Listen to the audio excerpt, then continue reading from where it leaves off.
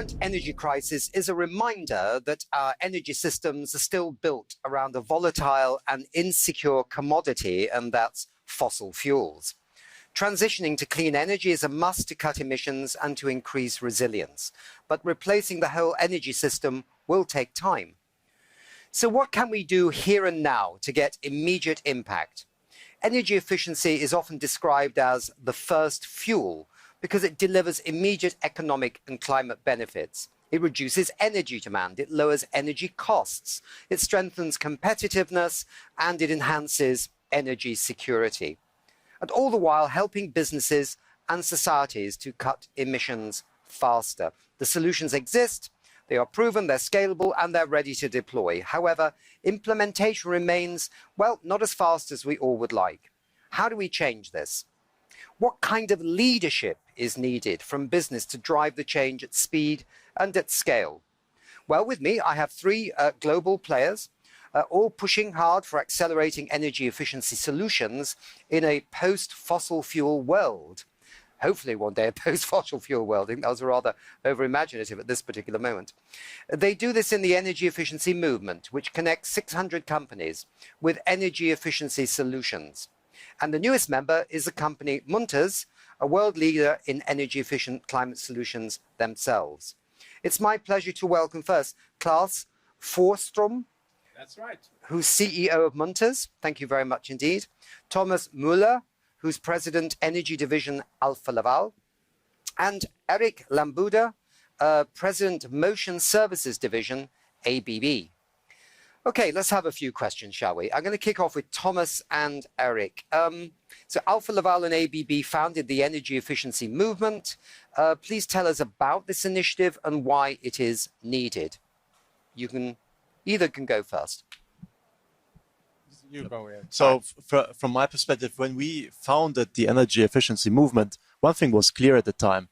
Energy efficiency is extremely important. And already by then, it was clear that if we want to reach the 1.5 degree target, we need to work across industries. We need to basically really concentrate our efforts way, way more together. And then Thomas and I were looking at each other, so how do we do that? I mean, there is no platform to bring those like-minded parties together. So that's how we came to the idea with a few other companies at the founding stage to inaugurate the energy efficiency movement, to provide a platform for companies, leading players in the energy efficiency space to work together across the value chain. Mm-hmm. And I think now, 5 years down the road, it's more than 600 companies already. Mm-hmm. It's players now. Munters just joined. We have A3, Bilfinger Berger, Siemens, and Alfa Laval, and of course ABB that started off the movement. Active movers, we are all across the world, 40 countries. So it's clearly the small sets of like-minded minds, couple of companies became bigger, and now it's a real movement worldwide. It was all about driving the boardroom discussion, making people aware of what energy efficient solutions can do for the businesses. And I think now we can be pretty proud to say that it's not about convincing anymore so much, but now the energy efficiency movement goes more and more away from just convincing, but more driving speed and acceleration of energy efficient solutions, which we of course very proudly support all the companies and movers that we have in the energy efficiency movement. Thomas? Yeah, I mean, when you start these things up, you never know where will this lead to, right? But we felt there was a need to have the industrial voice and creating awareness around energy efficiency. And that we achieved pretty quick, beyond my expectations, I would say. And now coming in to be much more concrete, bringing in not only the 600 companies, but also, like Eric saying, the active movers. So super happy to have you with us, Klaus, because this is where we can go together, 2, 3, 4 companies in regions, in local activities, bringing policymakers together with industries, or having a pulp and paper section or steel where we become very concrete what and how we can actually do it. So I feel super proud that we, after 5 years, have the situation we have now. And I feel we are really getting to a 2.0 version now with the active movers coming in. Klaus, Munters recently joined the initiative. So why did you do that? Why do you think it was worthwhile? Let me start a little bit about what Munters is, and that will lead into why it's so logical and so right to join in. I mean, Munters, what we provide, that is energy efficient solutions for many critical industries, such as data center, the cooling for that type of industry, preservation, and many different industries across industry sectors when it comes to climate control. If I simplify, what we deliver, that is not only energy efficiency, it's productivity, it is improvements for our customers. So, coming back to why do we join, it resonates so well with who we are. So from that perspective, that is, you know, when you join a club that you already feel that you are a member in, I mean, then it's very easy to join the club then. So that's the reason. And lastly, just to everybody, you say about 600 companies now. Are they all just big companies, or are there medium-sized companies? And are they all regions of the world? I mean, in other words, have you achieved your goal in terms of recruitment of members, or are there more to be welcomed into the church? Shall I can take that one. So, I mean, from a regional or global perspective, we have roughly 1/3 being Americas members, then 1/3 being European, 1/3 being Asian. So it's really a global movement, and it's small to big companies. I would say the active movers are bigger companies. So we have Alphaval, ABB, Munters, we have Bilfinger, we have AFRY, we have Siemens. So that is where there are more muscles, where you can actually move things, and you can chip in with resources and actions, both on a global level, but also in the different regions. Okay, good. This is a question to everybody. So please tell our viewers about the main energy efficiency solutions from your respective company. You kind of touched a bit on this, this class, but maybe flesh out a couple of examples. Let me give you 3-4 examples then. And one of the hottest industries, literally speaking, so to speak, of today, that is data center. And what do we provide to that hot industry? We provide cooling solutions of different varieties. From evaporative cooling, we were the inventor of that many, many years ago, but then also into other sectors like liquid cooling, etc. And why is then energy efficient cooling so important for the data center industry? It consumes a lot of energy, and it is too much driven from a capex perspective at current, and total cost of ownership that equals energy efficiency. And then we also move into other industries such as pharma, such as preservation, defense. It is about maintaining, securing good operations across many different industries. And of course, the world is getting hotter, isn't it? As we found out last week at London Climate Action Week, people were falling like flies. Arrived from Paris, and I can tell you that was super warm. Yeah, it's really something. Yeah. Thomas. Yeah, so we in Alphaval, we are into heat transfer technology. The technologies we deploy every year and the service we do on those is equal to energy savings of 100 gigawatts. And if we don't have heat transfer technology in the world, there will be no energy transition. There will be no increase in energy availability, etc. But we are more a technology provider, where Claes is maybe more on a system solution side. So our technologies can go into system builders and system providers. And then of course we have generations of heat exchangers that are much more efficient now than just 10-20 years ago.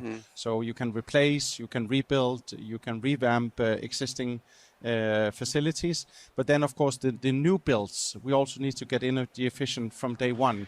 And I think it's a brilliant example with data centers. We are putting data centers up, they are popping up like mushrooms everywhere, gigawatt after gigawatt, and then 98% of the electricity use is turned into heat. And we can either use that or it can go to waste. And if that is waste, I mean, then that is stupid, right? Got you. Yeah. Eric? And we from ABB, we are a technology leader since 140 years, mainly in the space of electrification and as well automation. And the key for us all the time was actually energy efficiency.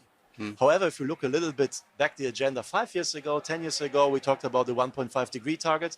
Energy efficiency was linked very much to carbon reduction, right? Now we talk more about competitiveness, energy resilience. That's pretty much what we serve and do with our products and solutions. A big part of our portfolio is around electrical motors and drives. And why is this important? Half of the world's electricity is converted in some sort of electrical motion, meaning when you have a shower, the water supply, the pumping is basically driven by electrical motors. You take an escalator, elevator, you take an electric train, or you go basically here in this beautiful building where as well the sun is shining more and more in and it's getting warmer. The cooling system, all the fans that are moving the air is basically driven by the electrical motors. And there is more than 300 million of that out there. And we are one of the leading providers. However, if we see most of those motors, they are fairly dated, 15 years, 20 years old. So of course they have been built mainly from a reliability standpoint and from a different energy efficiency level with the old technology at that time. So now, if we would change just all the motors that are out there with the latest technology, we could save 10% of world's electricity just today with the technology we have available now. So that's what we do in ABB. We are all around motors, drives, and as well about electrifying industry in order to reduce the carbon emission. Gas to electric is as well a big topic, which we are driving. And I feel the time is really about energy efficiency. We see competitiveness as a big driver next to, of course, carbon reduction and, of course, energy resilience, which my colleagues talk a lot about data center. It puts a lot of stress on the grid. So if we in industry can avoid every kilowatt that we don't use because of energy efficient solution, we'll give more space to the new technologies and be able to deploy even faster. So there's a question here which is about, and I'm putting it first to Eric. So Eric ended that one, but he can start this one, okay, and then we move on. Installing new solutions is important, but so is improving the energy efficiency of products that are already installed and in use. In other words, I suppose this is retrofitting or at least upgrading existing equipment. How do you approach that at ABB? Yeah, that's actually exactly right. And to be frank, the new equipment is a big topic, but actually the improvement of the efficiency of the, let's say, old installed base is an even bigger topic. And I mentioned there is 300 million motors already. We need to basically work on them as they have been installed and they have as well a useful life. So in order to be sustainable, it's not just replacing a product for higher efficiency, but as well there is a circularity aspect to it, which comes with life cycle extension and improvements. So we are driving an advisory business on our side from ABB. It's called Energy Efficiency Program, where we go together with our customers through their facilities. We map their industrial processes. We map as well which are the biggest energy consumers. And then we do together with our customers a ranking and really identify which is the places where there is the biggest saving opportunity. And while we do that, of course, there must be a payback in time. And typically a payback is between 2 to 5 years, so that is economically attractive enough to really pursue.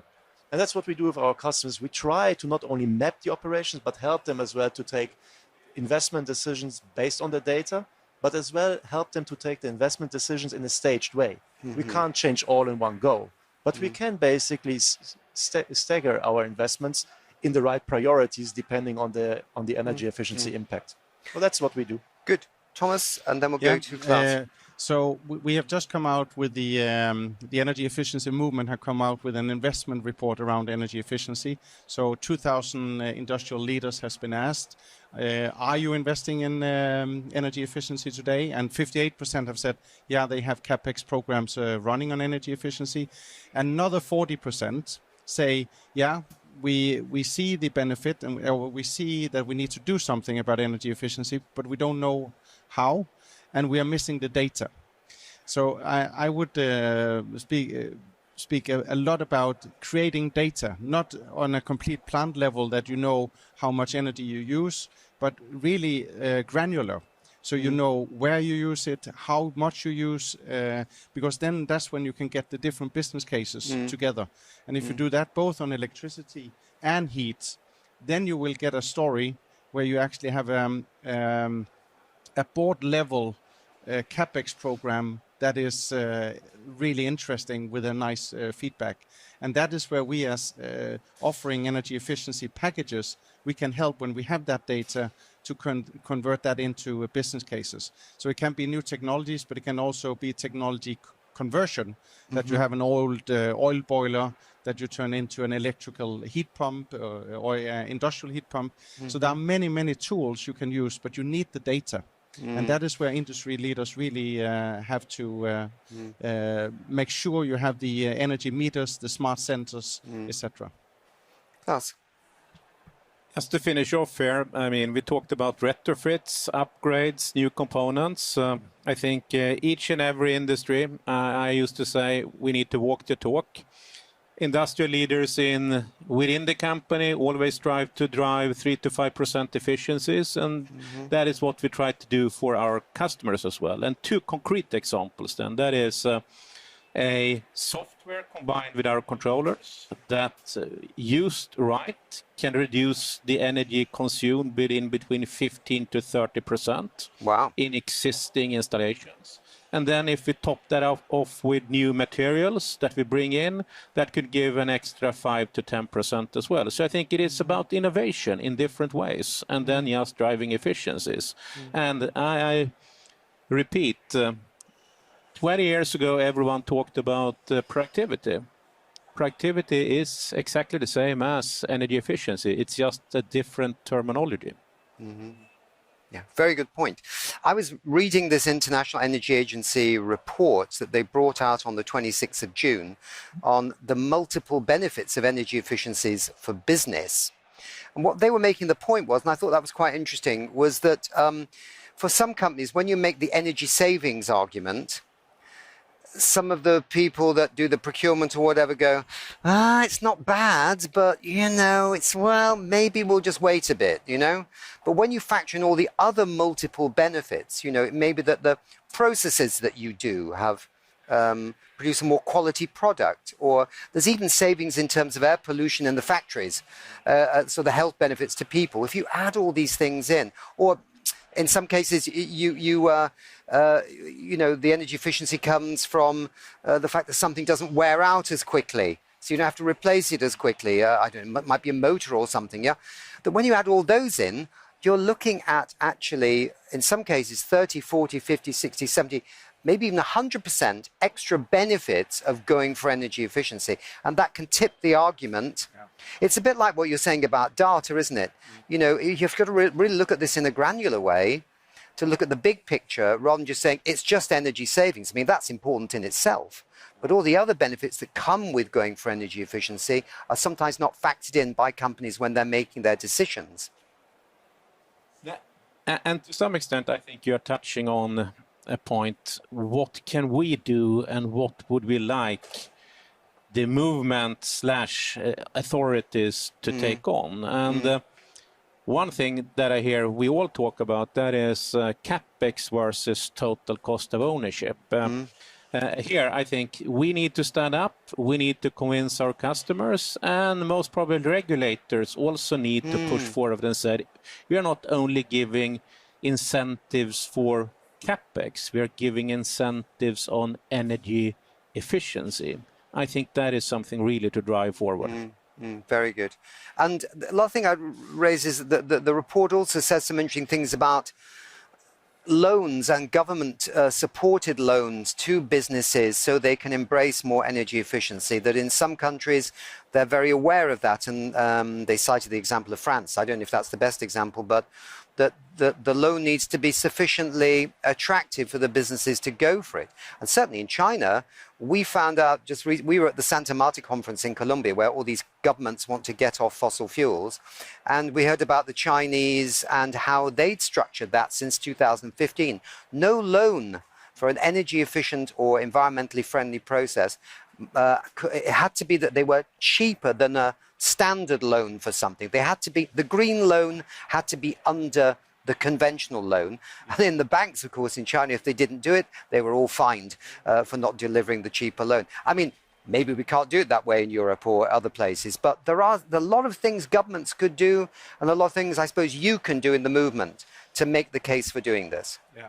I think we of course, we need to continue nuancing the storytelling around energy efficiency. That's one, but it is a business case. So I still think the trouble today is that when you have one concrete case, it's not so big numbers, etc. So you need to bundle things. You need to bundle the heat side, you need to bundle the electricity side, and then you can really get something that is exciting. But then the board might say, wow, that really will have an impact. But now we're also talking about a CapEx program that really put us in the priority issues here. And that's where the financial institutions and policymakers play a role. And that's also why this afternoon, when we have the CEO roundtable discussions, that we have the private sector together, we go into actions, and at each table where we will go into action mode, we also have financial institution represented and policymakers. So what, because European Investment Bank, European Bank for Reconstruction and Development, blah, blah, blah. Exactly. How to get that vehicle accelerating things. Okay. I'm going to move on quickly here because I know I'm asking more questions than we have here, but I just find this all a bit curious, right, and interesting. But let's look at this. Energy efficiency is important for many aspects. I think we've got that. But what about this goal set up in Dubai at the UN Climate Conference number 28 a few years ago? This was doubling the global average annual rate of energy efficiency improvements from 2 to over 4% every year until 2030. Are we seeing that happening? Step by step, but I think not as quick as everyone would like it to be, basically. I think we need to acknowledge that from a doubling target, we are still far off. We need to shape up more. With regards to the doubling of the rates, I think what Thomas and you as well, Klaas, said is very important. Yet we are still seeing the actors of our industry, policymakers and financing not yet cohesive, working too close together enough, right? So if we truly want to double the rates of the energy efficiency adoption, those three parties, industry, policymakers and financing companies, need to get even closer and build their ties. Because the government set this, and so you would hope the governments want to see it realized. And if they want to see it realized, these governments have to basically adopt the policies to make this thing soar. Yeah? Absolutely right. Yeah. I think also, I mean, now we have the crisis in the Middle East with the Hormuz Strait. We have just heard from Dan Jørgensen that Europe has been paying 50 billion euro more for the same amount of black molecules since 28th of February. And that, of course, reminds us all about energy efficiency again. But we are definitely below the targets. At the same time, if you look at Europe and look at the last 20 years, if Europe wouldn't have improved the energy efficiency, we would have been using 29% more gas than today. So it is big numbers, but it's difficult to get the granularity going that would deliver the 4%.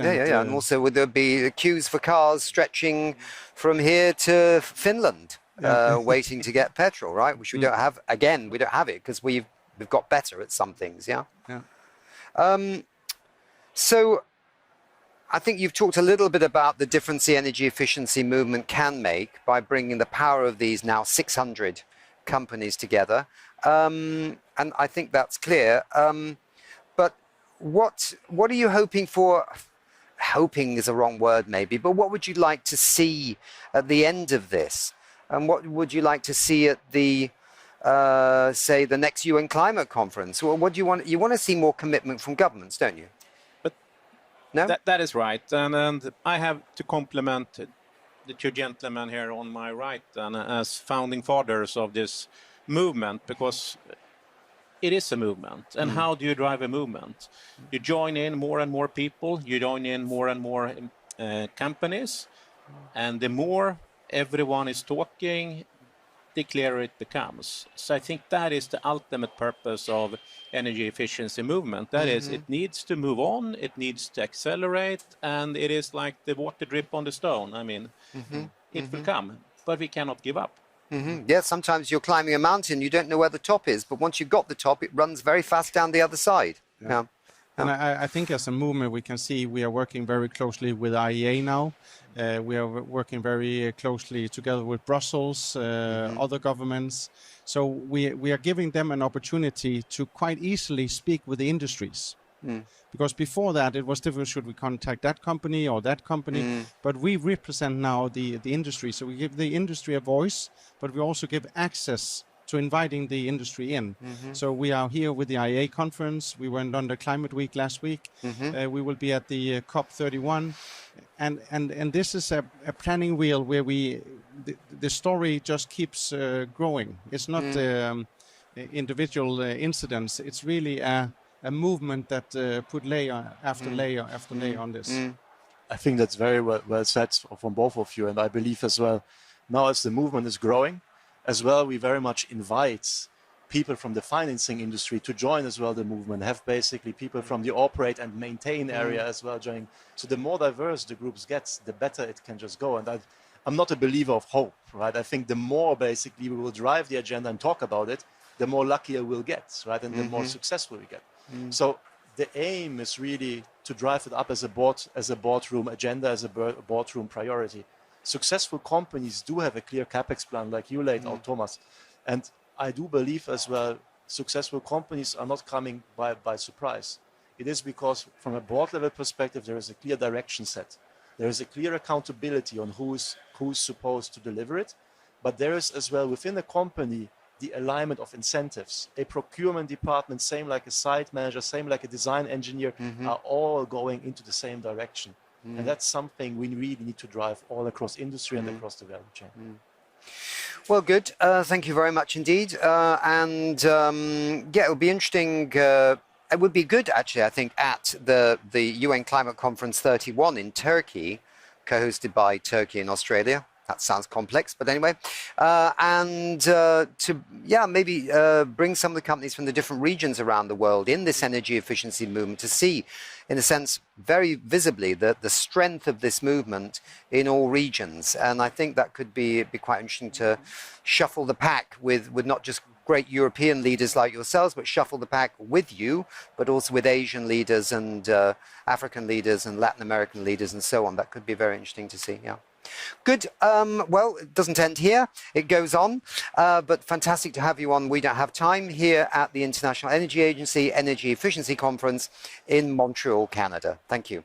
So if you want to learn more about energy efficiency and some of the amazing solutions now being deployed around the world, then why not go to wedon'thavetime.org and check out our energy efficiency action campaign site.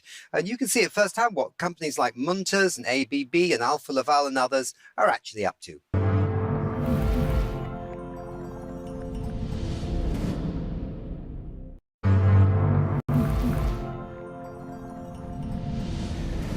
So hello and welcome to the International Energy Agency's 11th Annual International Energy Efficiency Conference, which is taking place this year in Montreal, Canada.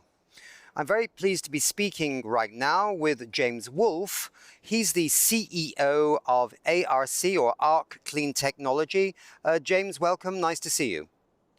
Great to see you. Thanks for having me today, Nick. Yeah, that's great.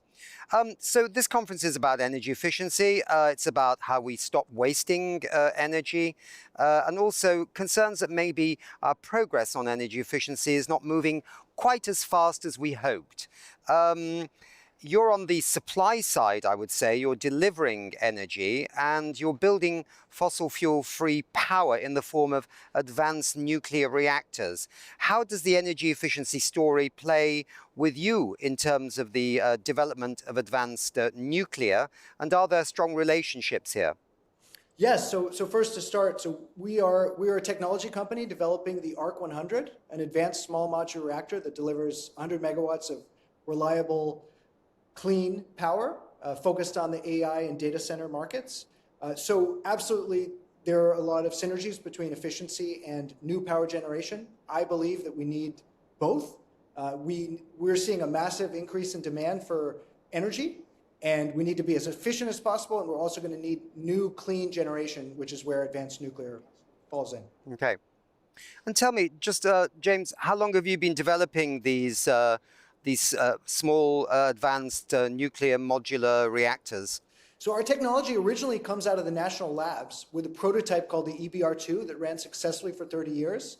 We then took that underlying technology, hired a team out of the national labs, and developed our own improved 100 megawatt version, which we've been working on over 20 years, but really ramped up in the early 2020s. Okay, okay. Of course, there's a long-standing debate about nuclear power in the world. People are sometimes concerned about, what to do with the waste, and sometimes people are concerned about, cost overruns that have happened with nuclear developments in the past. So when it comes to nuclear and the waste management story, I mean, how do you address these issues, and how do you resolve, in a sense, to those that may have doubts that nuclear power is, the waste is not a big problem or not a major problem, and also that the costs of nuclear can be kept within the development project plans? Great question. So in the US, recently we've had challenges with large traditional water-cooled nuclear plants around timelines and cost. These have been custom construction projects. When you only build one of them, it tends to be very expensive since we haven't been building them for a long time. Nuclear is the densest form of energy. So the same amount of energy in one pellet of the uranium is equivalent to 1 ton of coal. Small modular reactors, like what we're developing, offer the ability to deliver nuclear much cheaper, much faster at scale. So we're able to address some of the challenges around deployment of existing nuclear. With respect to waste, Generation 4 reactors like what we're doing burn the energy in the uranium a lot more efficiently. So we create magnitudes less waste. And moreover, we're able, once regulations are in place, to even use existing nuclear waste as fuel, reducing the waste even further. So in terms of sustainability, we can go toe-to-toe with any other form of generation. And we actually keep track of our waste from cradle to grave, which is something that not a lot of other energy forms do. Right.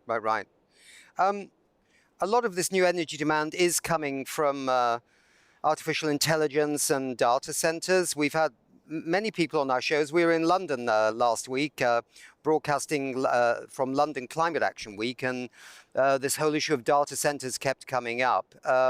Some people don't see them as big a problem as some other people see them. Some people see them as almost like new sources of energy, taking the waste energy from the data center and reusing it. So people have different relationships right now between the data centers and energy. But they certainly are, very topical topics.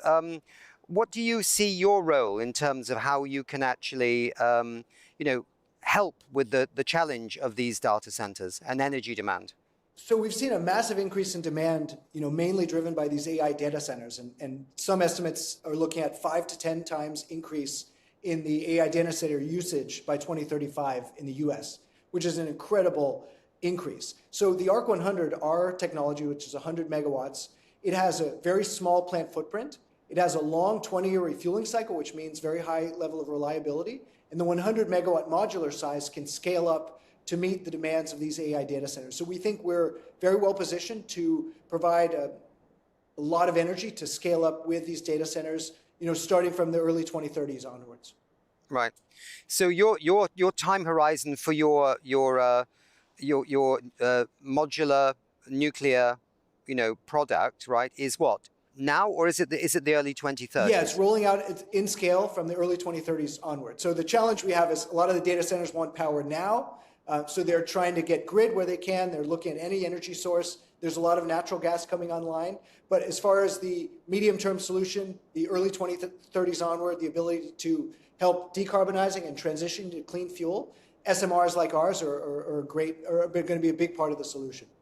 So this year's conference is focused on public-private partnerships, and I think for advanced nuclear that's very important. For an audience trying to understand how clean infrastructure actually scales, what does it really take to get a first-of-a-kind project like yours financed and built across borders? So government support for nuclear is critical. We've been working with the U.S. Department of Energy for several years as part of the Advanced Reactor Demonstration Program, working with 3 major nuclear labs to advance our technology. In Canada, we've been working with the province of New Brunswick, as well as Natural Resources Canada and Canadian nuclear labs. So we really see a lot of value in partnering with government and the national lab ecosystem. As far as the projects, there's also a major role for government-backed financing for these first-of-a-kind projects, and groups low-interest government-backed debt, for example, from the Energy Dominance Financing in the US and from Canada Infrastructure Bank, are critical for early projects to then enable private capital to come in and de-risk the technologies.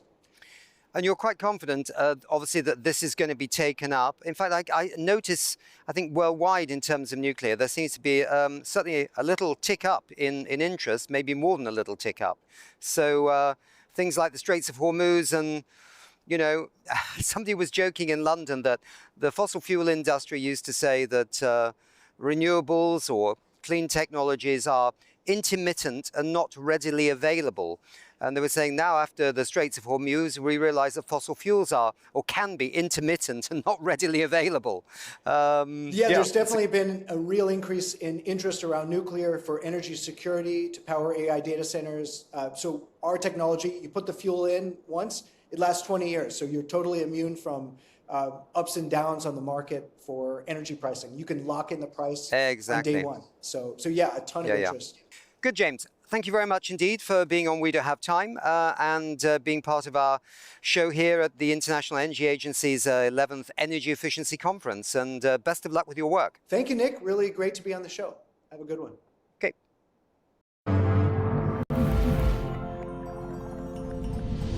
So thank you again for joining us here at the International Energy Agency Conference on Energy Efficiency taking place here in Montreal, Canada. And I have another wonderful guest with us here. If you could say who you are and who you're representing. Hi, I am Dave Réaume. I'm the Executive Vice President for Hydro-Québec. Super. Now, for those viewers that might not know Hydro-Québec, could you give us just a little glimpse into who you are, how long you've been around, what you do? Sure. Hydro-Québec is a state-owned utility. We are responsible for generation, transmission, and distribution of power to Quebecers. We have close to 40,000 megawatts of effective capacity to meet the load of Quebec and neighboring jurisdiction. And we've been around for many decades. Nationalization of old power plants has occurred 50 years ago, and now we essentially have the monopoly for power in the province of Quebec, Canada. Right. So yeah, I was actually just reading a little bit about Hydro-Québec before I came to Montreal. It was absolutely fascinating that, as you say, the sheer volume of power and electricity that you're actually producing, but you've now got interconnectors going into New England in the United States of America, I think this year. You've done it, and you've just done, I think, another interconnector into New York. So you're spreading your wings, as it were, down into the eastern seaboard of the United States. This is quite a story, really. Yes, for the viewers, North America is not as well connected as Europe when it comes to the various grids. But actually, Quebec has been selling power to the state of New York for 100 years. It was just at the border. But in the recent years, we've developed two major interconnections, HVDC, new lines, over 1,000 megawatts each to go deliver power to the region of Boston and downtown New York City. We're actually delivering in Queens, New York, clean power to replace oil or gas fuel generation. That's very good. And of course, must align well with New York City, but also New York State's quite good, reasonably good climate targets that they have, and of course are still maintaining. And so you are part of their success story. Yeah. We think that one of the things we want to do is we call ourselves the battery of the Northeast with a large reservoir. Most of our generation comes from hydropower with large reservoir. So as jurisdictions like New York are adding wind and solar generation, obviously there's high generation periods, but also low. So one of the things we want to do with better integration is to say, when you guys have high wind and high solar generation, send us back your power and we'll send it back to you at periods where there is no variable generation sufficient to meet the demand. And when you get their power back, do you then feed it into the Quebec grid, or do you use that to, say, pump water up to hydro reservoirs, and therefore part of the what you might call long duration energy storage is the technical term, isn't it? We have a great advantage. We don't even need to pump it up. We don't even need to use energy to pump it up. We actually, instead of generating our own hydropower, we keep the water in the reservoir Yes, of course. using their energy. And so therefore we have the water, which becomes essentially your battery. It's your storage, really long-term storage over multiple years. We have today something like a reservoir capacity of over 150 terawatt hours of water that is being kept in the reservoir to be able to meet high demand periods. That's very interesting because, in fact, what you're saying is that in the United States of America, where you're operating, you make sure that they don't waste their renewables, which otherwise would be wasted, and it gets back into, well, climate action and also for the customers that you have in Quebec. That's exactly it. Like as you invest more in wind and solar, sometimes you have what you call curtailment periods, basically where supply is bigger than demand. Rather than curtail it and get rid of it, we're buying it. We're giving them money for it. So it's being valued, allows us to keep water in our reservoir to use instead to meet Quebec demand.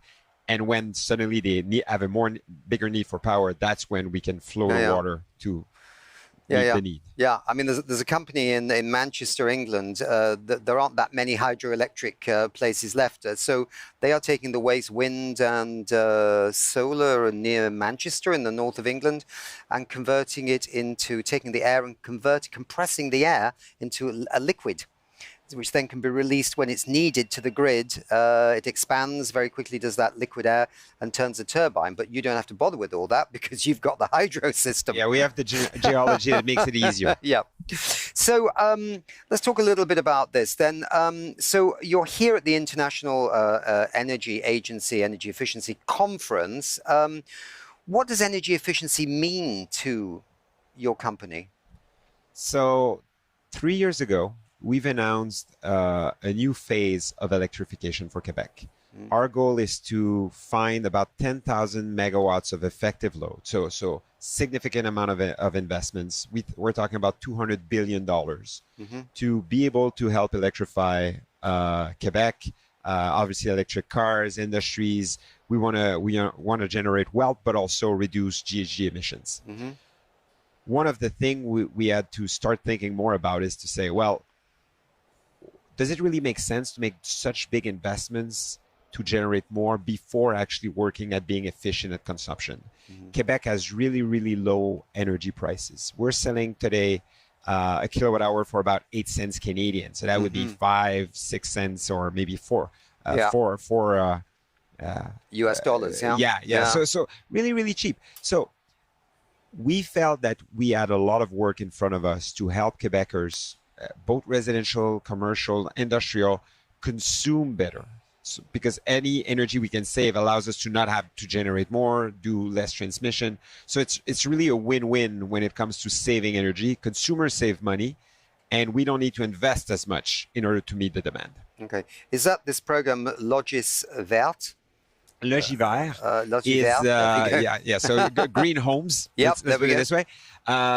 Is the program for residential customers. Basically, we're providing subsidies when it comes to heat pumps, changing your windows, like making sure that your building is more efficient. But we have similar programs for commercial and industrial use.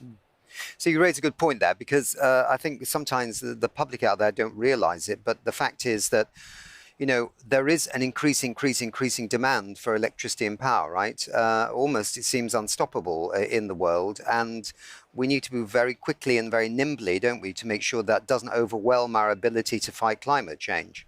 100%. The demand comes, I'd say, mostly from 4 different sectors in Canada.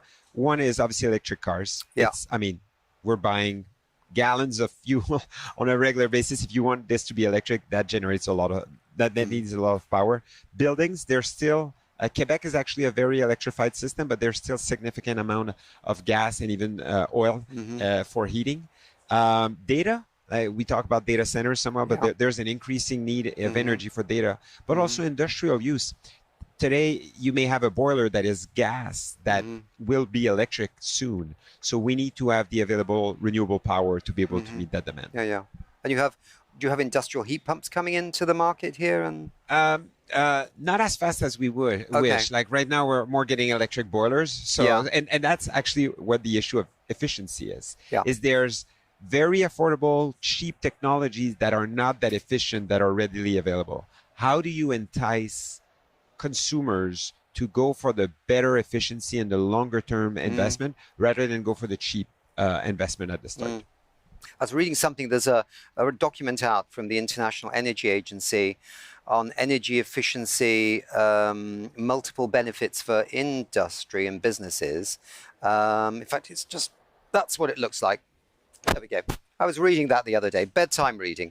And it makes the point that it was talking about consumers actually, saying that somebody, I think it was in France or it might have been in the UK, they found that many consumers would take out big loans to buy a car, but when faced with installing a heat pump where they had to maybe borrow some money, they just weren't sure. And the heat pump was obviously cheaper than the car, so they take out a big loan for a car, but not for a heat pump. So, I mean, there's all this kind of behavioral stuff as well that goes with people's decisions that they make, you know. Well, it's a challenge to make it exciting to invest and especially take a loan for energy efficiency. Like the assets you're buying are not especially sexy. They're not really cool to show off to your friends. So, but it's such a great investment, and that's why we need to make it easier for them to do. Yeah. Winters, the winter time. You've got a cold climate. We do. Okay. There's still lots of snow on Mont Saint Anne, hopefully. Yeah, good. So space heating is a big area of opportunity for energy efficiency. Is that correct? Yeah, it's in a climate like ours, it's definitely the most energy intensive use is heating your homes. And when you compare to the rest of the world, we do have fairly good isolation when it comes to homes, but it's still not really efficient. Quebec was one of the first jurisdictions in the world to electrify its home heating. And what it means is a lot of baseboard heating, so much less efficient than heat pumps productivity can provide today. So we need to shift the way people think about their homes in terms of getting that efficiency in there. And of course, the equipment is always getting more energy efficient all the time, but people install things and, how to keep up with the efficiency improvements of the equipment, balancing the costs of, installing that sooner than later. Yeah, I mean, must be a complex equation. Yeah, like you can have baseboard heatings for $50 to heat a room. So it's a very low capital investment solution, but at the same time that is not very efficient. Yeah. Part of the challenge we have specifically in Quebec is most homes don't have central systems. So you can't just replace one asset to say, oh, I'm going to change my low efficiency by a high efficiency asset and it's going to heat the whole home. It's not the case because today you have just regular baseboards in every room. So we're working a lot with split boards, like heat pumps that have like one or two heads that will send hot air in the home to really improve the efficiency. Just with adding a heat pump, a regular family can save 20% of their power bill. Are you also, just out of curiosity, I mean, we were talking about heat waves in Europe and it's been pretty hot here as well, I think, in the last few days. Are you seeing the air conditioning, people putting in more air conditioning to deal with that? And does that mean a challenge as well for demand? Actually, for us, it's an opportunity because if you're in a home and you see health or comfort issues and you want to invest in an air conditioning system, that's where we make it like a no-brainer to say, well, don't buy just an air conditioning. Buy a heat pump. We'll cover the difference, and then you'll have the comfort you wanted in the summer, but then you'll have the savings in the winter by having the ability of the heat pump to provide you heat. Okay. So energy efficiency comes into play both at the supply side and the demand side. What can utilities like Hydro-Quebec do to encourage its customers to adopt more energy efficiency measures? Is it this one we were talking about, like support through these loans and things like that? It's support through subsidies, but it's more than that. Part of the challenge I think we need to recognize in the industry is If I'm going out there in the north and building a dam, and you're a customer who wants to buy an electric car, you don't need to do anything. You're buying your car, you're happy, you're excited, and you expect me to provide you a service. And that's the way it's always worked. Now suddenly we need to work together if it's about energy efficiency. I need to convince you to do something. You can't just ask for the service. Even if you would say, oh, I'll participate, well, you need to find a supplier. You'll need to open your door to have somebody come in and make a hole in your wall, which may cause some hassles. So a big part we need to do a better job is to create the ecosystem. Find the suppliers, find the installators, make sure that the code for building is efficient and makes it easy for you to access these technologies. And unlike the past, so we can't have you be passive. We need to find a way for you to want to join in the movement and say, hey, I want to help. I don't want to lose money by helping. I want to make money, but I'm willing to put in some efforts. And that's a big change versus the way the utility model has always worked, where we generate, we transmit, we distribute, and you just receive and you pay the bill. Now it's a collaboration. I suppose finally, one of the things I wanted to ask you was, is there any downside to hydro? Because it sounds like such a perfect story, right? I mean, I know in the tropics that there's sometimes emissions of methane that comes out of the rotting materials, but that's mainly a tropics problem rather than a Northern American or Northern European problem. Is it?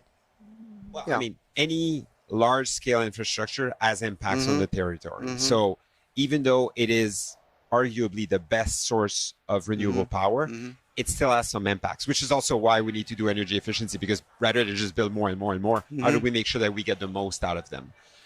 It also has a significant impact on the way of living of the people around there. You are having an impact on the hydrology. It is affecting the way, for example, ice gets formed on the rivers, because you're spinning a lot of water, especially in the winter, because that's when we have high need for power. So these are complex projects from a civil engineering and from a technical impact on nature that have to be taken very, very seriously and are challenging to develop. In addition to the fact that they're usually very far from where people live, so you have to build transmission through a large territory in order to get the power to market. Yeah, but you're not in Canada in the situation where you are sharing your water much with other countries, are you? It's not like a USA Mexico situation and things like that. No, in our case, the water is really at the north, so that's not one of the challenges we have. Okay, well, look, thank you very much indeed. It was very interesting to hear about, the company and Hydro-Quebec. And I think for our viewers in different countries around the world, it's always interesting to get a glimpse into what happens in another country like Canada, and in this case, the province of Quebec. So congratulations. Well, thanks for visiting us, and thanks for keeping the message out there. There's so much to do, and we got to do it together. Thank you very much. And we don't have time. We don't have time. Let's act now. Thank you very much indeed. Thank you. Thank you. So another wonderful guest here at the International Energy Agency Energy Efficiency Conference in Montreal, Canada. You've just been in the CEO Roundtable. We're going to ask you a question about that, but just say first who you are and where you're from. Yeah, my name is Arne Wohlschlegel. I'm the Managing Director of Siemens Energy in Canada. So my office is in Ontario. And yes, I participated in the roundtable. It was an excellent discussion. There's many roundtables, so a completely new format. What I found interesting is that you have industry, you have policymakers and finance in the room, and you're looking collectively at ideas of how to drive energy efficiency. And I think it's that brainstorming that you do across sectors that is the beneficial part. We aggregated a bunch of ideas, and I think I have a few takeaways from my own corporation that I want to bring home and implement over the next year. So. Maybe one that took your fancy that you'll be mentioning to employees and your colleagues? Yeah, look, I mean, we're an energy technology company. We build a lot of power plants and energy systems, and we focus a lot on new projects. But I think the low-hanging fruit is really with the existing fleet that's out there. Many of the assets are probably operating at lower efficiencies, and there's opportunities to really drive those investments in the existing fleet rather than new projects. So retrofitting, for example, reconditioning. For instance, we have a lot of gas turbine projects still operating, providing electricity, and they operate in simple cycle, which means there's wasted heat at the back end of the gas turbine. And if you could just close the cycle with the steam turbine, you can improve efficiency by, I would say, 25-30%. And that's relevant, that's meaningful, and that can help actually reduce emissions. Thank you very much. So we got another wonderful guest here at the International Energy Agency meeting in Montreal, Canada on energy efficiency. There's just been a CEO round table. We're going to come to that in 2 seconds, but tell me, before that, who are you and where are you from? Yeah, Brandon Spencer with ABB, and I come here from Houston, Texas. Fantastic. Was there a big take-home message that you feel you want to share from the CEO roundtable, something that you thought was important that everybody should know about?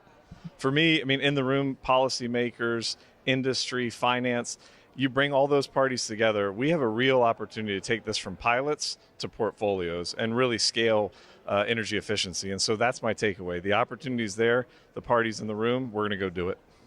Maybe just one supplementary question, which would be, do you think the financing of energy efficiency could be better and more consistent? Yeah, absolutely. And I think if we can bring portfolios of it together, so get quantity and scale there, it'll help make that financing easier.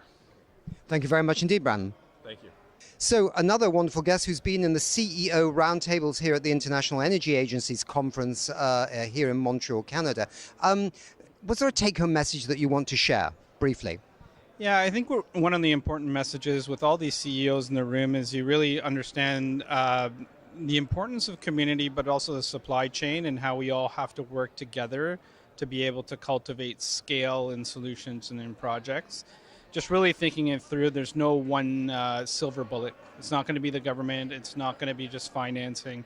It's really how do we all work together cohesively to be able to create solutions, again, that are scalable and that are large scale, that are financeable, and that are really, at the end of the day, energy efficiency, just like everything else, competes with capital. And capital is out there, but we need to make it as profitable as possible, to make it as commercially competitive as possible for people to be attracted to it. So we're not just asking for government subsidies all the time. The projects itself are strong projects, and people are going to chase them because it's the right thing to do, and there's a financial return in doing it. And can you say who you are and who you're representing? Sure. My name's Carlyle Catino, and I'm the CEO of Enwave Energy Corporation in Toronto. Super. Thank you very much indeed. Thank you. You've just been in the CEO roundtable here at the International Energy Agency conference, Eric. Was there a big take-home message that you want to share? I think what's great to see now with the other CEOs is we are past the point to talk about is energy efficiency important or not. We are all very clear. Now it's about pulling up the sleeves and drive the adoption at scale. Thank you very much indeed. Good. Another wonderful guest who was in the CEO roundtable here at the International Energy Agency's conference here in Montreal, Canada.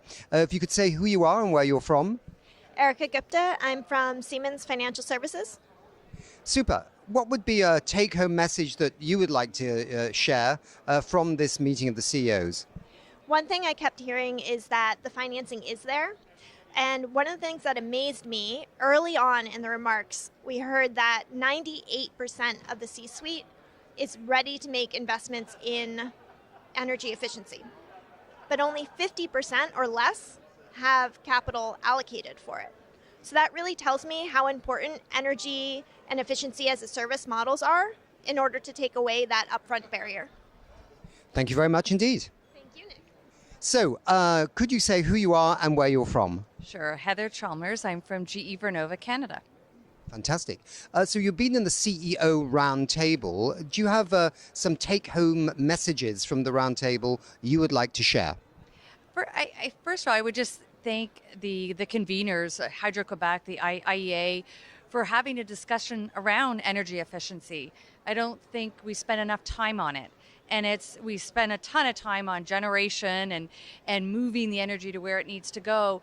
But the easiest way to curb the demand in a controllable way is efficiency solutions. So there's a massive opportunity there. And maybe one last point. Did you feel that they addressed the issue of how do you demonstrate when you're actually, in a sense, advocating on an energy efficiency, all the multiple benefits you can get from it? I think academically we all understand it, and I think we understand it from a financing perspective. I think we understand it from a policy and regulatory framework. I think the area of opportunity is how do we take that message to the general public? How do we get social acceptance and social license to make the necessary changes, whether they're financing or policy or otherwise, to do what needs to be done in an accelerated way? Thank you very much.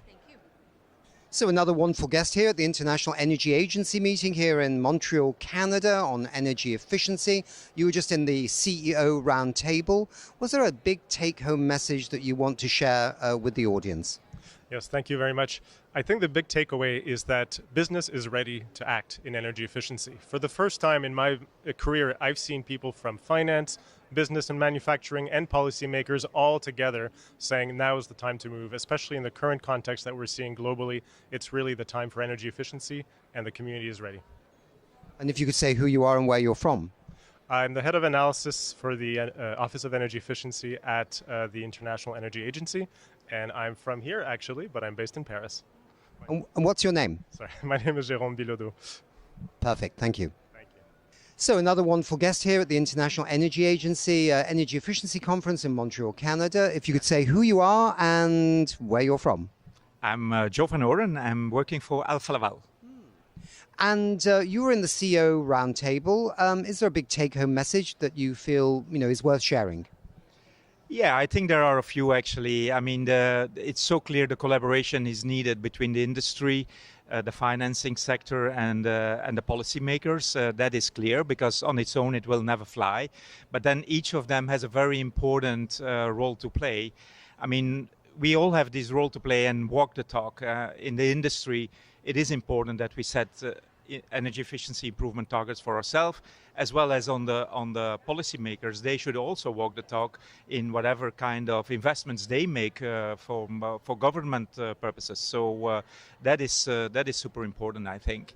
And then I think also for us, energy efficiency is like a no-brainer. But maybe outside, we still have a big job to do to educate another 10 billion people who are not so obsessed about energy efficiency yet. But they should be. Absolutely. I mean, energy efficiency is super cool, and it is a bit of a no-brainer. It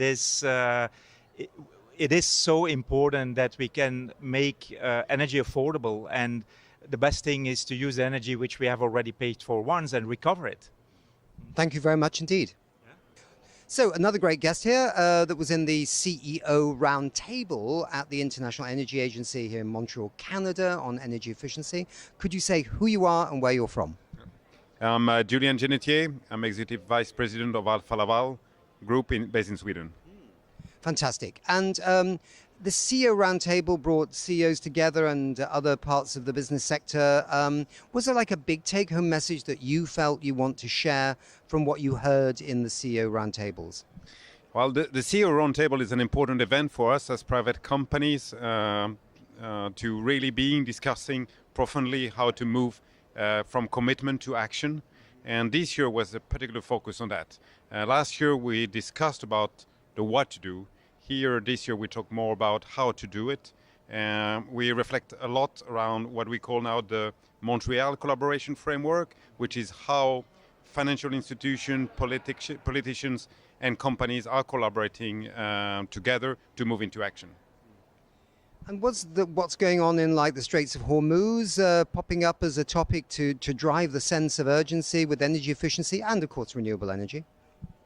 Yes, of course, it's as every crisis comes with opportunity, but it is a bit of a strange feeling, though, that we only react to those crises to move into action, because we know what to do for quite some time, but sometimes it takes those moments to react, and many countries are now looking at energy efficiency not only for decarbonization purpose, but also for energy security, affordability, and competitiveness for companies.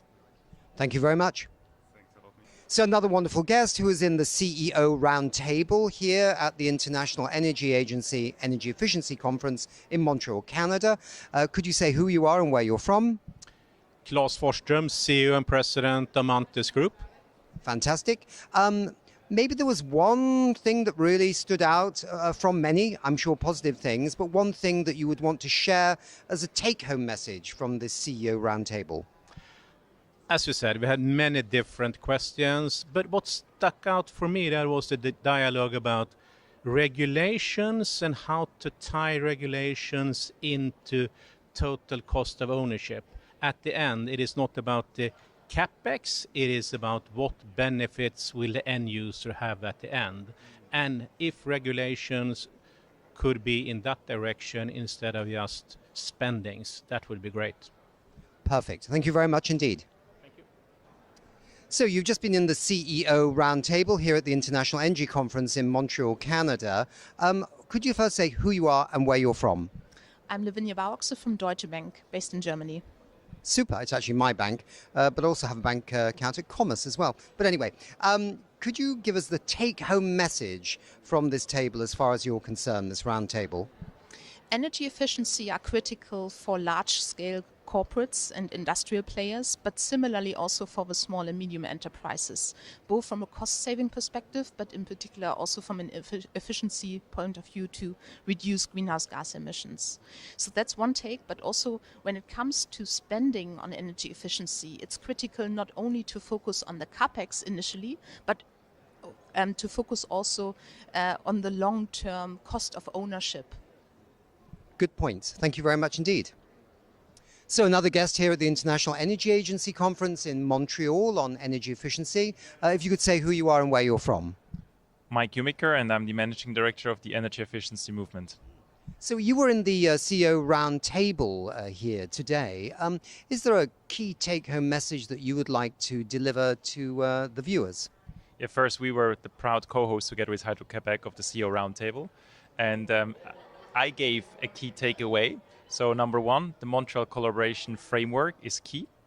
Number two, everyone that left the room at the end should go home with an energy efficiency implementation project in mind. And number three, we need all the three.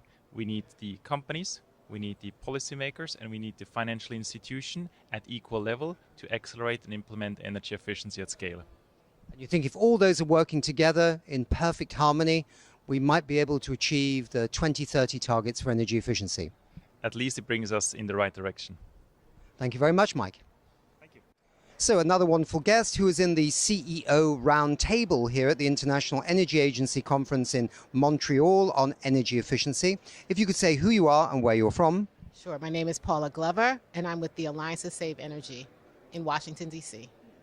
And was there a message that you want to share with the audience from this CEO Roundtable that you thought was of value?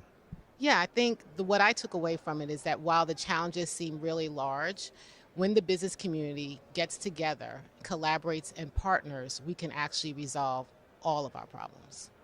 Thank you very much indeed.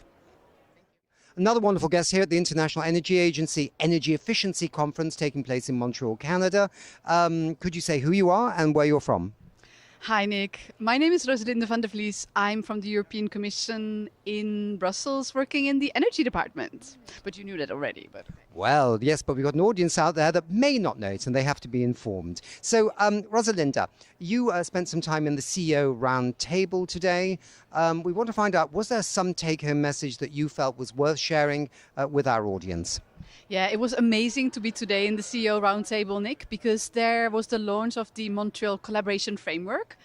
And this resonated really well because it basically mirrors something we have already established in the European Union called the Energy Efficiency Financing Coalition, where we are bringing together EU member states with industry and financial institutions. So I was really delighted to see that, you know, the same collaboration is basically supported by this Montreal framework of collaboration. And I'm a true believer that if we really want to accelerate energy efficiency, we need to bring together the public sector, the private sector, and the financial institutions to find concrete solutions to barriers to accelerate energy efficiency. Super. Thank you very much indeed. It was such a pleasure. So another wonderful guest, if you could say who you are and where you're from. So Thomas Müller from Alfa Laval, also co-founder of the energy efficiency movement. So you were just in the CEO roundtable here at the International Energy Agency meeting on energy efficiency in Montreal, Canada. Was there a big take-home message that you want to share from that CEO roundtable?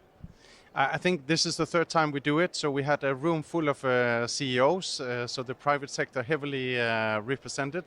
But then we also had financial institutions and we had the policymakers at each roundtable. And it's really the magic coming out of those three entities together, really taking down barriers to making energy efficiency moving forward. That was a moment I felt. Thank you very much indeed, Thomas. Thank you. So another wonderful guest here at the International Energy Agency meeting in Montreal, Canada on energy efficiency. If you could say who you are and where you're from. Vanessa Ingalls, I'm from the United States and I'm with Diamond Tea Services. Thank you very much. And so you're in the CEO roundtable. What kind of take-home message would you share with somebody that you felt was important from this roundtable meeting? I would say that being from the United States, our challenges are different in many aspects than maybe some of the European countries, and so we talked a lot about that. And I also thought it was really interesting where people were bringing up how policy and the ability to count on your investment needs to change. There needs to be some sort of policy that cannot be ripped away and taken away so that these banks know that their investment is sound in green energy, because I know that's happened in the United States, and so they need to be relied upon. And I thought that was very interesting. And I also thought the innovation part was very interesting, how we can't stop innovating even though people may be getting grants and money filtered into their programs. We need to always look to make sure that the projects are economic and the best that they can be. Thank you very much indeed.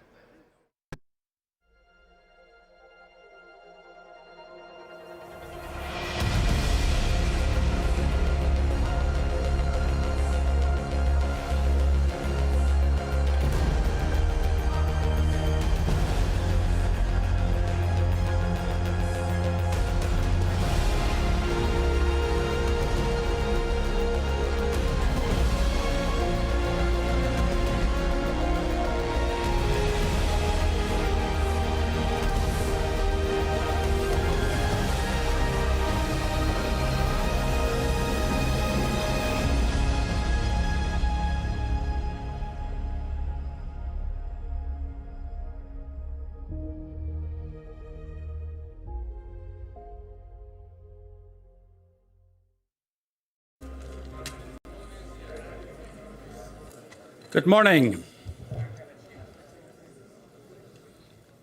Ministers, Excellencies, bonjour à toutes et à tous et bienvenue à l'11e conférence mondiale sur l'efficacité énergétique de l'IEA. You're very welcome to Montreal for the 11th Annual Global Conference on Energy Efficiency hosted by the IEA and the Government of Canada. Thank you for joining us here today. To start proceedings, we are honoured to have Stephen Graham, citizen of the Otipemisiwak Métis government within Alberta, to join us and give us a land acknowledgement to start the conference. Stephen, please.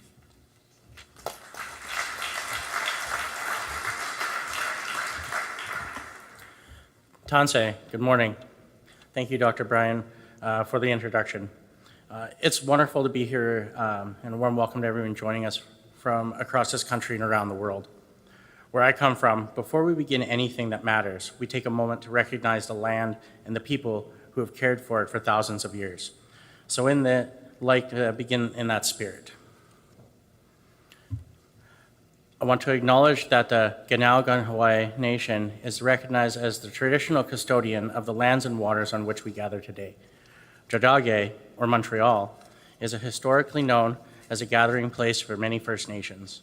Today, it is home to a diverse population of Indigenous and other peoples.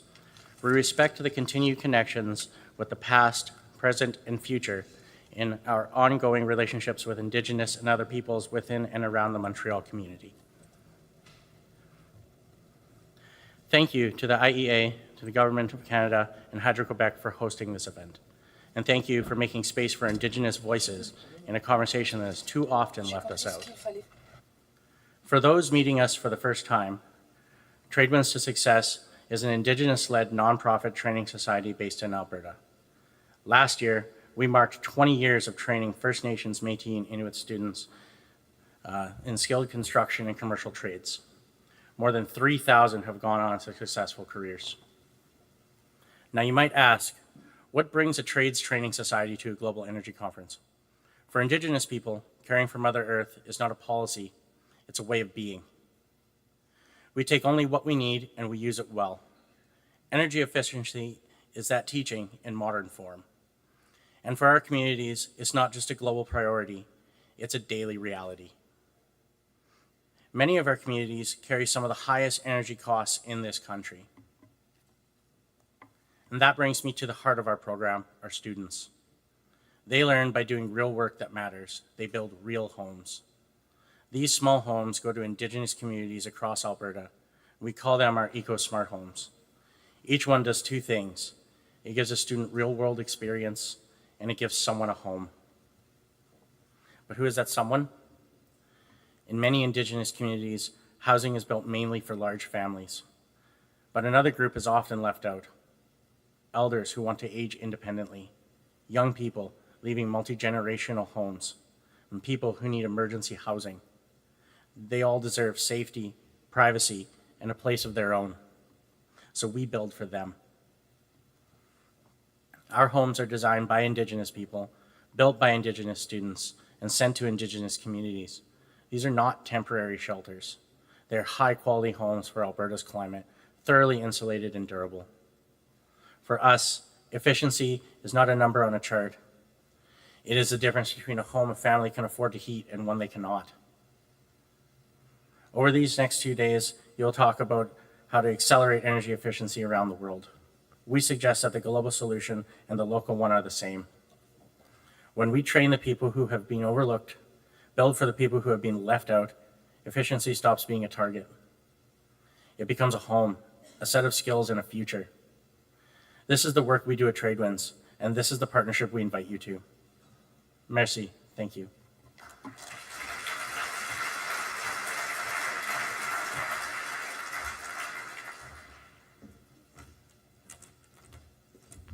Merci beaucoup. Thank you very much, Stephen. Thank you for your words and thank you for telling us about the commendable and inspiring work you're doing. So, colleagues, please join me in welcoming to the stage the Executive Director of the International Energy Agency, Dr. Fatih Birol.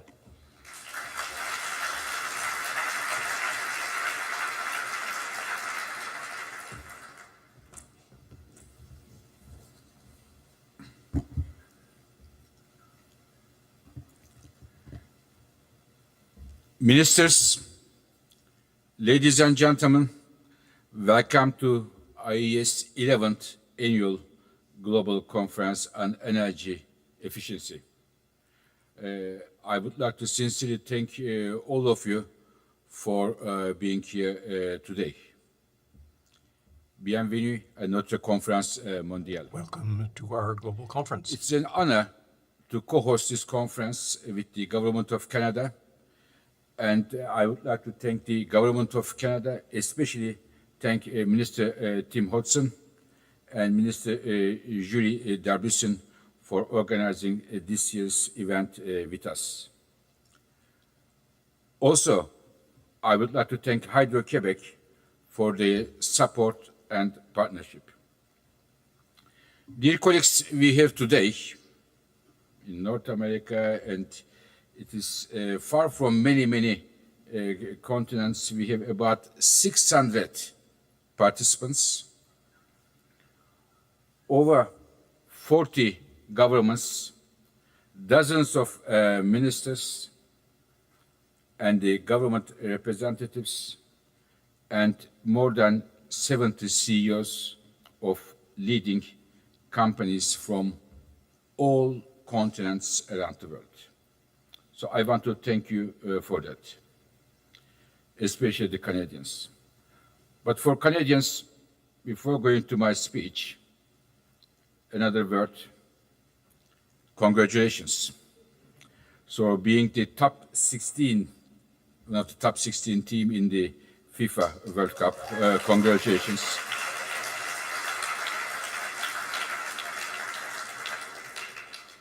Some of you know very well, half of my life is football, half of it is energy. So I know what it means. So big congratulations to Canada. You have all the reasons to celebrate. I hope that some of you are clever enough to buy the ticket for 19th of July in New York for the finals. I hope you go there, Canada. It may be a bit wishful thinking, but still, it is good to think like that. And it's a good reason for celebration at our meeting here. So we are very happy that we provide a forum for you to celebrate. But this is in fact a trend. We organize this event every year. 2 years ago it was in Kenya, but last year in Brussels. We have celebrated, it was hosted by the Commissioner Dan Jorgensen. We have celebrated on 12th of June his 50th birthday. He was there for the opening of our energy efficiency conference, and we celebrated his birthday. And as you see, he's getting younger and younger than with the help of the European bureaucracy. So next year, I don't know. We have not decided. There are many options where we are going to organize the next Global Energy Efficiency Conference, but I am sure that there will be another reason to celebrate. Dear colleagues, one thing we don't need to celebrate, but we have to think very carefully, is the major energy crisis we are going through in the world. On 28th of February, the war has started, and this has many implications for the energy sector. We said at the IEA, when we look at the numbers, we had up to now, in the modern history, 3 major energy crises: 1973, oil crisis; 1979, second oil crisis; and 2022, Russia invasion of Ukraine, a crisis especially for gas in Europe. All of these 3 put together, in terms of how much oil and gas the world markets have lost, is smaller than we lost in this very crisis in the Strait of Hormuz. We see that there are some good signs for the resolution of the conflict, which I welcome wholeheartedly. But I would say, dear colleagues, this would have profound implications for the global energy system.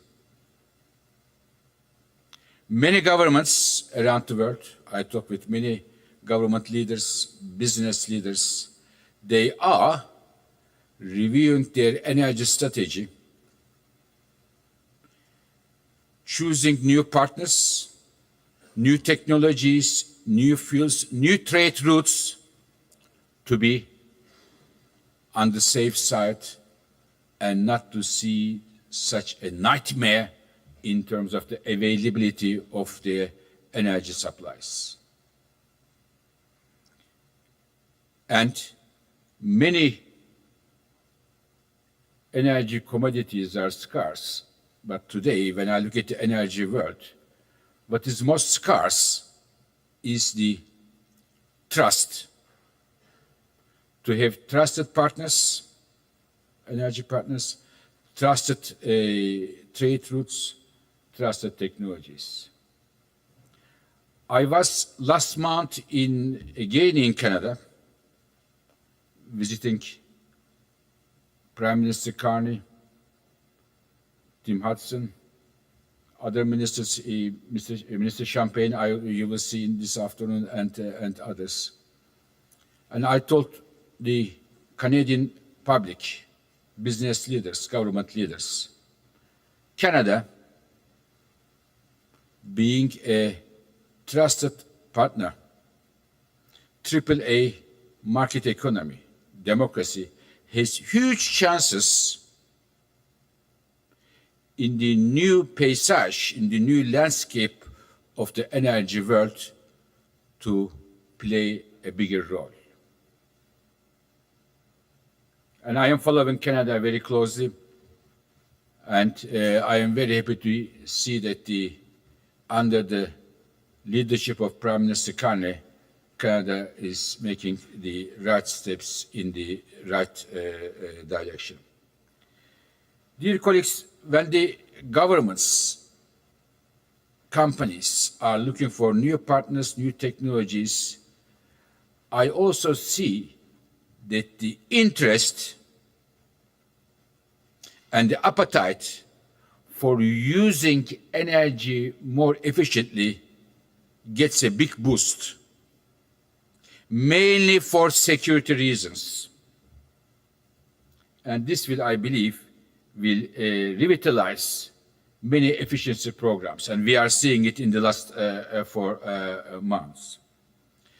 We are seeing it because we are following it very closely.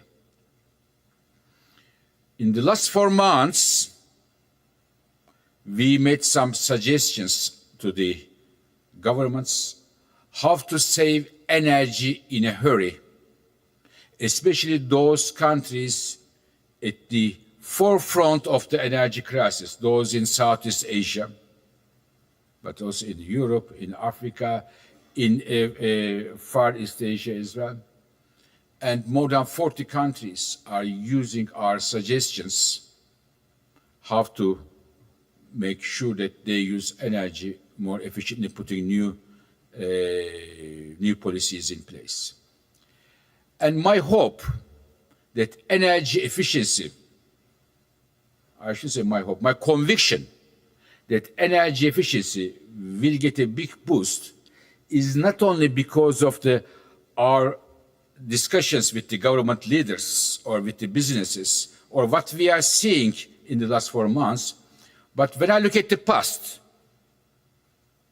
I see that the crisis in the past gave a big boost to change in the energy landscape, and this energy crisis supported the energy efficiency. It is definitely not my habit to show any charts in my speeches, but I thought I want to show you one chart which is equal to reading several history books on energy, in my view, in my humble view. It is the following. In the 1970s, we have 2 major oil crises. Some of you may remember, some of you don't know, some of you must have read. And this have accelerated substantially efficiency progress.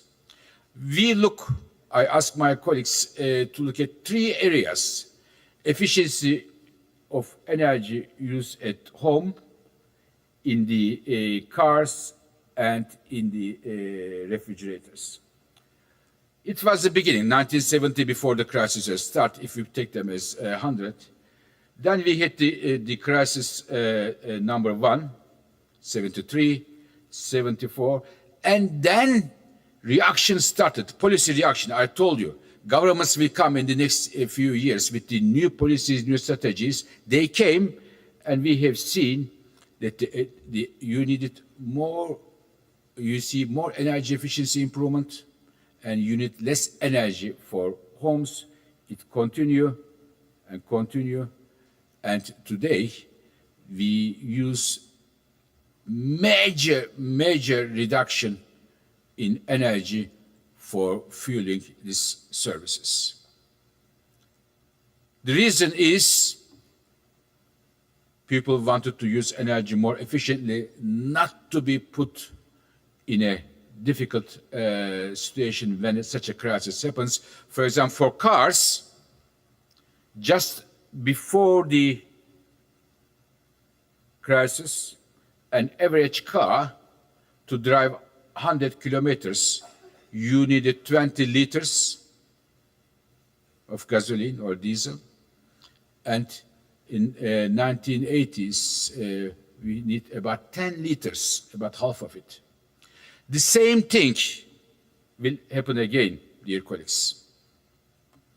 I already see that there was a major transformation in the car manufacturing industry, and this crisis, what we have seen, and ongoing crisis, will accelerate this the transformation in the car manufacturing and elsewhere. So my guess is this crisis will be a lead into a step change in the energy efficiency progress as it was the case before. Now, before concluding, dear colleagues, I would like to mention one more point. We at the IEA believe electrification is a key issue in front of all the governments. And we said 2 years ago, our world may be entering the age of electricity, because electricity demand is growing everywhere, very strongly, for different reasons that maybe we will discuss throughout the day. But there is one single, in my view, most important barrier for the acceleration of the electrification in different countries. It is the affordability of electricity prices. So it is the reason, and I would like to announce here, I have very, very recently, I have launched a new initiative to bring together ministers around the world to come up with practical actions how we can make the electricity cheaper, especially for households. This panel is called IEA Ministerial Advisory Panel on Electricity Affordability.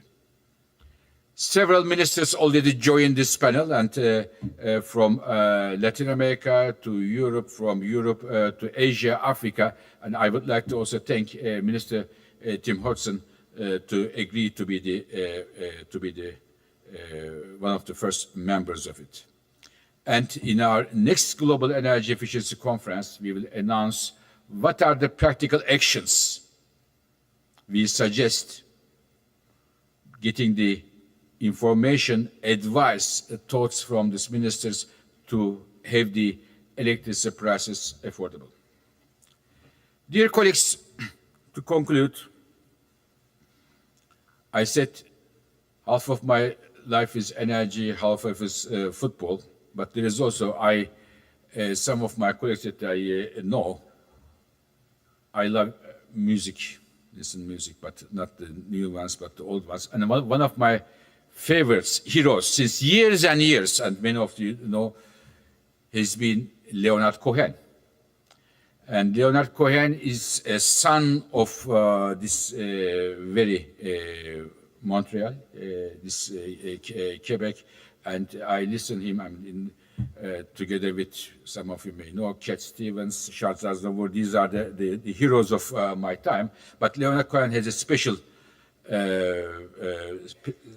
place in my life with his philosophy and with what he did and what he didn't do as well. And one of the things he said, one of the famous songs, he said, there is a crack in everything. That's how the light gets in. So there is a crack in everything. That's how the light gets in. When I talk with many governments and businesses around the world, I can certainly see that this crisis will also lead the light get in the energy world.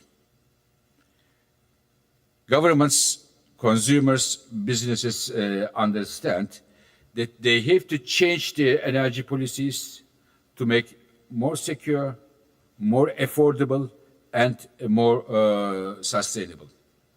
And I believe, like the crisis in the 1970s, if well guided, this crisis may end up with an energy world which is much better, secure, affordable, and sustainable than today. And I hope that our meeting here will help one of the cornerstones of a better energy world, namely energy efficiency, will benefit from the discussions here. I would like to, dear colleagues, thanks once again to our colleagues from Canada. 1 month after, first I was in Ottawa, then in Toronto, and today in Montreal, to ministers and to Hydro-Quebec and others. And I want to thank also my colleagues at the IEA, my colleague Brian Motherway, the head of our energy efficiency work, the energy efficiency guru of the world, Brian, Mel Slate, and our new colleague joined from Canada to IEA, Jérôme. Il est québécois. En fait, très québécois. He's a very, very nice colleague. And I want to thank you again. Merci et encore bienvenue. Merci beaucoup. Thank you again and welcome. Thank you. So, dear colleagues, now, how we go now is that we have 4 distinguished colleagues. They are going to make some short statements, and then we will have a discussion on a few topics with them. First, I would like to invite Minister Tim Hodgson, Minister of Energy and Natural Resources of Canada. Mr. Minister, please.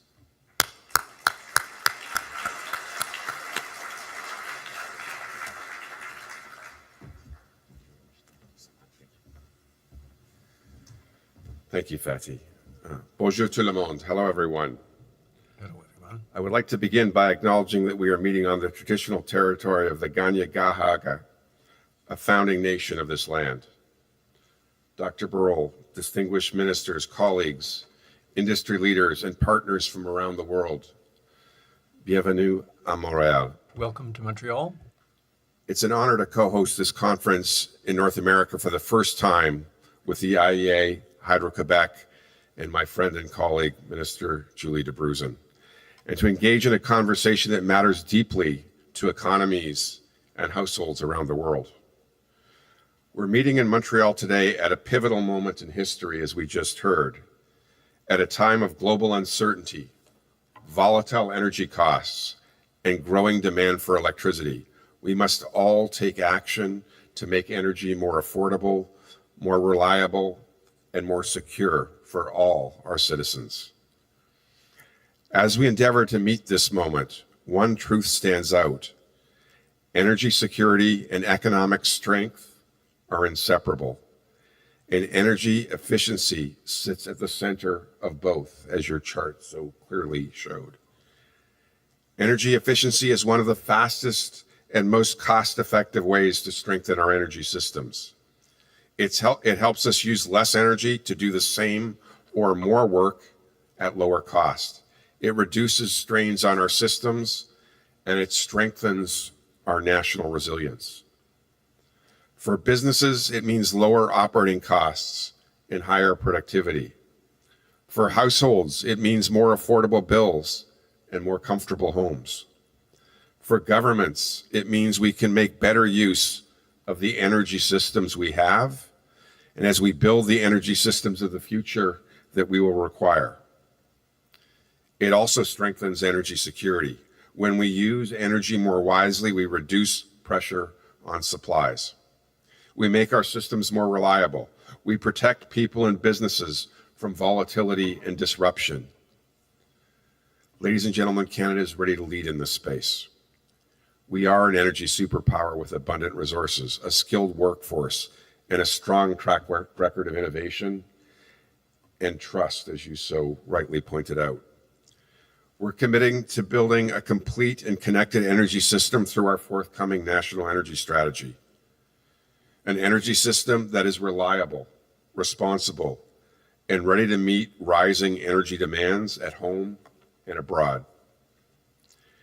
Energy efficiency is not separate from Canada's energy strategy. It is central to it.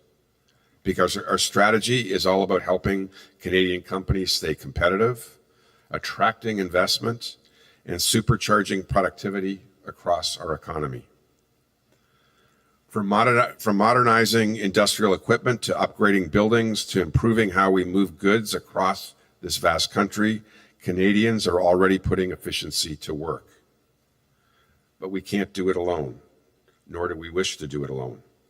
As the Prime Minister says, in moments like this, middle powers must come together in order to succeed in the goals that we have set.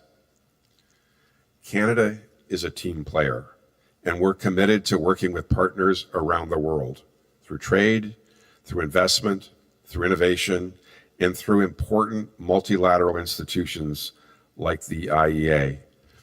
And may I quote Leonard Cohen as I think about the IEA, hallelujah.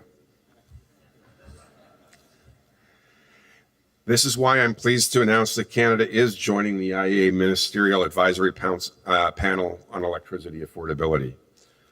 Affordability is paramount to everything we are doing on electricity in Canada, and a central tenet of our upcoming national electricity strategy.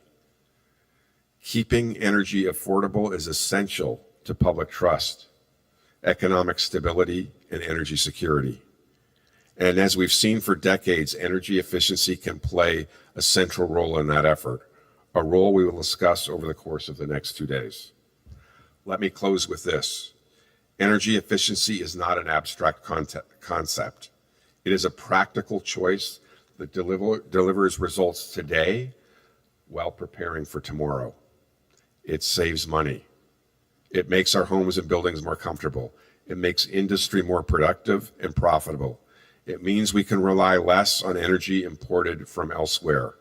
And it ensures that energy systems we build today are ready for the world that is being shaped for tomorrow. Canada is ready to work with the world to unlock that potential. Thank you. Merci, and I look forward to the conversation.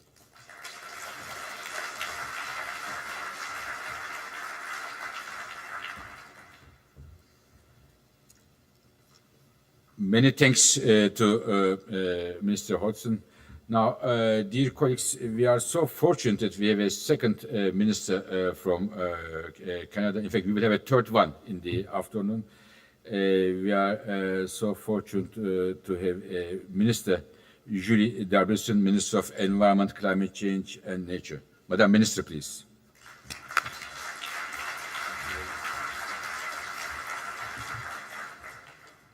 Well, bonjour à toutes et à tous. Good morning. Good morning, everyone. Mr. Hodgson, thank you for those remarks, for mentioning Leonard Cohen as well, actually to the two of you, and also for your partnership on this work.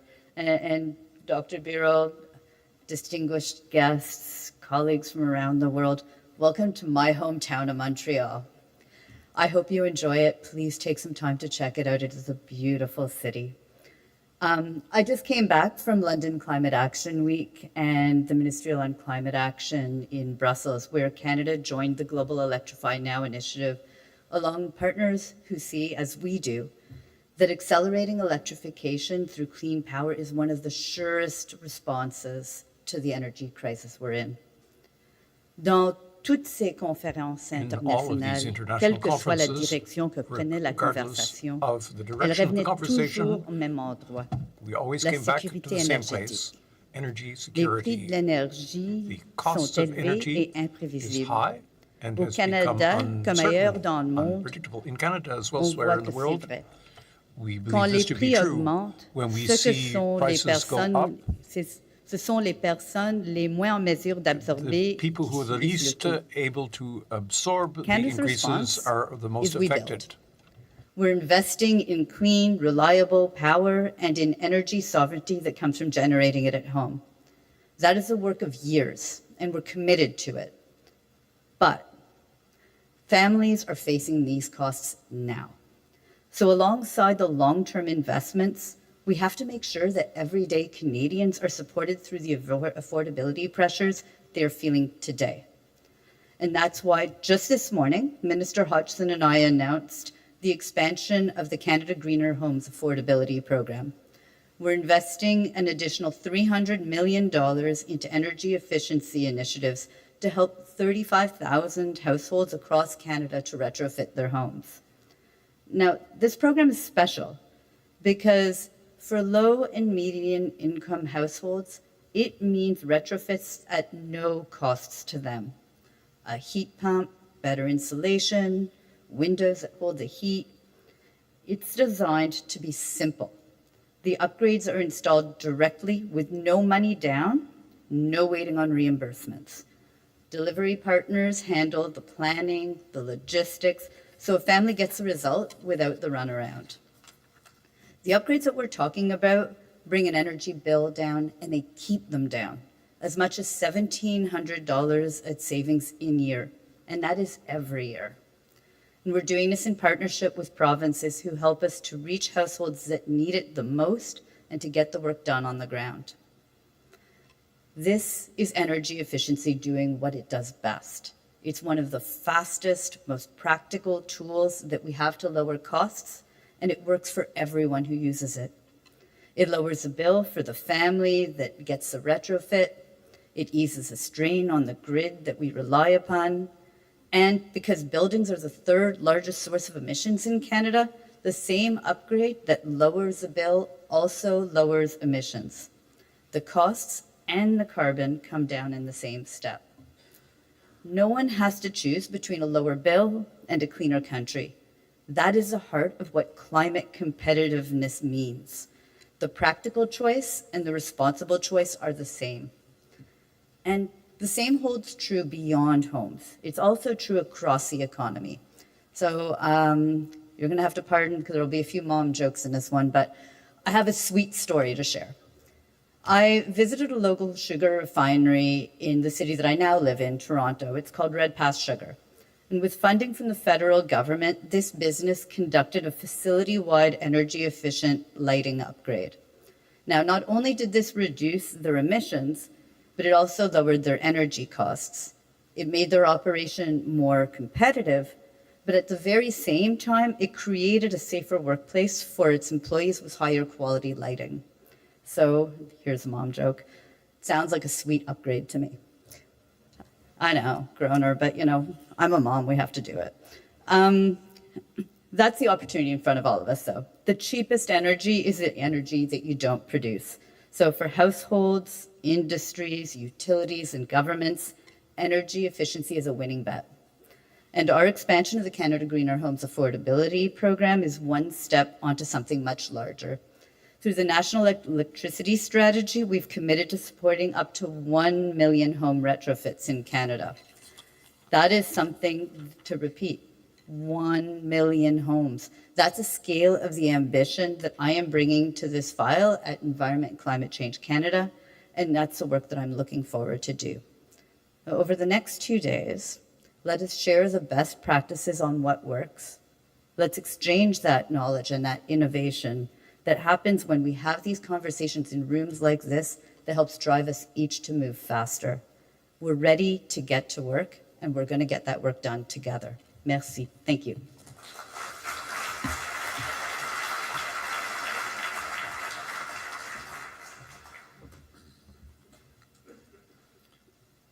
Many thanks, Madam Minister. May I now invite the CEO of Hydro-Québec, Madame Claudine Bouchard, please.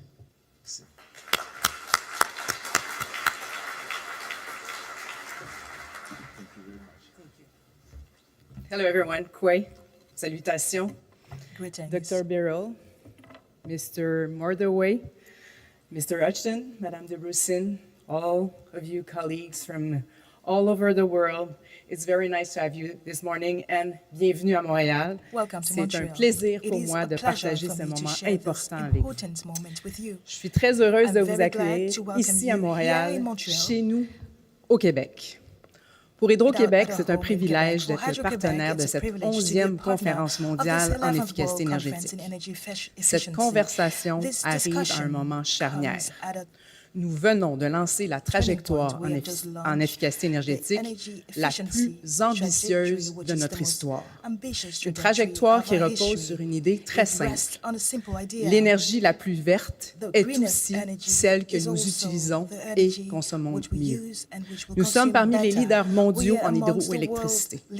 Aujourd'hui, notre ambition renouvelée est claire, devenir aussi un leader en efficacité énergétique. Parce qu'au-delà des mégawatts économisés, l'efficacité énergétique devient un levier de croissance économique durable.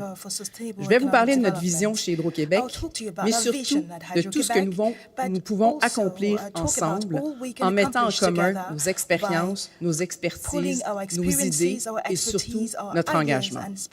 But first, I'd like to speak to you about Hydro-Québec's energy landscape and its great paradox. Thanks to the vision by former leaders, Quebec is a world leader in hydropower.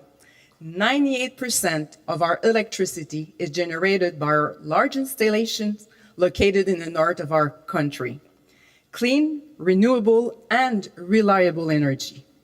And yet, 50% of the energy consumed right now in Quebec still comes from fossil fuels, all of which must be imported. Transportation, heating, industry, these sectors need to decarbonize and to electrify. This is Quebec's great energy paradox. It is also a major opportunity for growth powered by our clean electricity. In this age of electricity, the work of Hydro-Quebec's 24,000 employees is everywhere, from the light bulb that switches on, to the charging of electric vehicles before taking the kids to school, or even the development of new neighborhoods and the rise of new industries. It is a source of pride for our employees. Quebec moves forward because of our clean electricity. Our strength lies in our integrated model, from generation to transmission to distribution, and all the way behind the meter alongside with our customers. This allows us not only to act with consistency, but to work closely with our customers, partners, and stakeholders to accelerate this energy transition. But this transition is not something we deliver alone. It's something we built together.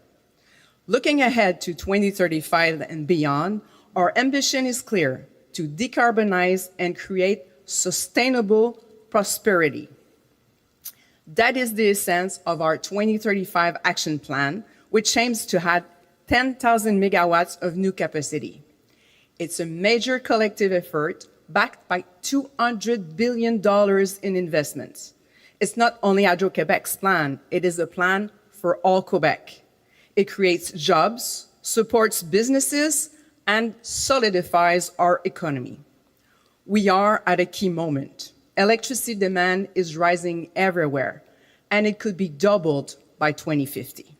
So yes, we need to produce more, but above all, we need to use our electricity more wisely. Changing our customers' use and think about electricity is even more challenging when your rates figure in the lowest in the world. Ours are 2 to 4 times lower than in many North American jurisdictions. Our journey must start with a shift in mindset. Energy efficiency is not a constraint. It's one of our most powerful levers for growth and value creation. It is available immediately. This gives us a unique ability to act now. It is a win-win situation. Reducing consumption by 10% can cut bills by 20%. In a volatile world, it's one of the most powerful we have for our economy.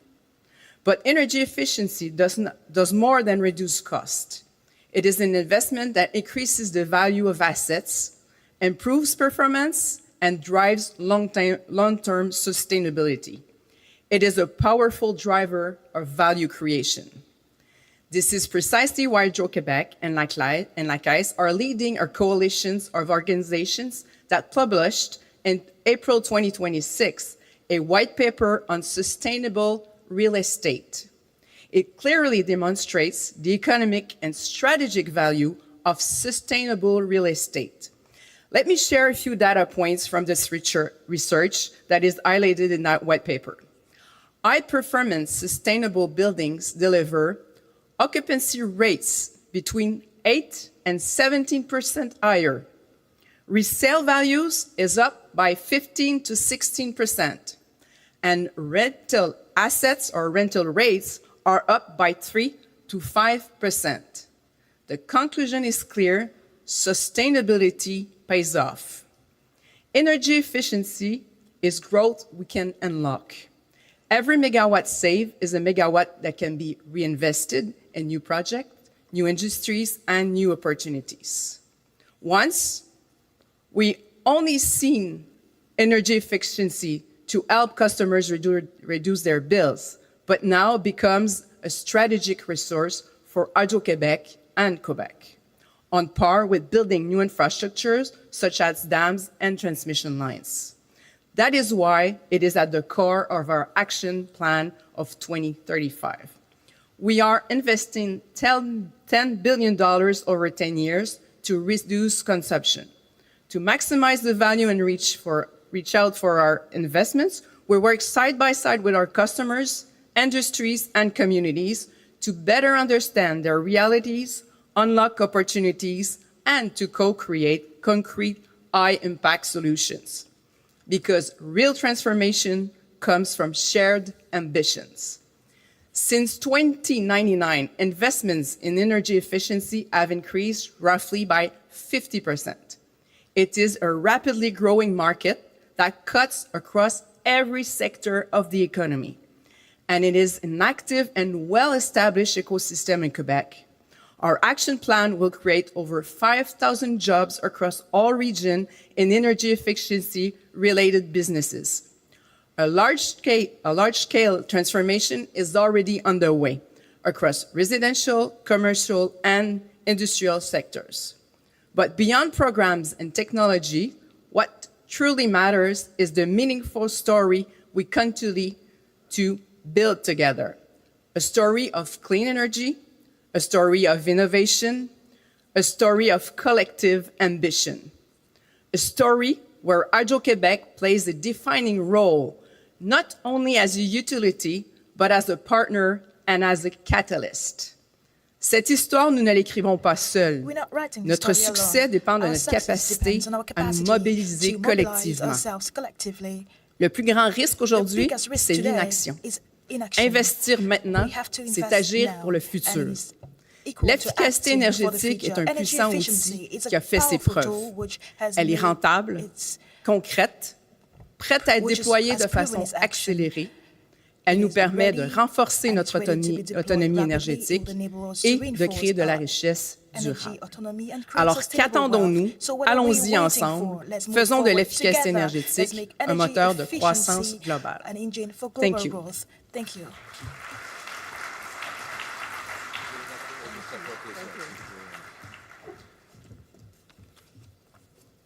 So very many thanks to Hydro-Québec also for being an excellent partner for organizing this great event. So in this round, dear colleagues, I would like to invite Commissioner Dan Jorgensen, who hosted the previous event in Brussels, who is a pioneer of energy efficiency, to share with us his views on energy efficiency and beyond. Mr. Commissioner, please.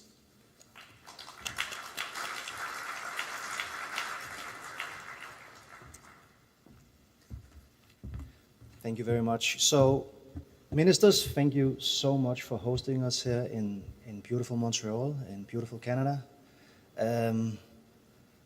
We are honored to be here. I'm sure you are honored to host the conference. Most people think that's a once-in-a-lifetime thing to do. But actually, I have had the honor twice. Because first I did it as minister in Denmark, and then I was appointed commissioner, and then I could host it again. So, not to give you any good ideas, but Alexander Stubb, the president of Finland, has suggested that Canada becomes a member of the European Union. And then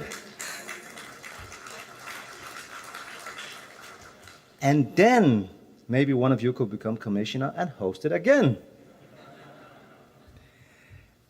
In all seriousness, we do really, really appreciate the close ties that the European Union has with Canada, ties that are becoming even closer day by day right now.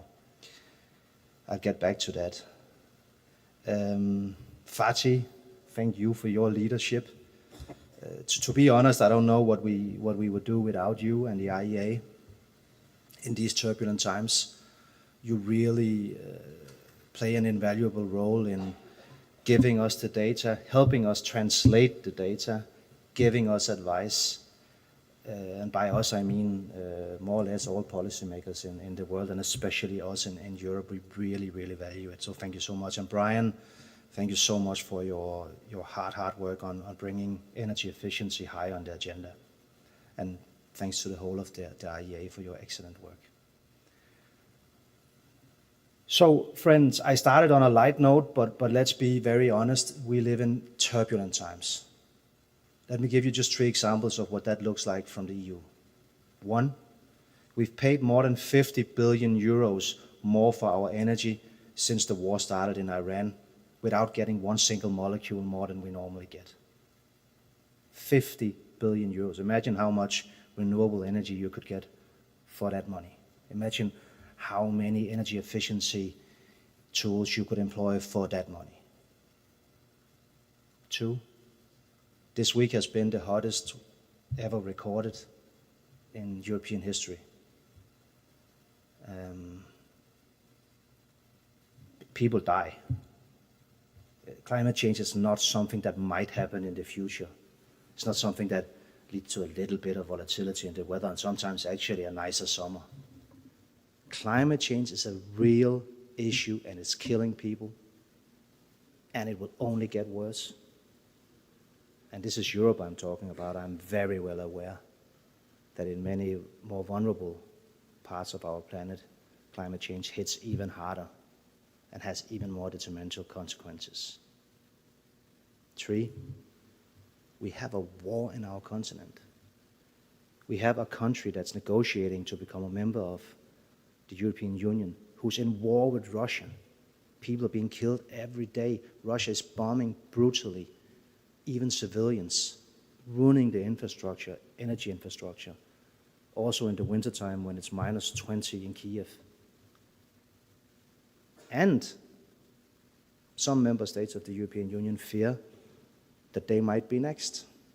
Member states of the European Union, member states of NATO, has a reason to fear that they will be attacked by Russia.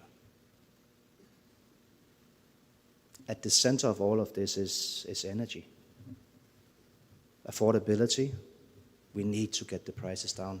People are struggling to pay their bills, companies are struggling to compete. Climate change, energy is still 70% of our emissions. We need to get the emissions from the energy sector down fast. Security. If you don't have energy security, you don't have security. I served as minister in Denmark in February 22, and we spent the first days and months preparing for what we would have to do if Putin had turned off the taps for us, because we were dependent on Russian energy. And we would have had to force companies to close down. Send men and women in uniform to close down the companies if they didn't do it when we asked them. This was in Denmark. We were not even half as exposed as many other countries. If you're dependent of any outside source, especially if that source turns out to be an enemy, you're not secure. Now, the only good news is that we do know what to do. It's not as if we just have to lean back and accept our fate.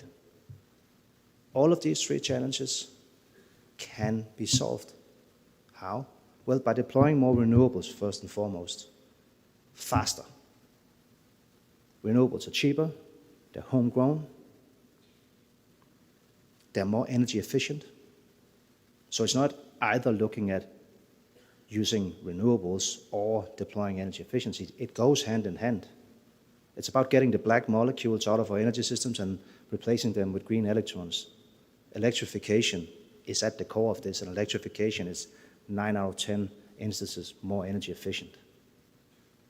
An EV, an electric vehicle, not only is it nicer to drive, it's also much more energy efficient. So we do know what to do. It's always been a riddle to me why it is that energy efficiency is not higher on the agenda. Even if you believed that fossil fuels were the answer in the future, which hardly nobody does anymore, maybe with few exceptions, one of them in a very big country south of where we are now. But even if you believe that, why would you be against using the energy more rationally? What kind of a sector is the energy sector if we think, contrary to all other sectors, that it's not a good idea to use your scarce resources rationally and efficiently? It doesn't make sense. That's why it's so important that we have conferences like this. That's why, Fatih, you're stretching it a little bit with how far you're moving it from Brussels, I think, but I will actually fly anywhere in the world to participate in these conferences, so please continue to do so. That's why it's so important that the IEA, decision makers that are here, companies, organizations that are here, thank you all so much for taking this serious.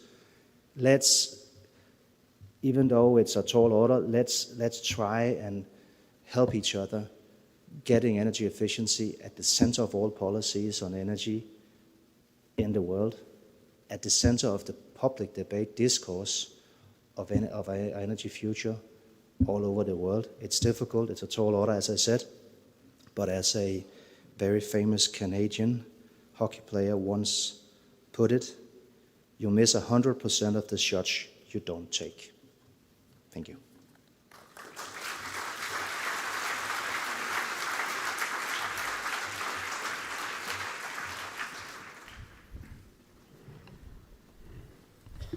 So, dear colleagues, we are now going to have a discussion. I think we are going to have a colleague from the Hydro-Quebec joining us now. Hi, Dave. Executive Vice President of Hydro-Quebec. We are running out of time. It must be mainly because of me. I talked a bit longer than what I was asked to speak. But I would like to ask one question to all the different questions to all the colleagues. Maybe I can start with you, Mr. Minister. I came here a few weeks ago. We had a very good discussion, a fireside chat, and at that moment I said I would expect that from the crisis now, Canada will be one of the countries that many countries around the world will knock on the door. It can be for hydrocarbons, it can be for nuclear, it can be for electricity and others, as your country is, as I said, I talk with many people around the world, predictable and trusted partner. Do you see such trend emerging? And I know that you and the Prime Minister are making steps to meet that demand, this request coming from different countries. But are you observing this trend emerging in the current energy context? Absolutely. So we've already seen, has been talked about, the displacement of supplies of the most important transition fuel, which is LNG. And we're now seeing our friends in Europe come to Canada and help us get more LNG facilities up and running. Up to now, most of that LNG has been purchased by Asian suppliers, but we're now seeing French companies contracting for our LNG. We're seeing German companies contract for our LNG. We're seeing interest from several of the other European countries. So that's happening right now. On the renewable side, we're about to launch some major offshore wind developments off the east coast of Canada. There are multiple European companies bringing their wind expertise to these new projects. We have as much as 50 gigawatts of wind off the east coast of the country, and we can share expertise where in Europe they're further advanced on offshore wind.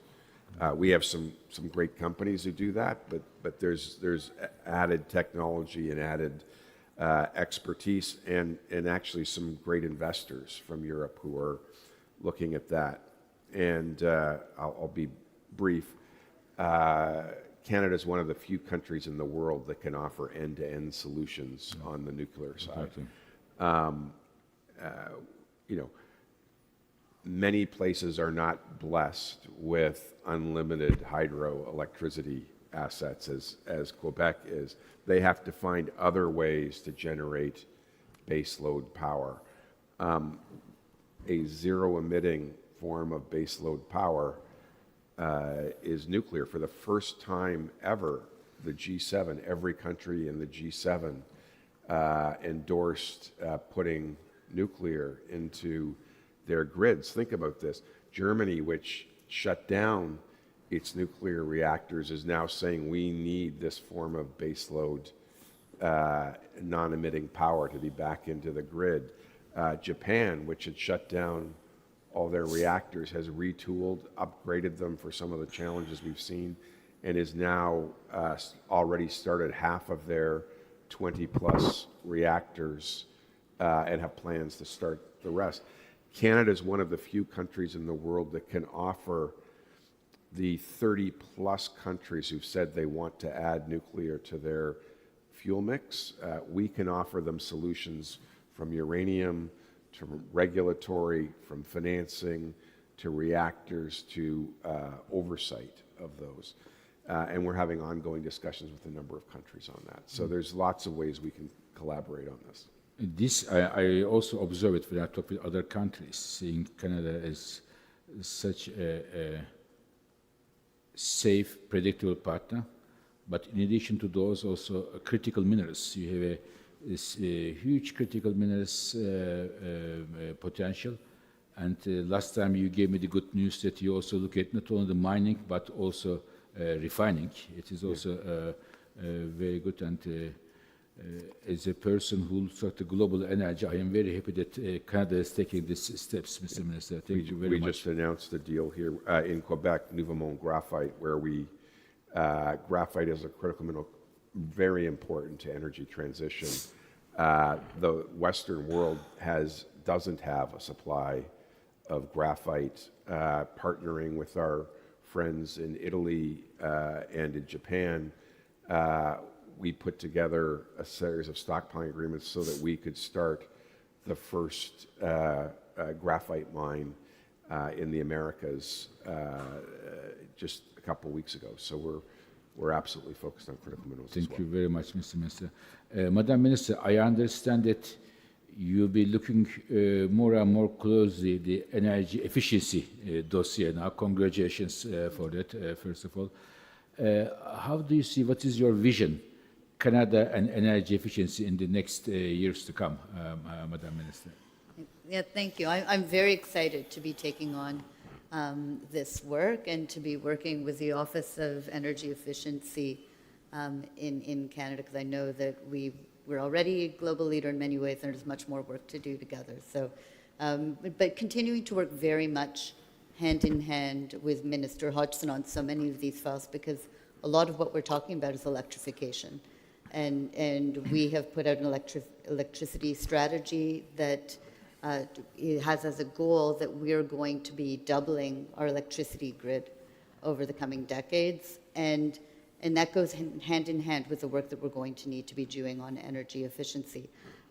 So I really appreciate that when we're talking about energy security, when we're talking about climate competitiveness, and how do we make sure that we have a strong economy here in Canada, electrification is at the heart of a lot of the work that we need to do. And so that is building more interconnectivity across our country. It's also helping some of our northern communities to get off of diesel through hydroelectricity and other forms of electricity. So that's a base from where we work. And then we move to the energy efficiency piece. And that is how do we help with Canadians to be able to reduce their energy bills, which is really important in this moment. We've all been talking about the moment that we're facing in. How are we being the most efficient? I really liked how you set it out. I mean, we're doubling the grid, but we need to be efficient about how do we do it. So we're going to double the electricity grid, but let's make sure that we're looking at how much we're drawing down from that grid on places where we can actually reduce the use. And that does lead to what we're talking about when our government, when I'm talking about climate competitiveness, because when, for example, our industry is using, is more energy efficient in how they go about things. I use the example of Red Pass Sugar, but we've also had examples, for example, of steel producers in Canada who have said when we move to electric arc furnaces, when we work to electrification, it actually makes us more competitive in the global market. So it's energy efficiency at the heart of how do we increase affordability for Canadians. It's energy efficiency about how do we make our industry more competitive. It's energy efficiency about reducing emissions, which is at the heart of what we also must do at the same time. It is great to hear that, Madam Minister, because in general, when I look around the world, countries who push the energy efficiency policies are the countries who are energy importers. You are a major energy exporter, huge resources, but you also recognize perhaps the most important energy resource you have, which is energy efficiency. So thank you very much for doing that, and good luck to you for this very important new dossier you are taking from Mr. Minister. I have, if I may, a second question, but a small one. You are from Quebec. Originally, yes. Very much so, okay. So is Leonard Cohen still so much loved in this country? Do they still love it? Or it is in my mind, so it is a... What do you think? It was very popular in my time when I was young, and Leonard Cohen was everywhere. When we have the romantic context, we always, I can Susanna, Marianne. So there are many, many nice songs. But is it still popular?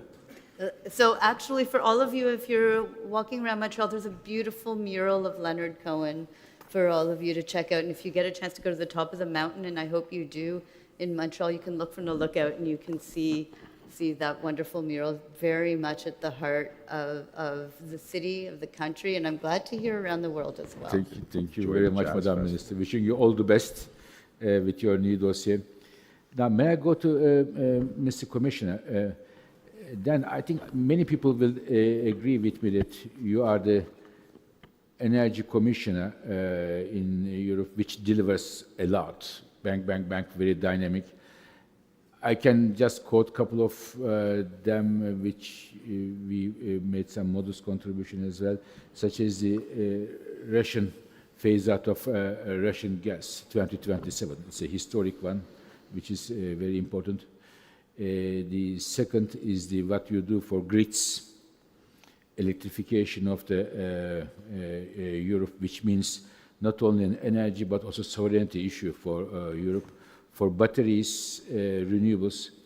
When you push this agenda forward, what is the single most important barrier you have in front of you? I know you are a man of doer and fixer and so on. What is the main challenge you are facing, if you are able to speak out here? I think it's very difficult to point to one main challenge because... A few of them. Yeah, because it actually differs from problem to problem and challenge to challenge. But let me give you a few of them. One is on the grids. I personally think that if we don't manage to not only expand our grids, but also, as Julie said, use them better than we do today, then that will be the biggest bottleneck in the future, and that will be the biggest possible danger with regards to whether or not we will manage the transition that we need.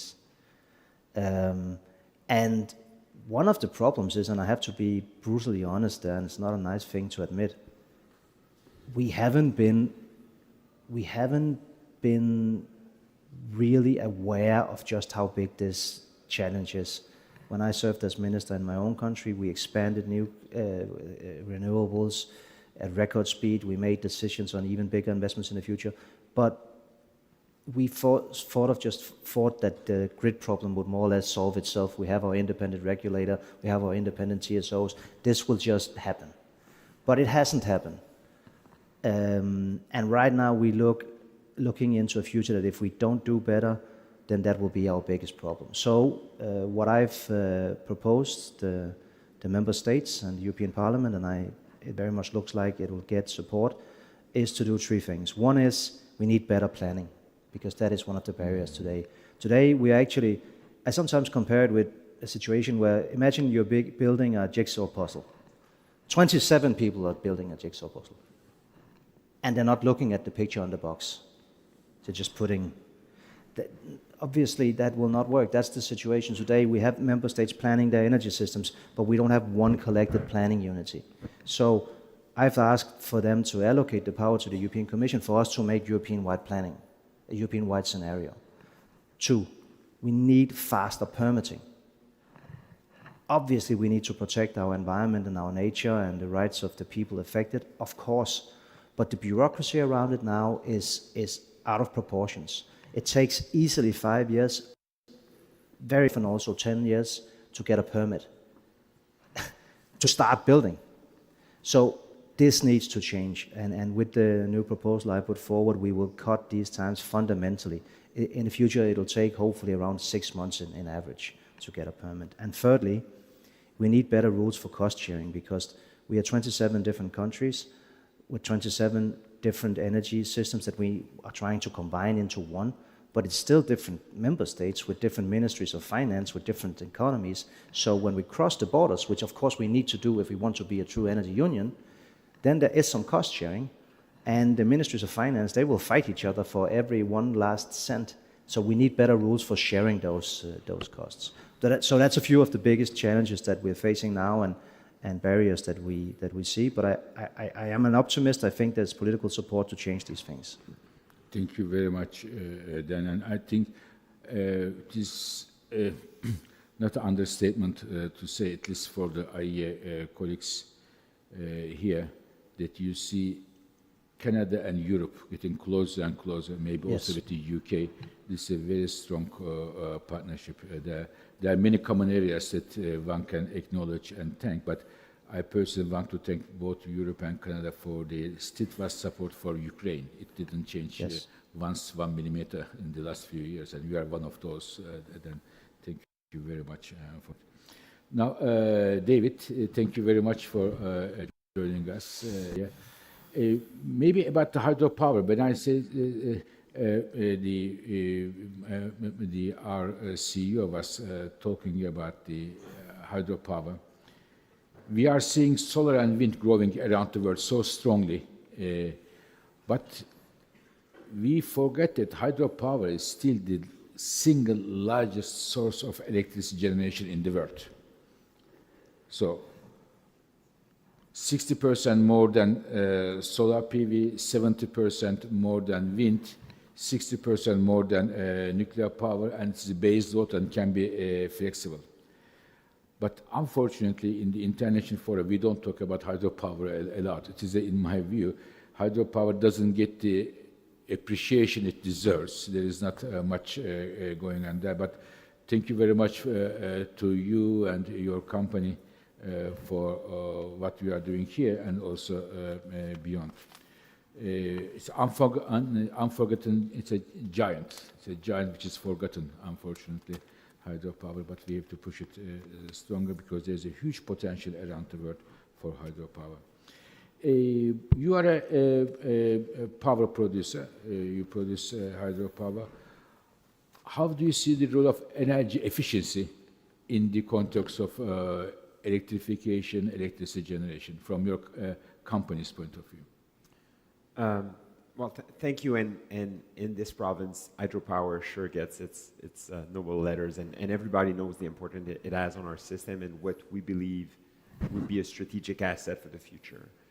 The challenge with energy efficiency in a jurisdiction like ours, our CEO was saying earlier, is obviously we have very low prices, so you can't count on just, and it's a good thing, on an energy crisis to simply justify major investment from customers. But I'd say the biggest change is about the posture. When you're developing a large hydropower project, obviously you need to work with local communities and a set of expert level suppliers. But it's in a very contained environment, and you need to make sure that the impact of your project is well understood for people around them. But most people who may live 500 kilometers away from them won't actually need to really get invested in that project. While energy efficiency is different. It's about the ecosystem. The challenge of energy efficiency is the customer cannot just expect it to happen. They need to actually take actions. They need to find suppliers. They need, in many cases, to find the money to fund the project to then be able to get the benefits of energy efficiency in the future. So one of the challenges, I'd say, for major utilities like ours is how do we work better with the ecosystem? How do we make sure that suppliers are willing to invest in more engineers because they have confidence that over the next 5, 10, 15 years, our programs are going to be there to create the incentives for these suppliers to be providing the services. We can't work at it alone, like developing infrastructures. We really need to create a movement, talking about it with customers, making sure that events like this have the level of visibility required to make sure that people actually ask the questions before purchasing a home. Is this efficient? I always say, like, most people know what cars are efficient and what cars aren't, but most people actually do not know if their house are efficient at consuming energy.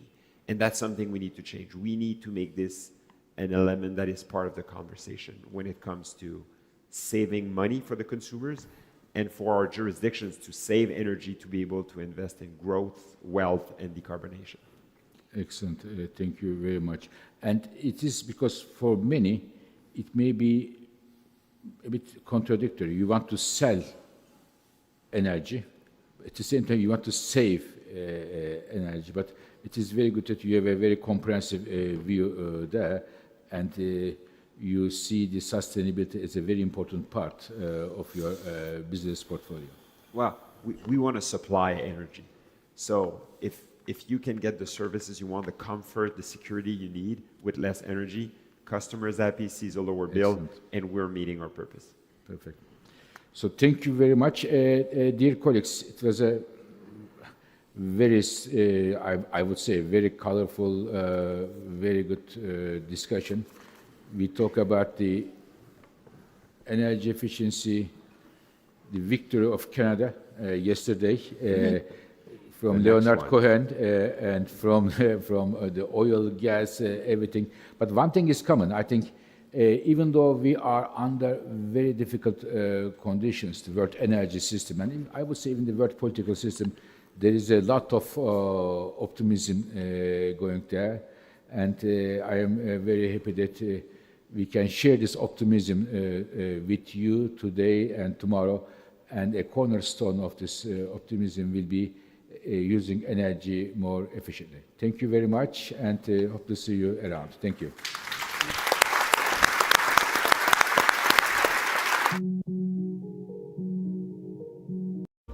Good morning, everyone. Good morning and welcome back. If you could take your seats, we will be getting started. Please do come in, find a seat, and rejoin us today. This has been an amazing morning. I so appreciated Fatih Birol, Brian Motherway, the IEA team putting this together, as well as the excellent presentations by the ministers. So with great thanks to all of you for joining us today. I'm Jennifer Lakey. I'm the Executive Director of the American Council for an Energy Efficient Economy. And I'm thrilled to have the opportunity to be with you to introduce our important conversation today, which will pick up on one of the themes that our ministers spoke about so eloquently in helping to deliver, to define, and to build the economy of the future. So this high-level panel will focus on how business leadership on energy efficiency can contribute to those goals. So first, let me introduce the esteemed panel that will be speaking today and ask them to come on stage to take their seats. First, we have Kelly Becker, who's the President of North America Operations for Schneider Electric. Kelly holds a bachelor's degree in advertising and public relations. She has been leading Schneider Electric's global North American operations and is a member of the Global Executive Committee of Schneider Electric, overseeing an integrated multi-billion euro region, enabling electrification, digitalization, and automation across data centers, buildings, homes, infrastructure, and industry. She has a long list of accomplishments, but please join me in welcoming Kelly to the stage.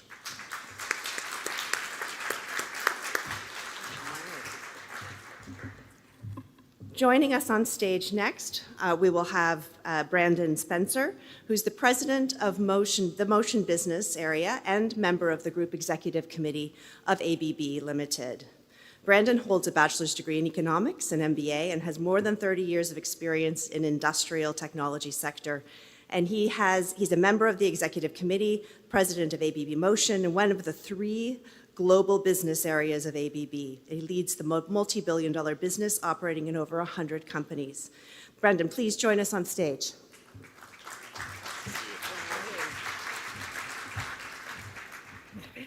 Next, we have Christian Strand. Christian is the Climate Solutions President for Danfoss. Christian has a deep experience in cooling and refrigeration, compressor and heating industries, along with 36 years of diverse experience in varied industries and countries. He is an engineer and provides solutions that increase machine productivity, reduce emissions, lower energy consumption, and enable electrification. Danfoss is a leader around the world, and I'm delighted to welcome him to the stage. Christian.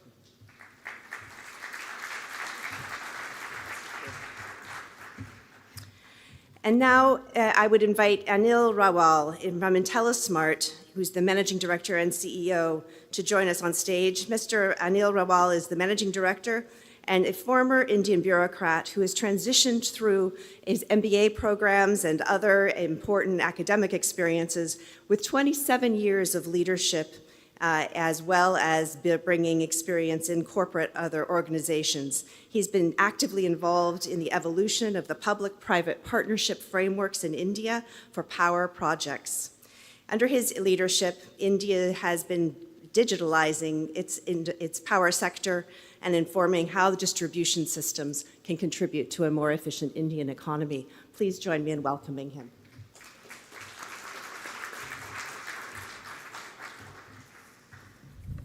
So thank you all for joining us. I want to offer a few quick framing remarks as we move into the conversation with our esteemed panel. Today, we heard a very compelling set of statistics and information about the policy imperative we face. The policy imperative that can be met by business investment, business engagement, and opportunities that business has to strengthen supply chains, improve security, build for the resilient, affordable energy system of the future. The operations of these industries that are on stage, and many of you in the room, have a profound impact on the direction of that future.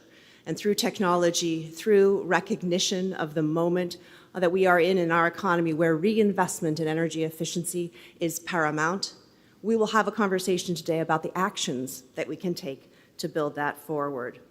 My organization is a nonprofit research and policy organization that brings in practical solutions to lower bills, reduce energy waste, and build a more equitable system, themes that I know we will be hearing throughout our conversation.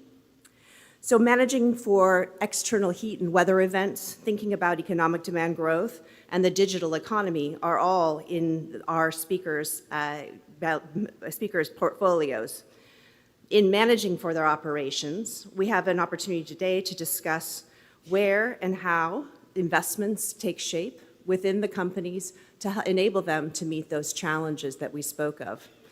We know that investment, that partnership with the energy sector, that governance and the market rules that establish the opportunity for providing goods and services, equipment, and solutions is essential.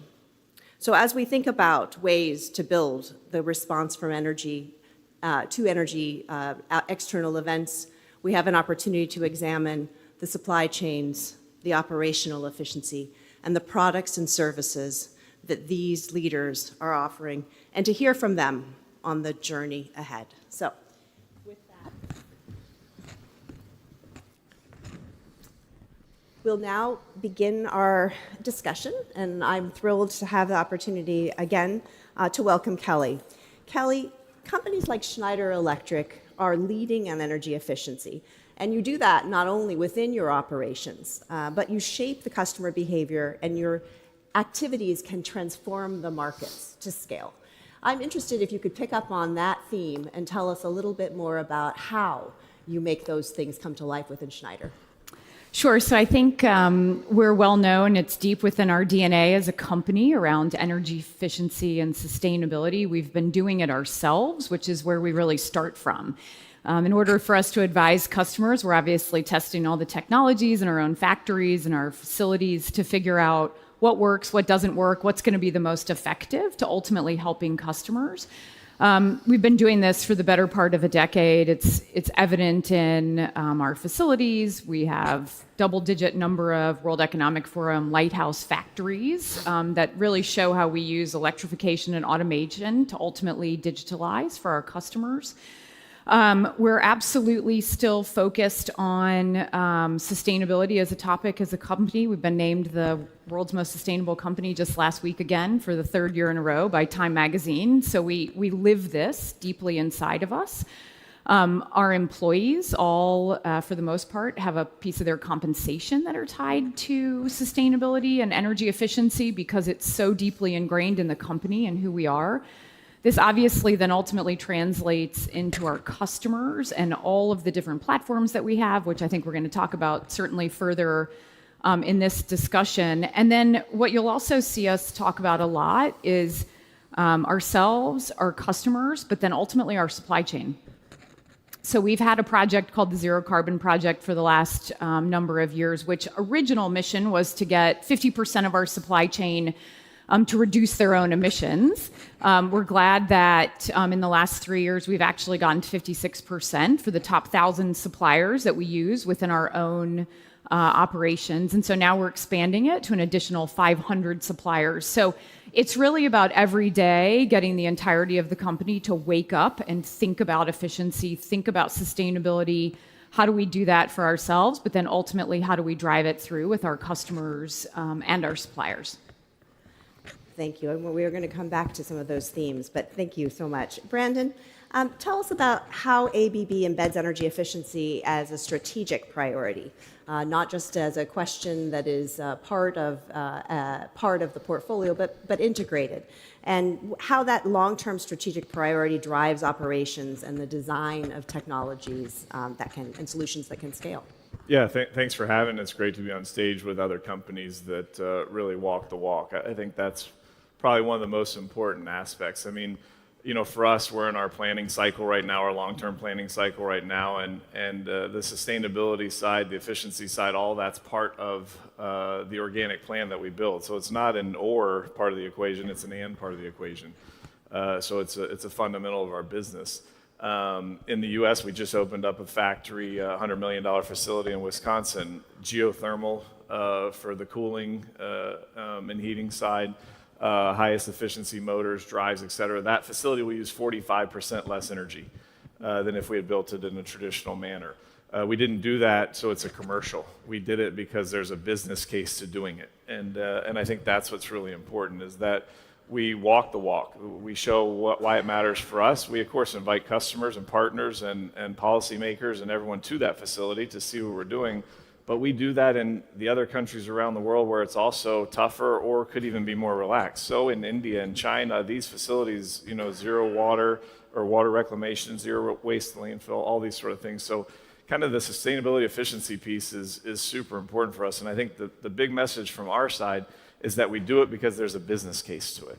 Of course, it's better, but we do it because there's a business case. And so I think that's why it's part of our long-term plan. That's why it's built into our financials, into our scorecards and all these sort of things, is because it makes business sense and it makes sense for the world that we live in. So important, that fundamental driver of the embeddedness into your strategy. Christian, this gets to this next question for you, which is around that corporate strategy and culture, and how the lessons that you've learned along the way could be beneficial for other companies who are looking to do the same thing, to begin to build for that embedded strategic vision and culture. Yeah, thanks for having us here. So, yeah, we sell a lot of products into heating and cooling solutions, and all these products have one denominator, that is energy efficiency. So that is the whole, you could say, value proposition about our components. So how we drive it through the company is that we set some very high strategic target for being carbon neutral by 2030 in all our operations. And here we are talking more than 110 factories and more than 100 countries where we operate. So that we are doing. Then we have the net zero target by 2050. I know some of you have exactly the same, so we are driving that there. And when we do this energy efficiency as the major driver in doing all this, right? So we use a formula where we say we reduce, then we reuse, and then we resource the energy. And of course, we deploy a lot of our own things when we do this, a lot of our own building controls and compressors and heat recovery solutions and so on. And just to give one example also, what Brandon just mentioned, our Norboard campus, where we have 250,000 square meters and 3,500 people working, became CO2 neutral in 2022. And the payback time of everything we did to make that was less than 3 years. So I can just confirm that it is actually very good business to do so. So it's really part of everything we do, and we take it one step further. Also, as Kelly was saying, we also go to suppliers. We call it Green Ask. So we work with our suppliers to make sure that we also get them to be part of the journey. And we go with our customers. We have around the globe 4 application development centers where we, together with our customers, develop solutions to show how our components going into a solution landscape can reduce the energy consumption. So that is how we really try to drive it. So we live it every day. It's part of our value proposition. Thank you. Anil, tell us about how this connects to the digital economy, your work and thinking about digital solution, using data-driven insights to help customers accelerate the immediate efficiency gains. I loved the 3-year payback or the 3-year break even for those investments. And how do you strengthen the longer-term energy resiliency that efficiency and upgraded digital technologies can deliver? Sure. Yeah, thank you. First of all, thanks for having me in this prestigious conference. And it's been about 3rd year I've been coming. Every year context has been very, very important. And this time we are talking about energy efficiency and resilience. So what I see about energy efficiency is beyond consumers' behaviors and how do you do better with every unit of electricity and power. So in current context, I think there are 3 conflicting forces which would define energy efficiency. To my mind, first would be energy transition, which is extremely critical and has been critical on account of global climate changes. Second, more important now, is energy security. Recent events and ton of events across globe have already put everybody at risk of energy security. Either you are involved or not involved, it's not material. You are still impacted in a big way. So energy security has suddenly become extremely critical topic. And third, emerging out of these 2 is grid resilience, whether this energy transition, which is really big and large and critical, and energy security can be managed by this grid. See, to my mind, consumer behavior by saving certain units is one thing which we should always do. But how many millions of units are being lost because they are not being dispatched, because grid is not resilient? Across the globe, there are negative energy charges. More you consume, more you are being paid in certain countries. Even in India, I have seen in same day, per unit charges could be 0. You know, why? Because there's power, but nobody can consume it. Grid is not resilient. I think this is new definition of energy efficiency. What IntelliSmart has been doing exactly this. This trilemma, the intersection of these three forces of energy transition, energy security, and grid resilience make the energy efficiency. What IntelliSmart has been doing over the last few years is working with government to really make the utilities more resilient, grid more resilient, make them more efficient, and that's what our work has been on the digitalization part.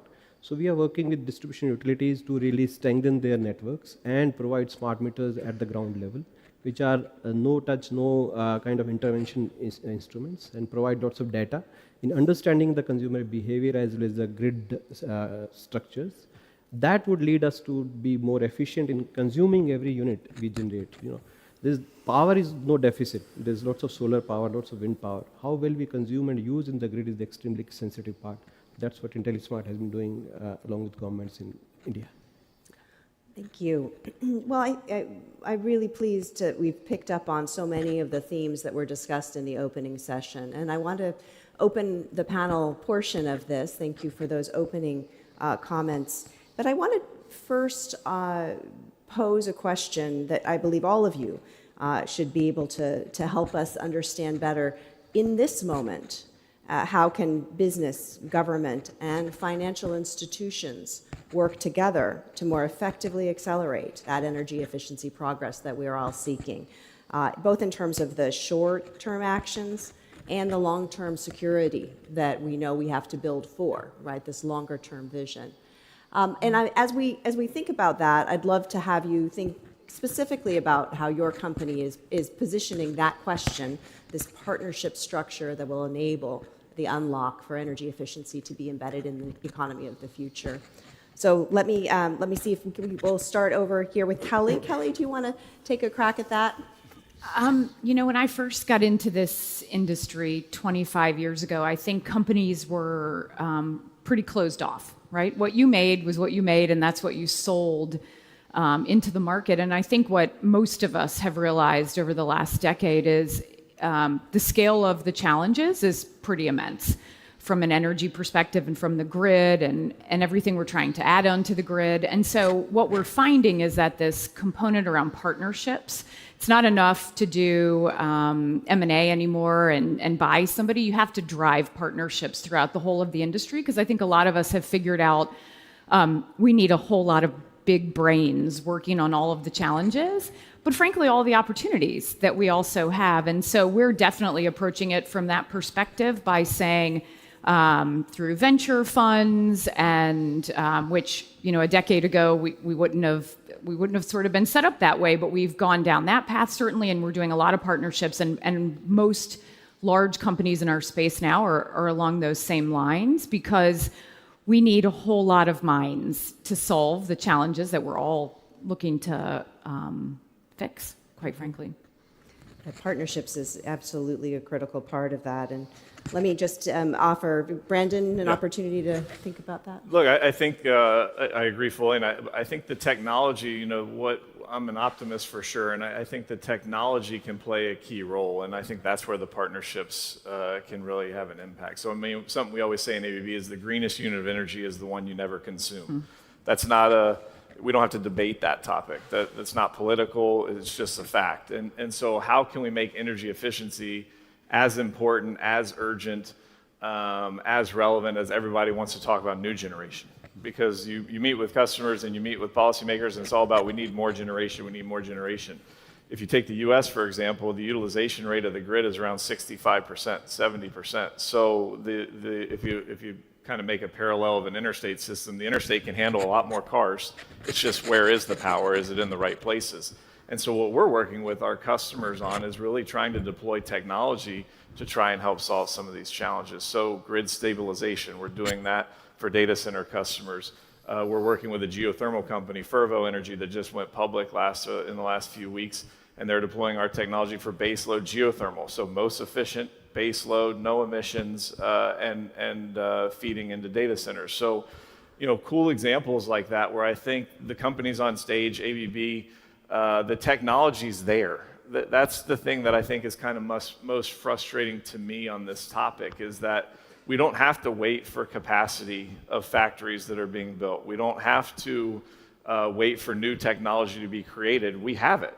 The majority of motors that we sell in the world are still middle-level efficiency motors, because that's what is being asked for, and the competition, capital intensity, all these sort of things. But 45% of the electricity in the world goes through an electric motor. In industry, 60+% of electricity goes through an electric motor. If you want to solve efficiency, solve the challenge with electric motors. Get more efficient motors, put drives on motors. 1 out of 5 motors that could use a drive has a drive on it. So there's all kinds of stats out there that's very real, very now. The companies here have the answers, and we just have to work together with what you said, of the companies that are trying to get off the ground for technology, with policymakers, et cetera, to have an impact, because it's just frustrating that we're walking past power that's there. And, if you can put 10% of energy back on the grid, let's do that. That's the cheapest way to do it, the fastest way to do it. You need no permits. You need no policy induction. The CEO of Hydro-Quebec was a great example. Her passion was clear around how she feels on energy efficiency. And you need leaders like that to take a stand and really dictate that this is how it's going to go. And we're ready. I think it's so important to connect the pieces at the system level efficiency with the individual components or actions that you can take at that product level. And so that span is really an important part of what we need to do in this reimagining and build forward for the energy efficiency movement. So let me ask Christian, how would you think the partnerships then come to life? What is it that we do to make these partnerships, and perhaps an example from Danfoss? Yeah, I definitely agree with my two colleagues here that we need the partnerships to speed up things. Speed is important, and also to bring in the technologies, and then we need to scale. Our challenge with energy efficiency is that we have all these examples around, we don't have the big scale, right? So we need to be able to scale this together. And then a little bit, Brandon mentioned now the motors. I would say in general to the policymakers, please put requirements out there, right? And do it long term. Don't like on or off. We can take building codes, and we can take minimum energy efficiency standard for data centers and other things. Then we will come with the technology. And if we get scale into technology, I think we can all agree that we can provide it at the cost that it's affordable. So it's not going to be more expensive. But it's a little bit the chicken and the egg, right? So we really, really need to have this. And we have seen it in Europe, where the Commission is actually coming out with, I would say, relatively good building standards, but then it has to be rectified by each member state, and then it starts to go in all directions. And then people, they start to, be careful to invest, and then we are not getting there, right? Or heat pumps, when we deploy a lot of heat pumps, what is the energy requirement? So put it high, we can deliver it, and then we're going to do it. And I think we can give an example for Denmark, and we can take the municipality in southern Denmark, Sønderborg, where we back in 2002 sat down all the companies and the municipality and agreed that we want to have it net zero in 2029. So we started to work towards that, and we are well on the way. We will achieve carbon neutrality in this municipality, and we're talking about 80,000 people, but kind of a bit of landmass as well. And we haven't, let's say, had a dip in our living standard. We haven't had a lot of increased costs, but we have just step by step improved where it makes sense, and it's actually been good business. So that's an example, but that again, close partnership and a long-term vision that we don't change. Everybody commit, and then we stay on course. I think that's really, really what is needed if we want to drive this. The long-term market signals, very important. Anil, you mentioned something and your comments about your partnership with the government of India. Perhaps you could share us a little bit more with how that's been working. Sure. So as I said, along with the consumption behavior and consumers' behavior, as well as energy efficiency is concerned, and machines and motors, I think what more is required is what we are losing at the system level, which is unprecedented. Why? Because there are too many stakeholders in the energy value chain. Start from generator to transmission to distribution companies to TSOs to the battery guys to the SCADAs. So many players, traders, regulators. So actually there's so much of data in the system. which is not really speaking to each other, and that's why I refer to the systemic losses which we are making in the system, along with small gains which we have to make through various other measures. What we have to do is to bring these stakeholders and the data together, and data is the solution. Unless you really digitalize and gather this data at one place and make it symmetric and accessible. Accessibility of data is a problem. Democratization of data is a big problem in energy systems everywhere.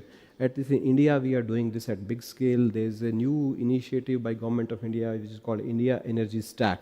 This stack is actually collating all the data at digital public interface as kind of a platform where all data is available to all stakeholders, which can actually plug into the system through a user ID. So it is just like giving access to everybody, all the data. The biggest problem across the globe in energy efficiency is, more than anything, accessibility of data to use the energy. That is the biggest gap which needs to be filled. Why I'm repeatedly saying so is because in every 7 minutes, sun is throwing as much energy as required for the whole globe for the whole year. We are talking about saving energy. We have to use this energy efficiently. Gap is in system being up to mark in exchanging data and information. This can be done only by better digitalization, and India has taken a massive lead in this, on this structure where, as I said, they are making India Energy Stack, where anybody can plug in and access the data and use it efficiently. So this seamless flow of data in terms of energy coin is very important across the value chain to make it more efficient. So that's what I think we are working with Government of India to deliver. Yeah. Jennifer, can I give a good example? I mean, I think sometimes it's easy to sit on the panel and talk about things that are wrong, but it's also usually helpful to talk about good things and things that are working well. If I take India, electrifying the rail system. So ABB is a Swiss company. India is electrifying the same amount of track that exists in Switzerland every year in terms of moving their transit and rail system to all electrical. And so they've taken it as a government initiative, they've pushed it out to the country, they've adopted it, and now they're electrifying all the infrastructure. The US has less than 1%.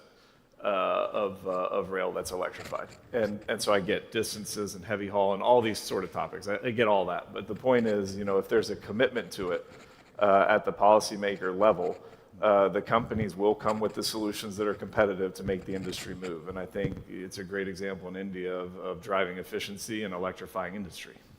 I also think data isn't the problem. We've got loads of data, right? Every piece of equipment any of us make is off putting data all day long.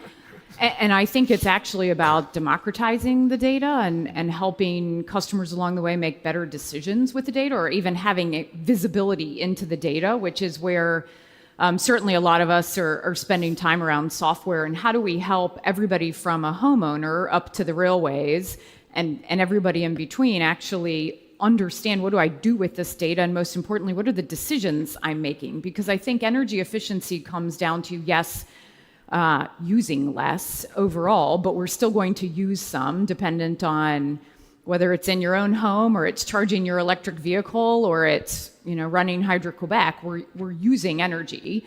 And so we have to make it easier for everybody to make an informed decision. And that's where simplification, ease of visibility, using software, driving open environments that are able to pull off all the different pieces and devices that all of our three companies make, but actually put it into an infrastructure that somebody can understand, what do I do with this now?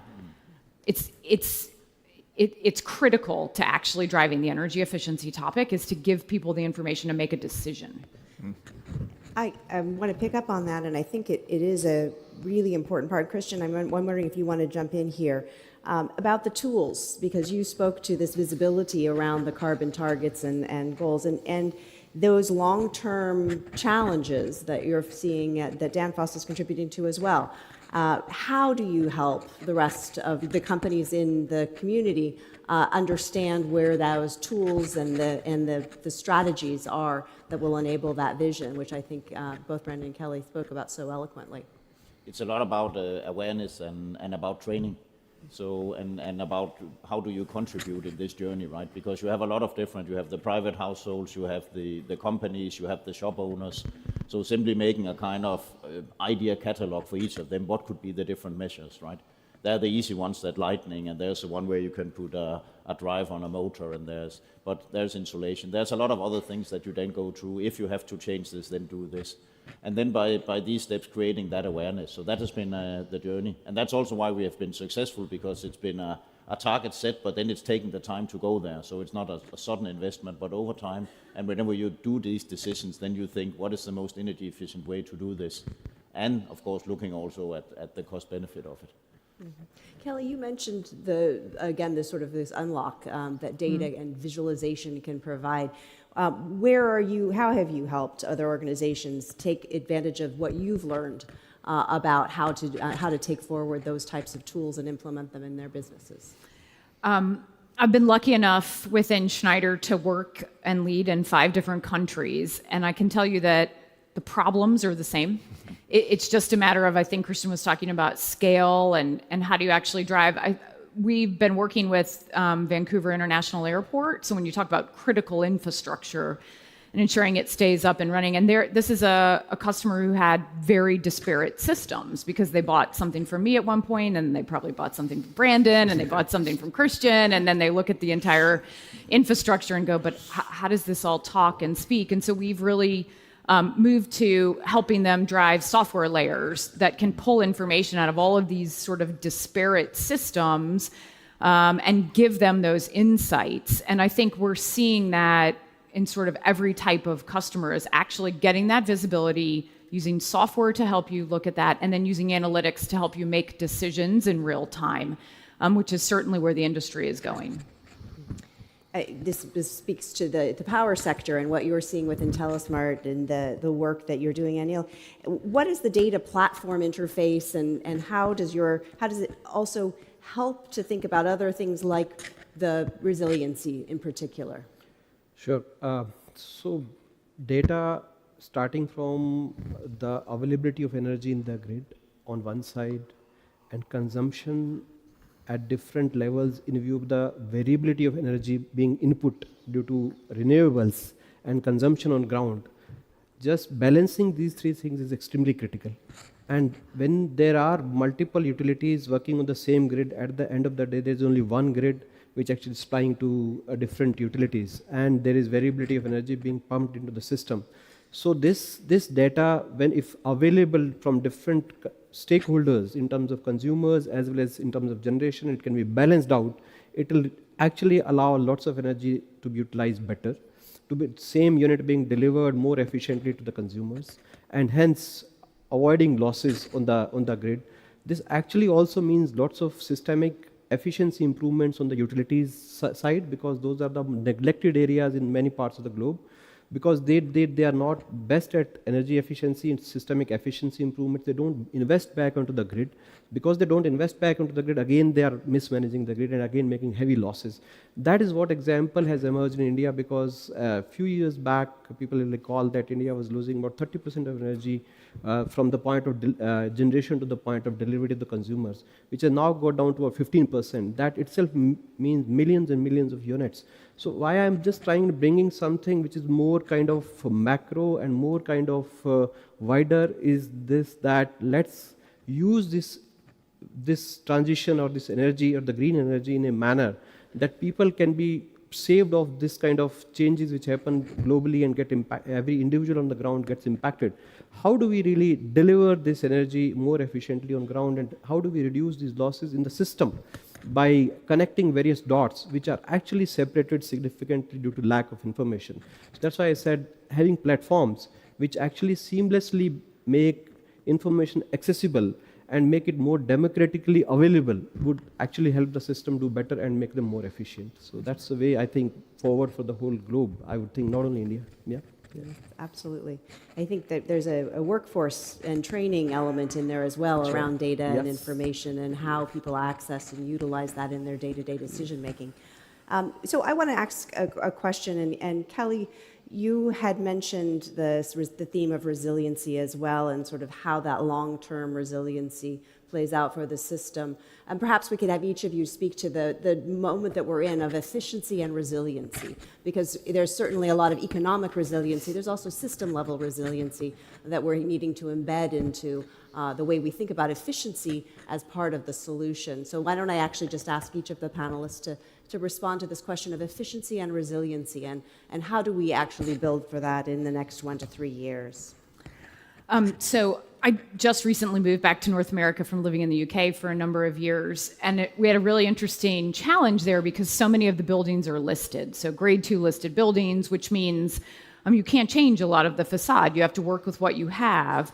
And at Royal Botanic Kew Gardens, which is a British institution, if you will, we spent a lot of time talking to them about energy efficiency and ultimately resiliency. You're talking about Victorian era buildings that couldn't go down, right? Rare plant species that have come off islands around the world that are extinct anywhere else. And so lots and lots of conversations about where is that broad line between driving to energy efficiency, using less, as I think a lot of the panelists have been talking about, but ultimately resiliency and ensuring how do we use backup power to ensure that we sort of wouldn't lose these priceless artifacts, if you will.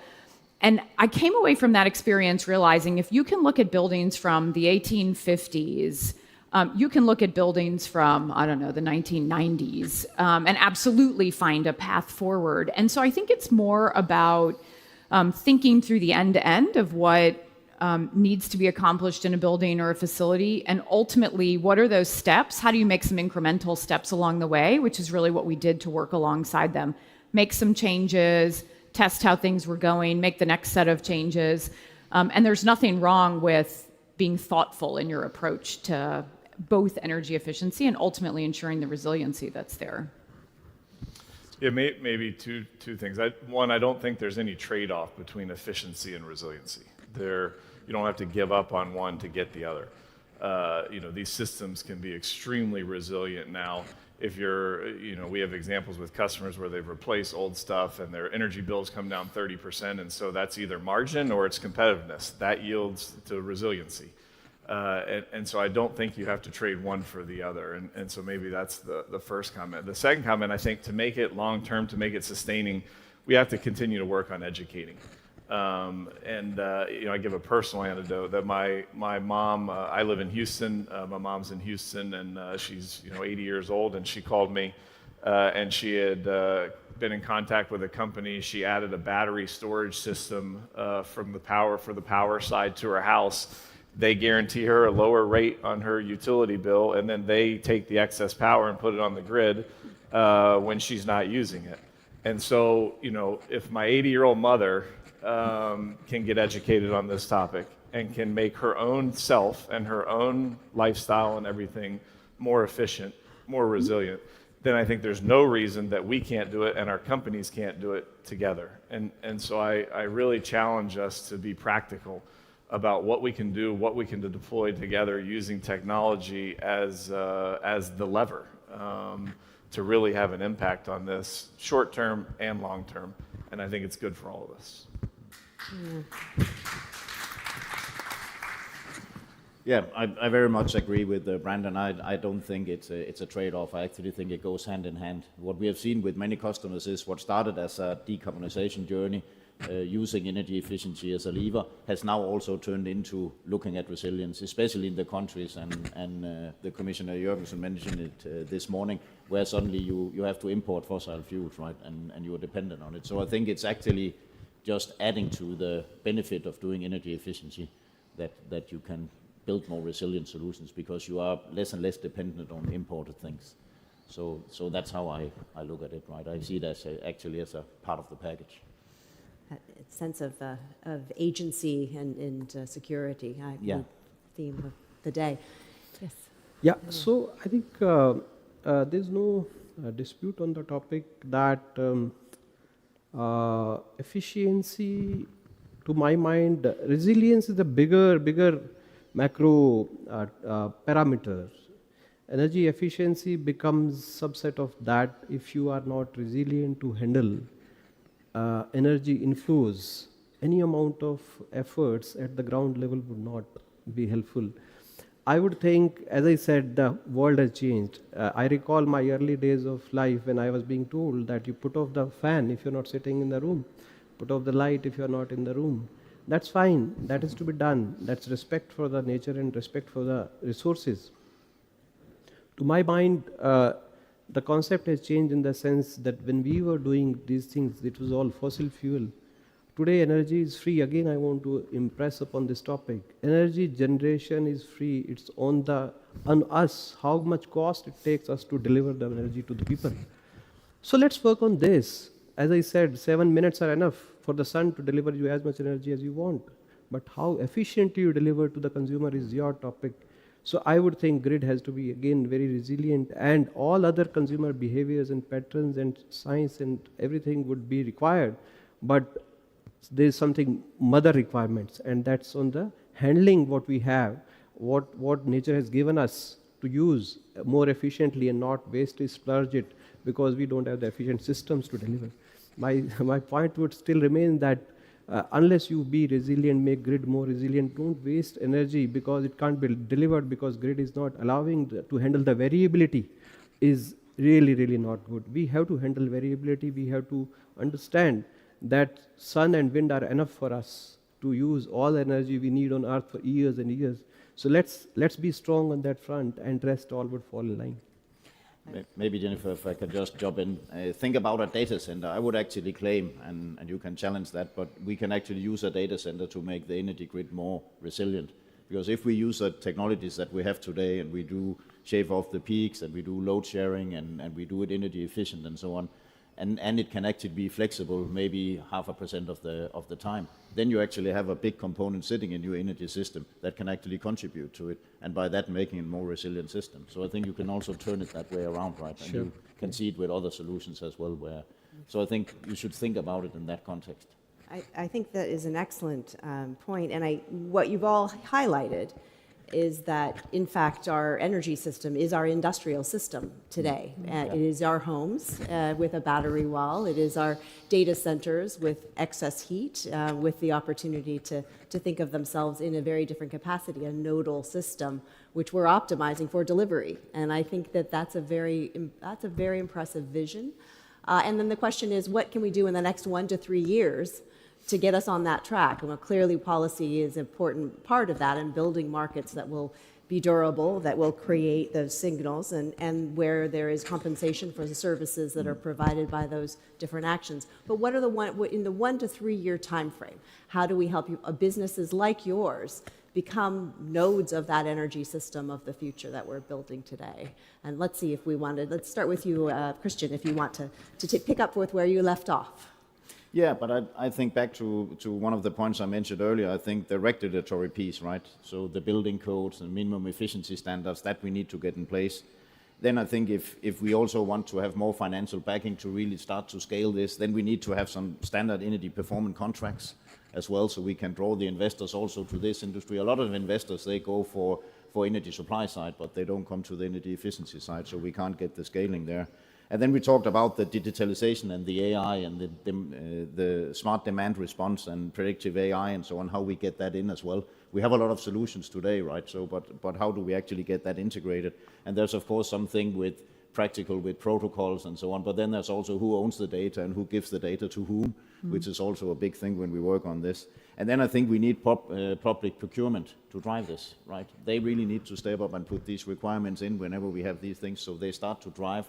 So back to the point before, we start to get the scale, then we also make it affordable, then we make it competitive. So that would be my wish, if I can come up with that. That's a good list for 1 to 3 years. Yeah. Let's see, Brandon, how about for you? Yeah, one simple thing. Take an inventory of where you're at and then build a plan to advance it. Whether that's your personal life, the factories that you operate, if you're in our space, the facilities that you run, if you're on the consumer side or on the generation side or anything else, take an inventory where you're at. You can't change something you don't measure. And so take an inventory and then build a plan and fix it. It's not more complicated than that. And so I really challenge you to take one actionable step. And in 1 to 3 years, you can have a significant impact. You can reduce your expenses. You can increase your margin. You choose. I think great advice. Anil, do you have a 1 to 3 year? Yes, so I think it is clear, first of all, policy formulation according to the current needs, thinking energy transition and energy security both in place is very, very important. Then I would think partnerships among various stakeholders. As I said, this is a fractured segment. Energy is not a one segment, it's made of multiple continents coming together. Continents I meant to the stakeholders. Partnerships are very important to exchange the data and information. And then I would think if you have policy in place, the partnership in place, then it's the platforms which are extremely critical. How do you exchange this information, make symmetry of things so that we can use these resources more efficiently? That's what my take would be for next 1 to 3 years. Yeah. And I want to really say a lot of thanks to the platforms like IEA. In the current fractured world, it's very difficult to sustain such highly respected I think associations and platforms. IEA is doing extremely good job in connecting these dots together, like today's event. Yeah. Kelly, you started us off on this question. I agree with everything my fellow panelists would say. I would also just say everybody in this room is interested in this topic. So it's sort of like all of us looking at each other in a mirror. And I would take what Brandon said a bit of a step further that says, what can you do in your environment and your community to help people actually understand what we're even talking about? I tend to use electric vehicles as a really good example because it's something that most consumers understand or have been thinking about. Do I buy one? Do I not? What does that look like? And it's a topic that people can understand. When we start talking about grid modernization, I think the average person is maybe not that interested. And so what can each of us do to help spread the mission and the conversation? Because if there's anything that we're seeing, I think, the climate is asking us to help spread our messages and to understand and to talk about that. It's pretty clear based on what we're seeing. And so I would say, what can you as an individual do to help us all move forward? Not just in your capacity as a company or as a CEO, but as your capacity as a citizen and part of a community. I think we've hit on a number of themes that really demonstrate what leadership means. And at this moment, this panel has focused on where you're seeing leadership emerge from within your own company and the operations and the products and services you provide, and where the individual and the community can take action. I want to just close us off with this thought, which is that in fact we are redesigning the system. We are bringing efficiency central to that system. And when we've spoken about that partnership structure that we need with policymakers, with institutions that are going to be making those decisions in the 1 to 3 years, each of your companies has a really critical role to play in bringing forward those examples of leadership and how that emerges. So I want to just note that we've spoken about the data, the tools that are needed to be able to help decision makers. We've spoken about the need for standards and codes that bring the viability of the products that we already know exist, those motors, the drives, the compressors. We know that these technologies are there, and yet there isn't access to know what does that deliver to our new energy system, and how does those efficiency investments deliver the resiliency, deliver the longer term performance, the ability to interact digitally with the energy system. And so in my closing, I just wanted to say that this 1 to 3 year vision is critical, and that the actions that we take as companies, as individuals, and within our communities to engage policymakers and the governance of the energy system with this vision, this is the moment to redefine and rebuild those types of partnerships and approaches. So with great thanks and admiration for all that you are doing on leadership and business for energy efficiency, please join me in thanking our panel.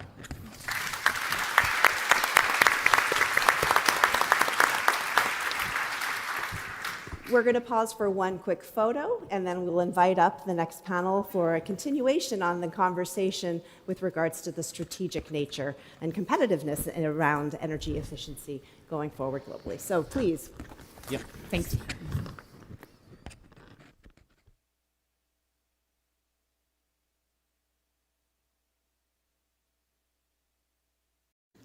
Hi, good morning, everybody. My name is Satish Kumar, and I'm the Executive Director and President of the Alliance for an Energy Efficient Economy. And I'm going to be the moderator of the next panel titled Efficiency for Industrial Competitiveness.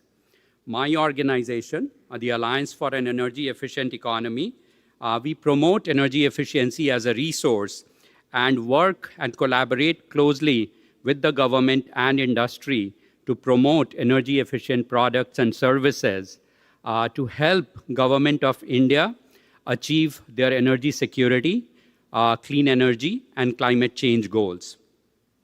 I want to thank the International Energy Agency for organizing this 11th Energy Efficiency Conference, and also for showing its leadership in doing the research, the analysis, and providing guidance to the policymakers around the world, which acts as a bedrock for some of the most forward-looking energy efficiency policies that come out from different countries, both in the OECD as well as, I think, in developing countries.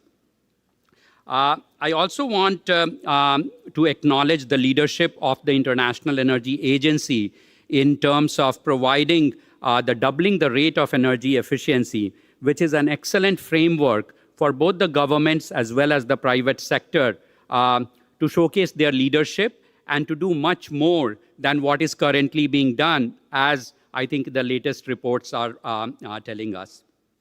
I think, again, in the ministerial discussion in the plenary, Dr. Fatih Birol and ministers have highlighted the importance of energy efficiency in these turbulent times and what's the role that government and industries leaders can play together. I'm going to be focusing on the industrial competitiveness, I think, in this panel, along with our fellow panelists. As you all know, the industry accounts for nearly 40% of the global energy demand in 2025 and recorded its fastest growth since 2019. We have also seen that the disruptions that can be caused to the industrial supply chains, as was seen in the COVID, and I think as we are also seeing the supply disruptions of energy because of the Middle East war, can have some pretty significant impacts on industrial competitiveness. This underscores the centrality of the economic performance and its exposure to rising energy costs, competitive pressures, and geopolitical uncertainty. In the panel discussion, we are going to examine how well-designed policies can unlock the full potential of energy efficiency, reducing cost volatility for businesses and enabling firms to compete better in rapidly evolving global markets. So without further ado, let me call all the panelists here. We have a stellar cast of global leaders and experts. And I'm going to invite the panelists, and I'll request them to sit from chair 2 onwards, I think in the order in which I am going to be introducing them. So the first panelist is Ms. Charlotte Mehta. She is the president and CEO of BC Hydro. Charlotte is BC Hydro's president and CEO and has been on the member of the executive team for more than 6 years.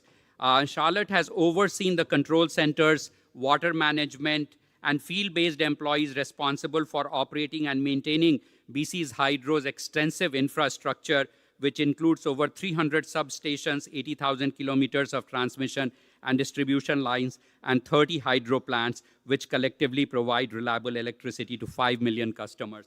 Welcome, Charlotte.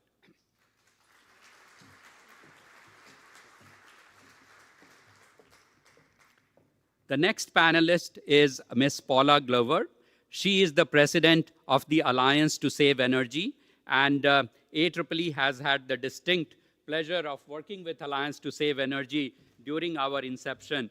Paula brings more than 25 years of leadership and expertise in the energy sector to her role as president of the Alliance to Save Energy, a bipartisan, non-profit coalition of businesses, government, environmental, and academic leaders dedicated to advancing federal energy efficiency policy.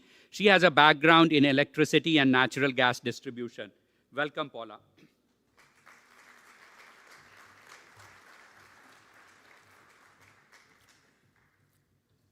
The next person on the panel is Jes Munchhausen.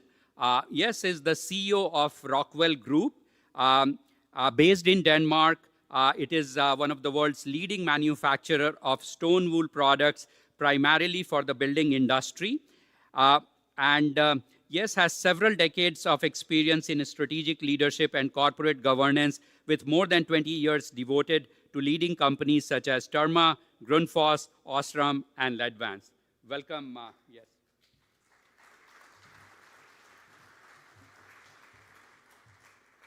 And finally, I would like to welcome Jim Matthews. Jim is the IEC president, and he has assumed this responsibility from January 1st, 2026 for a 3-year term. He retired from Corning Incorporated in 2024, following over 4 decades in industry, where he led the global standards engineering activities while also coordinating business and innovation areas. A recognized expert in international standardization, he has held leadership roles across IEC, IEEE, ISO, and other organizations. Welcome, Jim, to the panel.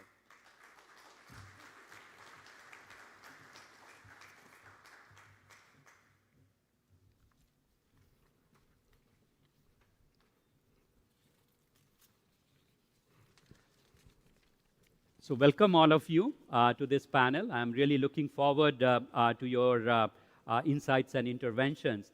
Let me start with you, Charlotte. Mobilizing investment is essential to accelerating industrial energy efficiency and strengthening competitiveness. With BC Hydro and the province of British Columbia committing significant and major new resources to energy efficiency, how can large-scale utility-led initiatives support meaningful efficiency gains for industrial customers, and what role should public utilities play in driving broader system-wide improvements? Oh, good morning, everyone. Yeah, utilities have a huge strategic role to play. I'll talk a bit from a BC Hydro perspective. We're like Hydro-Quebec, we're hydroelectric utility, big service area, 98% clean, so very large load growth ahead of us due to electrification, particularly of the industrial sector, LNG, mining, port expansion. And I would say that BC Hydro has been in energy efficiency for the last 35 years. We have our energy efficiency programs called Power Smart. It's got super high brand recognition in BC. I think it's over 80% of people will recognize Power Smart, and it's our tagline. It's part of all our advertising, so very, very embedded in our utility. And with that said, we have a most aggressive efficiency program that we've ever had in our history, $1 billion we're going to spend over the next 3 years.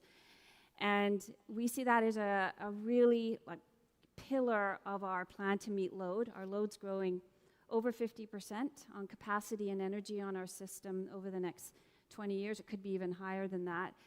And we have these 3 pillars: conserve, which is our energy efficiency program, load side, demand side management. We have, it's called optimize, which is making sure we're getting every electron, per your previous panel, out of our grid and out of our generating stations as possible through our own efficiencies and repowering and getting higher equipment efficiencies. And then the last one's build. And build is most expensive. It's the one that's going to drive the rates the most. And so DSM is the conserve as a pillar. We are going to try and build the equivalent of an 800 megawatt power plant through efficiency and demand side management over the next 3 years. And so when I was thinking about this question of utility and the strategic role we play, I think there's a couple areas we do. One, obviously, it has to be part of every utility's brand. When they think of a utility, they have to think people, customers, residents of your jurisdiction have to think you're all in on energy efficiency, because that is the right thing to do. And they know it also keeps rates lower for them.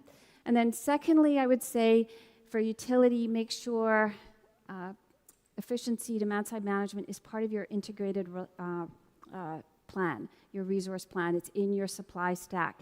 And when I say that, I mean go aggressive on it. So what we're trying to do, and we're just defending this in front of our regulator right now, is we're saying of the load growth, the very aggressive load growth we're seeing over the next 10, 20 years, we're going to supply a third of that through efficiency and demand side management on an energy level, and as much as 2/3 on a capacity level.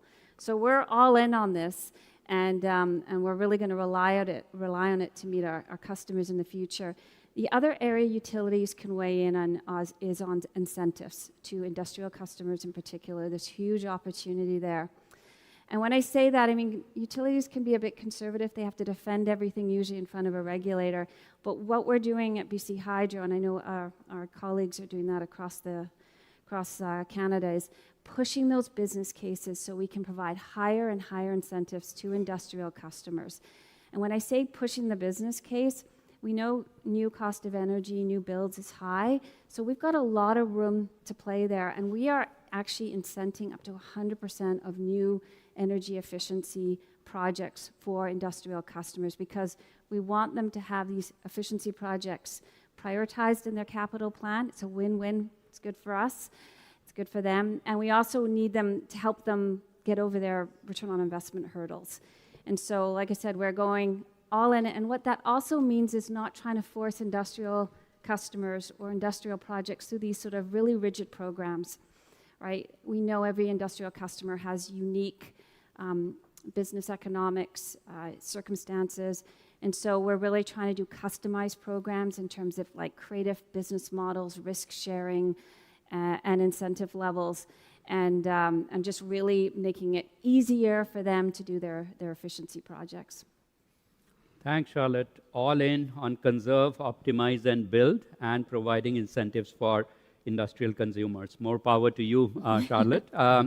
Paula, why is industrial energy efficiency such an important tool for addressing near-term affordability pressures while also supporting long-term industrial competitiveness and system resilience during this clean energy transition? So that's a very big question. Thank you for it. I think what I would offer is that, you know, efficiency is important for industrial consumers because it's something you can do now. So the tools that we offer are things that businesses can adopt now, and in that way, when they do that, they should start to see a lower energy bill because their usage will go down. And that, of course, makes bills more affordable. May not completely affordable, but certainly the less energy you use, the more affordable your bill is going to be. But also, that savings then can be redirected to other things. So a business may use that money to invest in something for their operations, new equipment, et cetera, more employees if that's what they need. But the savings that they make from reduced energy usage can be used for other things to help strengthen that business, reinvest in that business, share it with others, whatever you want to do. And in the long term, that does make a business more competitive, right? Because the more that you can produce with less going in, energy being the input and whatever that product is, the output, the more that you can do that with less of an input, the more competitive you are going to be in terms of your pricing, in terms of how much you can offer consumers and when they need it. There's so much there. But oftentimes I would add, when we talk about this, we always think typically about large businesses like ABB and Schneider, the companies that we heard on the previous panel. And our larger challenge, but I think equally as important when we think about industrial competitiveness, is how do we do it for small businesses?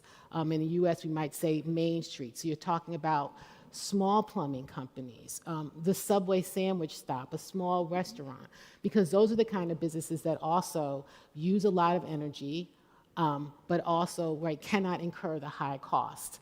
And the other piece of that is that when we think about, certainly in America, our economy, we often talk about how small businesses drive the economy and drive business growth.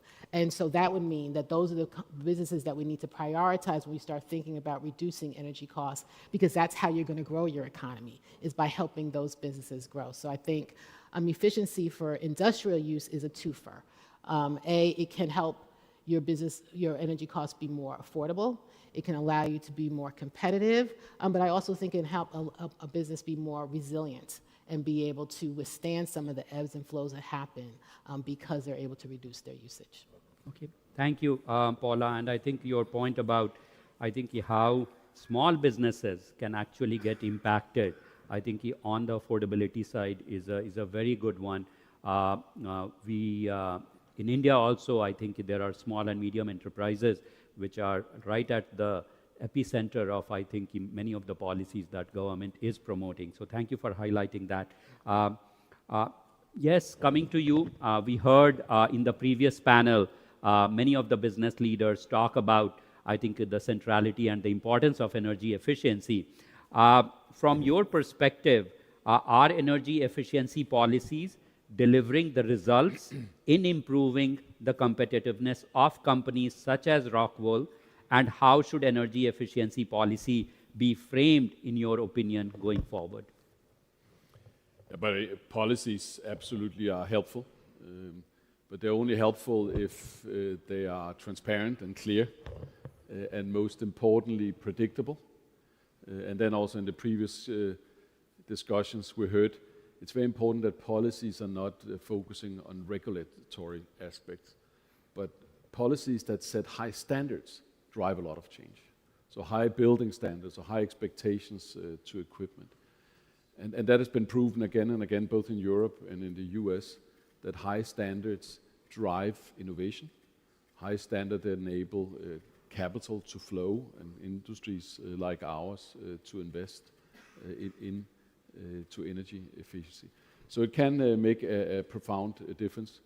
Like the chairman showed some numbers in his introduction with energy efficiency indexes, I can also say that in Europe, we have reduced our energy consumption as a continent with 30% the last 2 decades. But we've grown GDP with almost also 30%. And that's really a profound competitiveness factor. In a factory, we would call this productivity. So yes, it can drive a lot of competitiveness if the policies are made right, particularly if they are predictable and based on high standards. It also helps companies like us, and Rockwool is a company in building materials. Maybe just 2 seconds about what we do. Our name, Rockwool, we literally take stone, rock, and we melt it, and we produce stone wool products, mainly insulation materials. So we're a very high consumer of energy, a real high consumer of energy. But we also have a profound impact on the insulation side. So we get back more than 100 times the energy that we have consumed, you could say. So we double down on this. We double down on energy efficiency as a company. We invest heavily into electrification of both our existing footprint by retrofitting our equipment. And then all future factories that we build are based on electric technology. And we do this not just to do good, but we do this because it's good business. So in addition to policies, it is very important that businesses can make this a good business, because that is just such a driving force of change. And I would like to say that's what we see in North America right now. We see a lot of interest in energy efficiency. We've never been this busy. We've never invested so much in the North American market as now. But the logic is very different than in Europe. In Europe, it is very policy-driven. It's regulatory-driven. In the US, and this is my experience mainly, it's more driven by business. That big, large, and small, by the way also, but businesses, institutions that own buildings and other assets understand that it makes them more competitive if they reduce their energy consumption. So it's a slightly different logic, but the end result is the same, and the benefit to society and the environment is profound when we go that way. The last point I do want to make here in the introduction is of course, access to electricity. As a heavy user of electricity and energy, it becomes, of course, a major factor in where we invest. We are a global player. We're around, basically all around the world. And we're right now planning for 8 new factories. These are very, very large CapEx programs that we're running. And in the past, when we had to decide on where to put a factory, it was mainly market-driven. You know, where are the customers? Where should we put the next factory? And that's, of course, still important. But right after that, and I mean right after that, is the access to electricity. And to us as a company, it matters what kind of electricity we get access to. So there have been places where we could get electricity, but it was not sustainable. So if it comes from a coal plant just down the road, we're just kidding ourselves. So we're very critical on the suppliers we work with, and the reliability on the energy source, and of course also price.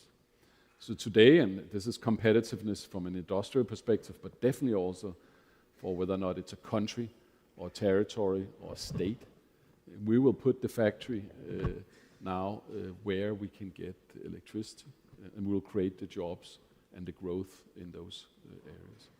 So the industrial competitiveness discussion has many, many parameters, and policy can play an important role there, as long as I said, it's predictable and it's more about setting high standards. Then industries like us and the previous speakers will come with the investments and the technology and make it happen. No, thanks.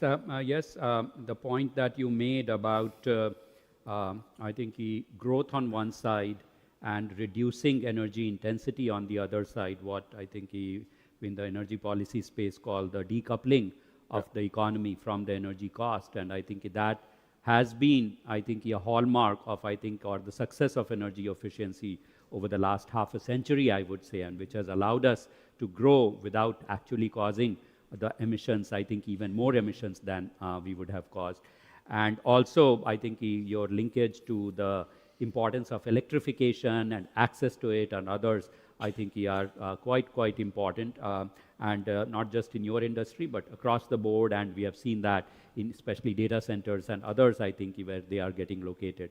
So excellent points. Jim, let me come to you. You are the standards person, having spent, I think, all your time and life in the standards space. So we are living in the age of electricity, but ensuring that it is used efficiently is critical. As we have heard, I think we are hearing in this panel, and I think in the plenary panels, from the IEC's perspective, what are the key pathways to accelerate the adoption of international standards to support the affordability, access, security, and efficient use of electricity across businesses and economies? The 3 speakers all have spoken, I think, about in one way or the other. So here is your, please take it away. Well, thank you, Satish, and thank you, IEA, for the chance to be here today. I will say that I didn't spend all of my career in standards. I think a better way to describe it is innovation, because bringing world-changing innovations, technologies to the market, and standards is a very important vehicle to do that. So I'll talk about standards, but try not to put everybody to sleep. But one of the things you have to understand is that this is really the invisible infrastructure that makes all these things that our speakers in this panel and the earlier panels have talked about. Because the invisible infrastructure is built around global agreements that involve a lot of industry who come out of what I would call enlightened self-interest, because they obviously want to see the products you make, the things you use, the things you do included in that, but you achieve a reward by making a more efficient process. You achieve a reward by using the energy you have rather than having to buy more. And so all of those things come together and say, here's an environment where this works. Where it really works the best is when you have broader stakeholders in the community. So the community itself, the users, the voices of the regulators, the voices of the governments also at the table to do that. I'll give you the example in my experiences in the medical device area, where regulators from the Food and Drug Associations of the global organizations participated in the development of the standard. And by doing that, it kickstarted not only the agreement of the technology and the people to work, but also the implementation when it came time to deploy the regulations, because those were already integrated and people understood each other and how they work, and the outcome was ready for regulation on day one, rather than another year, another 2 years of long study and regulatory understanding to be able to do that. So that happens. What happens with the process that we use to make these standards? Well, first of all, you have to understand that they're open and accessible to everybody. Anybody from anywhere can come and be part of this process, and that's not often understood, but we are based on a national country model where you have one country, one vote, so the biggest to the smallest get one vote. It's equal access, and everybody's voice gets heard. The second thing is a really beautiful thing called consensus. Consensus doesn't mean who shouts loudest in the room. It doesn't mean who is the most people in the room. It means that we all work together and talk about and resolve differences in a way that says, okay, I can live with this. I can live with the outcome. It may not have been my first choice coming into the room, but it's one that everybody can get together. And you'd be surprised how durable a consensus-based agreement is, because in that case, it endures, it lives, and is resilient for the work that's there.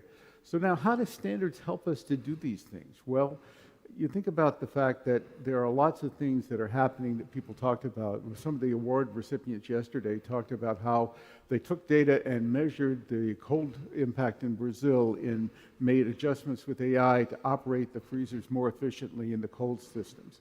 Well, where's that data come from? How do you have that data that's reliable? Well, we write documents and standards that create the metrology to measure things. So you measure your efficiency, the efficiency of a motor, the efficiency of a heat pump, the other things that can be done on a global scale and equivalency in order to make a real valid comparison and make good use of data. So yes, you've got to have data, and yes, you've got to use data, but first you have to have good data that gives you a valid case for doing these things. The second thing is really just a question of, can we do this in a way that is more efficient and more open and more activities?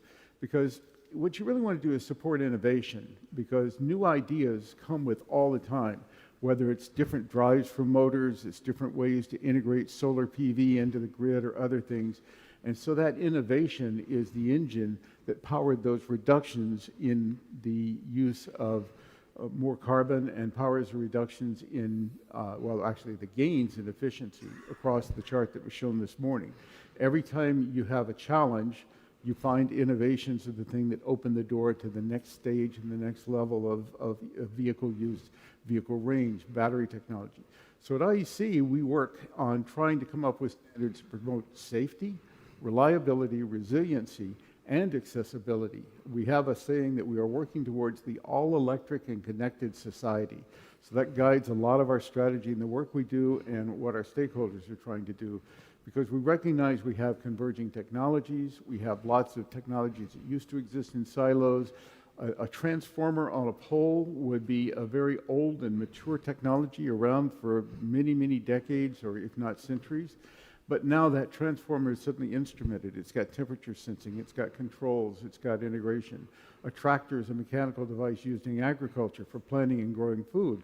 But now it's a smart device with geosensing, with moisture sensing around the ground and soil it's tilling, self-navigation, and all of these other things that become part of the ecosystem. So the other thing we tried to do in the IEC is also think in terms of systems. And the idea that you're not just making a standard around a part, but you've got to think about how that part interacts with the parts before and after it, and the whole ecosystem functions. So thinking about a system standard is something that helps and benefits and accelerates that use. And also, then you have a function within that system that can be innovated, because it doesn't describe a particular type of motor, it doesn't describe a particular type of equipment. You can come along with another black box that solves that problem even better with new technology. And finally is new solutions. I mean, we talked about the grid, we talked about the resilience, we talked about distribution systems that are antiquated. And if everyone on my street were to buy an electric vehicle and plug it in overnight tonight, we would blow out the distribution system at the local level of our electrical system. So we've got to have the ability to upgrade and work smartly with with the resources we have, but also the resources we need.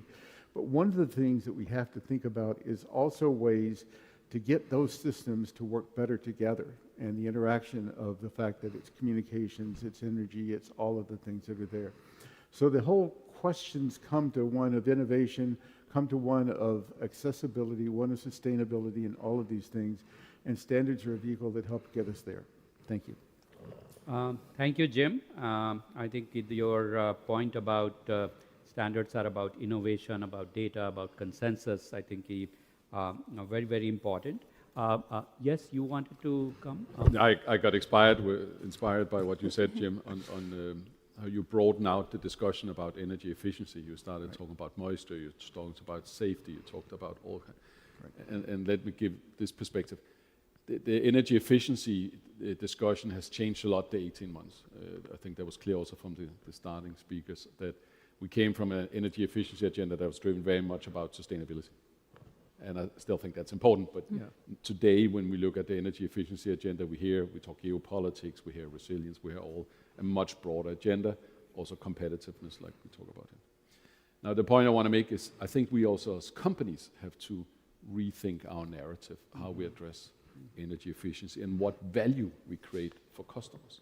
Because I think on the last panel it was also clear that energy efficiency can be at times hard for customers to understand. And really to drive it forward as businesses, I think we now have to be better at explaining the value it creates for the user other than reducing the energy bill, which is of course still an important factor. But when we come in with technologies, it is also about fire safety. It's about better acoustics in buildings. It's about better living conditions. And I think that will again revitalize the agenda and put it in a much better spot, because it becomes a much broader founded agenda. It is also not so easy to attack politically when we only don't talk about sustainability, but we talk about competitiveness and we talk about safety. And so I think it's very healthy for us. Okay. Thank you. Let me come with a follow-up question to you, Paula. From the Alliance to Save Energy's perspective, which policy levers have proved most effective, in your opinion, in scaling industrial energy efficiency and supporting a more competitive, secure, and resilient industrial sector? I mean, I think it sounds snarky to say this, but I think all of them, actually. I don't know that there's one that's more important than the other, but I think everything from tax credits and enhanced tax credits to really policies that fund and establish green banks that allow capital to flow into communities that may not have capital for these kinds of projects. All of those things, I think, are equally as important. And, to pick up on something that the gentleman said, I think a thing that we struggle with, certainly around efficiency, is because we have so many policies, but also we don't have a standard description for what we do, right? And so for some policymakers, energy efficiency really is just weatherization. And we have a whole policy in the States around weatherization for low-income customers and then customers who are not low-income, et cetera, et cetera, et cetera. But then we also have building codes and standards. We have appliance codes and standards, and Energy Star. And those are all policies that are equally as important, because when you start putting these things together and stacking them together, that's actually how you're able to build something for a business, so that then they can really take advantage of all of the things that we have available, from smart meters to enhance to digital twins to enhance insulation and lighting and all of these things. And then when they get that savings, they're able to recoup that and invest it in their own business or however that person feels it's most important. Okay. Thank you, Paula. Charlotte, coming to you next. We discussed BC Hydro's significant and historic investment in energy efficiency. What shifts or innovations within BC's electricity system are enabling and sustaining this kind of expanded focus on industrial efficiency? and how are they positioning the grid for long-term resilience and competitiveness? Yeah, I mean, the load growth on our system is really driving the innovation and, well, not only the business case for energy efficiency, but yeah, just the resilience of meeting the supply. Like most utilities feel this huge responsibility around powering the economic development plans for their jurisdictions. And so it fundamentally does change how you plan for a utility grid. At BC Hydro, I mean, 50% of our assets are over 50 years old. And so back to the opportunity, I talked about a conserve, helping customers conserve, keep their bills low. Optimize is all about getting the most we can out of our grid. And so as we reinvest in our system and repower it, huge opportunity for energy efficiency there and working with suppliers of major equipment. I talked a bit about, efficiency and demand side management's just part of planning now. And I'll give you a perspective on what utilities are dealing with. Spot loads, when you're a clean grid, you get electrification loads. LNG, for example, is an industry looking at electrifying. We are seeing loads of 600 megawatt spot loads on our system. Our biggest load right now on our system is 150 megawatts. So you can appreciate the discussions you have with spot load customers on energy efficiency when you're talking about loads that big, because 5-10% savings are like the equivalent of a power plant that we don't have to build. And so innovation is coming for us in many ways, besides the fact that we are going to have to be so interactive with our customers on the grid, two-way flow of energy, all of that stuff that this audience knows about. We are going to be interacting with smart devices behind the meter, thousands of them. And we already have a program where we turn people's thermostats down by 1 or 2 degrees. With their, we've got their permission to do that, but we don't need to inform them that we're doing it. They don't even notice it most of the time to manage capacity on the grid, stuff that you wouldn't have thought about, 10 years ago.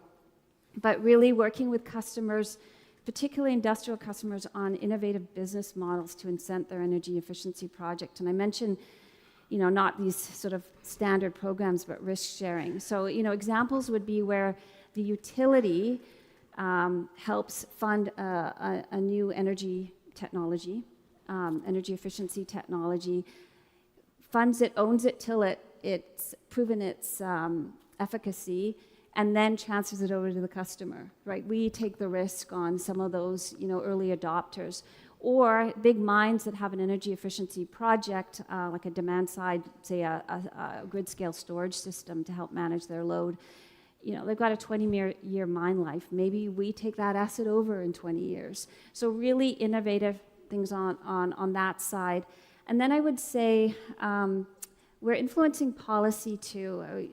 We don't have as much say on standards. We get involved in those conversations like building standards, equipment standards for efficiency, but AI, data centers, it's a new mega load we're seeing. Our grid would be overrun by AI if we didn't put out some sort of new policies on controlling the queue of how AI data centers show up. And so one of the things that we've done is we now auction off queue positions for AI and data centers. And a big part of a bid that will be successful or not is they show their energy efficiency posture. They show how they've reduced their environmental footprint. That's just as important as some of the other aspects of a load that wants to connect to our system. And so it's pretty new. We've just launched it. We're going to be announcing the successful bids in September, but embedding that sort of efficiency policy within even how customers can connect or queue up for access to clean electricity on our grid, I think is a really good example of the innovation that's coming with utilities to respond to the load growth and the need for efficiency to be part of the supply stack. It's hard to keep AI and data center out of the conversation. It's very hard, but I got it in there. Isn't it? So just a very quick follow-up, because you heard Anil Rawal, who was on the previous panel. And in India, our peak demand is growing at 5 to 7% every year. So it's just the natural, I think, growth trajectory, 20, 25, 30 gigawatt every year on year. Are you looking at this digitalization trend of like combining data from smart meters and then using some of the policy tools working with the government on time of usage and other rates to incentivize people, I think where energy efficiency and demand side measures can provide more flexibility and resilience to the grid? Yeah, so as I mentioned, for our integrated resource plan, our supply stack, 2/3 of the capacity will come from efficiency and demand side management. And it's exactly what you're talking about. It's time of use rates, which we've introduced now. It's peak shaving, all of that. Everybody's got an iPhone or a phone in their hands, and so we send out alerts, not because the grid's about to collapse, but just, from hey, it's a peak time and we're trying to change behaviors. We'll incent you to look at your phone. It's almost gamifying it and saying, if you get an alert, we'll pay you to, drop your load by 5%. And we're doing that with industrial customers as well. So we're going to pull on all of those tools. But you need the time of use rates to do that. You need the incentives. So we're looking at the whole package. And again, the business case is strong. We're a low-cost jurisdiction. Our rates are really low compared to other jurisdictions. It's actually hard for some of our customers to make the business case to pick the energy efficient option, and that's where the utility comes in. But from a utility perspective, we see the growth. We need it on our system, that efficiency and demand side management mindset from our customers, changing behaviors and what equipment they actually install. Yeah, I think both the behavior as well as the technology, I guess, are going to play an increasingly important role in the peak side, peak demand management. Jim, coming back to you, what do you think about international standards driving like policy action to enable businesses to take immediate steps while also building the longer term resilience benefits of energy efficiency? I think they're absolutely going hand in hand, and that's key. I mean, you look at any of the major development activities in other parts of the world, and the World Bank produced a really outstanding report for the World Development Report in 2025 that talked about the role of global standards and how it impacted not just I'll call it the accessibility resilience, but also the economy of countries that did choose to use the global standards for things like that. The other thing is, I didn't mention, but I will, is conformity assessment, which is something that goes hand in hand. IEC operates 4 systems that do assessment towards the standards themselves. One of those is on safety and compatibility and other pieces. Another one involves measuring quality and quality-related activities, including certification on carbon and carbon usage under some of the ISO standards. A third one is related to safety of electrical apparatus in mines and particled environments, whether it's mills or other things. And the fourth one is renewable energy. The idea that you're going to make a large investment in capital in renewable energy. So the solar system, the wind system, the tidal system, and other ways of doing this are certified to be up of a quality and a resiliency and use that will fit in the network and fit the purpose that the funder is paying for. So that gives people confidence to then go forward and make the investment and make the advancement and do these. So the regulators, as I said before, really, I would just ask all the regulators to get more to the table and involved in standardization, even though you see it as an output product. Let's don't have that gap between the standardization process and the regulation. But the regulators then really have to exercise the foresight and the looking at what can give us benefit now, but also that bridge to what's the benefit in the future. Okay, Thanks. thank you. Thank you, Jim. Yes,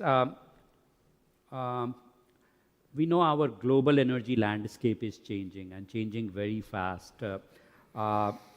Industry, as you said, needs to change with it. I think that's an imperative that you have outlined. What role do you think governments can play in creating the right conditions needed for business to commit to longer term investments that we believe is the need of the hour? Yeah, we'll go back to where I was before. Predictability is incredibly important. And we see that in Europe right now, in many countries, struggle on when can you connect to the grid? How can you get the timing right? But also how can you predict the energy prices on electricity? And that's what makes and breaks projects right now. I have a handful of projects in Europe, very large conversions of factories, and countries that have cheap coal but high electricity prices. It's just a terrible business case. And countries with the opposite are great business cases. But so governments can help us with the predictability, and then, as I said before, then the capital and willingness to do it is there, because it is good business. I return to that argument all the time. It is really good business. But that's our own conversion. I also work on the other side. Of course, our products are profoundly impacting energy efficiency because it's insulation materials. And I think everything related to standards are very, very important. Also on institutional investors, if we can get better transparency, better standards, then, and we're doing that right now in Europe. We are activating insurance companies. We are activating through insurance companies, banks and mortgages, and setting that chain reaction free is unleashing enormous potential for energy efficiency investments, simply by renovating buildings or industrial facilities. So the government can do a lot, but it comes back to these basic things of predictability, transparency, and setting high standards of what is expected. Okay, so based on some of the discussions, some themes that are emerging, I think there is transparency, predictability, affordability, the need for forward-looking standards. And what I would like, I think, in this round of intervention is that if energy security is becoming an increasingly critical concern for industry, including, I think, the price of electricity, how do you think energy efficiency policies can help strengthen your organization's resilience to supply disruptions and geopolitical volatility? So this is one question, and I think I'm going to pose another one, and then I'll request all of you to provide your own perspectives to this. And the other one is that with energy affordability becoming a major pressure point for businesses and common citizens and even smaller businesses, as Paula, you mentioned, what policy measures do we believe are most effective in helping industry manage some of these short-term price volatility and reduce long-term energy costs through energy efficiency? And maybe I will start with you, Jim, this time, and then we will come back this way. Well, thank you. And I think just mentioned a very important point, which is predictability. If you have plans, if you have a vision, if you have regulation that's going to lay out a pathway, then you can navigate your way through that. If it's chaotic and confusing, it's very difficult, and then the investments are much harder. But look at how profound the cost of energy and access to energy makes a difference when you're trying to figure out how to improve or alter your process, scale up your process, do other things. Those all play an important part of the world.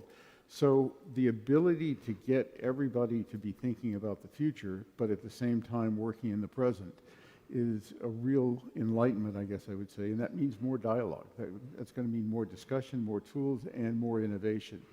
Innovations come all the time. We have one that we're working on now called low voltage direct current, or LVDC.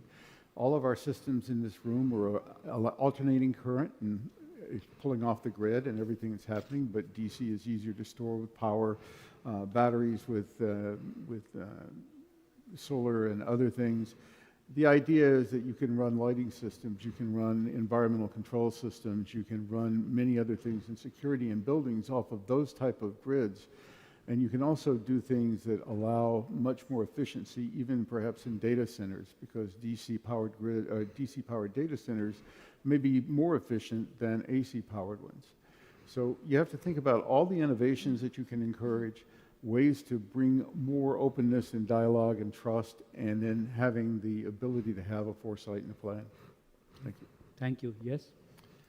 I would like to comment on the affordability side from the end customer, the real families, if they can afford. And there's a big problem also in Europe with energy poverty. What I've seen happening in Europe by some politicians, and I think this is incredibly clever, they have managed in some countries, and I will mention Romania in a second, to take the policies of Brussels, who at times can be very abstract and very, very far away from the voter. And they have managed to take some of the programs and broken them down into some very tangible manifestations of change for voters. One of the countries I always point to is Romania. Romania has a massive program of energy efficiency of homes, of home dwellings. And you have to, I don't know if you've been to Romania, but when you drive through Romania, they have a lot of these Ceausescu area, not skyscrapers, but high-rise buildings. And trust me, you don't want to live in those. But they are now renovating them at mass for energy efficiency and affordability. And that brings the agenda into the voter. And by doing that, voters can see that this matters to them also. It's very abstract for a voter to talk about the grid or offshore wind turbines. They will never see them. But their own homes, when they improve in quality and safety and health, then this affordability agenda also touches them. And I think that is something we have to consider how we build into programs more. Okay. Paula? Yeah, I want to add to that. I think first, durable policy and policy that withstands administrations. And so part of, I think, what's hard for everybody is if you have a policy that's been established for 4 years, and then the next 4 years that policy goes away and it's a new policy, how do you plan for something like that? But I would say the additional challenges, certainly in the United States, is that policy established at many different levels. And right, so where there may be federal inaction, there could be state action. The state could have one desire and the locality could decide to do something else. A city or town can make, I mean, we saw this, right, when the US came out of the Paris Agreement, we had cities who joined. And so for businesses in the states, where you're operating actually really matters. You do have to be kind of dialed in on that local level to really kind of understand what the policy is for that particular area and what you're trying to do. And then the final thing I would say is, and a thing that I don't think we do really well at, is checking whether or not the policy produced the result that we really wanted. Right, so oftentimes we'll have a policy, we establish it, even if it's long-standing. If it doesn't do what the intended outcome is, we rarely revisit.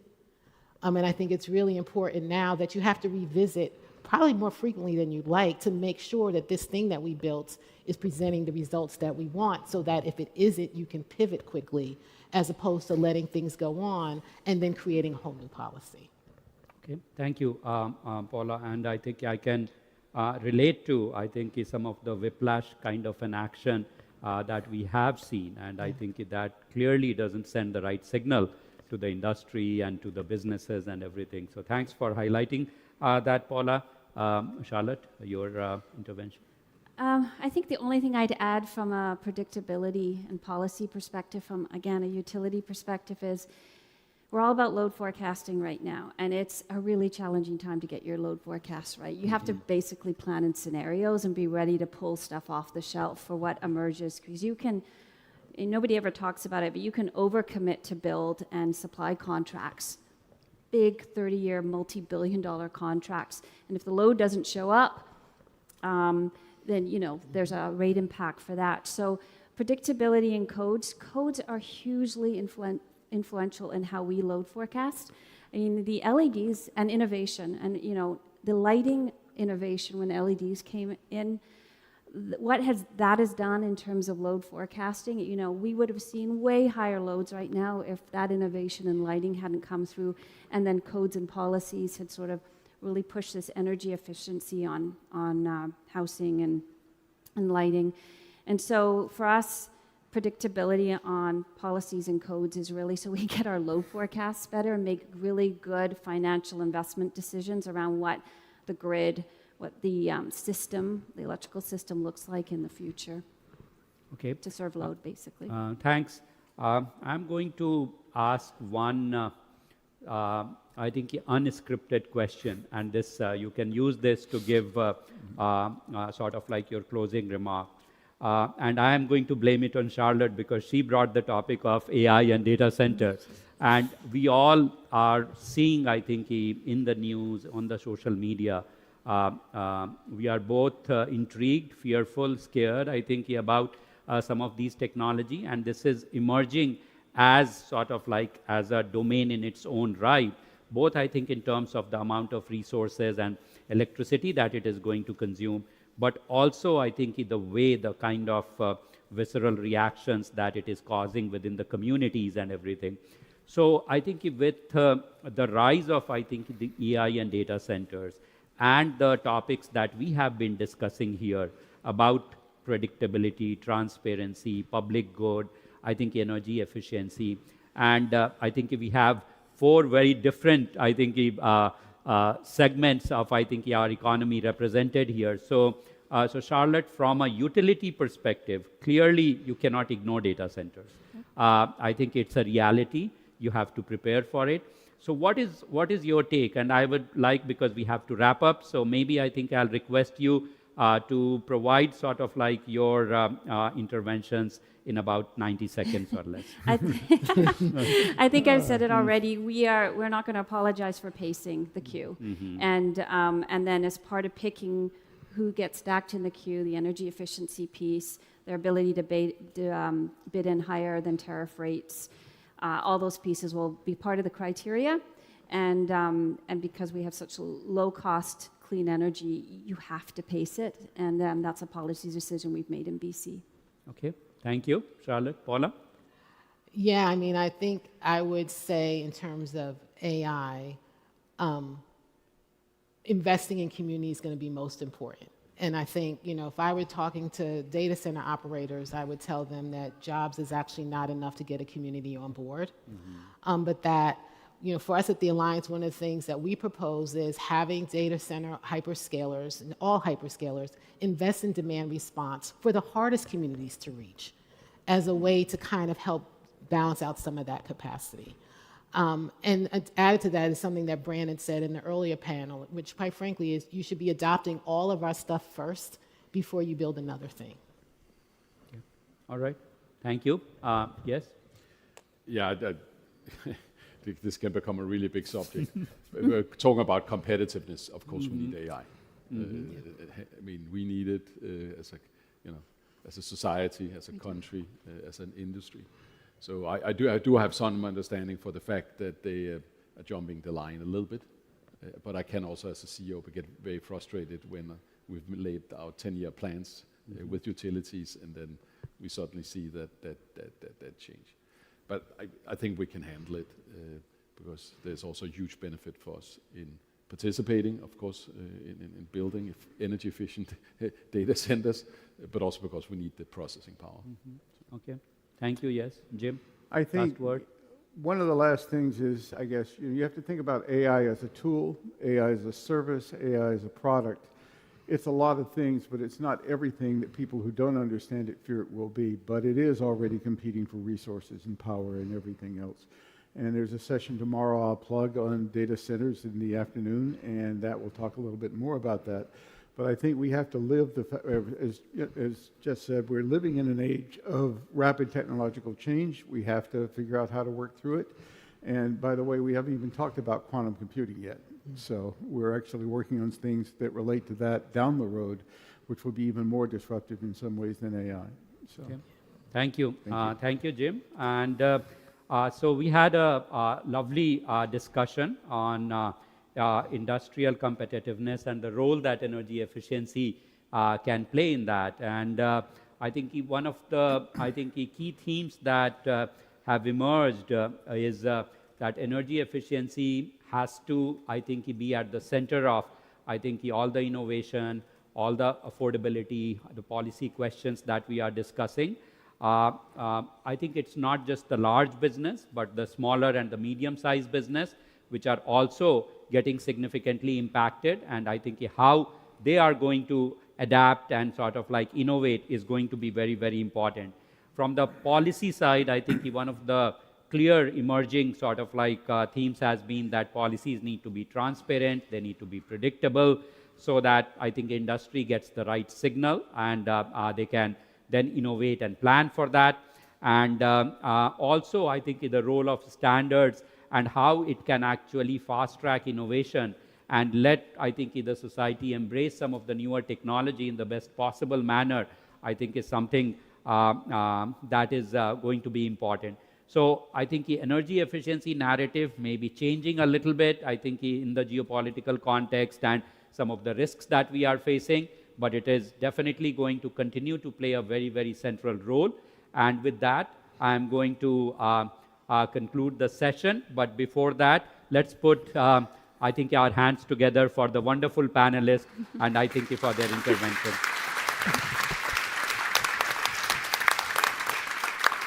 And we will have a photograph.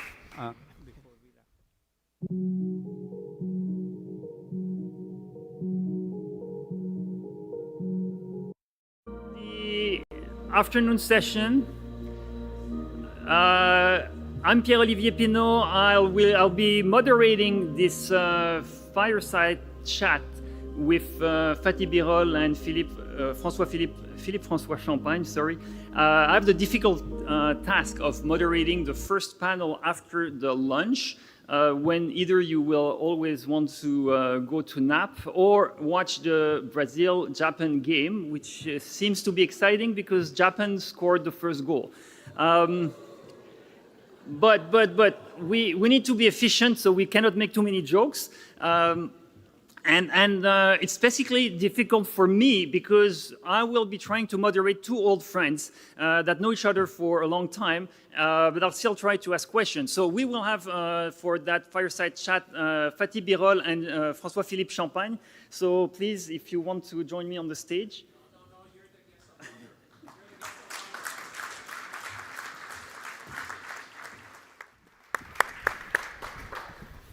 It's always a good day when you have Fatih Birol in town, trust me. No, thank you very much. Please. Good. So thank you so much, Mr. Champagne, for joining us. We had a very interesting morning.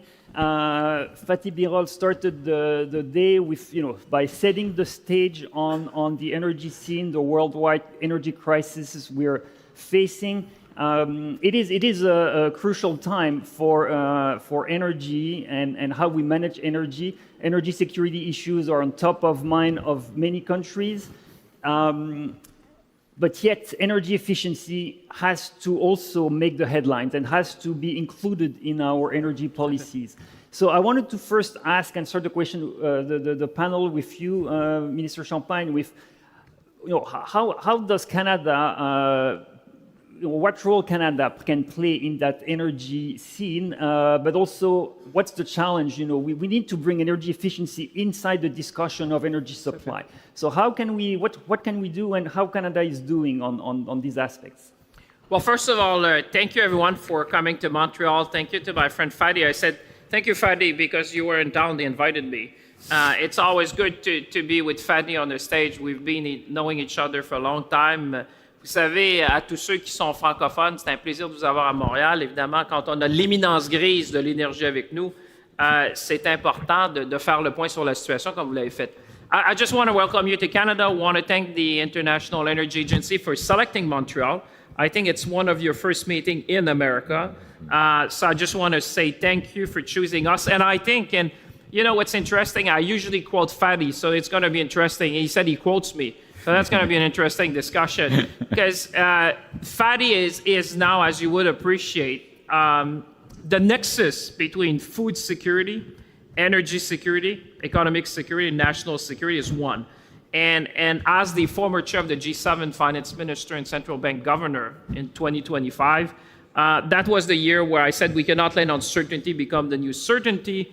And we were looking at 2026, and I would say to all of you, I think what we've seen, 26 seems to be the year of volatility and complexity. And in a world like that, we wanted experts. Like now, you may know or not, but Fatih Birol is now part of our almost G7 meetings of finance minister and central bank governors. Why? Because he said it better than anyone. And I'll use my own word to refer to what Fatih said, but the world is witnessing the most significant reshaping of the energy architecture in human history, at least in recent human history.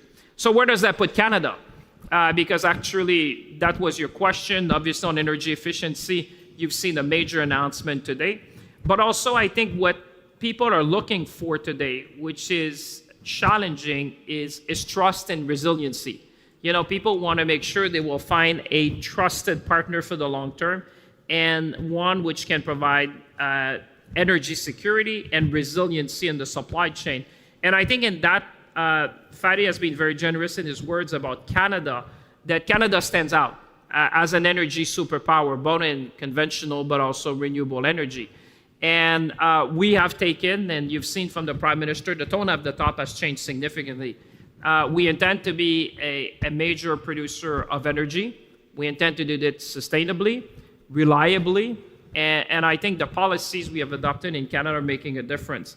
And I can tell you, never like now, we have seen countries looking at Canada, because you're talking about energy, but you're talking also all forms of energy, whether it's nuclear, whether it's renewable, in fact, hydroelectricity, whether you're looking at nuclear, which Canada is one of the very few countries in the world which can certify nuclear reactor. And I was just in Darlington last week, where we'll be the first G7 country to have a small modular reactor in operation. And we have all the critical minerals that are needed for the economy of the 21st century. So when people often say demography is destiny, I would put it to you that energy is destiny. And energy is becoming, particularly electricity, is becoming key because everyone is trying to decarbonize. Those who are going to have energy will be able to play a key role in the electric stack, and obviously play a key role when it comes to AI infrastructure. So when people say you always look confident and optimistic about the Canadian economy, is because I sit where Fadi sit when you're looking at the state of the world, whether it's the G7, OECD, the G20, you realize that Canada is going to be the trusted energy partner of the 21st century. And I'll stop there, because one of the things we've seen is that geography doesn't tend to change much, and people don't change much either. So there was something in the FT recently, which you would have seen for sure. We're looking at the different straits in the world. I think there was 7 or 8, which could be choke point to global supply chain. And then you're looking at Canada in that context, and you say you have the energy, you have the resources. We've been blessed by geography next to the United States. We have 3 oceans. We have major infrastructure development to seize, and we can play a key role with our partners in Europe, but also to provide energy security to our partners in the Asia-Pacific region, whether it's Japan or South Korea. So the strategy we have put to double down and double the electric grid by 2050 was really, in my view, visionary at a time where the green electron is probably going to be making Canada with a competitive advantage in North America, particularly here. Fati, you are in the province, Quebec, which has the greenest electricity grid, and I would say in North America in terms of its capacity and its infrastructure. It is the premium jurisdiction of the 60 jurisdiction you find here in North America. So we have a lot here in terms of talent, of resources, of expertise, and we intend to build on that to make sure we have prosperity for generations to come, and make sure we have the foundational energy infrastructure to lead in this very complex world.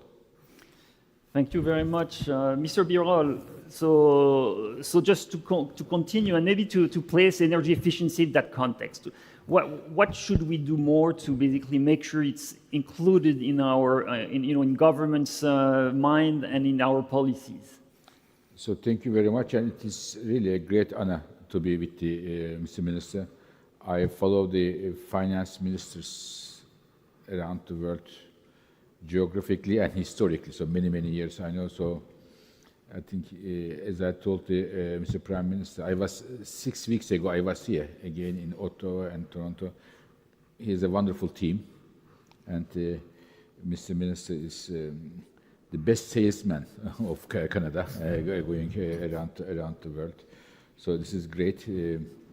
But I am not far from him in terms of selling the Canada. Not only Canada, but the principles. Because I call this current crisis is the largest energy crisis in the world, not necessarily in terms of the price effect, but in terms of the political effects. Many countries are now looking for other energy partners, alternative technologies, alternative trade routes, alternative companies to work with. I can explain you like this. In the past, as I am a country, I'm going to buy, I don't know, from another country, LNG, make an LNG contract, or I am going to buy a nuclear technology. Normally, I ask, how much do you sell it? One of them says 5 euros, the other one says 4 euros. Normally, I go and buy the 4 euro one, because it's cheaper, it's better for my economy. But now, if the country believes that the 5 euro one doesn't create any geopolitical threat, it is a predictable country. It's a country run by a rule of law, and the democracy is there, they can go for $5. So this is the new rule of the game. There is the energy security risk premium in all of them. And why I say Canada, because Canada is huge potential. Mr. Minister mentioned oil, gas, renewables, nuclear power, very important. Nuclear is making a comeback. Critical minerals, both in terms of mining, but now starting also the refining and processing, hydropower. And, as I said this morning, AAA democracy, predictability, and everything is there. Now, what is needed is in Canada to be fast, to move. And I said similar things 6 weeks ago when I was here in Ottawa and also in Toronto. And within the 6 weeks, I met with many governments. And I know that many governments in the meantime knock on the door of Canada, and more will come. So therefore, it is, in my view, once in a lifetime opportunity for Canada to be a real energy export superpower. And if I was Canada, I will put the trust at the center of my export strategy. Yeah. Of course, the quality of the gas, I don't know, the technological advancement of SMR, these are all important things, but the trust should be there, and the predictability. Coming back to energy efficiency, I am very happy to be here, to be in Montreal. Mr. Minister, I mentioned in the morning that one of the things which was very close between me and Montreal was Leonard Cohen. Mm-hmm. So when I was young, last year, so this is the Leonard Cohen was, I used Leonard Cohen a lot for going to dinners and all of these things. I admire him, but I am very happy that Montreal, a very important city in Canada, a major energy exporter, pays attention to energy efficiency. Definitely. Because when you look around the world, the countries who are the leaders in energy efficiency are the ones who are major energy importers, such as Korea, such as Japan, such as Europe. So I found it very interesting, very good, and it is the reason why we have chosen the Canada and Montreal. And the more efficient the Canadians use their energy, first, the more money remains in the pocket. Second, better for the environment. And third, you have more energy to export. So I think this is, in my view, a no-brainer. And in terms of Canada, this is if Canada is able to, and I believe, together with you, Mr. Minister, with Tim in the morning, we discussed with the Mark Carney and the others, you'll be able to do it.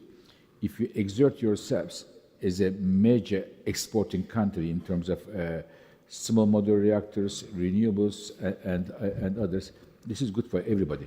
Totally. I am thinking of the global energy markets, stability, and the betterment of this world. And I had the interview this morning with one of the major newspapers, and I told the lady who interviewed me, I am looking after the stability of the global energy markets, and I am very thankful to Canada, but I wish there were 3 Canadas. So it will be, my life will be a bit easier in that respect. But one is better than nothing, so thank you very much for doing your best, Mr. Minister. But in addition to, I'm also thankful that in addition to having these resources, you also pay attention to energy efficiency, using energy more efficiently, more productively. It's very powerful what he said. I just, obviously you're there to ask the question, I'm told. but you know, when you have someone who has looked at the energy architecture of the world for the last 30 years and beyond, you still look very, that's why you say, like yesterday, Lord Cohen. But when you hear from someone like Fatih Birol, who said, the world energy architecture is changing, it won't look what we have, most of us in the room have seen as we see the world today. Canada has the fundamentals: stability, predictability, rule of law, possibilities, opportunities to play a big role.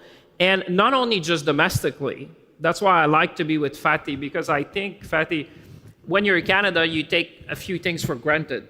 You know, we assume these things, but now as the world is fast changing, more complex, the conflict in the Middle East, like I say, the geography, the reality on the ground, that's where you see that being an energy superpower, it's more than a brand. There's fundamentals behind it where you say, whether it's about conventional oil and gas, whether it's about LNG, whether it's about nuclear, whether it's about our critical minerals. I hope Canadians in the room listen, and the investors that are looking at Canada realize that the concept of energy security, I would say, and I'll stop there, but when I was foreign minister, a few years ago, you would expect foreign minister to talk about national security. But now I would say, and Fatih has been at pretty much all our meetings of finance ministers in the last, we have 7 or 8 a year of the G7, and it's striking to me how much the world has changed in 10 years since I've been 10 years plus in politics, where now national security is pretty much everything we talk about, because the nexus and the connection and the transmission, I'll really stop there, from what happened in the Middle East, which was an energy crisis, has become an affordability challenge in all G7 countries, whether it's the price of food, the price of gas, and the price of home. And it's even across all the G7, and I would say beyond. So, you know, that concept where you bring a new partner, which has enormous capacity, capabilities, and is the envy in the world when it comes to the stability of the energy system. And now that we're doubling the grid, making sure our G7 partner would have access to critical minerals. Like you said, Fatih, we're really raising to our full potential in terms of helping with energy security in a very different architecture. And I'll just finish by saying, even those who produce in the Middle East, believe it or not, are calling us. They're saying, now, why don't we produce in your country so that we can even out in terms of the risk that you're seeing? Because again, these straits will continue to be what they are. You'll find a solution now, but you know, time will tell when's going to be the next one. And therefore, when you have access to Three Ocean and have no security issue, obviously, like you said, partners around the world looking at countries like Canada to play a much bigger role in the world energy architecture. And also, what I would say is that even the Strait of Hormuz is open. It was a question many years in people's mind. Can this strait be closed one day? Now, some people like us, this IEA, we said, be careful, it may be closed. But people said, are you a fearmonger? And so said, no, be careful, it may be closed. Now it is closed. Now people will think, once it is closed, it can be closed again. So this is a very important change in the people's mind. We say in Turkish, the vase is broken. You know, you put the flowers. Once a vase is broken, you cannot put it back with the yuhu, make it again. It's broken now. So therefore, people will look at alternatives for that. When you look at alternatives, of course, there may be alternative pipelines, this and that, but the most important thing is alternative suppliers, reliable suppliers here. And Canada appears to be a very strong candidate with everything you have. And in addition to the supplying to the existing your clients or the countries, I believe there will be many new markets open. One of them is we had this morning the Commissioner of Energy of Europe.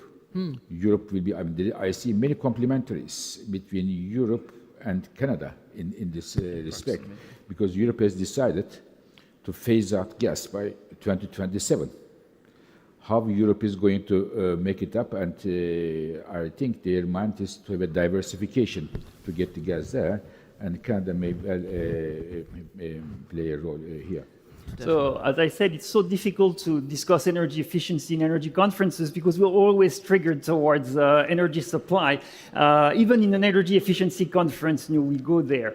But the world... It is your turn now, please go ahead. You're supposed to ask the question, right? We're just supposed to answer. No, but these are important topics, and of course, but one of the ways we make actually countries more energy secure and make countries more efficient is through electrification, because electro technologies, they allow industries, households, transportation to become more efficient, because intrinsically electricity allows more efficiency. But then, in order to have the adequate power supply for everyone, we need to invest in electrification. So my question, I want to change the discussion a little bit towards electrification. How do we build these power networks of the future, the one we will need to power our industries, companies, households? When we are at the level where we are now, we all know, grids are well behind in terms of where they should be. So how do governments work towards, creating the grid of the future that will make our economies more efficient? Mr. Champagne. Well, first of all, if you look at Canada, and Fadi will know, most of our grid has been north-south for historical reasons. I think now the provinces and territories and the country, I would say, realize that we need to double down on east, west, and north. We need, because we have massive opportunities. For example, when it comes to mining and critical minerals in northern region, we have announced a significant revamping of modernization of equipment. Look at Hydro-Quebec. Listen, for those who are not familiar, you're in the province here, which is, I go to these international conferences, but the respect, the talent, the know-how of those who build these large dams in Quebec back in the 1970s or thereabout is still well-renowned today. Just look at Hydro-Quebec. They have a plan of revamping FATI of $200 billion over the next 10 years. So those are the kind of massive investments. When a good friend of mine was telling me today, you need the talent. We have the installed base, but we need to modernize a number of equipment. We need to rethink the grid at a time where we need to think more on a national basis. You've been there as a professor. You know that we've been a great partner to the United States. I remind them all the time on the energy security front. We've been a great partner. Parts of New York is powered through electricity coming from Quebec, in fact. But now we're also at a time where if you look at the economy of the 21st century, which is going to be more digital, you're quite right that electrification and what I call the electric stack, those are going to play and are going. And I was the industry minister before this current role, and I can tell you, we were not the only jurisdiction, but we're one of them who at some stage had to say no to certain type of manufacturing because we just didn't have the electricity needed at the scale and time needed. And I'd like to say never again. Now we're going to be doubling down. I would tell for those who are looking at investment, if you look at the marginal effective tax rate, the famous meter, we're the lowest in the G7, 3% lower than the United States. If you look at the investment tax credits we have put, the family of tax credit is quite unprecedented, from hydrogen to electricity to manufacturing in the G7. And we have probably one of the largest, if not the largest, infrastructure plan in the G7. If you look at Germany, it was 500 billion euros over 12 years. Canada, Fadi, is 450 billion over 5 years on a cash basis. So one would argue we have the largest infrastructure build in the G7. So that's going to require a lot of capacity. But at the same time, I think, as Fadi said, this is a moment in history where I think you can look at the challenge. I tend to look at the opportunity. I mean, countries, like you said, we're going to go at speed and scale to build these infrastructure are going to win in the digital economy of the 21st century because everything is tending to be electrified to reduce the carbon emission. And we start from a very strong position. We start from a leading position in many ways. And now, how do we extend that? I think there's a role for government. There's a role for the private sector as well. I think the way we have thought about, and I'll stop there, about public assets needs to be modernized. The Prime Minister and I were in Australia recently, and I was with Infrastructure Australia, and at some stage we need to modernize how we see the construction, operation, and maintenance of public assets. Does it need to be the government all the time? Can there be public-private partnership? I think there's an interesting model. And if you look at nuclear, and I'll really finish there, I mean, Canada is the only country, I would not say one of, but the only, in my personal opinion, and I've been in the energy sector, in the private sector before, I have some of my colleagues in the room, where you have the talent, you have the EPCM firm, you have the OEM manufacturer, you have the fuel supplier, and you can do the decommissioning. To a point where I was saying, if you partner with industry, you can almost sell nuclear energy as a service if they have some countries who don't want to own the asset. Yeah. Because now with the pension fund and what Fadi was saying, people wanting to invest in a place like Canada, we can bring our technology and our know-how into countries. Think about Eastern Europe. Think about a number of countries who have looked at the CANDU reactors, which are in a number of different countries. But I think that's where you start with what you have here, but I think there's enormous opportunities for us to play a key role. And like you say, that's a long tail. When you go in these projects, there are decades in terms, and I think it's kind of a revamp. I come from a generation where I think we thought electricity was endless. When you're in the province of Quebec, Fadi, trust me, when you raise as a kid, my father always say, close the lights. But very difficult for a teenager at the time to believe that there's a cost to that. And now we have come to a point to realize that, there's a limit to what we have, and we need to, like you said, be more energy efficient. I think Fadi said it. The most cost-effective energy is the one you don't have to consume, or the one you can save. So there's energy efficiency, but there's also an installed capacity in this country, Fadi, which is should be an inspiration and a model for many. And I think with the pension funds we have, the know-how, the capabilities, we can really play a big role in terms of the energy efficiency and bringing our expertise and know-how that you've been writing about. That we have one of the very few jurisdictions we can boast to have done hydroelectricity, for example, back in decades, and now needs to modernize, but with a very strong install base. And I would also say a few things on electrification. What I said 2.5 years ago, Francois Philippe, the world is entering the age of electricity. What does it mean, and why I said it? Because when I look at the numbers, global energy demand is growing, but global electricity demand is growing 3 times faster than the energy demand. There are some additional new determinants there, and one of them is very important for this country, namely artificial intelligence and data centers. Just to make all of us understand, data centers need a lot of electricity. A medium-sized data center consumes electricity as much as a town with 100,000 households. And there are now not medium, huge data centers are built around the world, and they need 24/7 electricity. Now, why I am saying this? Going one step up. In my view, artificial intelligence is the most consequential technological innovation of the human history up to now. And whoever wins the AI race wins the geopolitical upper hand. And the technology companies will choose as a destination those countries where they can have 24/7 electricity, a lot of electricity, and cheap electricity. When you look at all of this together, I think Canada provides an incredible opportunity for many countries.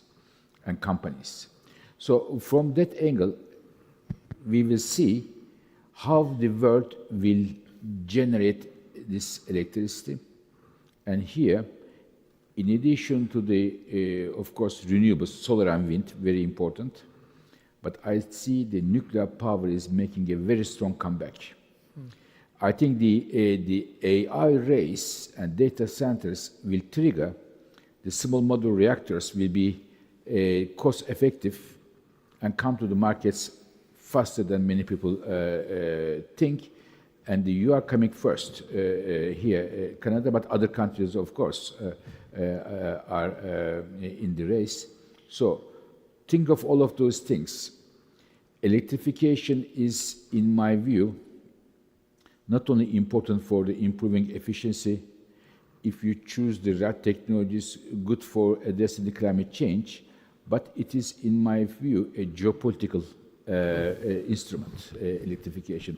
In the future, not today, but 10 years from now, when you ask me, is the energy more expensive? You ask me today, I will say the Brent is $75. But 10 years from now, I will tell you whether the energy prices are high or not. Electricity is 10 cents per kilowatt hour. The unit will change from barrel of oil to the cent per kilowatt hour. This will change because electricity is coming very strong. We will still need oil, we will still need gas, but the electricity is coming very strongly. AI, one thing, electric cars, electrification, transportation sector. I mean, go to Asia. I'm not talking China, East Asia. Indonesian president was in France only a few weeks ago. We had a dinner, President Macron, Indonesian president. He told me, I mean, he's right. People are not buying in that part of the world electric cars because of climate change, because it's $5,000. $5,000, and they have their entire system, the IT system there in the car, their home heating or cooling, their email system and everything there, and $5,000, and it goes. And the internal combustion engine exporters there in the region, big ones, G7 countries, are facing a huge challenge there, and even some of the European car manufacturers are facing big challenges. So electrification is coming. It will improve the energy efficiency, but it will also make the countries who can produce a lot of electricity and affordable prices and very quick is important, because today, if you decide to build a gas-fired power plant, in many of the countries, if you order your gas turbine today, you will get it 6-7 years of time. But in other countries, in Asia, for example, you get it in six months. So there is a big race among the countries, electrification, which is, among other things, driven by the AI race, which is, in my view, a big determinant for the economy and also geopolitics. Can I say words of wisdom from Fadi always? And, Go ahead. you know, when you listen to Fadi, you could listen to him the whole day. But I think what you're challenging the audience is, with general purpose technology, you have to think exponentially. Exactly. And human nature thinks in a linear fashion. And I often say that I'm 56. If you had told me at 20 that my daughters would have a phone that she could take in her hand, that she would see someone on something that obviously I didn't know at the time, FaceTime, where you could see the face of someone, she could spend a day on it, and would barely cost anything. I'm of the generation of what we call long-distance calls, where every minute was metered, and she could have her friends in South Korea and spend a day on it, and the marginal cost is, I don't want to say zero, but it's very, very limited. And I think the biggest challenge you put to the world, to all of us as leaders, when I say that, it's the people in the room, is how do you think exponentially when you think about the electric stack and the electric future that we're going to see? You have to think exponentially, and that is a real challenge for humans, because typically we assume the world to go on a linear basis. You know, you think about incremental change. And the last one we saw was perhaps like COVID. I was minister at the time where people in Wuhan was kind of the first thing we saw, and experts were saying, be careful because you have to think exponentially. And at the time, I'm not saying with the benefit of insight, now we can see, but at that time, Fadi, those of us who were sitting in these meetings were like, okay, it's manageable, it's going to be, you just stop a few things and it's going to go back, the genie's getting back in the bottle. Now, obviously, when you look at that with the eyes of today, you say, wow, that was much faster, much broader, much more impactful than any of us could probably imagine. The black swan, everyone know there would be one coming. No one saw the extent and the timing of it. But I just want to say what Fadi is giving us and the world as a challenge is almost like to think exponentially where the world's going to be on the basis of what you're seeing today. You had electricity, you had the internet, now you have AI as the general purpose technology. And if you look at the history of humankind, just think about electricity going back to when it was, and where's the value creation? I'll stop there because the value creator in the room, the value creator is not necessarily just in generation, but it's the electric stack. That's where you want to play because the value creation is not necessarily what's in the, people say in the socket, but it's the fact that you could plug a motor, you could plug other things which obviously have brought the value to these countries. And I think in that sense, Canada is uniquely placed to seize that megatrend. You always have to look at the megatrend if you want to seize, opportunities, and I think this is one of them. One of the best things for me to be in the same panel with the Mr. Minister is I understand better myself what I try to say. So this is very good. You see, you didn't have a tough. You didn't sign up for an easy job. Two of us here, you didn't sign up for an easy job. I want to challenge you on something because yes, we should think exponentially. We want more electrification, but when we add more power supply, more transmission lines, when we upgrade the distribution system, it costs more. And we've seen infrastructure costs, they don't go down, they tend to go up. So we need to price things accordingly at one point. We cannot subsidize the grid infinitely. And both of you mentioned, we need affordability. We need to have cheap power to get the industries. But at the same time, it will cost more. So efficiency is the efficiency, answer. But then that's how we can manage the bill. We can manage the bill through efficiency for consumers, but the actual cost per kilowatt hour can barely go down when we add the additional cost of generation. You both mentioned nuclear power, and it's great that Canada is developing additional nuclear power, but when we look at the cost and dig, it's not the cheapest electricity that we find that will be built, at least the initial SMRs that we will build won't be the cheapest.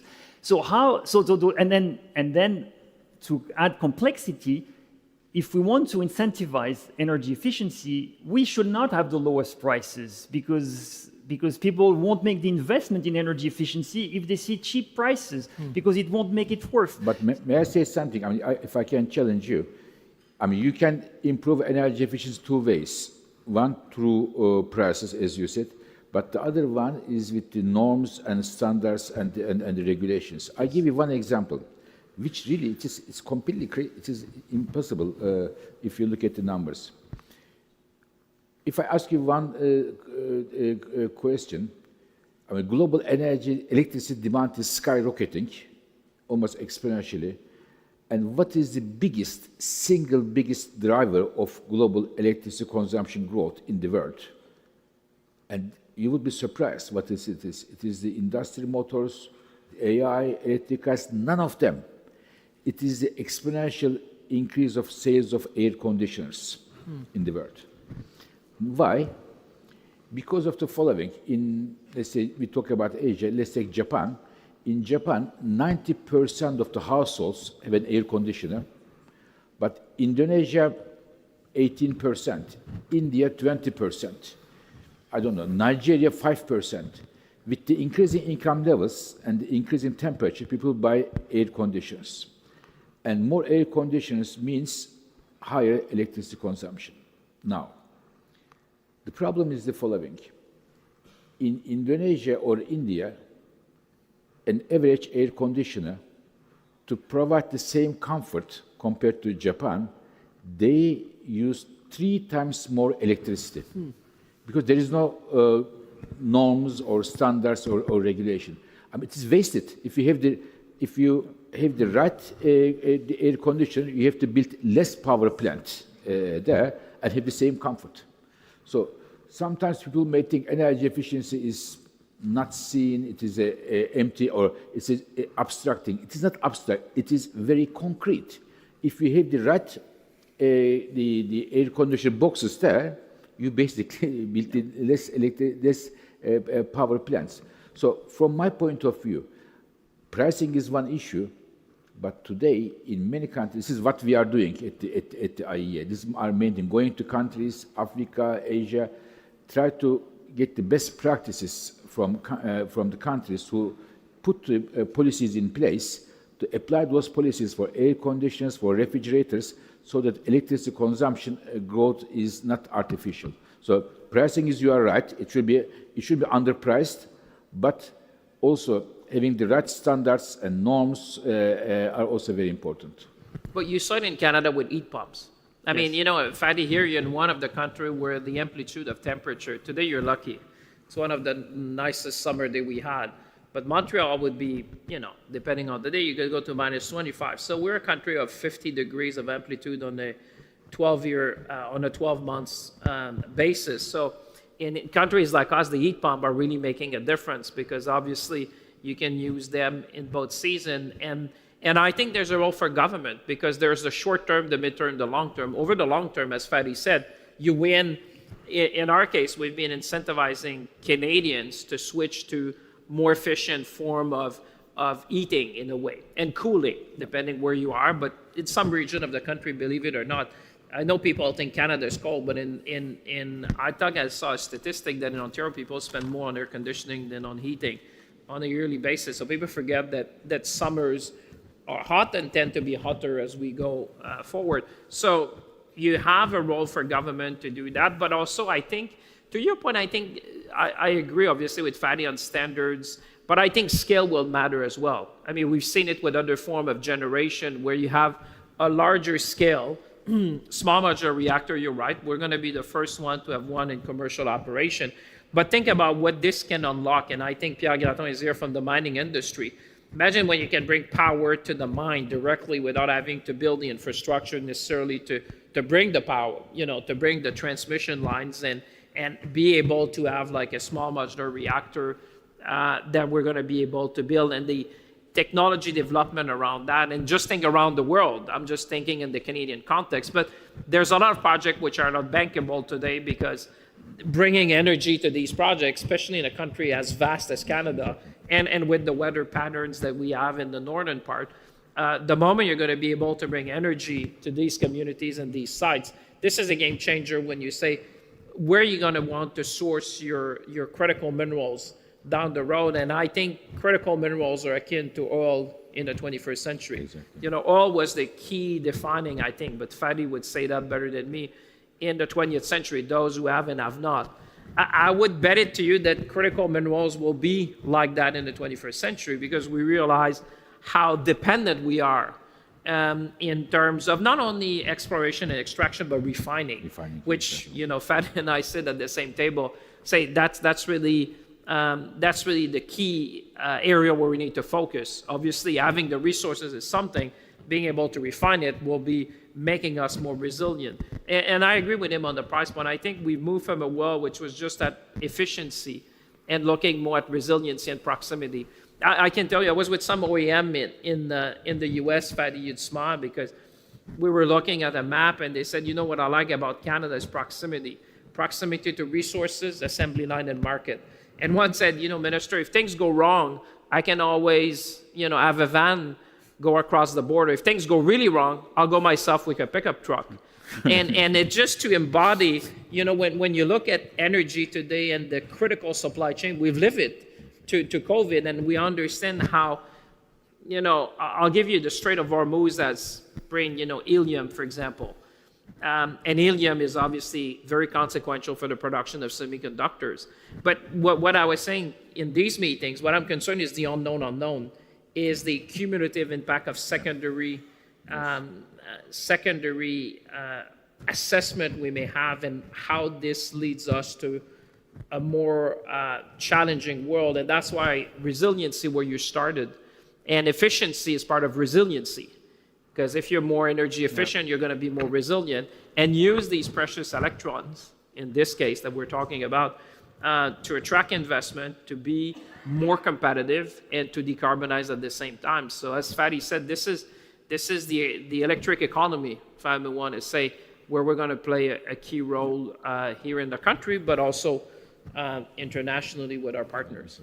So these will have to be the last words because we are at the end of our already chat. we were Yes. ready to go. I mean, I know. Sorry. Thank you so warming up. much, Mr. Champagne and Mr. Birol. Thank you very much. If you want to join Merci me. à vous. Merci à vous. Très bien fait. Très bien fait. Merci tout le monde.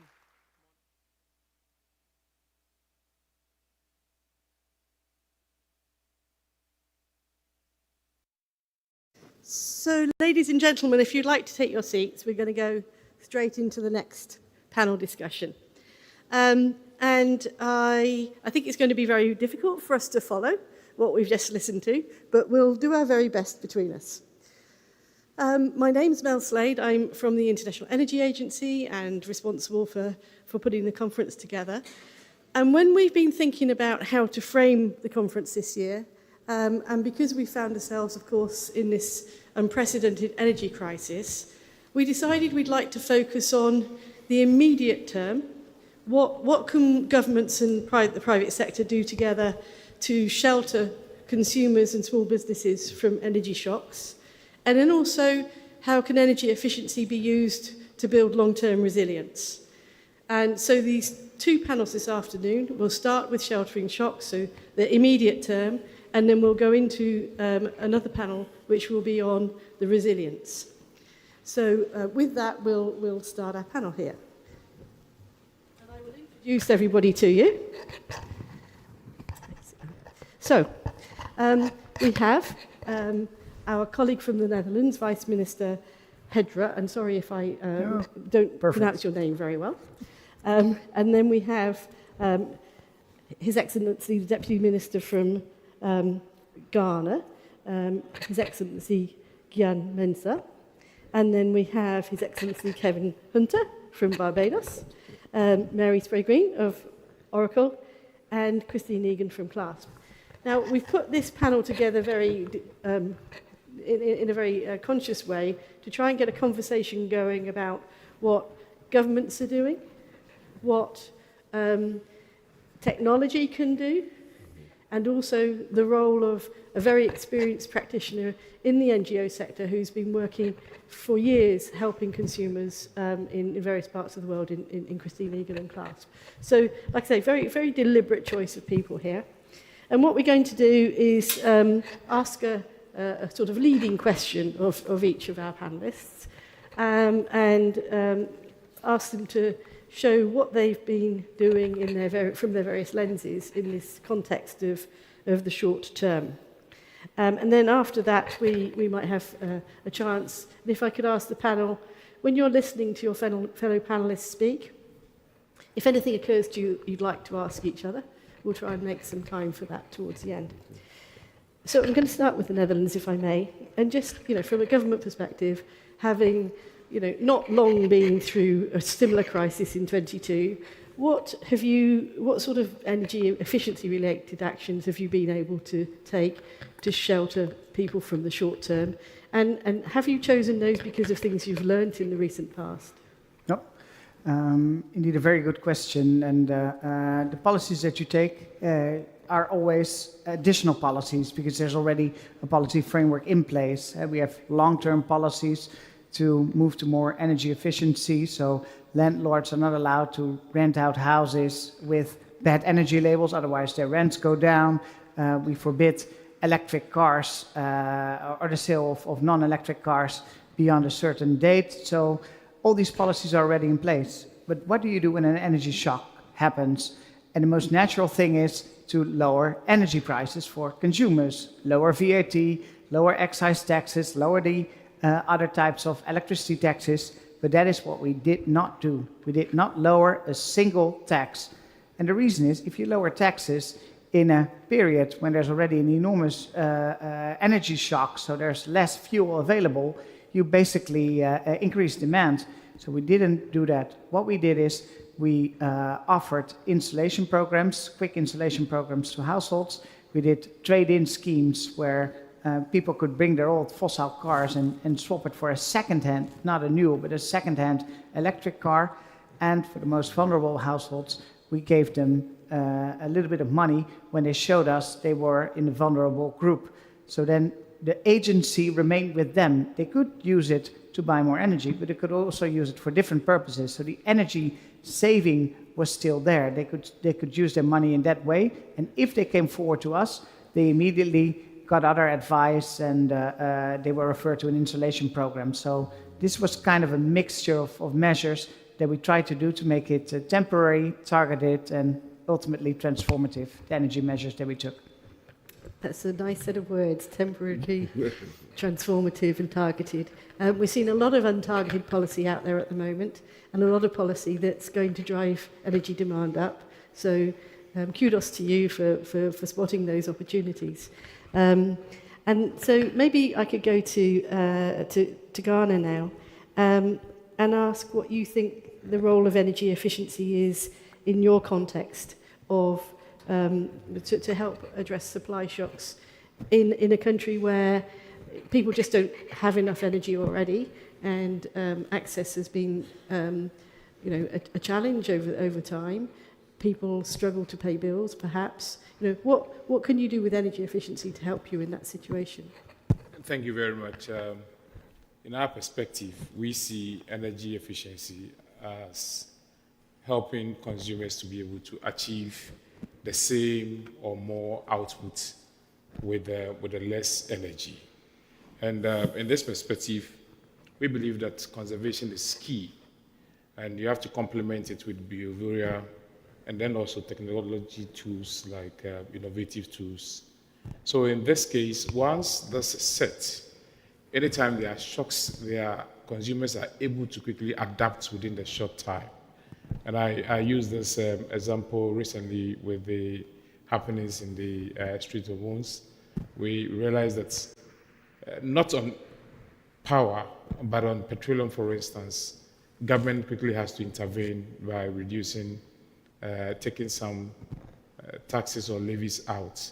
But when it came to the power generation itself, quickly, I think the adaptation of utilizing efficient gas usage, for instance, was able to hold us, because we then didn't need the liquid fuels that would have depended on coming from maybe the Asians or something to power plants. But beyond this, we believe that as a government, energy efficiency is just beyond just protecting the consumers. We believe that it is about energy security, and we also believe that energy efficiency is also about fairness. So what steps government will put in place to ensure the households and businesses achieve that fairness is what we are putting in place. One of it is we are looking at what kind of fuel that we are using for our generation, which is more cost effective. And that is why we adapt the usage of gas to power. We have seen that gas to power is relatively cheaper as compared to using the liquid fuels. We also have seen something about transmission distribution losses, which also brings these losses and inefficiencies are put on the consumers. So mechanisms that we put in place to make sure that we reduce these losses, that the consumers do not bear this as a cost. So anytime that there are shocks, external shocks, the consumers are not able to take up additional costs to them. And we're also working on the demand side, that is the energy, the demand side. So making sure that there's much more education to prep consumers to make sure that they utilize what is needed so they don't also pay so much. So anytime that there are shocks, external shocks with outside, with this preparedness, consumers are able to hold themselves in.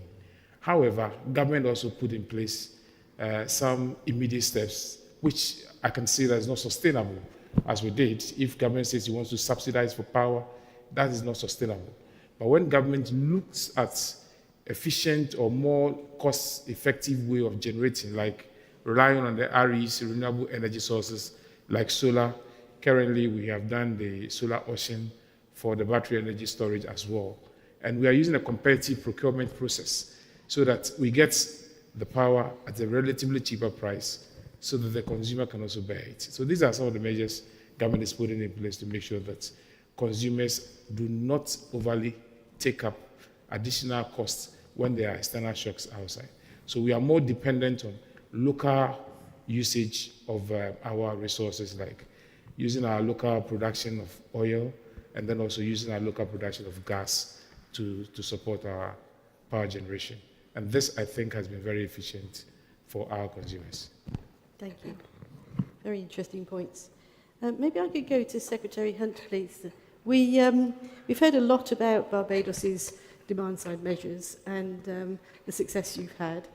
What lessons would you like to share with other countries on your recent experience?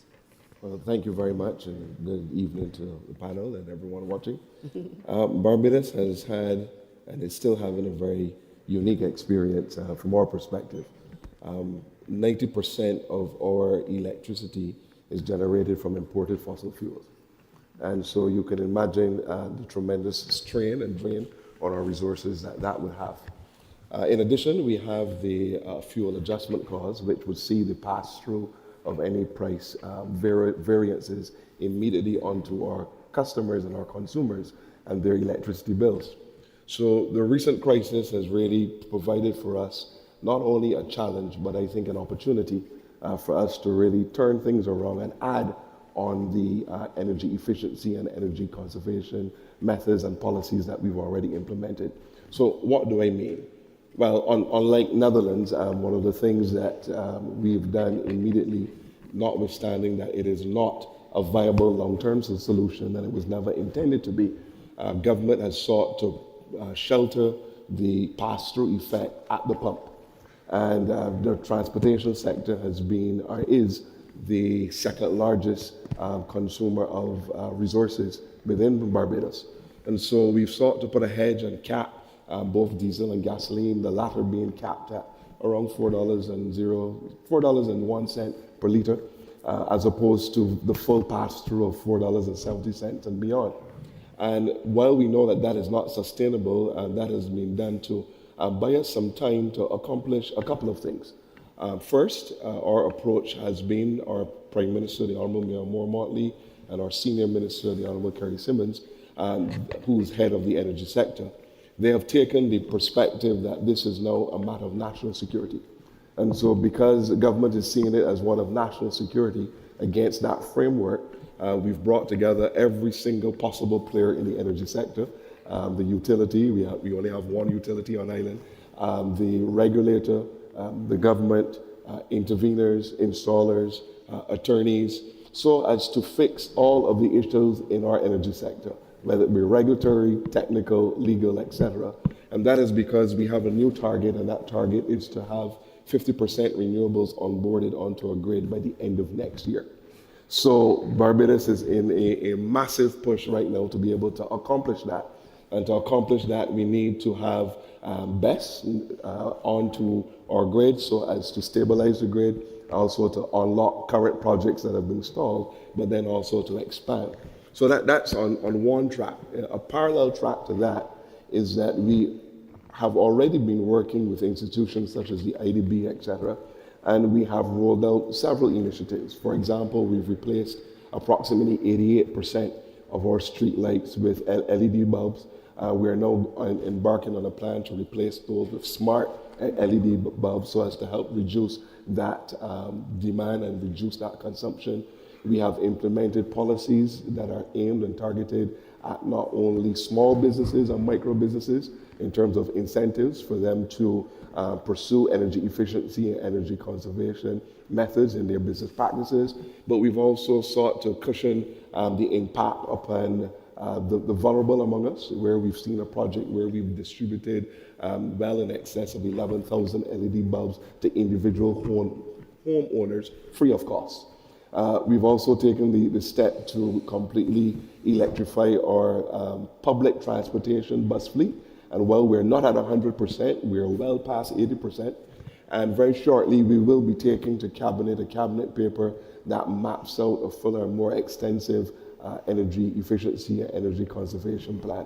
And so we have those two things running in parallel so that the aim is by the end of next year to one, have 50% renewables onto our grid. Two, as we engage in a massive public awareness, public campaign and rollout of our plan, to be able to educate our populace, inclusive of individuals and businesses, as to the need for them to take advantage of the various incentives that we have, whether it ranges from refrigeration to reduction in taxes in the acquisition of EVs. And there are a number of different policies that we've put in place to all work together to help achieve this energy security that we so desperately need. Thank you. So you've described something that those of us who work in energy efficiency often come up against, the fact that energy efficiency, unfortunately, is quite complicated. And you talked about all of the stakeholders you need to work with. And I think that's something that governments around the world have observed. You need to get those groups of people together to get them to act in concert, to understand what they each need to achieve in when you're setting up a policy to make it successful. So a great example of that. In terms of your short-term measures, where you've been trying to relieve the sort of increases in prices, have you been trying to target those measures at all, or are they broad-based across the community? They're broad-based across the community. And for technical reasons, because it's hard to reach the more vulnerable households, or because you felt everybody feels the high prices, so everybody should be more or less compensated? Correct, the latter. So we know that everyone feels the high prices, particularly at the pump. So that hedging is as it relates to gasoline and diesel only, whereas the other measures that I would have briefly referred to are across the board. As it relates to the more vulnerable, as I said, we've distributed free of cost LED bulbs to households. We are incentivizing persons in terms of refrigeration. We want to put standards in place and educate the public so that they know these are the types of appliances that you should be purchasing. So we have a cross-sectoral approach. Thank you. You're welcome. I think we'll come back to some of that in a minute. That's I'd like to go to Mary, if I may now. Now, Mary, we do a lot of training, capacity building for energy efficiency at the IEA, and one of the sort of segments we always do is on communications. Mm-hmm. And I use some old O-Power experience when doing that, because I find it tells a fantastic story about how you can influence consumers. And we see other things like rooftop solar and things. It's much easier to persuade people to do those sorts of things. It's much easier to have this kind of peer pressure happening, whereas with energy efficiency that's much more difficult. But you've been experimenting with these opportunities through digital tools and techniques. So could you tell us a bit more about the evolution of that and what you think is coming next? Yeah, it's a great question. And first of all, let me thank you for incorporating technology into this conversation, because I think what it really can achieve in this circumstance is scale. Digital channels are a way to reach people in a way that some of the traditional approaches, which we often see, community and in-person based or broad-based campaigns that we've heard about, and I know the IEA has done a tremendous amount of support and enablement around them. But digital personalized solutions, leveraging data, I think are really quite untapped. And we find that especially in the space of trying to engage and enroll vulnerable populations into energy efficiency and energy assistance programs. And that's not to say that they're not, digital solutions do not take the place of everything else that is happening today. Digital solutions are a way to amplify either broad-based campaigns or in-person and community-based engagement. And those community-based programs are incredibly important because of the trust that local organizations can bring to people. Trust is very important when an individual is considering assistance or entering any kind of program. And what we have found is energy suppliers or utilities are really best positioned to do this because they already have very rich customer data. And the first step is using that data to better understand and identify the households that are struggling the most, especially if you are in a situation where you need to target resources. And what we've done is we combine energy usage patterns, and that comes from the meter data from a household, with other available data sets like census data, if a nation uses that, housing characteristics. And these data sources combined create a much more complete picture of customer vulnerability. The next step then, of course, is you've identified the most vulnerable households. And then the next step is proactive, personalized engagement.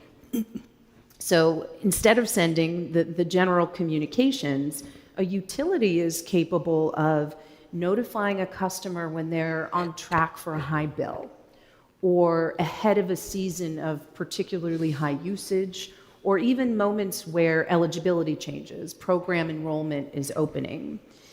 And I love that you mentioned O-Power and the behavioral science aspect, is we're applying that still today.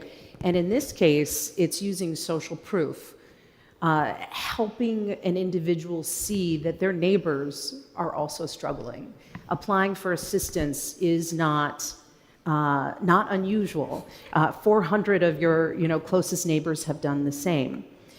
And then if ease of enrollment is the goal, technology has lots of venues depending on the population. I mean, there's text, almost everyone has a mobile device. There's email, web, video. We even often will use phone call, automated phone call to households to direct customers to a digital one-stop shop that can determine eligibility, recommend the most relevant assistance and energy efficiency programs. And I'll just close with one example of this in practice, where we partnered with, in the United States, with National Grid to identify likely eligible and likely vulnerable energy customers. We engaged with them in this very personalized, proactive way. And the customers that engaged with the digital tools, they were twice as likely to enroll in the energy assistance programs than those who did not. And so these personalized digital solutions, they're not the answer to what we're talking about today, but I think they're a really underutilized tool that has a lot more that it can do. Thank you. Yeah. And you've based this on decades now of experience and data, and ways of synthesizing data and new data sets and things. What do you think's around the corner? Can you say that again? What's around the corner? What's next? I am really interested in, so you mentioned using data, how we've leveraged it. It's machine learning on vast amounts of data, and 175 utilities around the world ingesting trillions of data points. And machine learning is fantastic, and these insights that we can provide are wonderful. But I think what is exciting is the predictive components. How can we, ahead of someone reaching a moment of vulnerability, how can we catch them before they get there? How can we create an intervention? Some of you may have heard my joke about how if your HVAC system breaks if you're in a cold climate in the middle of winter or in a hot climate in the middle of summer, you are not thinking about what the most efficient, sustainable solution is for you. How can we use data and AI to get ahead of that, predict failure, and have interventions before you reach that moment of crisis, because I'll tell you what I did, and we replaced our system because it was freezing. So that's what I'm excited for, and I really hope that data and data access can be a universal kind of tool that can be used really anywhere. Very interesting. And of course, we've seen a lot more of that happening at an industrial level. So seeing how that can now be brought perhaps to a household level would be extremely interesting. Exactly. Households at scale. It's impressive. It's impressive. Christine, I'm sure a lot of this is music to your ears, clearly. And you also have decades of experience of trying to support governments with policy to improve the efficiency of appliances, which in turn always improve people's lives, but they can do that at a cost or less of a cost, depending on the choices that are made. So how would you like to kind of contribute to this debate? Yeah, it certainly is music to my ears. I actually started my career working on the consumer side and helping people be informed, make decisions, and understand their use. And so, and then moved more to the supporting governments with policy and regulation side. But I think it's really important to bring, for those of us in rooms like this, to bring the two together. So for those of us who work on energy at the policy level, I think we sometimes can forget that consumers do not experience energy as kilowatt hours or gigawatts or barrels of oil, right? What they experience energy as is whether or not they can run the air conditioner affordably in a heat crisis. Many of us were probably in London Climate Week last week. It was hot, actually, right? And the buildings with cooling were the most packed sessions. So you can immediately make a connection, right, to the comfort of individuals and to the affordability. It's the decision of whether or not for a family event and a big cooking moment, we can afford to, do the extra running of the gas stove because natural gas prices are so high. And so I always like to place the work that we do to support governments in the context of those individual consumers, because as we work across there's about 50 countries where CLASP works, and the story is the same, which is that it's the households and also the small businesses, which is the economic mobility engine of all of our economies. Mm-hmm. It's those households, those that can least afford to pay relative to the income that they have, that are often using the least efficient equipment. And so in this context, we talk about energy efficiency as climate mitigation. Right now, it's a really key moment to talk about energy efficiency as energy security. I also want us all to remember that it's also consumer protection. It's an affordability policy. This is why in this moment, as we do our work with governments, we are encouraging direct subsidy and support to the most vulnerable, really targeting and identifying either through digital tools, but really thinking about the fact that the burden is falling inequitably and adapting to and adjusting to and incorporating that. But we're also talking to governments about not missing the long-term view in this moment of crisis. This is the time to build for the next crisis. We, frankly, if you think about the last decade, between a warming planet and our geopolitical realities, it seems the next crisis is really always around the corner.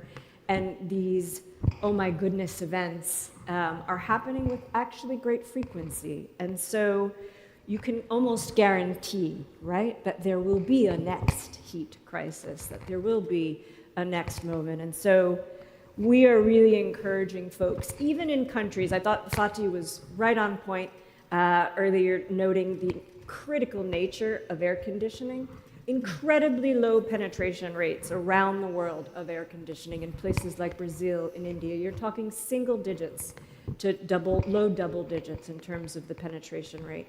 When it is 105 degrees Fahrenheit, you have to anticipate. It is a matter of human rights, actually, that people will want these purchases and will want air conditioners and cooling. And so if you start from the assumption that people actually require cooling, well, now we have a different problem to solve, and we absolutely have to build energy efficiency in. I would note that standards are a tool, minimum energy performance standards, that we promote broadly. It's very difficult, as Fatih said, to send the signal through prices to individual consumers, but also to put that decision on the backs of individuals who are making a lot of competing decisions in the moment, in their family and in their lives. It really needs to be built in a regulatory basis. And even in some of the most efficient economies, those air conditioner standards can vary between 40 to 75% from the most efficient product to the least efficient product on the market. It's time to actually double down, to close those gaps, to go for ambition, to live up to our doubling energy efficiency commitments, if that's what we're talking about in the COP frame, and really essentially change the underlying vulnerabilities in the future, broadly, but also for the world's most vulnerable. And so that's how we like to think of the problem at CLASP and our partnership and our encouragement to government leaders. Thank you, Christine. You're welcome. And you're covering there both the short-term need and what we can do for the long term, which is what we want to spend the whole of the next few days really talking about. So thanks for that emphasis. You talked about encouraging governments to go for the direct support because there is such a severe problem for certain members of society, I suppose, at the moment, some certain vulnerable households. What do you say to the people who say that just encourages them to use more energy? I mean, I'm a bit of a skeptic of this argument. When you talk about many of the world's most vulnerable, the levels of energy consumption that we're talking about are incredibly small.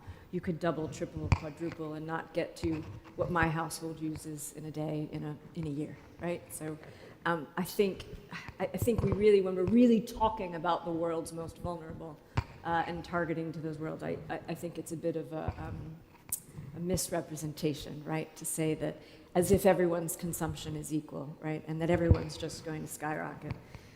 We do a lot of work actually in the energy access sector of actually promoting the idea that folks are entitled to a minimum energy consumption level for a life. There is almost no country in the world. You just simply, if you see GDP per capita, it correlates to productivity, wealth, and quality of life. And so we often, again, promote that perspective.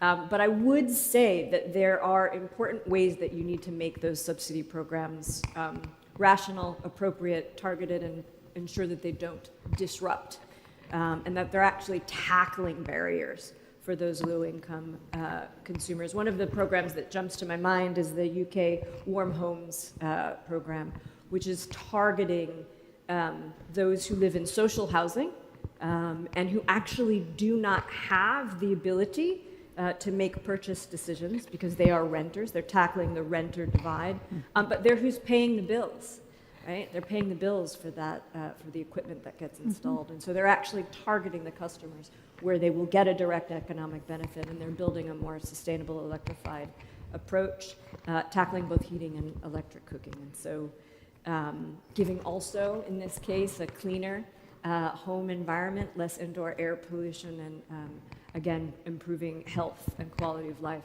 for the most vulnerable population. So I guess my answer is, one, let's be realistic about the distribution of energy consumption and think about it in that way, but also target the programs and structure them in such a way that they're appropriate and not likely to disrupt markets, while recognizing that energy efficiency and the regulation of energy efficiency is necessary because it's invisible and it's a market failure. We won't, if we could get there, simply by those forces, it would be done by now, right? None of us would be on this stage, and we wouldn't be having the event. So let's be realistic about the problem we're tackling. Thank you. Perhaps I could go back to Ghana, and what are your views on the debate between supporting the most vulnerable with immediate price relief and targeting to make sure that your public budget is being used most effectively? So how do you weigh up that balance? Thank you very much. Before answering this, I must say that Ghana in the last decade, we've experienced two global shocks. One is the Russia-Ukraine war with COVID, and then the most recent one, the closure of the Strait of Hormuz. And in these two instances, how governments have actually reacted to these two instances, the shocks that it brings into the sector, the energy sector. In the first instance, you could see that the government was a bit ill-prepared for it, so we actually caught off guard. All of a sudden, prices of petroleum products actually skyrocketed. We went as much as almost about $2.3 per liter. In the same vein, what we experienced recently, we realized that even though the prices was going up, it was not actually going, the price at the pump was not going up astronomically as compared to the previous year. This because of the policies the government put in place. One of it was having a very resilient local currency to hold the gap, and then also the quick utilization of local production of oil within Ghana also helped us to be able to cushion the additional costs that ordinarily the government would have incurred. But back to the question, in Ghana we have a system we call it the Energy Sector Recovery Program, where in the past we have accumulated a lot of costs on energy distribution and energy consumption, because in the past some government institutions which are on postpaid meters were not paying us within time. Also, we have some individuals using power without paying. Then also within the COVID period, government actually subsidized the electricity cost for every household. So not only the vulnerable, but so all this costs was there. And this is what currently government has done, is that quickly they have introduced some kind of a tax, because one, already petroleum prices are low, so just to cushion and to be able to pay their outstanding debt. We've also had discussions with IPPs where they have agreed and also given some kind of haircut on how much accumulated debt that government owes them.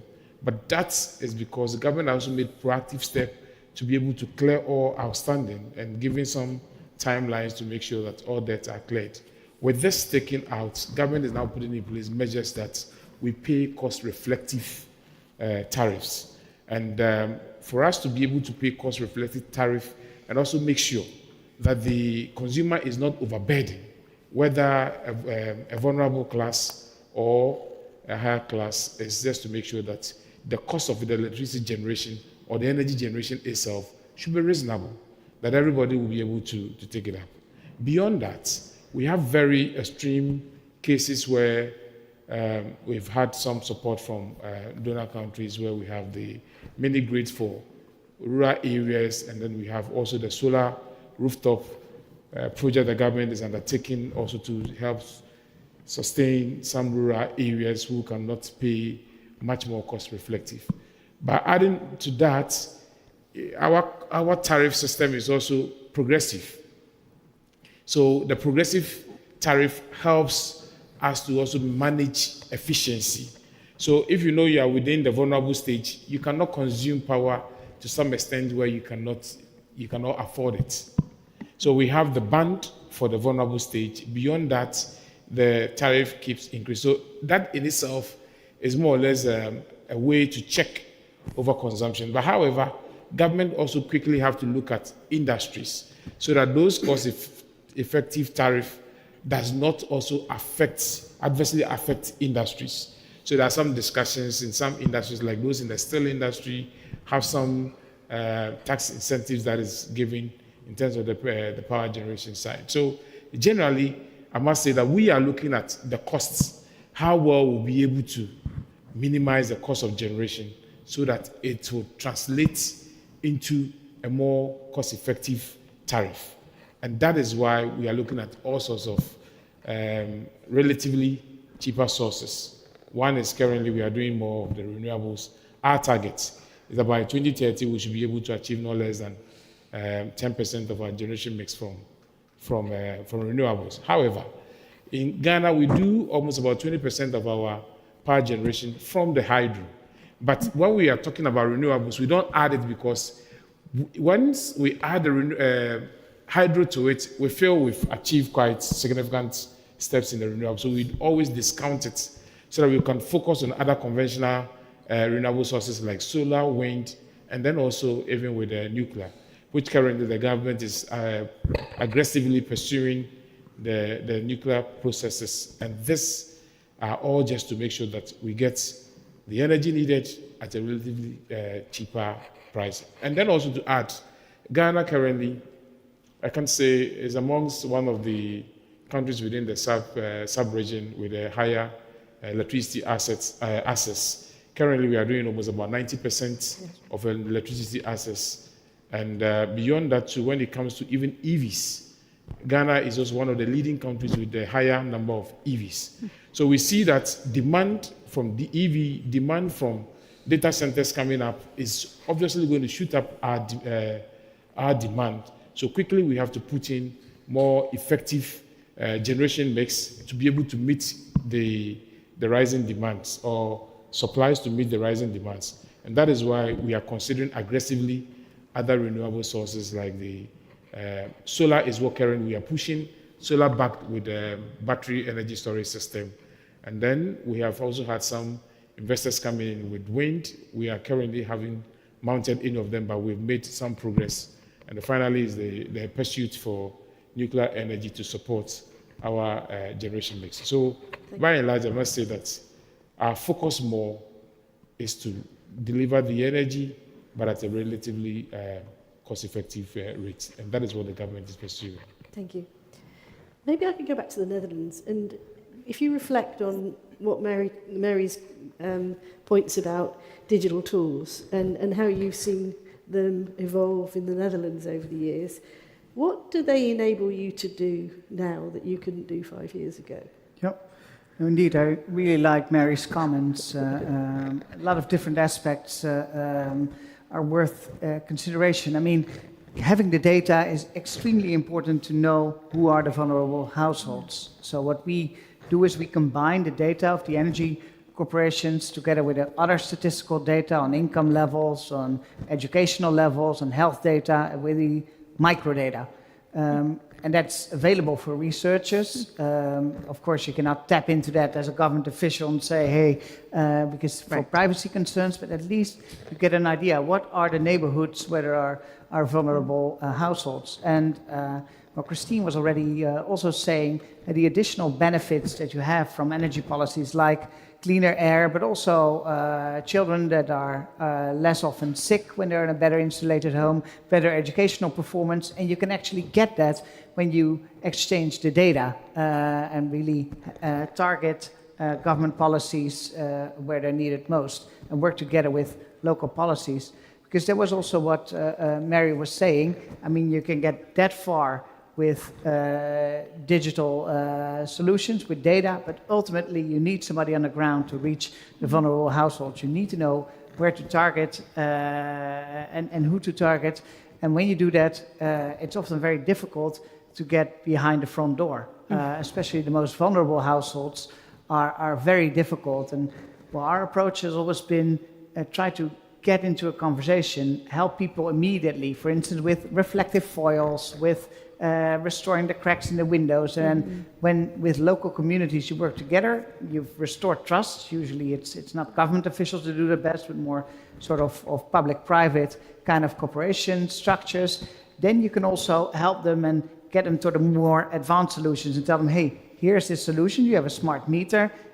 This is how you can control your energy. Let me help you set it up in a manner that you lower your electricity bill. So it's really this kind of combination of digital insights from the data, digital solutions also for households, and personal contact with people that help to use the digital tools. That's like what works best in our case.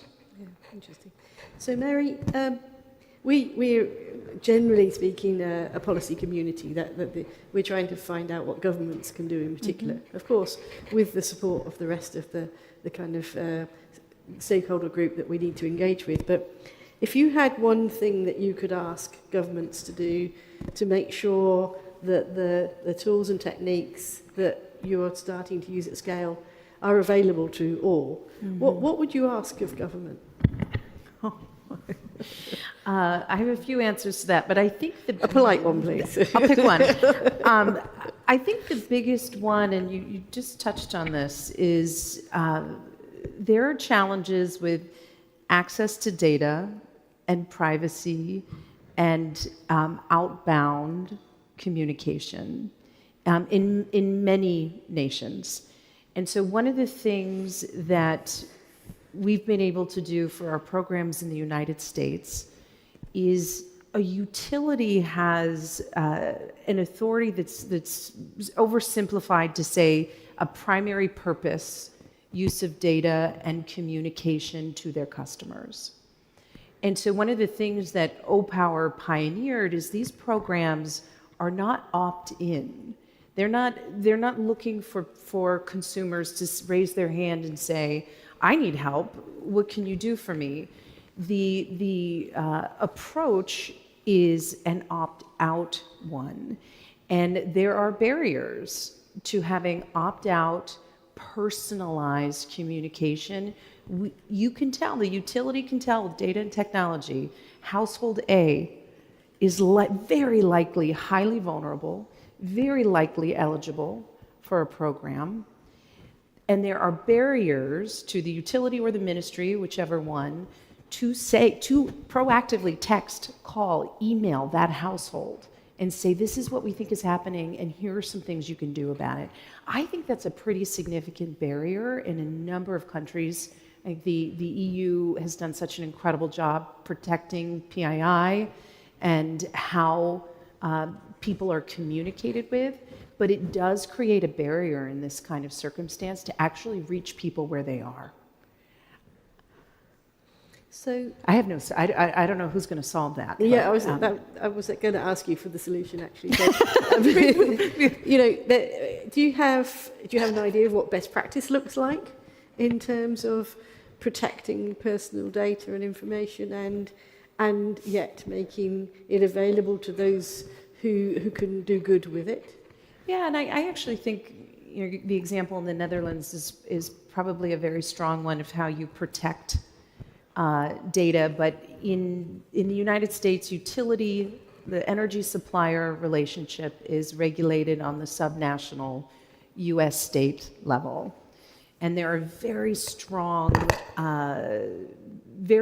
regulations around how that data can be used and what the utility uses it for. And it's not to sell something, it's not to convince somebody to purchase solar rooftop. It is a very specific purpose, and I think, you can see from my title, I come from the regulatory background. And so my tendency is to say, you regulate it, and you find a way to ensure that the entity that has the data, access to the data, and the entity that has the customer relationship. So that's why I keep going back to the utility, that they have the regulatory framework that protects the customer data and ensures you're only using it to the benefit of the customer and not the supplier or a third party. So whenever we do these programs, it's not Oracle or OPower. It is on behalf of the utility energy supplier and through all of the regulatory frameworks and structures that protect the data and the customer. So I'd be happy if you want to follow up after to see how that looks in practice, where we have been able to do that. I'm happy to do that. That would be really interesting. Yeah. And I'd like to go back to Christine, if I may, because my observation in this part of the world is that some of the emerging and developing economies that we work with are more prepared to take a risk when it comes to trying new things. Absolutely. They don't have procedures that are cast in stone and inflexible. And we're seeing huge leaps and bounds happening in terms of use of digital techniques and technologies in some of the big emerging economies. What do you think they have to teach the rest of us? Yeah, I mean, as I was listening to the discussion, I was actually thinking about just sort of the variability of global context, right? in the sense that there really is quite a wide variety of ways governments relate to these issues of data privacy and even who has the sort of regulatory authority and the role of utilities and all of this for energy efficiency. It's handled quite quite differently in different parts of the world. And I'm actually struck. I noted that I came into this space actually working on helping consumers to make good choices, energy efficient choices. I ended up on the regulatory side because it felt too slow. And so going one customer at a time and, attaching information to behavior change, which the research shows is not so straightforward. I'm a very restless person. So, the idea that you could actually just set a threshold, right? And say, actually, we're going to take that choice. We're going to, as a government, say everyone deserves the protection of an air conditioner consuming only X, right?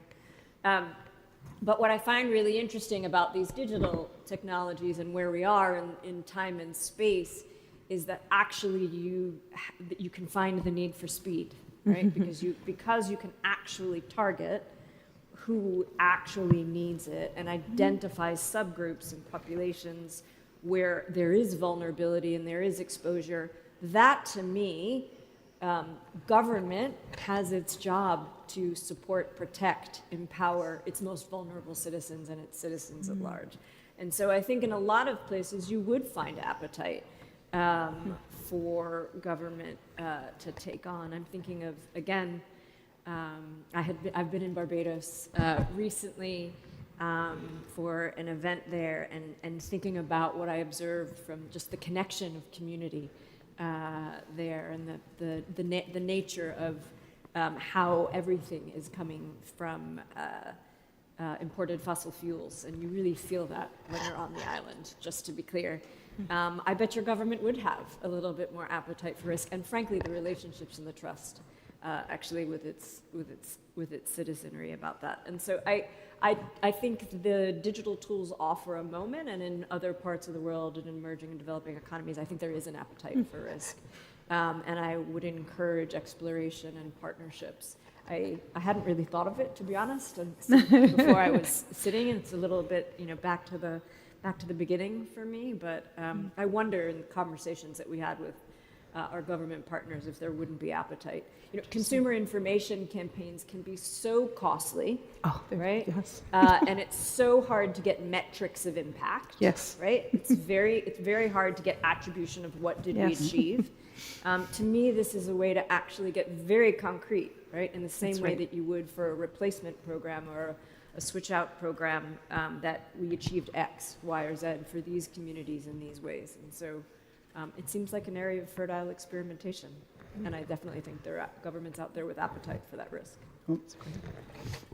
I think that's actually a great place to stop, because I think we've just started to design a project. We did. We did, in fact. And I'd like to see us, put this on paper and come up with a concept and see what we can do with it, because there's got to be something in this that we can use to scale the opportunity we all know is there, to make sure that it's equitable, to make sure we have the metrics so that we can prove that we've been effective, or where we have and where we can make changes.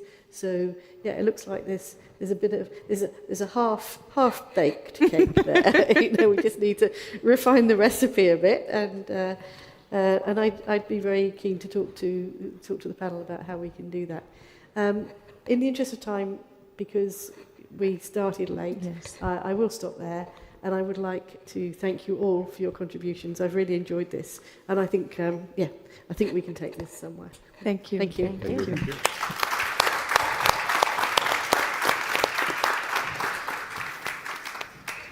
I think they'd like a picture of the panel, if you wouldn't mind. I wonder if I'm allowed to put it there.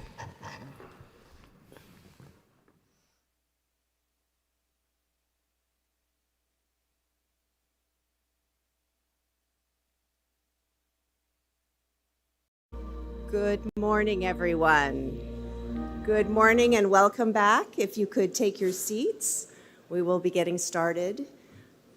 Please do come in, find a seat, and rejoin us today. This has been an amazing morning.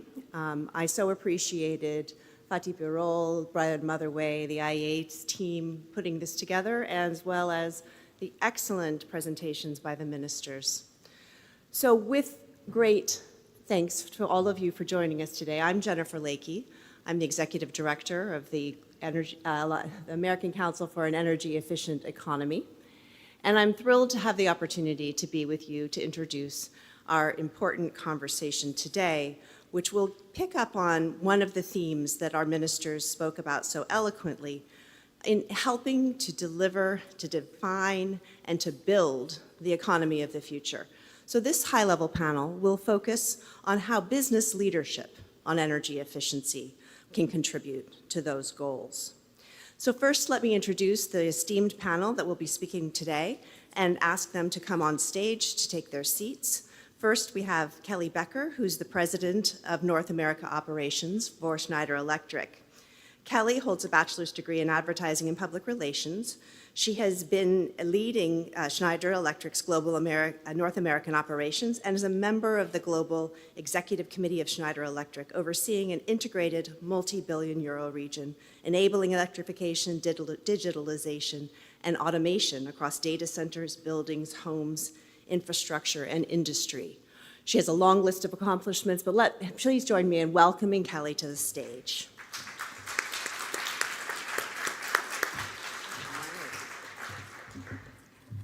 Joining us on stage next, we will have Brandon Spencer, who's the president of the Motion business area and member of the Group Executive Committee of ABB Limited. Brandon holds a bachelor's degree in economics and MBA and has more than 30 years of experience in industrial technology sector. And he's a member of the executive committee, president of ABB Motion, and one of the 3 global business areas of ABB. He leads the multi-billion-dollar business operating in over 100 companies. Brandon, please join us on stage.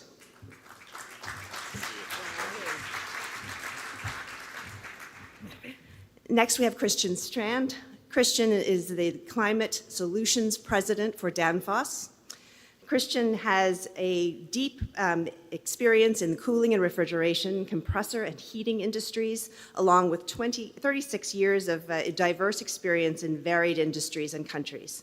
He is an engineer and provides solutions that increase machine productivity, reduce emissions, lower energy consumption, and enable electrification.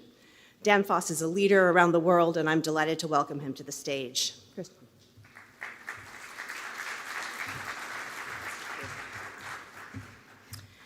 And now I would invite Anil Rawal from IntelliSmart, who's the Managing Director and CEO, to join us on stage. Mr. Anil Rawal is the Managing Director and a former Indian bureaucrat who has transitioned through his MBA programs and other important academic experiences with 27 years of leadership, as well as bringing experience in corporate other organizations. He's been actively involved in the evolution of the public-private partnership frameworks in India for power projects.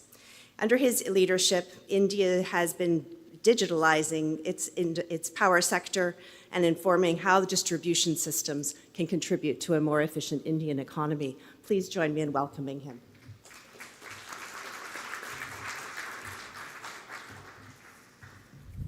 So thank you all for joining us. I want to offer a few quick framing remarks as we move into the conversation with our esteemed panel.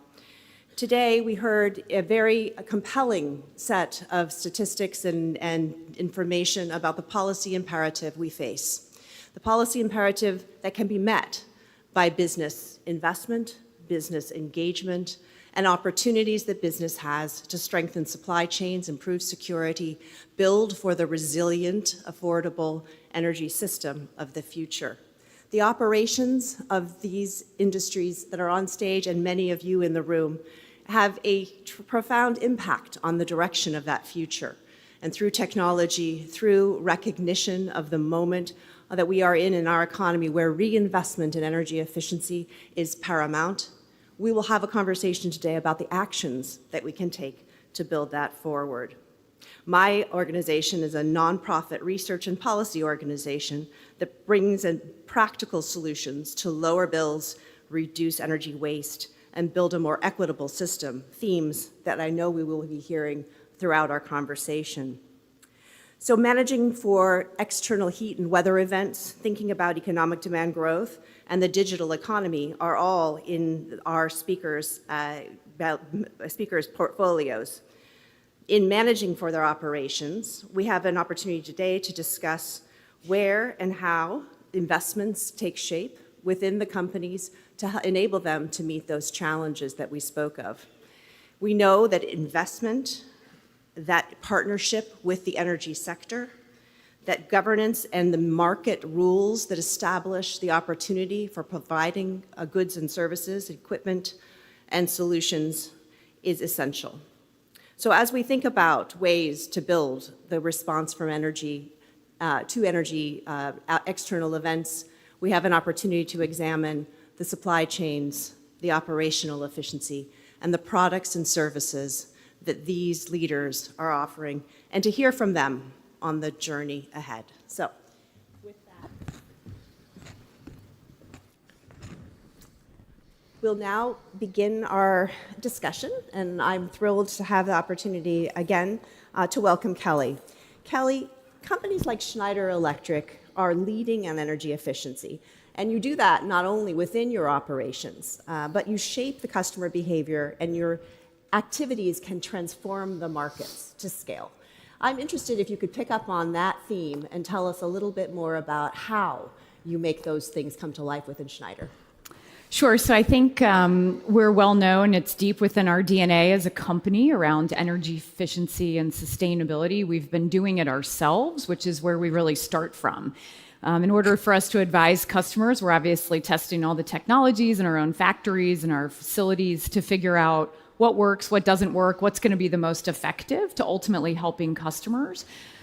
We've been doing this for the better part of a decade. It's evident in our facilities. We have double-digit number of World Economic Forum lighthouse factories that really show how we use electrification and automation to ultimately digitalize for our customers.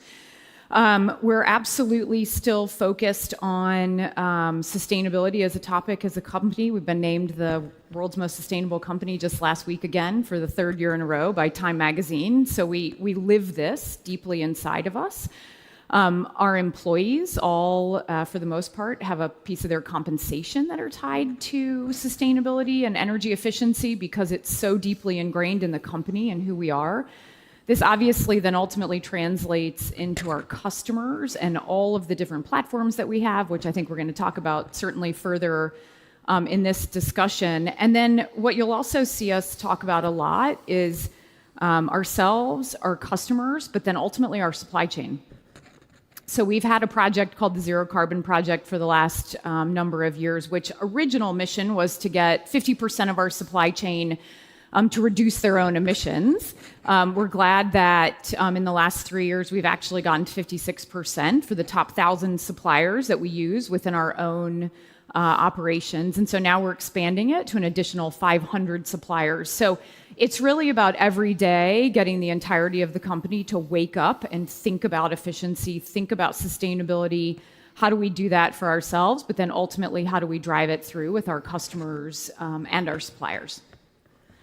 Thank you. And we are going to come back to some of those themes, but thank you so much. Brandon, tell us about how ABB embeds energy efficiency as a strategic priority, not just as a question that is part of the portfolio, but integrated, and how that long-term strategic priority drives operations and the design of technologies and solutions that can scale. Yeah, thanks for having it. It's great to be on stage with other companies that really walk the walk. I think that's probably one of the most important aspects. I mean, you know, for us, we're in our planning cycle right now, our long-term planning cycle right now, and the sustainability side, the efficiency side, all that's part of the organic plan that we build. So it's not an or part of the equation, it's an and part of the equation. So it's a fundamental of our business. In the U.S., we just opened up a factory, $100 million facility in Wisconsin, geothermal for the cooling and heating side. Highest efficiency motors, drives, et cetera. That facility will use 45% less energy than if we had built it in a traditional manner. We didn't do that so it's a commercial. We did it because there's a business case to doing it. And I think that's what's really important, is that we walk the walk. We show why it matters for us. We, of course, invite customers and partners and policymakers and everyone to that facility to see what we're doing. But we do that in the other countries around the world where it's also tougher or could even be more relaxed. So in India and China, these facilities, you know, zero water or water reclamation, zero waste landfill, all these sort of things. So kind of the sustainability efficiency piece is super important for us. And I think the big message from our side is that we do it because there's a business case to it. Of course, it's better, but we do it because there's a business case. And so I think that's why it's part of our long-term plan. That's why it's built into our financials, into our scorecards and all these sort of things, is because it makes business sense and it makes sense for the world that we live in. So important, that fundamental driver of the embeddedness into your strategy. Christian, this gets to this next question for you, which is around that corporate strategy and culture, and how the lessons that you've learned along the way could be beneficial for other companies who are looking to do the same thing, to begin to build for that embedded strategic vision and culture. Yeah, thanks for having us here. So, yeah, we sell a lot of products into heating and cooling solutions, and all these products have one denominator, that is energy efficiency. So that is the whole, you could say, value proposition about our components. So how we drive it through the company is that we set some very high strategic target for being carbon neutral by 2030 in all our operations. And here we are talking more than 110 factories and more than 100 countries where we operate. So that we are doing. Then we have the net zero target by 2050. I know some of you have exactly the same, so we are driving that there.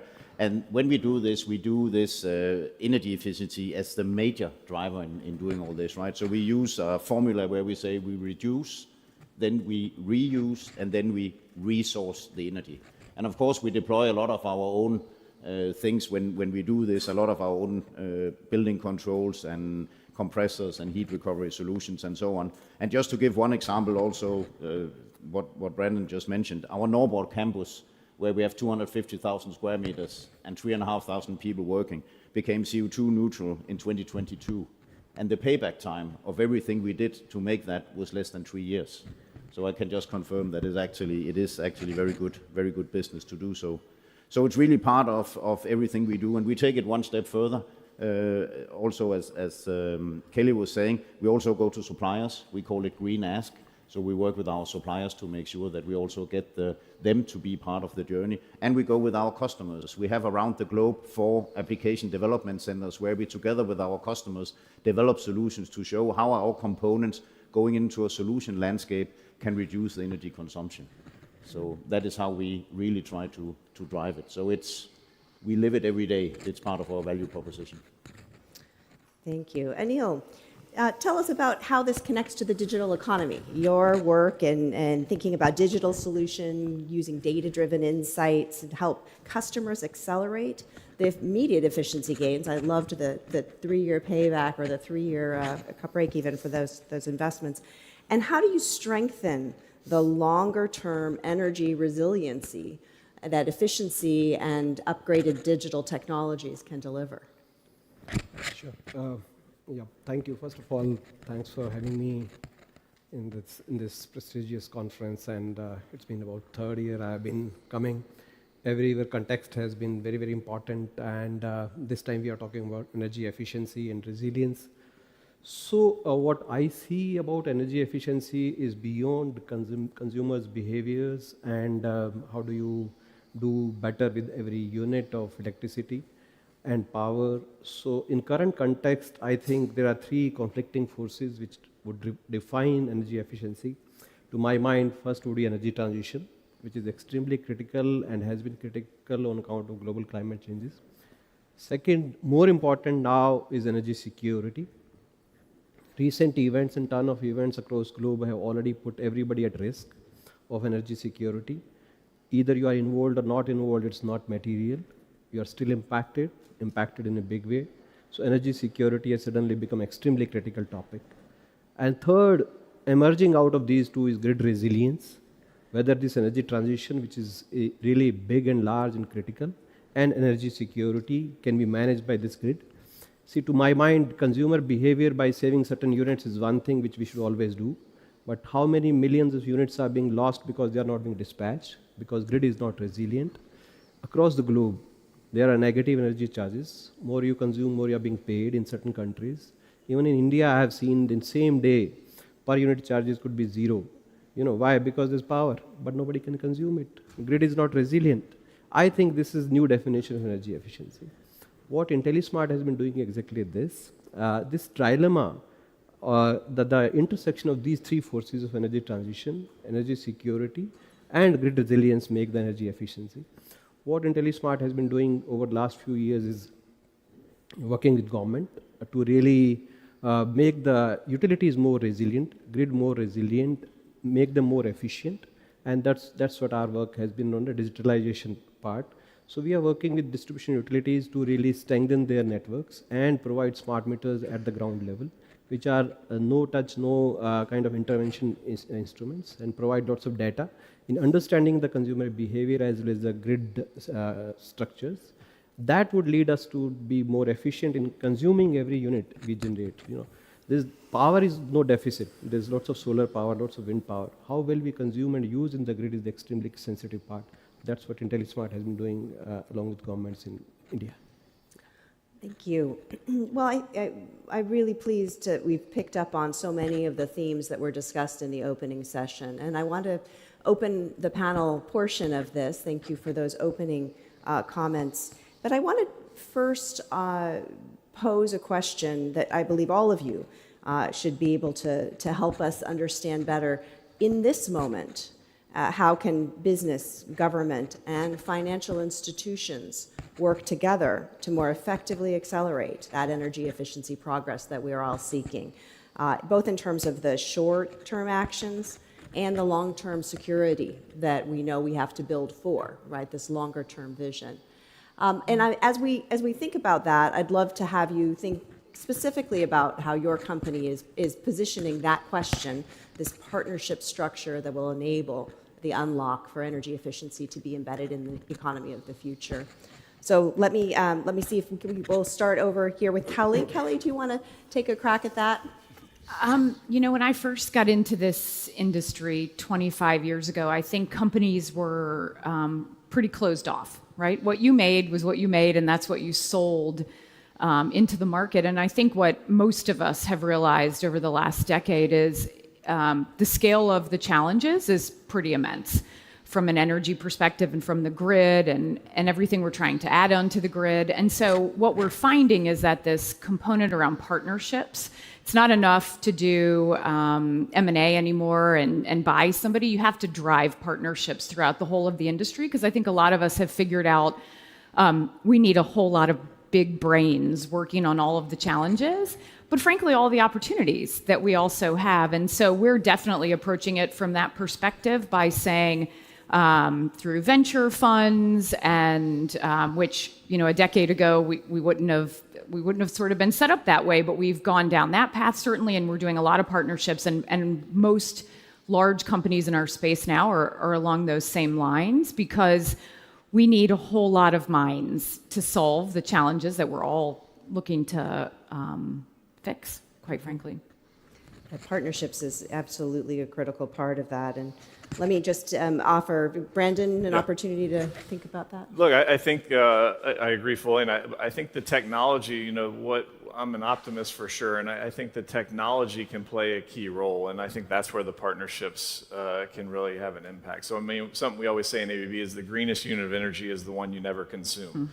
That's not we don't have to debate that topic. That's not political, it's just a fact. And so how can we make energy efficiency as important, as urgent, as relevant as everybody wants to talk about new generation?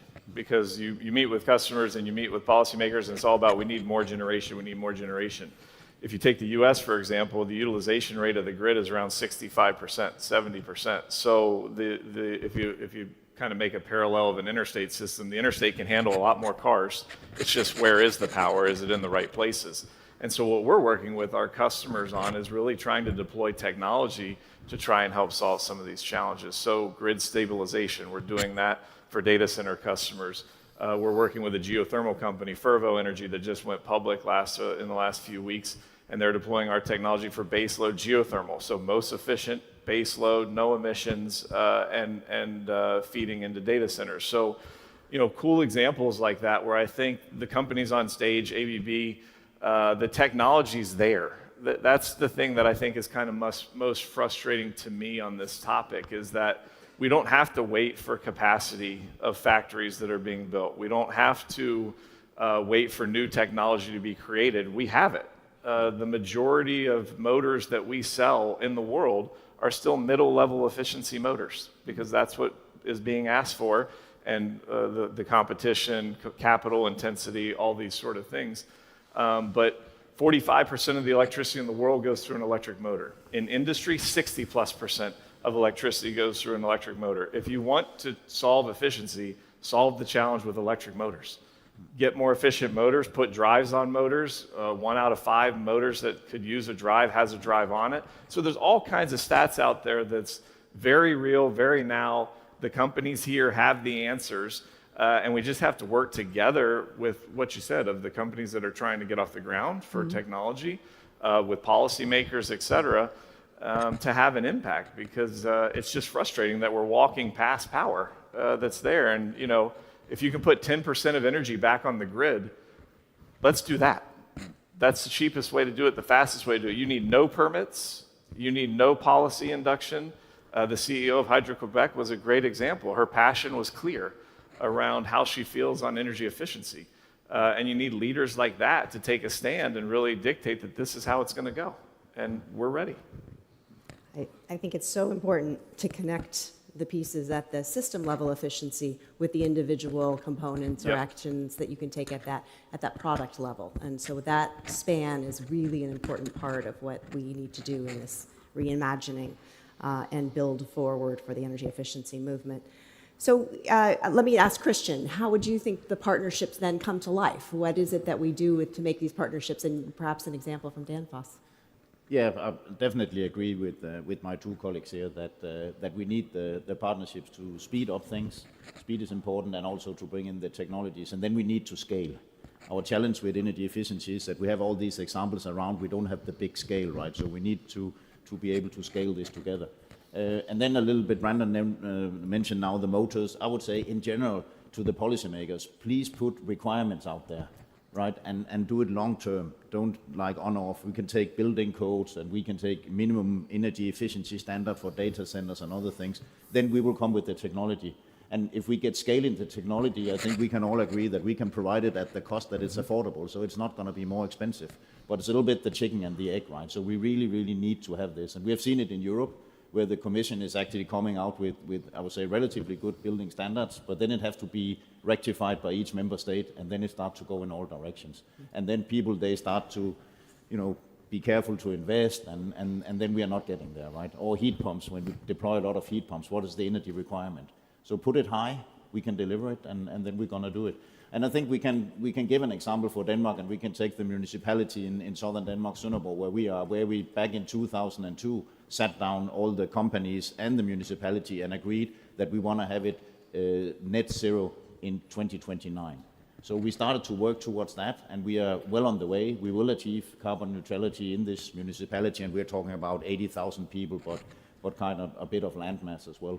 And we haven't, let's say, had a dip in our living standard. We haven't had a lot of increased costs, but we have just step by step improved where it makes sense, and it's actually been good business. So that's an example, but that again, close partnership and a long-term vision that we don't change. Everybody commit, and then we stay on course. I think that's really, really what is needed if we want to drive this.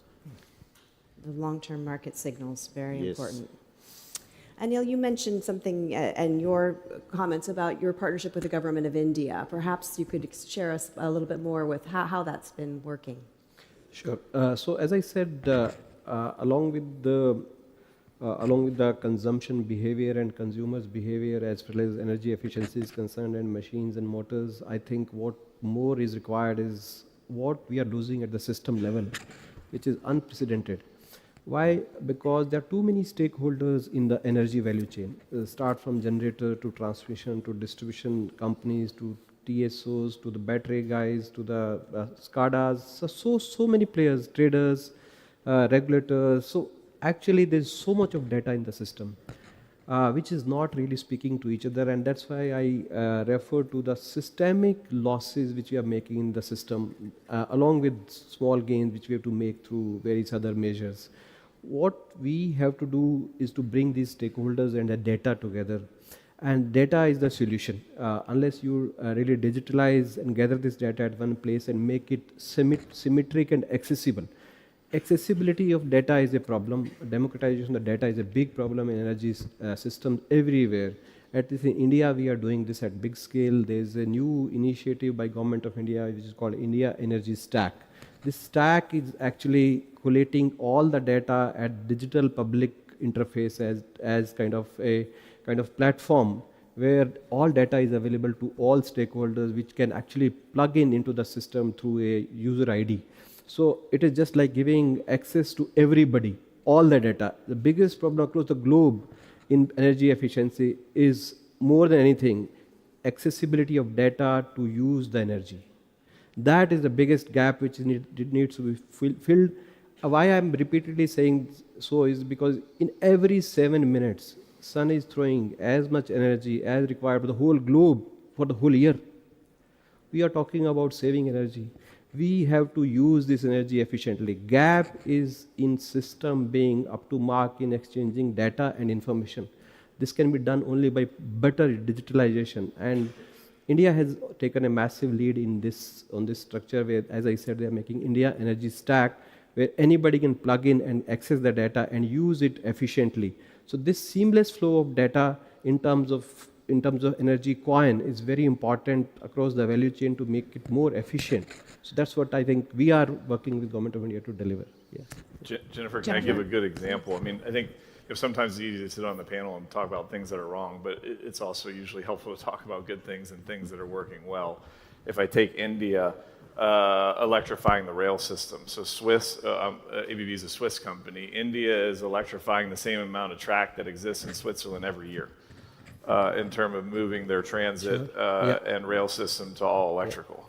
And so they've taken it as a government initiative, they've pushed it out to the country, they've adopted it, and now they're electrifying all the infrastructure.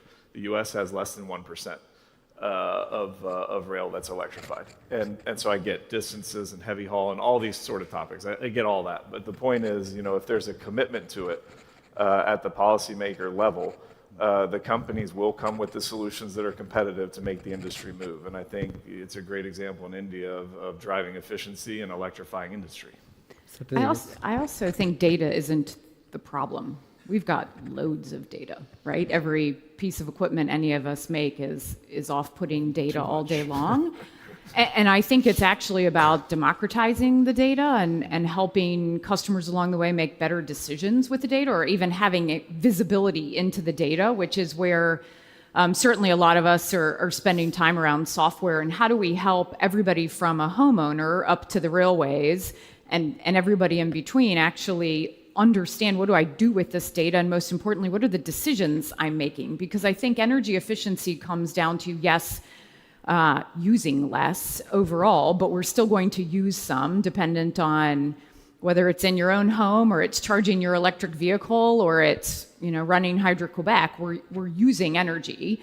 And so we have to make it easier for everybody to make an informed decision. And that's where simplification, ease of visibility, using software, driving open environments that are able to pull off all the different pieces and devices that all of our three companies make, but actually put it into an infrastructure that somebody can understand, what do I do with this now?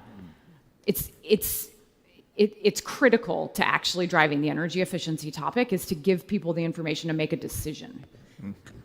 I want to pick up on that, and I think it is a really important part. Christian, I'm wondering if you want to jump in here about the tools, because you spoke to this visibility around the carbon targets and goals, and those long-term challenges that you're seeing that Danfoss is contributing to as well. How do you help the rest of the companies in the community understand where those tools and the strategies are that will enable that vision, which I think both Brandon and Kelly spoke about so eloquently? It's a lot about awareness and about training. So, and about how do you contribute in this journey, right? Because you have a lot of different, you have the private households, you have the companies, you have the shop owners. So simply making a kind of idea catalog for each of them, what could be the different measures, right?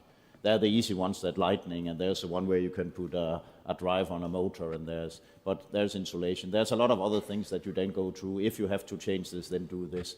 And then by these steps, creating that awareness. So that has been the journey. And that's also why we have been successful, because it's been a target set, but then it's taken the time to go there. So it's not a sudden investment, but over time. And whenever you do these decisions, then you think, what is the most energy efficient way to do this? And of course, looking also at the cost benefit of it. Mm-hmm. Kelly, you mentioned this unlock that data and visualization can provide.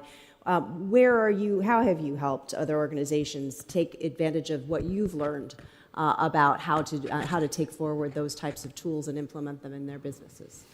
I've been lucky enough within Schneider to work and lead in 5 different countries, and I can tell you that the problems are the same. It's just a matter of, I think Christian was talking about scale and how do you actually drive.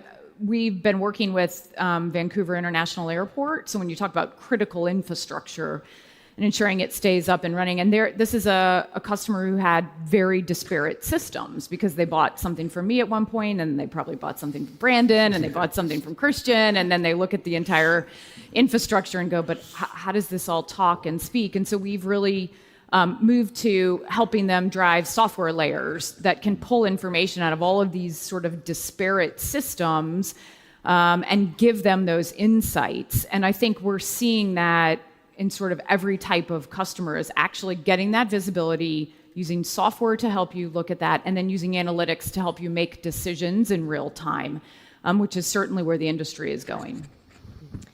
This speaks to the power sector and what you're seeing with IntelliSmart and the work that you're doing, Anil. What is the data platform interface, and how does it also help to think about other things like the resiliency in particular? Sure. So data, starting from the availability of energy in the grid on one side, and consumption at different levels in view of the variability of energy being input due to renewables and consumption on ground. Just balancing these 3 things is extremely critical. And when there are multiple utilities working on the same grid, at the end of the day, there's only one grid which actually is supplying to different utilities, and there is variability of energy being pumped into the system. So this data, when if available from different stakeholders in terms of consumers as well as in terms of generation, it can be balanced out. It will actually allow lots of energy to be utilized better, to be same unit being delivered more efficiently to the consumers, and hence avoiding losses on the grid. This actually also means lots of systemic efficiency improvements on the utilities side, because those are the neglected areas in many parts of the globe, because they are not best at energy efficiency and systemic efficiency improvements. They don't invest back onto the grid. Because they don't invest back onto the grid, again they are mismanaging the grid and again making heavy losses. That is what example has emerged in India, because a few years back people will recall that India was losing about 30% of energy from the point of generation to the point of delivery to the consumers, which has now got down to about 15%. That itself means millions and millions of units. So why I'm just trying to bringing something which is more kind of macro and more kind of wider is this, that let's use this transition or this energy or the green energy in a manner that people can be saved of this kind of changes which happen globally and get impact. Every individual on the ground gets impacted. How do we really deliver this energy more efficiently on ground, and how do we reduce these losses in the system by connecting various dots which are actually separated significantly due to lack of information?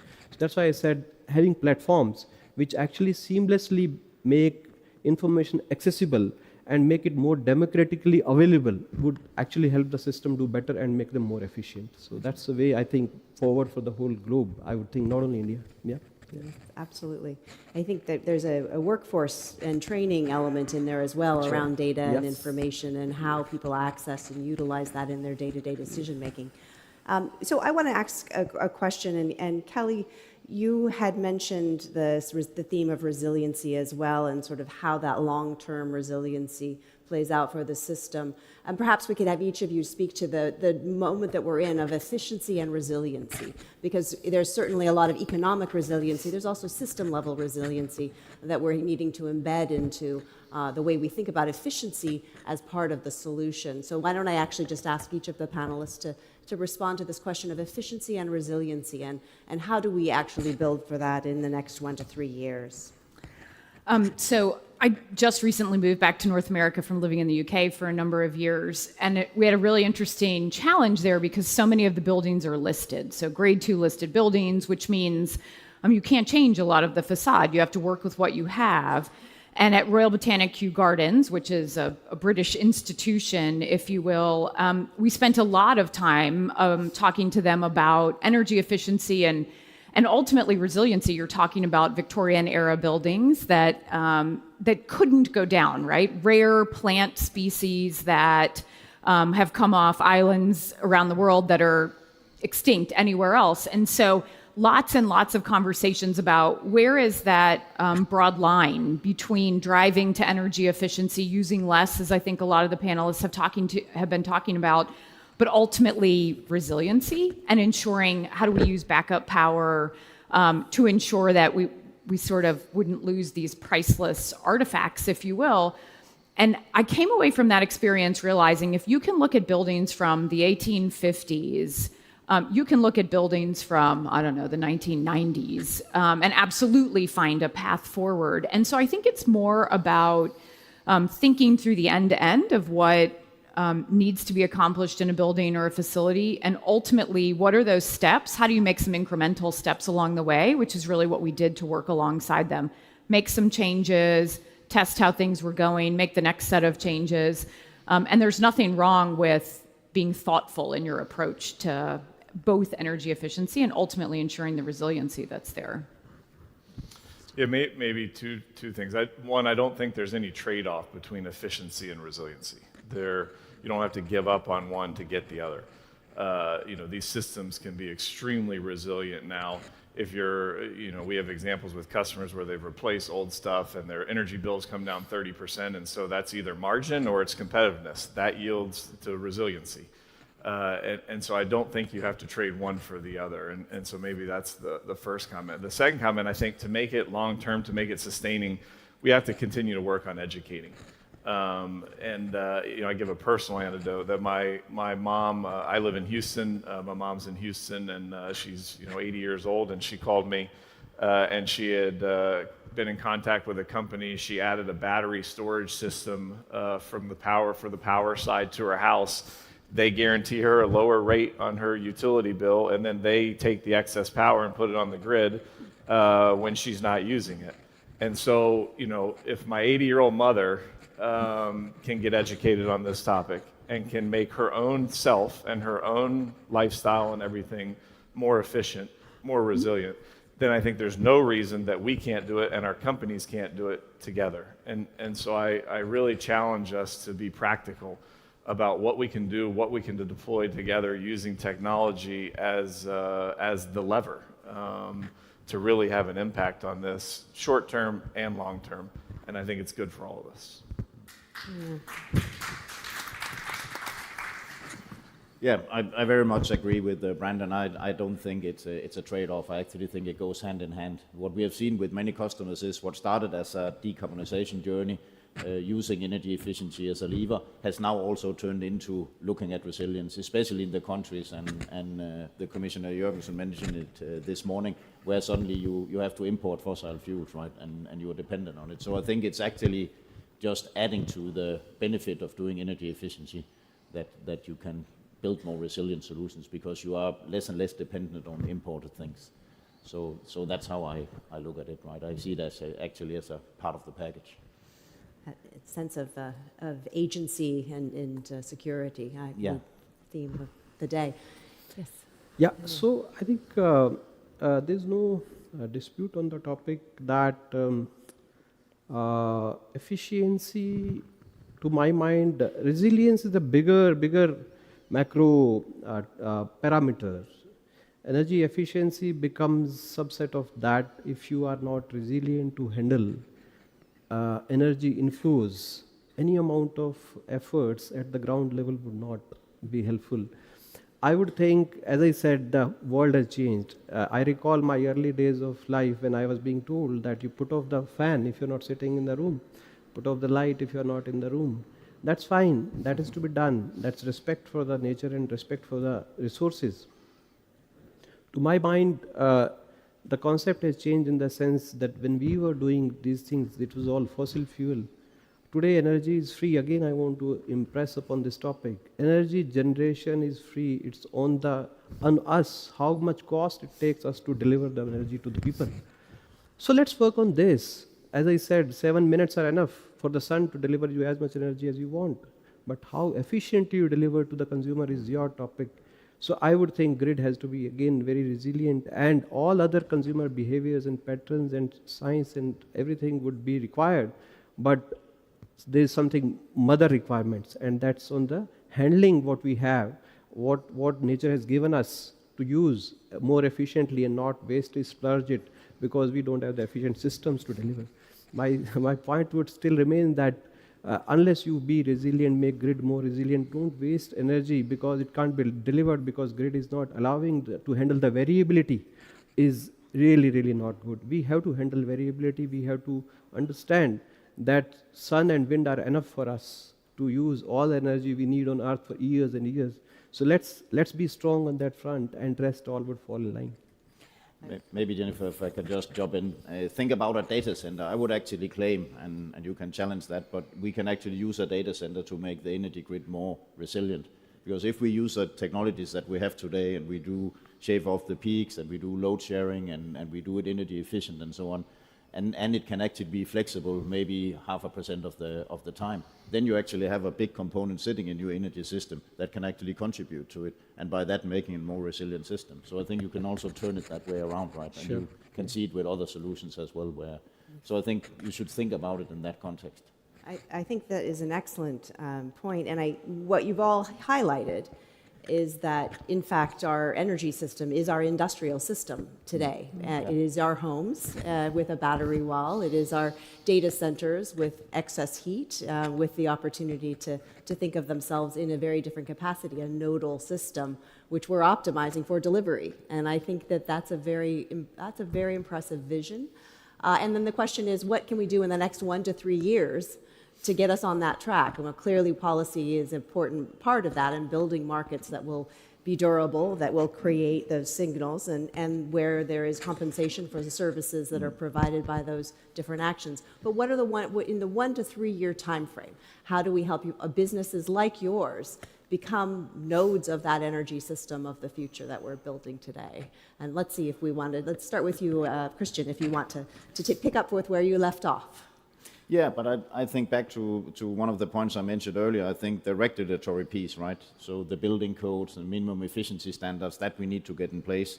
Then I think if we also want to have more financial backing to really start to scale this, then we need to have some standard energy performance contracts as well, so we can draw the investors also to this industry. A lot of investors, they go for energy supply side, but they don't come to the energy efficiency side, so we can't get the scaling there. And then we talked about the digitalization and the AI and the smart demand response and predictive AI and so on, how we get that in as well. We have a lot of solutions today, right? So, but how do we actually get that integrated? And there's of course something with practical, with protocols and so on, but then there's also who owns the data and who gives the data to whom, which is also a big thing when we work on this. And then I think we need public procurement to drive this, right? They really need to step up and put these requirements in whenever we have these things, so they start to drive. So back to the point before, we start to get the scale, then we also make it affordable, then we make it competitive. So that would be my wish, if I can come up with that. That's a good list for 1 to 3 years. Yeah. Let's see, Brandon, how about for you? Yeah, one simple thing. Take an inventory of where you're at and then build a plan to advance it. Whether that's your personal life, the factories that you operate, if you're in our space, the facilities that you run, if you're on the consumer side or on the generation side or anything else, take an inventory where you're at. You can't change something you don't measure. And so take an inventory and then build a plan and fix it. It's not more complicated than that. And so I really challenge you to take one actionable step. And in 1 to 3 years, you can have a significant impact. You can reduce your expenses. You can increase your margin. You choose. I think great advice. Anil, do you have a 1 to 3 year? Yes, so I think it is clear, first of all, policy formulation according to the current needs, thinking energy transition and energy security both in place is very, very important.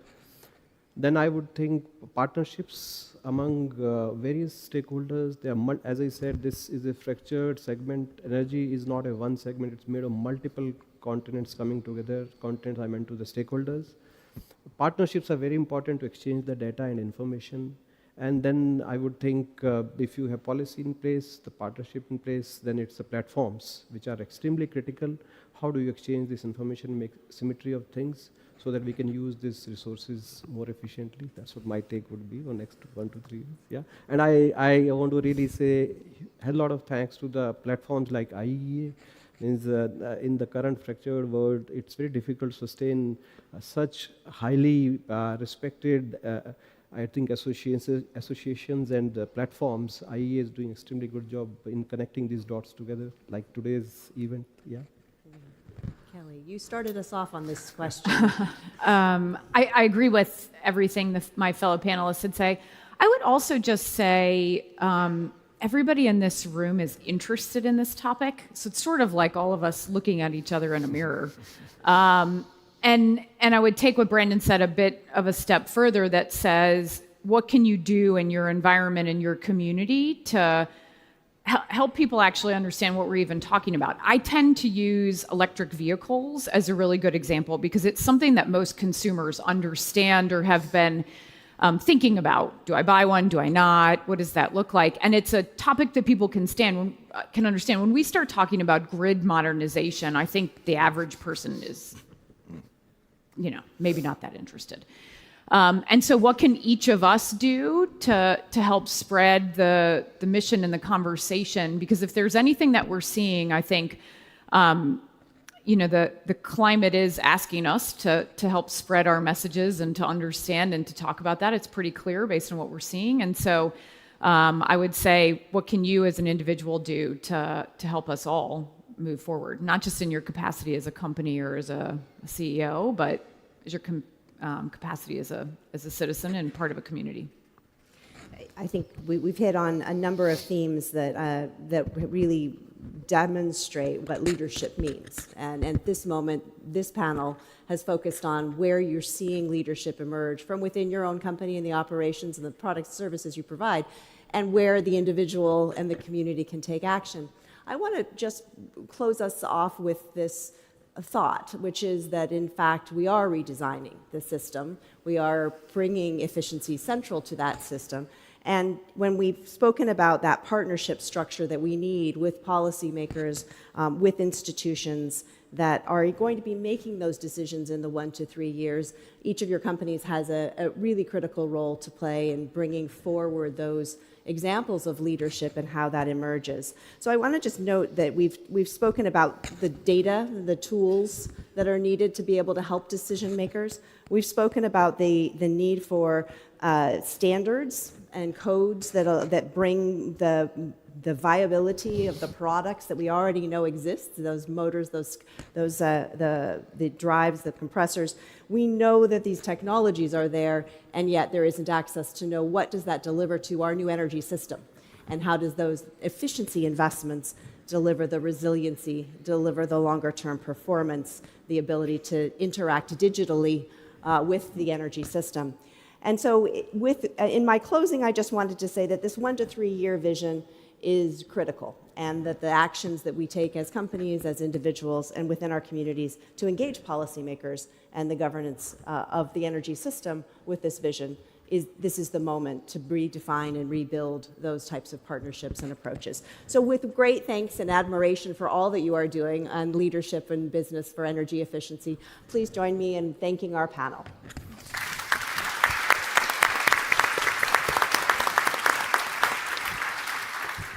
We're going to pause for one quick photo, and then we'll invite up the next panel for a continuation on the conversation with regards to the strategic nature and competitiveness around energy efficiency going forward globally. So please. Yeah. Thank you.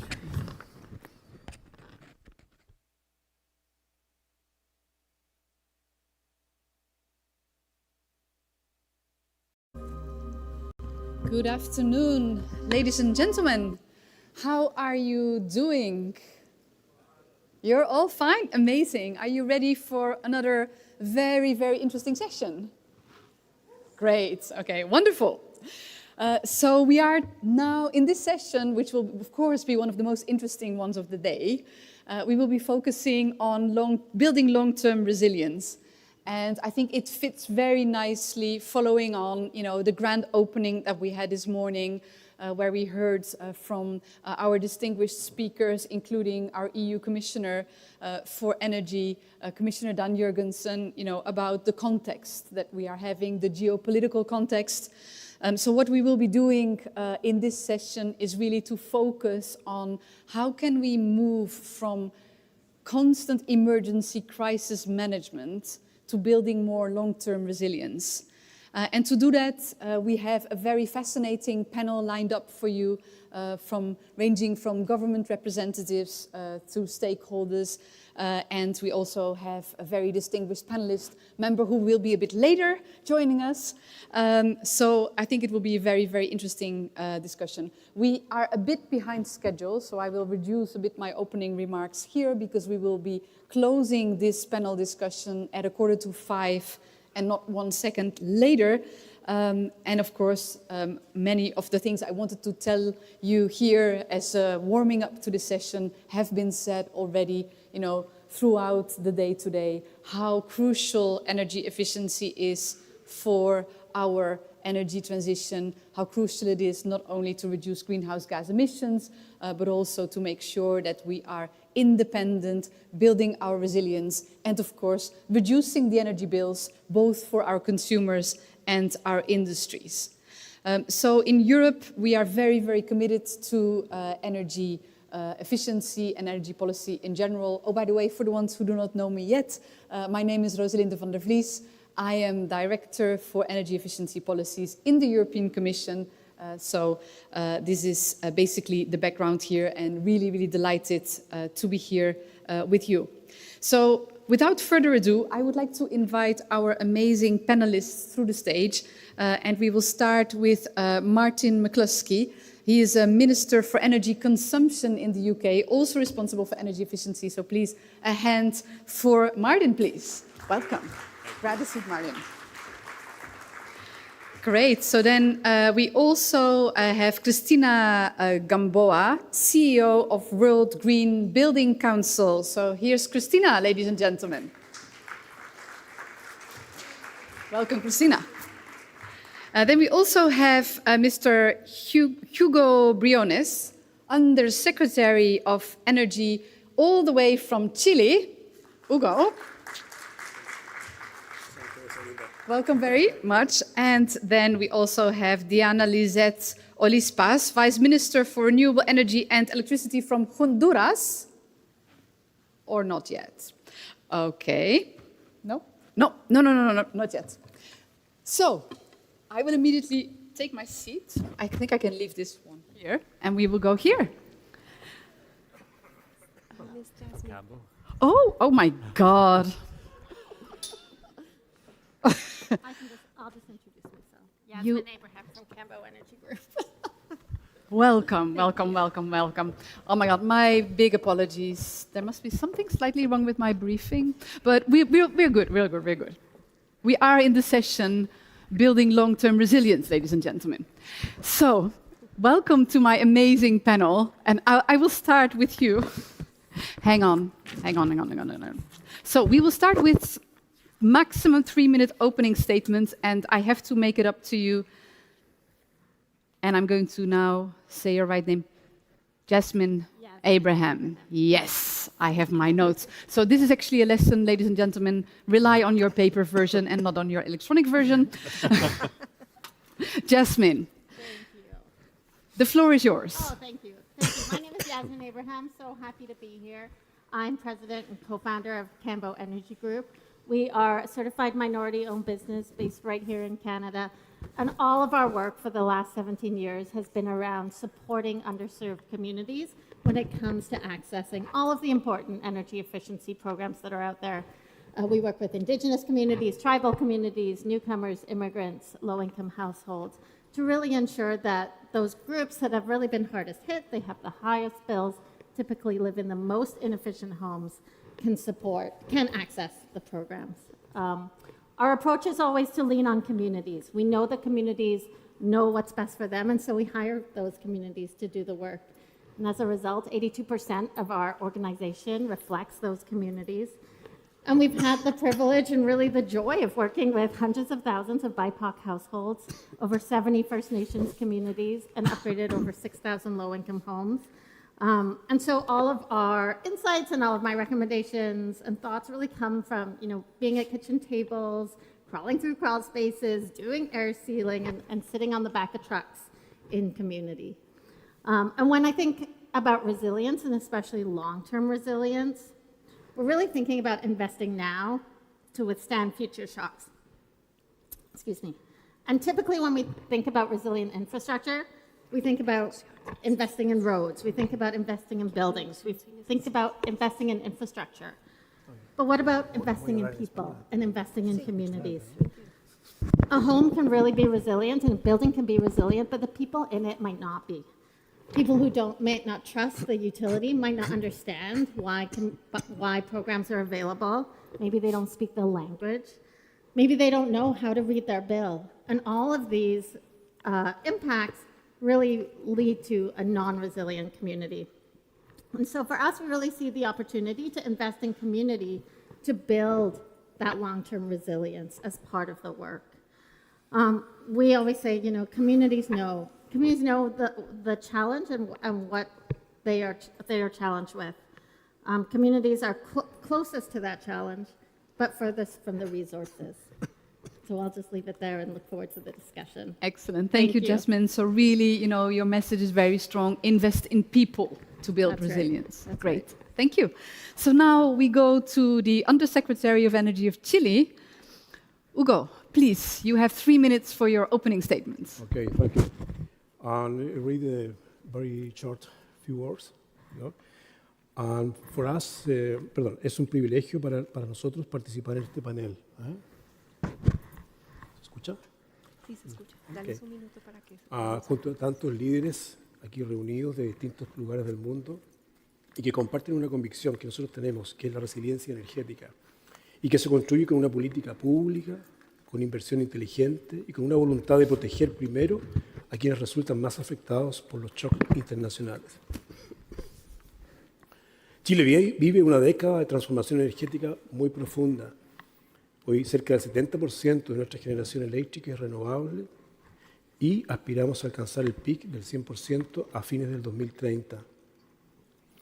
Para hablar realmente de un sistema resiliente que protege a quienes más lo necesitan, debemos también pensar en cómo estas cifras se ven reflejadas en la vida de las familias que son más vulnerables. Sin ir más lejos, en el 2025, Chile registró un promedio de 15 horas de interrupción eléctrica en el servicio domiciliario por usuario, mientras que el 64% del consumo final de energía aún provenía de fuentes fósiles, en su mayoría importadas y expuestas a la volatilidad de los mercados internacionales. Bueno, este es un desafío enorme, contar con un sistema eléctrico nacional cada vez más capaz de asegurar el suministro. Hemos avanzado significativamente en el almacenamiento en estos últimos años, permitiendo alcanzar 2 gigawatts en capacidad instalada y 6 gigawatts actualmente en construcción. Pero la resiliencia también depende de la transmisión. Necesitamos que la electricidad generada en los desiertos del norte de nuestro país pueda llegar a las zonas con más disponibilidad de radiación solar. De hecho, tenemos a la radiación solar calificada como la mejor del mundo en el norte de Chile. Por eso hoy tenemos en construcción alrededor de 2.200 kilómetros de infraestructura en transmisión, fundamentales para reducir los vertimientos de energía actuales en energías renovables y aprovechar de este modo el resto del país. Be able to take advantage of this and to have the rest of the country take advantage of this opportunity as well. So because of these long-term efforts that we're making, in May of this year, we presented a plan that is 2024-2026-2030, un documento de trabajo con 6 pilares, con KPI medibles, cuantificables y en plazos definidos, de tal manera que nos podamos preparar para obtener los mejores resultados que duren la mayor cantidad de tiempo en términos de resiliencia en nuestro sistema. Finalmente, comentar con ustedes que desde Chile estamos disponibles para aportar nuestra experiencia a esta conversación y, por supuesto, aprender de las lecciones y experiencias, buenas prácticas de quienes hoy nos acompañan. Muchas gracias.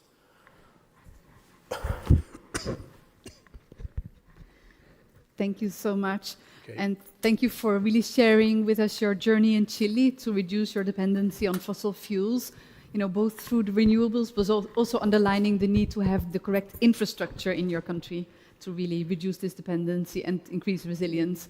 So now we move to you, Christina, and we would be really happy to listen to your pitch to start off our panel.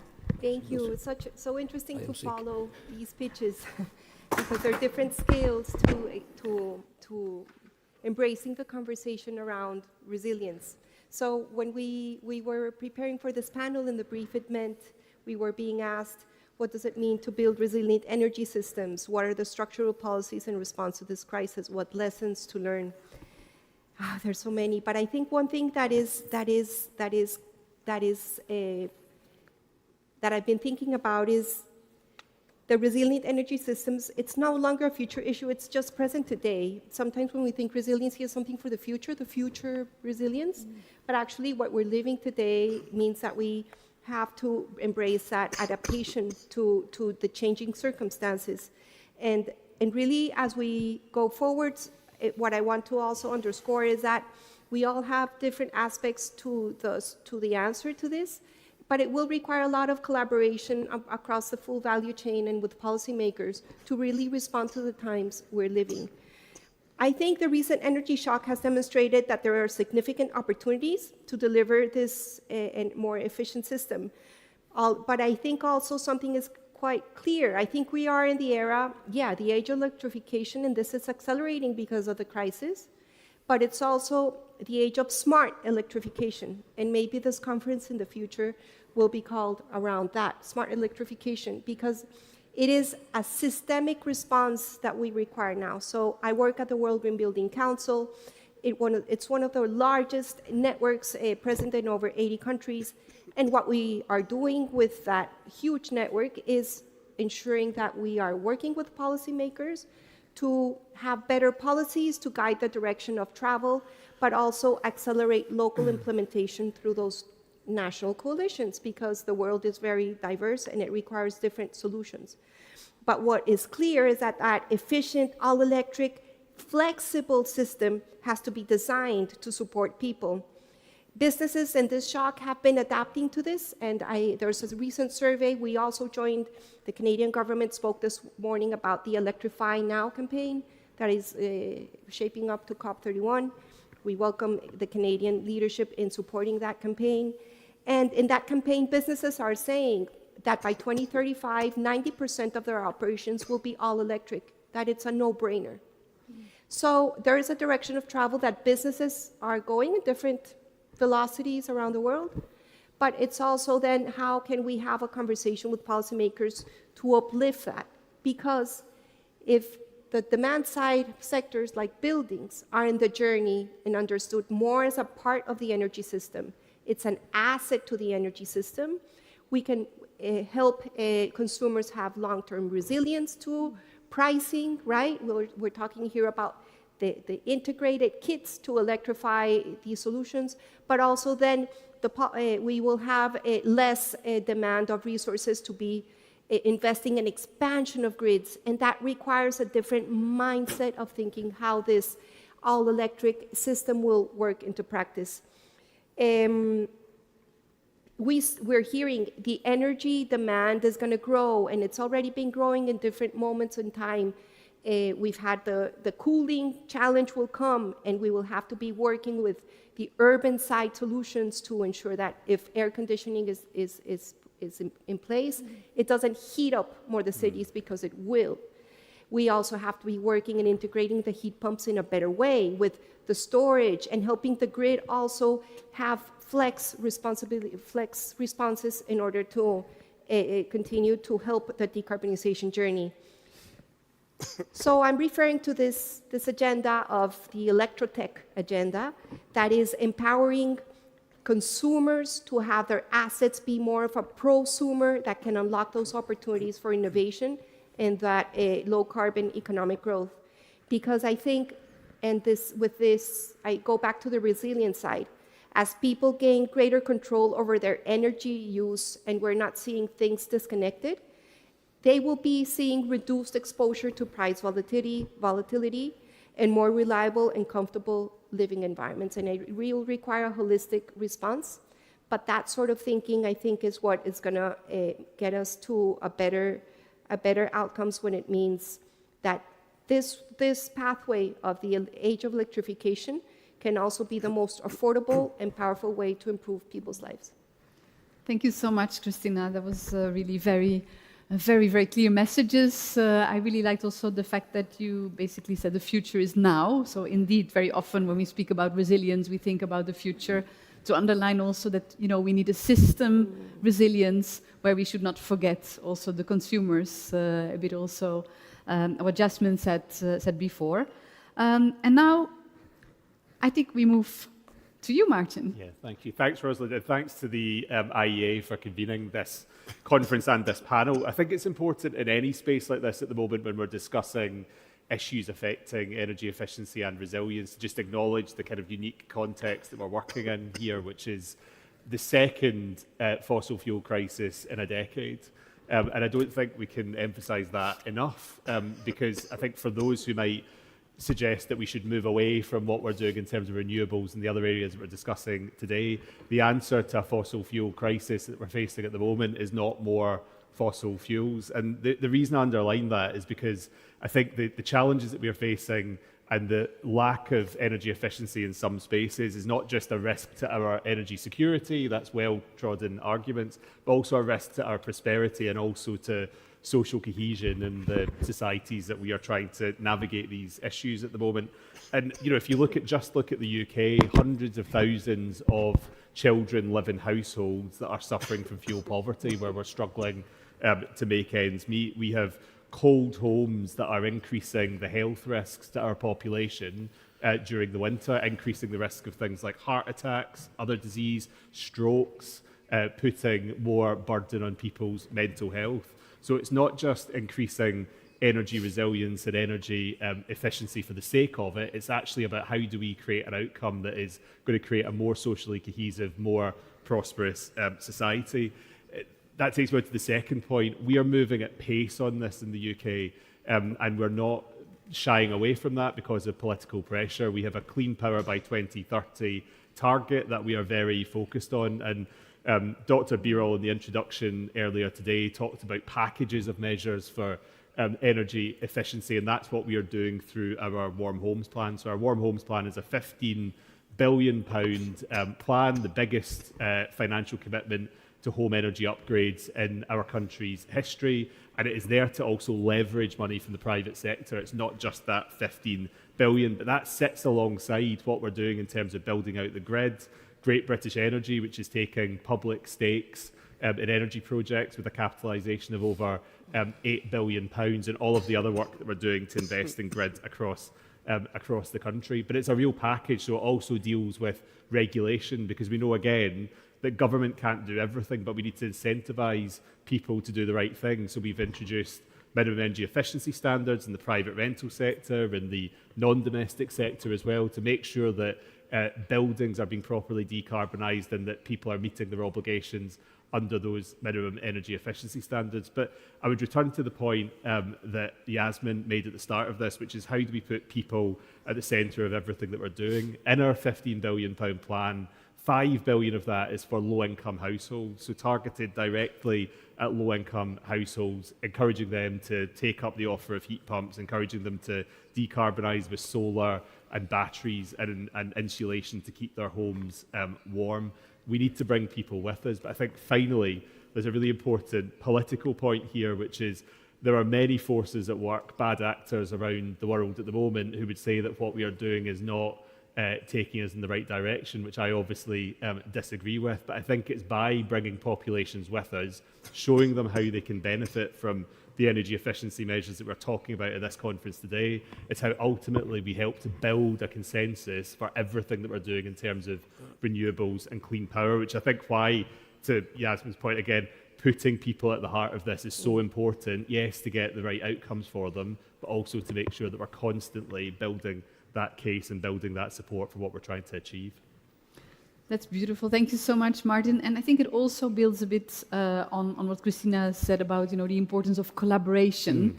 And I'm also very interested to hear that, you know, with your investment plan, you also leverage the private investments. I think that's really, really important, this collaboration between the public and the private sector. And of course, great to hear that you have like specific attention to combat energy poverty in the UK and protect the vulnerable people. Could I maybe ask you to dive a bit more deeper into, you know, how you increase the resilience in UK of the vulnerable people? How do you really make sure that demand-side measures that you are taking in the UK are reaching these people? I think around the world, and many of you in this room will have had similar conversations within government or within the organisations that you work in about how you are able to provide short-term support for people at the same time as keeping your eyes really focused on the long-term targets that you've got. So in the UK, we've had direct support for low-income households through a £150, that's about 10% of the average energy bill, a £150 discount on people's energy bills over the winter. We've just expanded that last year to reach 6 million households across the UK. We've also taken, and again, this is it's a political choice that we've made to take some of the levies that are supporting renewable generation off of energy bills and off of consumers and into general taxation. So really making that socialising that risk for everyone rather than saying that energy consumers are going to pick up the price of that. But long term, we have to stay absolutely focused on overall reduction in demand, which is why the Warm Homes Plan is so important. Making sure, for example, that homes are properly insulated is really important, but actually the big shift in the Warm Homes Plan compared to previous UK government schemes was in moving just from fabric of buildings to things like solar, batteries and heat pumps. So actually giving people access to the technologies that may have only in the past been available to those with deep pockets, but actually providing them with funding, whether that's grant support or loans, to enable them to actually take advantage of that and reduce their energy bills.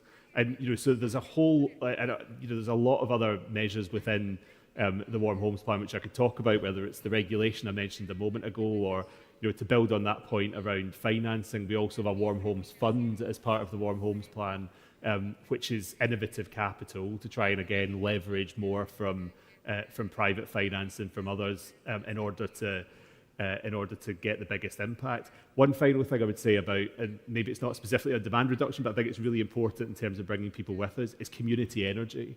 So within the Warm Homes Plan, we have plans for community batteries, for community-owned solar. We have a local power plan, which is really trying to put the levers of generation into the hands of communities. So a community can be in control not just of their building decarbonisation and their energy efficiency, but also in control of the levers of the generation within their own community. Amazing. Great ideas coming from the UK. I'm actually quite curious, Christina, I mean, I saw you were nodding and looking quite happy when Martin was speaking, but I mean, would you have any advice from your side for governments to really make sure that the building sector can provide solutions to build this long-term resilience? Yeah, I was nodding because I'm living in London, and I just lived through a heat wave in London last week, where I have a very efficient warm home, and the hot air wouldn't leave, and I would be at 30 degrees, and we had hospitals closing, schools closing. So that's why the resilience is here, and all that government response and that leadership is so much needed. It's hitting home. And sorry, and I was thinking the adaptation side. Last week we hosted an event in London, Climate Action Week, where we had Lord Adair Turner from the Energy Transition Commission, also Dave Turk, the former Deputy Secretary from the Department of Energy in the US, and they both coincided that the other side of this resilience and adaptation is that we have to adapt. So drop the woolly trousers, he said. Drop like we also have to adapt. And that reminded me of the Singaporeans, where they have a great campaign of having people adapt to live in 25 degrees. So don't overdo it with the cooling. Also, let the city cool. But so that's what I was nodding so much. Sorry, a head trip in a panel. Anyways. But what I would say, we did, World GBC does also a policy advocacy. We're a business-driven network, so I guess my voice is a business voice. We represent over 51,000 companies worldwide that have been voluntarily creating all this markets and opportunity, and it's the right moment. All this innovation of the electrification agenda is just ramping up the uptake of all these solutions. So I had three things here that I thought of course, it depends on the context, but I wrote down three things. Of course, first, reduce energy demand. But also, how do you do it? I think we have to set some binding targets on energy efficiency for the worst performing buildings to rapidly cut energy demand and protect households from future price shocks. That can be done. That's called minimum energy performance requirements. And you can go for the bigger buildings, and government buildings could lead by example. 2, reduce fossil fuel dependence. We're talking about here a shock. So we must accelerate electrification measures to strengthen energy security and reduce exposure to global fossil fuel markets, supporting the transition to clean heating solutions, clean cooking solutions. Imagine in that heat wave, people in kitchens in gas stoves instead of being induction, all of that. And of course, in the cooling space, ensure that the appliances are efficient, but it's a whole system approach, so we don't undo one thing with the other. And my third that I had is ensure fairness. Because ensure that, for example, the renovation finance is suitable and accessible for low-income households and for those in energy poverty. So that's why it was resounding to me. So the transition is affordable and socially just. And for new construction in geographies, like I'm from Latin America, that are building also because people need homes, they will be building, ensuring that, for example, those homes can access green mortgages, green finance, and that they are designed from the start. Because what happens with efficiency, it starts by good design.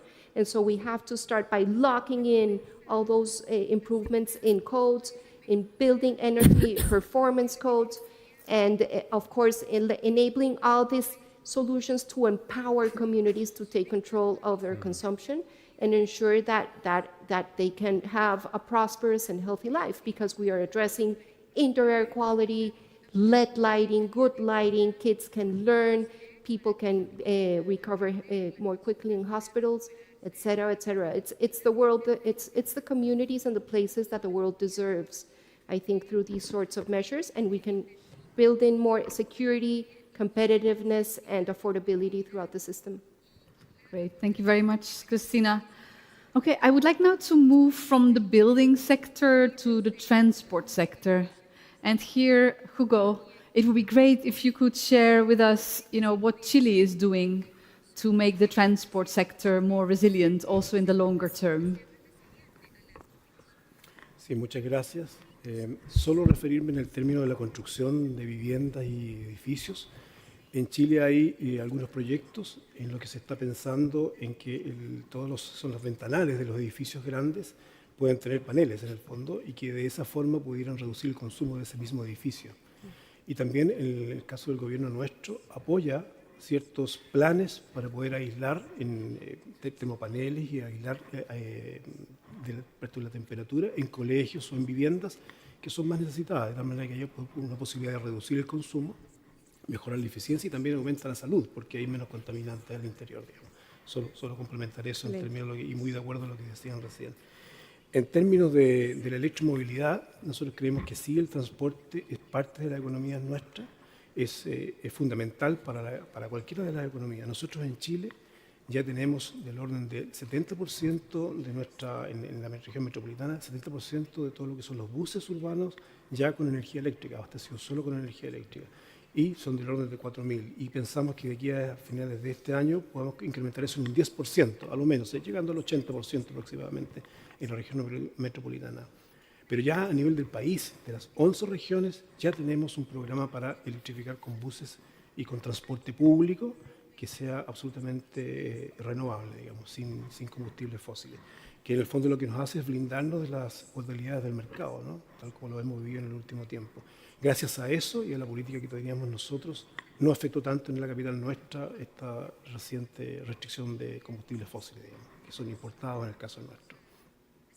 Hoy día podemos decir que con estos logros solo un país en el mundo nos supera, digamos. Estamos en segundo lugar. Y en Latinoamérica, una ciudad nuestra, en el norte de Chile, que se llama Copiapó, ya tiene 100% del transporte público eléctrico. Una ciudad eminentemente minera.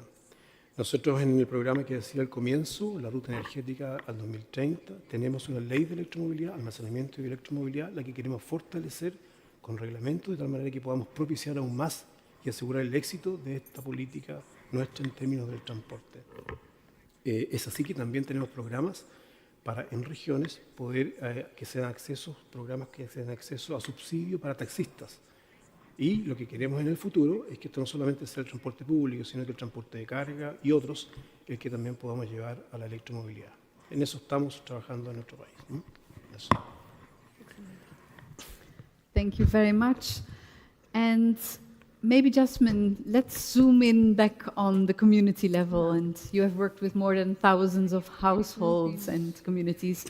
So could you maybe share with us kind of like what is the magic formula, if you discovered one, to build resilience, at the community level? It's a big question, but I think you're right. We have spent 17 years doing this work and have had the privilege to work with many different governments and communities over that time across Canada and the US. And I think something happens when we work with utilities and governments who have the understanding that people approach and participate in programs differently based on their lived experience. I think we're very, very good in this sector of segmenting programs by building types, right? We have commercial, we have industrial, we have multifamily, we have residential.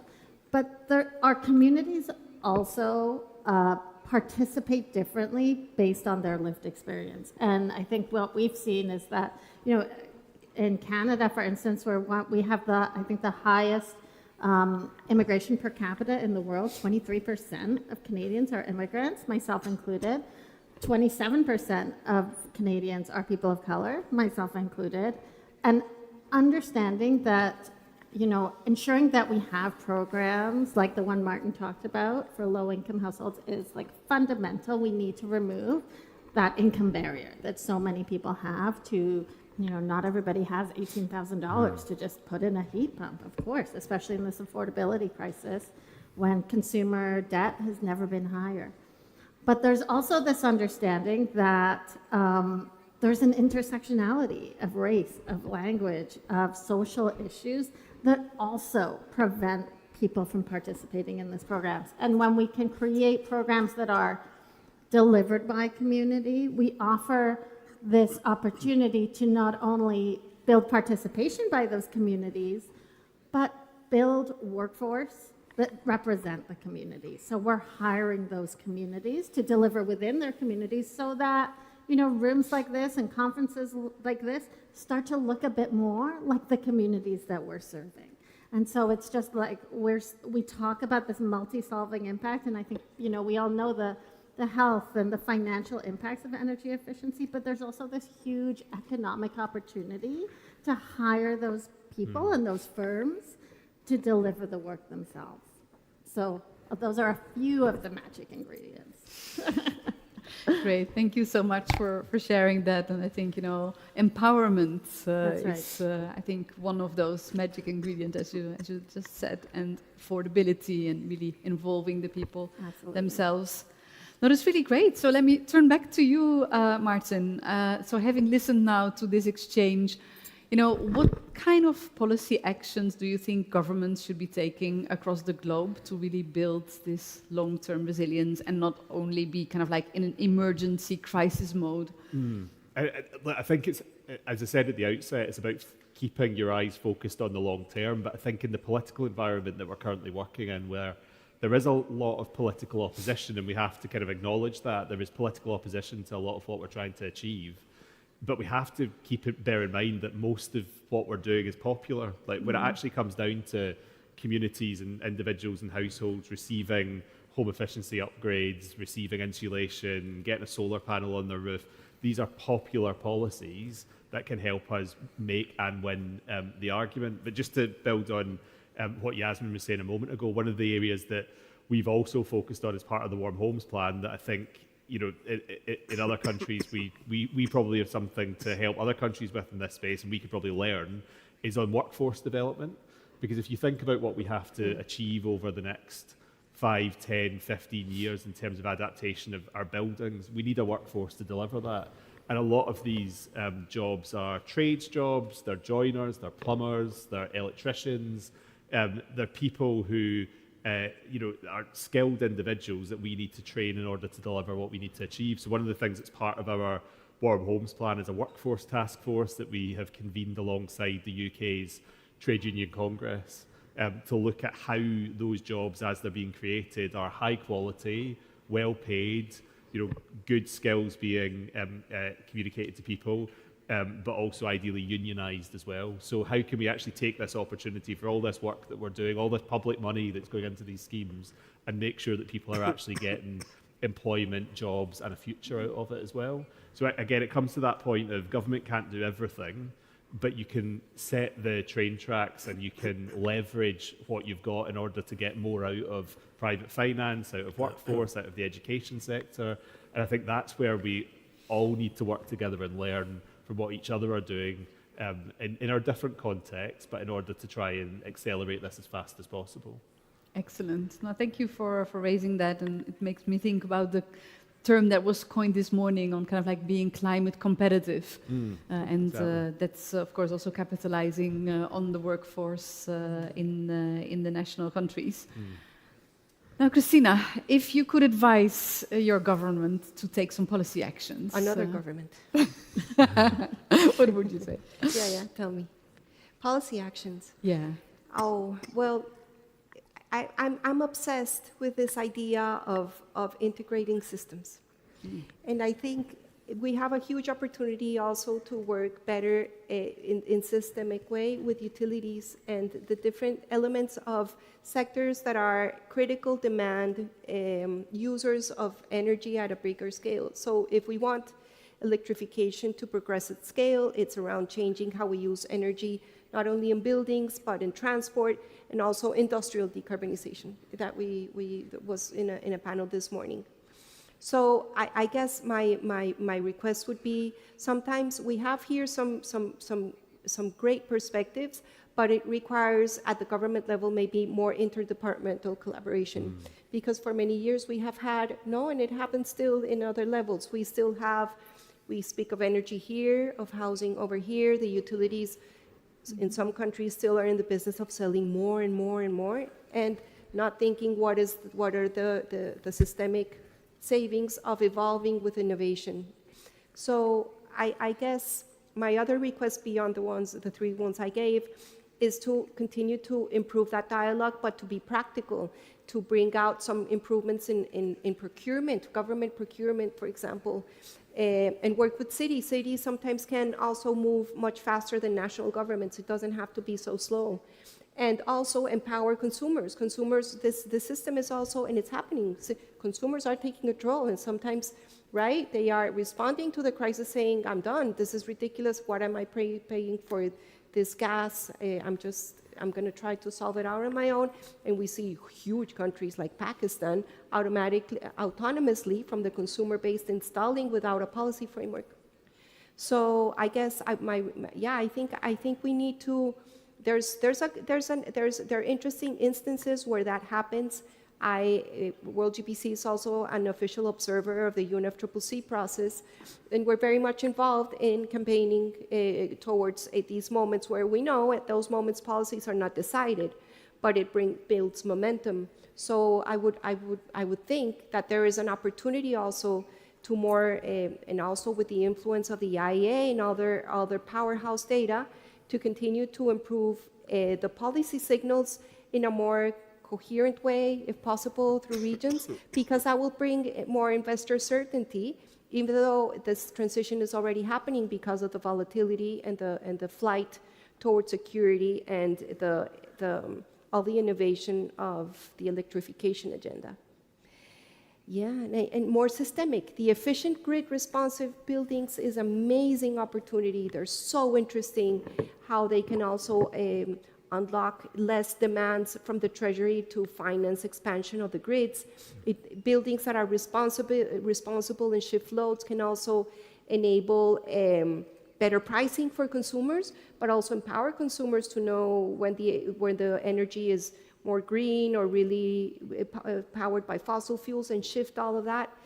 There's a collaboration agenda in that space to ensure that the digitalization gets to consumers. But also, I think the other topic that governments could tackle in a more systemic way is all the cybersecurity risk associated with that, because all this data is getting attacked. And imagine your home being hijacked and you don't get the energy because, I don't know.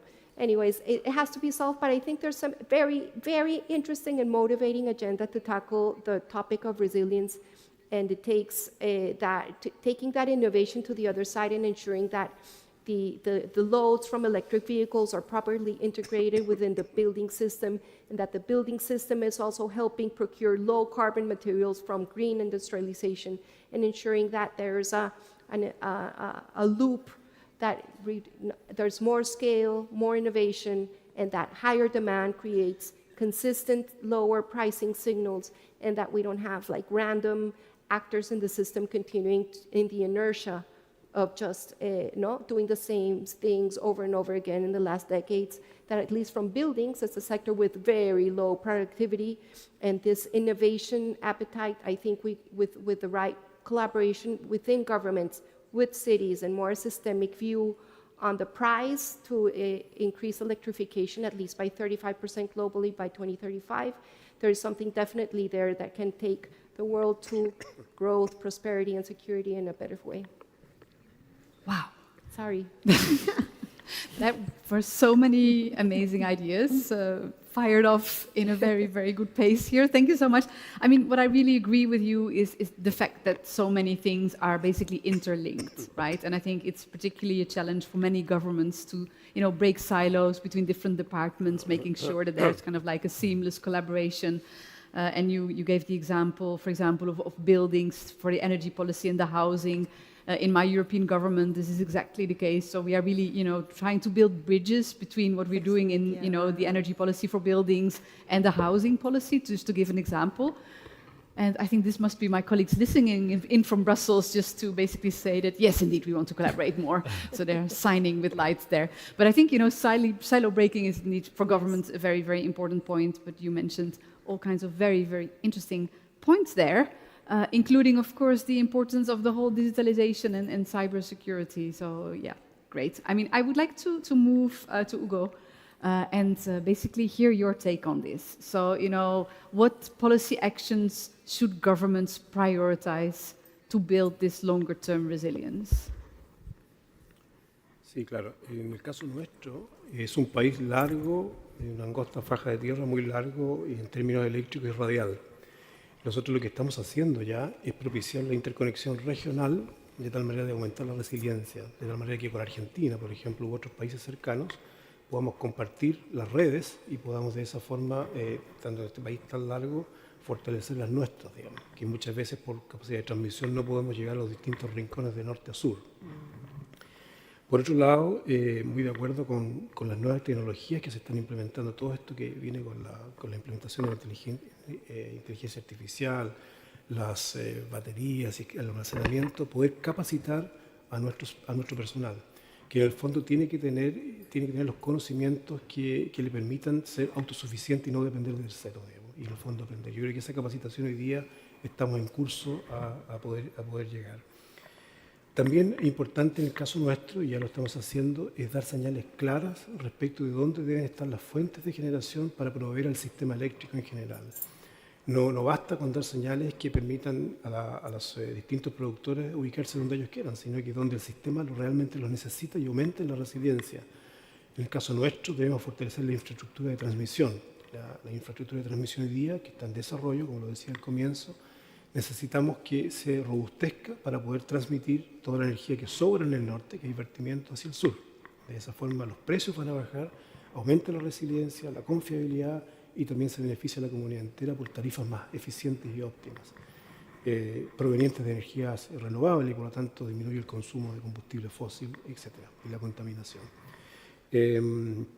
Otro tema importante también es que para que se logren estos proyectos de inversión que pueden robustecer nuestra capacidad, es mejorar toda la obtención de los permisos sectoriales que llevan a poder materializar estos proyectos. Estos permisos sectoriales hoy día demoran mucho tiempo. En el caso de transmisión podrían demorarse entre 5 y 7 años para recién llegar a construir. Lo que estamos haciendo nosotros es no bajar la calidad ni las restricciones, sino que hacer más eficientes estos procesos de permisos, de tal manera que podamos tener cuanto antes la viabilidad o el certificado ambiental para poder iniciar la construcción. Eso es en general lo que nosotros estamos impulsando como política de gobierno. Thank you, Hugo. So, Yasmin, I would like to go back to your amazing experience with all these household and local communities. Could you share with us some really good examples where you saw, okay, this is really a showcase to build resilience? Yes, oh my gosh. Yeah, so many of the communities that we work with, you know, the solutions are not that complicated, honestly. So many, especially immigrant and newcomer communities, you know, we're walking into homes where folks don't know how to program their thermostat. They don't know what the thermostat is. Many times they think they're not allowed to touch the thermostat. And so especially important when we're having heat waves like we saw. In 2021, we had the heat dome in BC where 611 people died because of the heat in 4 days. And, you know, those people were the most vulnerable. They were, you know, the seniors, the newcomers, the immigrants. And so it's building education for them. So a lot of the work we do is helping folks understand how their home uses energy. You know, it's energy efficiency 101. It's what's the connect. Why does my utility want me to save energy? Don't they sell me energy? Why are they giving me $50 to upgrade my insulation? What's the link between insulation and energy and climate and my bill? You know, all of us in the room could probably give that answer really quickly, but it's not something people are just know. It's not taught in schools, and it's certainly not taught when you come to a new country. And so it's really simple things about helping people understand how their home works so that they have the agency and are empowered so that when they see that brochure about a heat pump, they understand why that heat pump is important and how it's going to help them. You know, a lot of times when we're working in indigenous communities, we're walking into homes that, you know, they just don't have an energy efficiency crisis. They have a housing crisis. And so we're walking into homes, and if we're going to be air sealing, if we're going to be doing the insulation, then we also want to be fixing the wheelchair ramp at the back. We also want to make sure the electrical is working. So it's thinking, as Christina talked about, in systems, that we're not just siloing energy efficiency with the needs of the community. So whether that's workforce development, housing construction, education, there's these really sort of pragmatic opportunities to include community to deliver the solutions. Amazing. So really kind of like awareness raising, building trust, empowerment. Absolutely. Great. Okay, great. I mean, we have just a few more minutes left to wrap up. And I had some pre-prepared concluding remarks, which I will not use. But I actually have a magic pen with me. And with this pen, my panelists can make a wish. So I'll give you a few seconds to think about. So if you could make a wish, like what would happen to build long-term resilience, And then I would like you to basically use this. I will hand it to you then, the magic pen, and then you can kind of like do your magical spell and then say, you know, what is your wish? What should happen in order to build long-term resilience? And you can only pick one thing. It's hard. There you go. More effective public communication so that people can take control of their own energy efficiency and it's not all down to government. Beautiful. Continue to decouple the growth of the building industry that's going to happen for the growth of housing around the world. Continue to decouple it from emissions through energy efficiency, electrification, and an innovation agenda. Gracias. Diría yo que pudiéramos fortalecer la comunicación y la integración entre políticas públicas y el sector privado y la industria, de tal manera que trabajando juntos podamos mirar hacia la comunidad, hacia la sociedad que queremos mejorar y poder hacer lo mejor por ellos en términos de calidad, tarifas y eficiencia. I would say continue to embed social and equity goals as we transition, as the energy transitions, and bringing community stakeholders into that. Amazing. Okay, so I'll get my pen, my magic pen back. I see there's not we many. have to keep it to see if we achieve our wishes. I will only get it back once it's achieved. Okay, great. Not many Harry Potter fans here. Okay, anyway, it doesn't really matter. Thank you very much. Amazing panel. Thank you all here for being here. I hope that, you know, we are all convinced that, you know, we already have the ingredients to build long-term resilience. And I just would like to ask you to have a very, very warm applause to our amazing panelists. Thank you. Thank you. Thank you. That's it. On stage, if you'd like to come up, and I'll introduce you in order. First of all, we have Minister Walter Ayasta, who's the Minister of Energy and Mines in Peru. A big round of applause for the Minister. And then from Spain, we have Joan Groisard, the Secretary of State for Energy in Spain. Nice to see you, Minister. Please take a seat.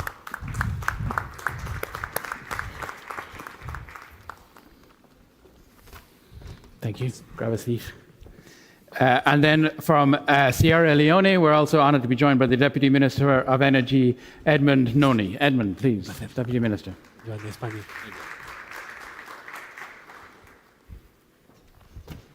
Thank you. And then we're also very pleased to be joined by Marie-Claude Dumas, President of WSP in Canada. Marie-Claude. Thank you. Please. And last but not at all least, we have Lavinia Bauer-Roche, Global Head of Sustainable Finance from Deutsche Bank. Lavinia. Thank you. Please.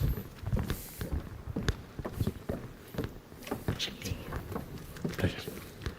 So friends, thanks all for joining us and thank you for staying with us. This is the closing panel of the first day of the conference, and many of you have been in many sessions here together, but also in separate sessions. Our ministerial colleagues were with us in a ministerial roundtable on this side earlier today, and then our business leaders were with us for the CEO and business leader roundtable on the other side. So part of the point of this session is to hear inputs from our excellent colleagues, but also for them to report to each other and to all of us in terms of the discussions they had in the different rooms. And colleagues, if you have headsets, this will be another bilingual session, so please do come ready. So I'll start with you, Minister Ayasta, if I may, please. So thank you for joining us. And I was in the session earlier when you gave us the Peruvian perspective on some of the energy issues. So you might like to tell us a little bit about Peru's priorities, but I'd also like you to say, based on what you've heard today, what do you think are some of the key demand-side policy actions available to governments that you consider the most priority? So please. Hello. Bueno, muchas gracias. Thank you so much. To say hello to everyone, thank you for being here. In relation to this subject, to what we're looking for in energy efficiency, it's clear to reducing the consumption of energy of the users, we have different types of users, domestic, commercial, industrial. And this reach is very important to keep into consideration infrastructure in which we have to give the service to the user. Our final user is the user, the final user. In that sense, the infrastructure that we must guarantee to give a quality service to be competitive with the new developments that we have in technologies. We must be speaking of infrastructure in which operations is autonomous. In the sense, we have been working and implementing the intelligent networks, where if I give the example, 10 years ago, to be able to implement measuring in the networks with high tension, we had to implement the equipment, the sensor, and apart other equipment that required energy. Now, we have sensors that automatically connect to the network, and directly with a telecommunication system, we may have information in real time in the network. Now, there we're reducing equipment that one way or another consumes energy. All the equipment that we have now is associated to the SIODET. If we speak about Madrid, what we want to improve in all the enterprises is that the equipment that we're replacing is precisely associated to the CVP that allows us to have information in real time to monitor the quality of the service, to evaluate the losses.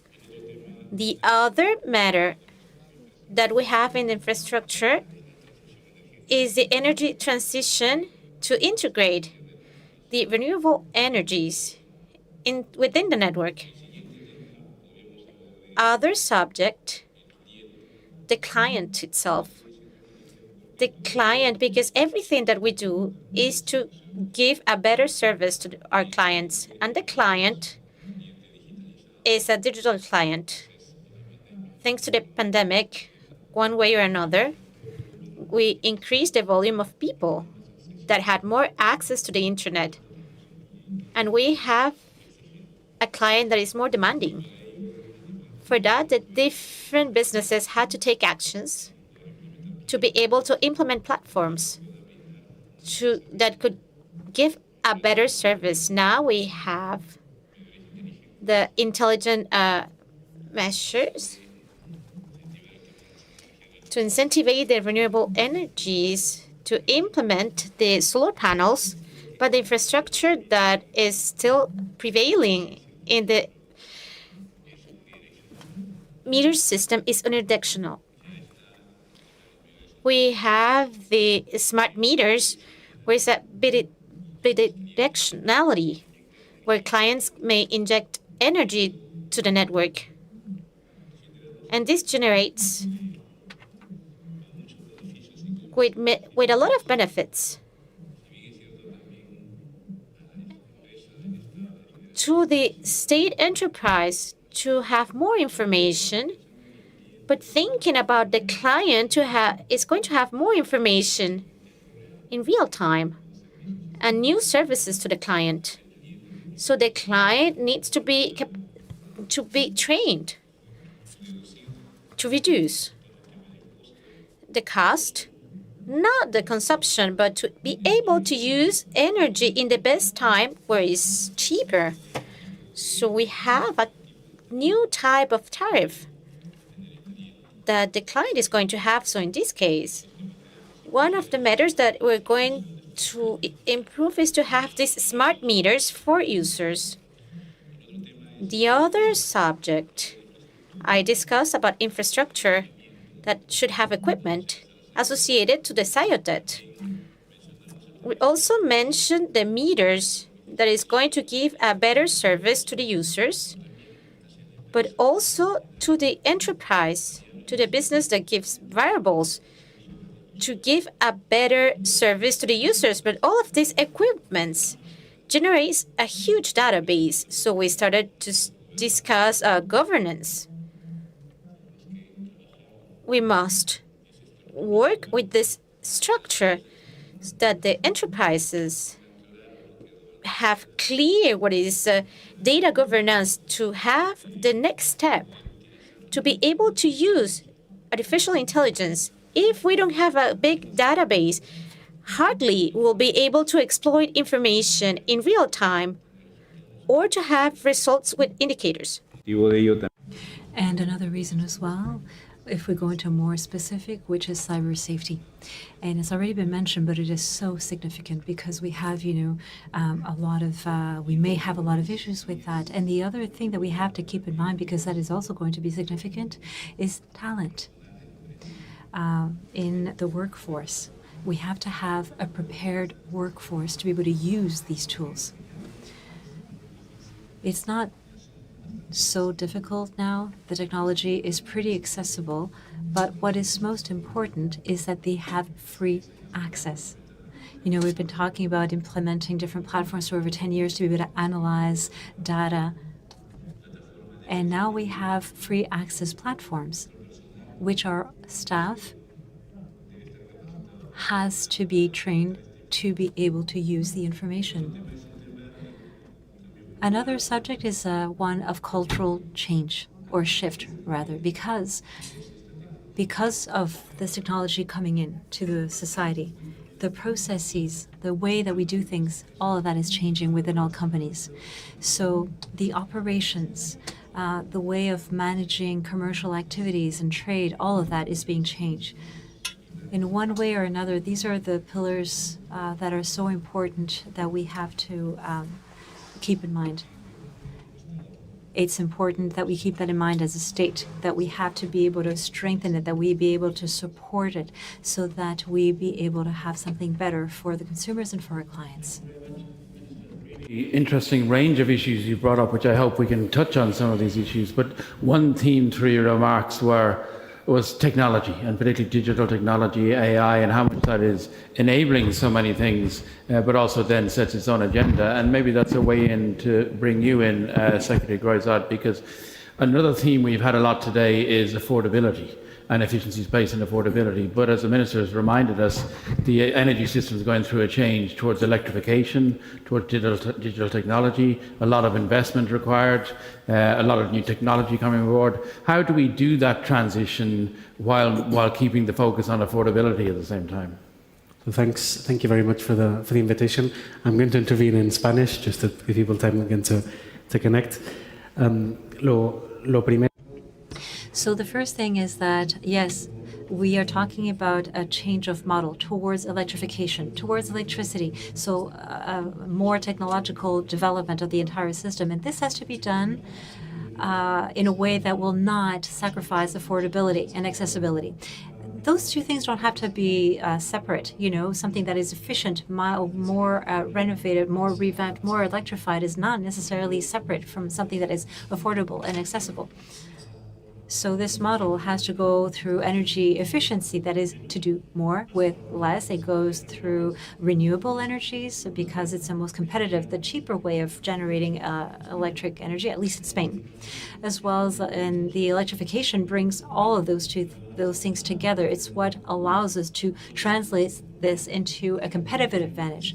Electrification is energy efficiency in itself. A thermal pump, for example, or electric vehicle are a lot more efficient than what we could have been using up until now. But in order to be able to get there, we have to make sure that the price signals of tarification be more competitive, that it'd be cheaper. And that is what we're talking about in Spain. And if we're talking about the bills and we're working on all of that. So first, the raw matter, the most fundamental aspect, to look for the most competitive energy. And for us, it's renewable energy in Spain. We are lucky that we're going into the penetration of this, and the price of energy is something, usually it's at least 15% lower. And that is why electrification prices in Spain have been protected to a certain way, because of the Iran crisis. And so the raw matter is most important. So we're talking here about the raw matters and auxiliary services, which are the things that connect to the system to be able to operate it. This is something where renewable energies can give us these services more competitively, whether it be, like technical elements that connect the different systems so that they can be operated, that can offer competitivity. Electric networks, we have to have better grids. And here we're also orienting in order to be as efficient as possible. So we're using the existing grids, first of all, making sure that only mature projects that are really feasible, that really have the possibility of consuming, those who will be connecting to the network and the grid, and going towards real demand, not development grids just because we want to, but directing it to new sectors of demand. And finally, fiscality.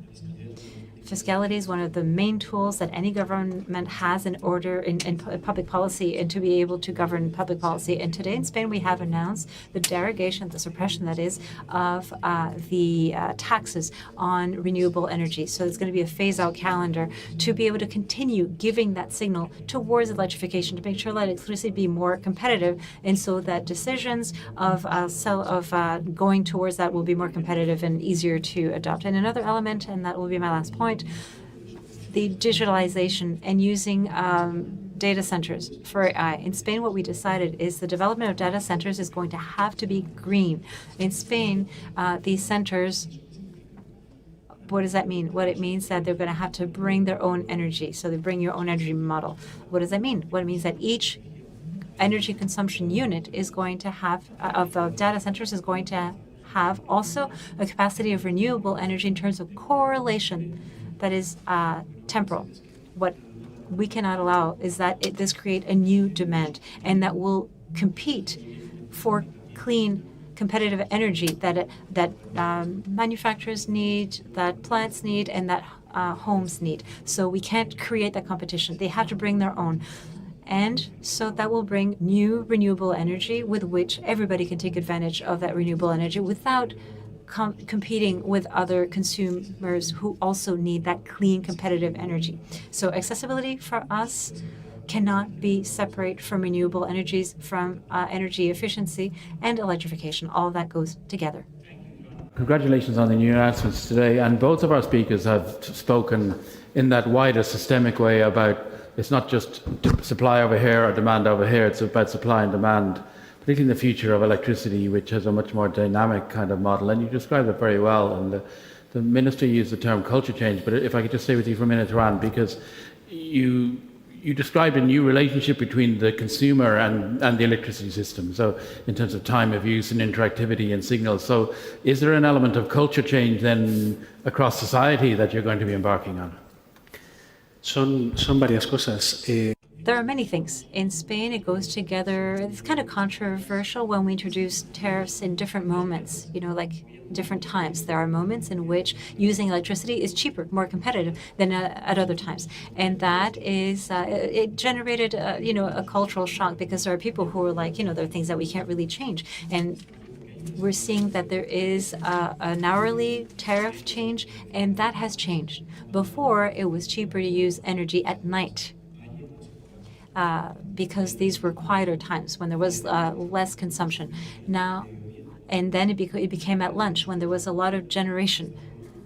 So it was a more competitive way of to generate a change of behavior. But where we have to adapt the demand to that availability of energy is in the industrial sector, because those are managers who can adapt their energy consumer profile. And we're seeing a lot of interest to have thermal storage. So to have processes that use heat, that use thermal storage to be able to use the energy when it's cheaper, more competitive, and after that they can move that consumption at other times of the day. So that's a cultural change from from the way that people do their day-to-day, but also companies, who are modifying their way of doing things to be more efficient in energy speak as well. A couple of things I will definitely come back to, but let's turn now to Deputy Minister Nunley. Deputy Minister, thanks for being with us. It's great to have your perspective. And I'd be interested in any reflections you have on the day, but particularly picking up on what we heard from Joanna about this focus on consumers and protecting consumers. And of course, it's been a hard time recently to be an energy consumer. There's been a lot of shocks and bumps and uncertainties. So maybe how do you see the role of efficiency then in terms of protecting the consumer and building their resilience? For us, and thank you again for the wonderful panel so far. And the event has been extremely educational, and I've definitely learned a lot being here and listening to various speakers.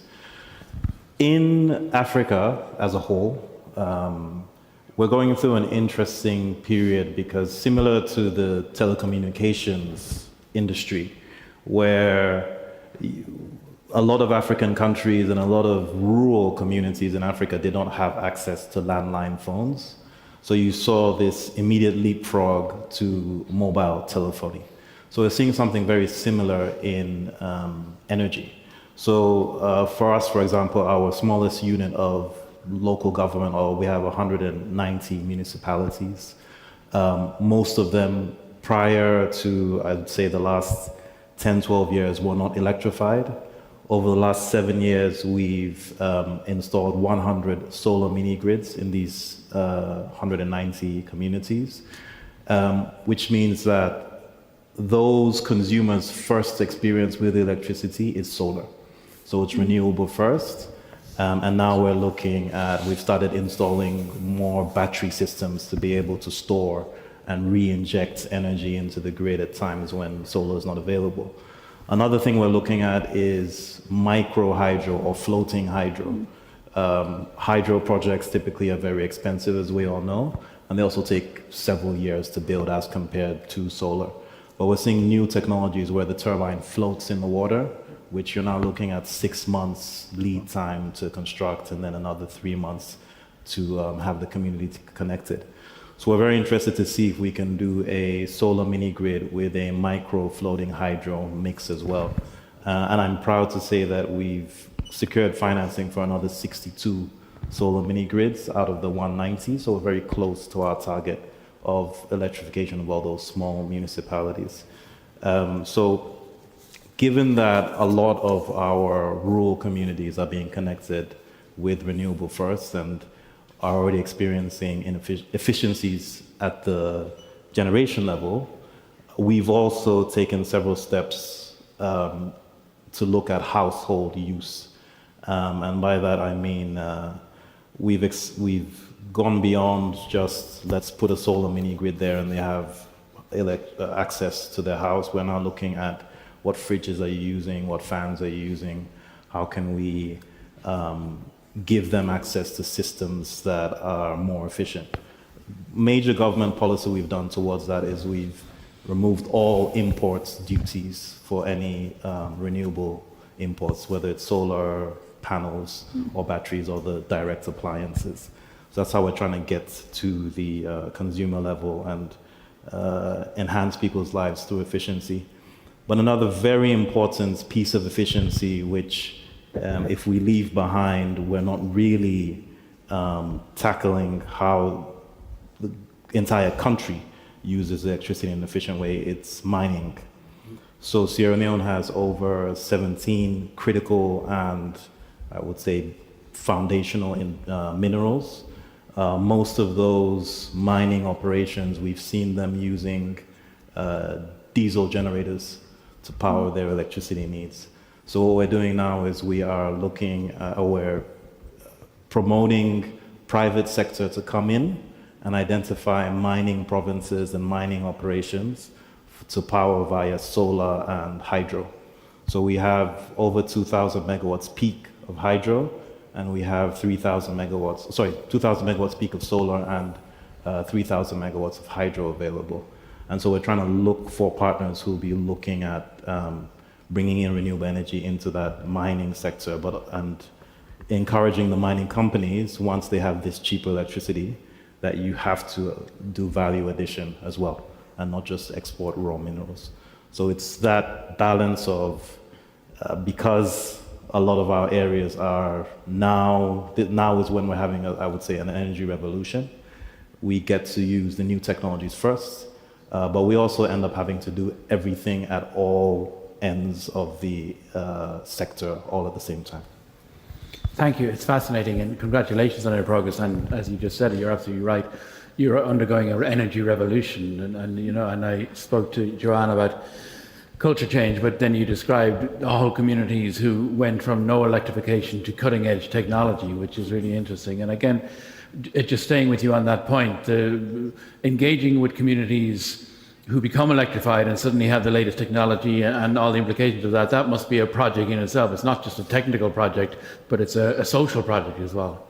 Yeah, it is. And it's really, I would say, heartwarming, or it's really encouraging to see the difference that electricity makes in people's lives, and not just at the household or use for lighting and charging phones, but we also see great stories when it comes to farmers being able to keep some of their crops now, local fisherwomen being able to refrigerate and on-sell to markets that are further afield.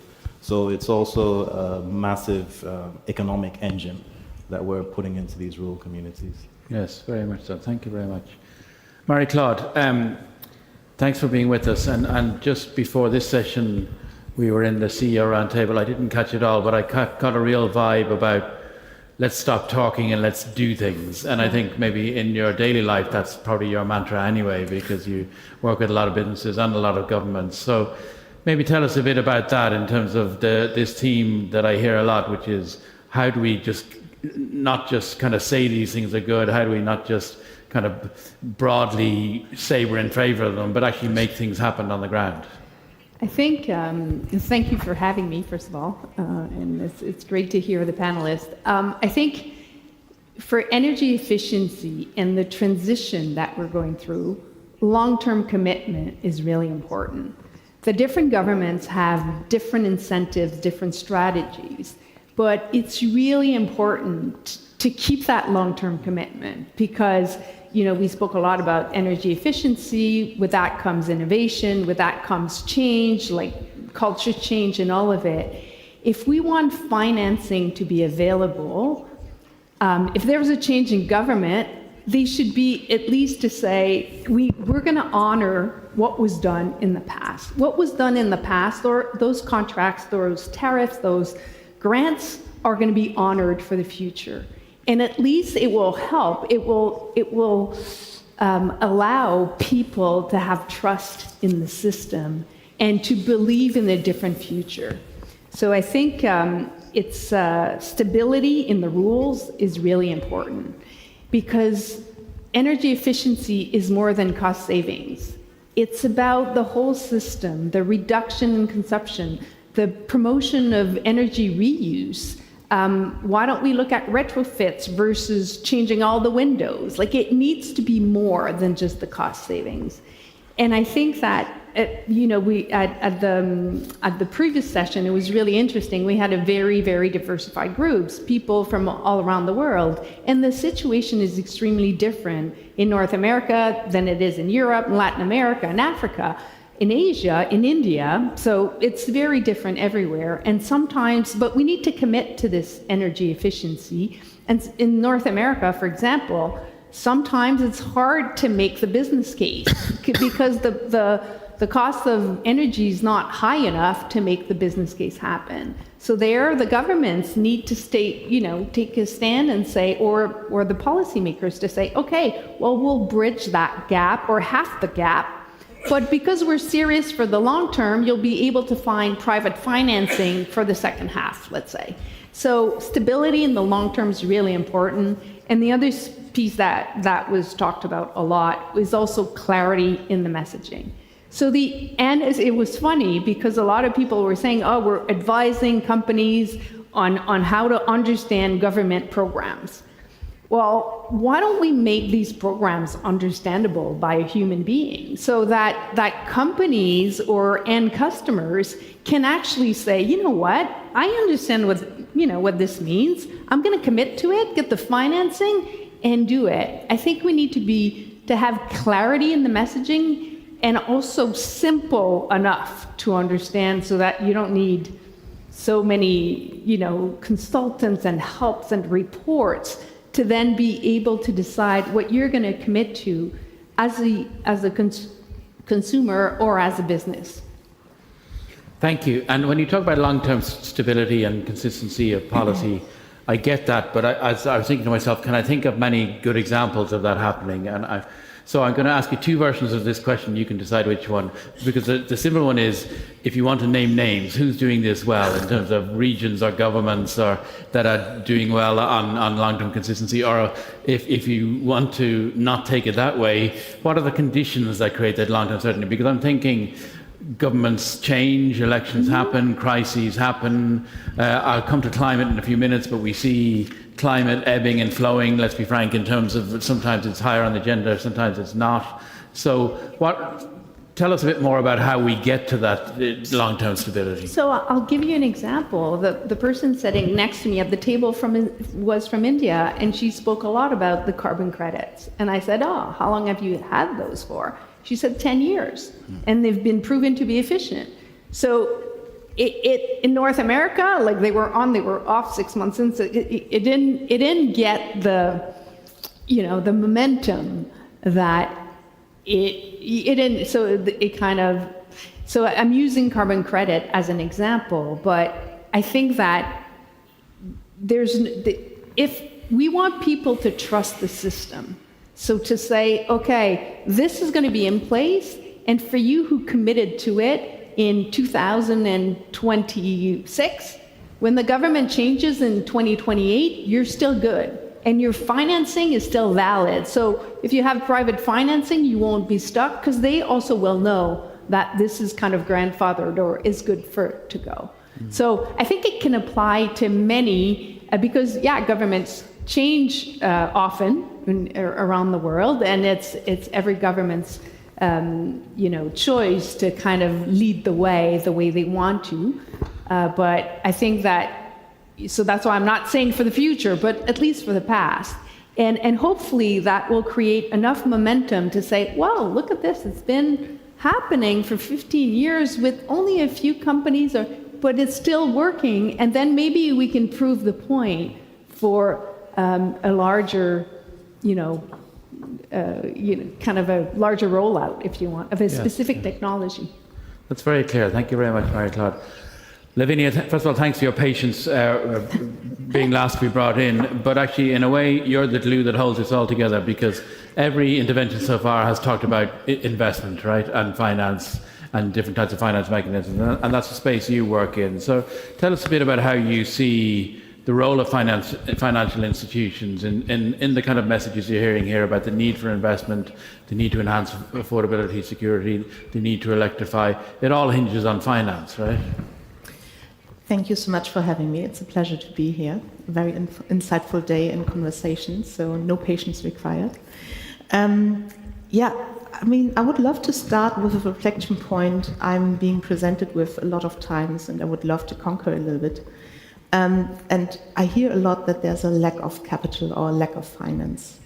And actually that's not quite meeting my observations. So I'm globally engaging with corporate clients on finding finance and capital to invest in their measures which they need for decarbonization or other sustainability needs, being it water management, efficiency gains, you name it.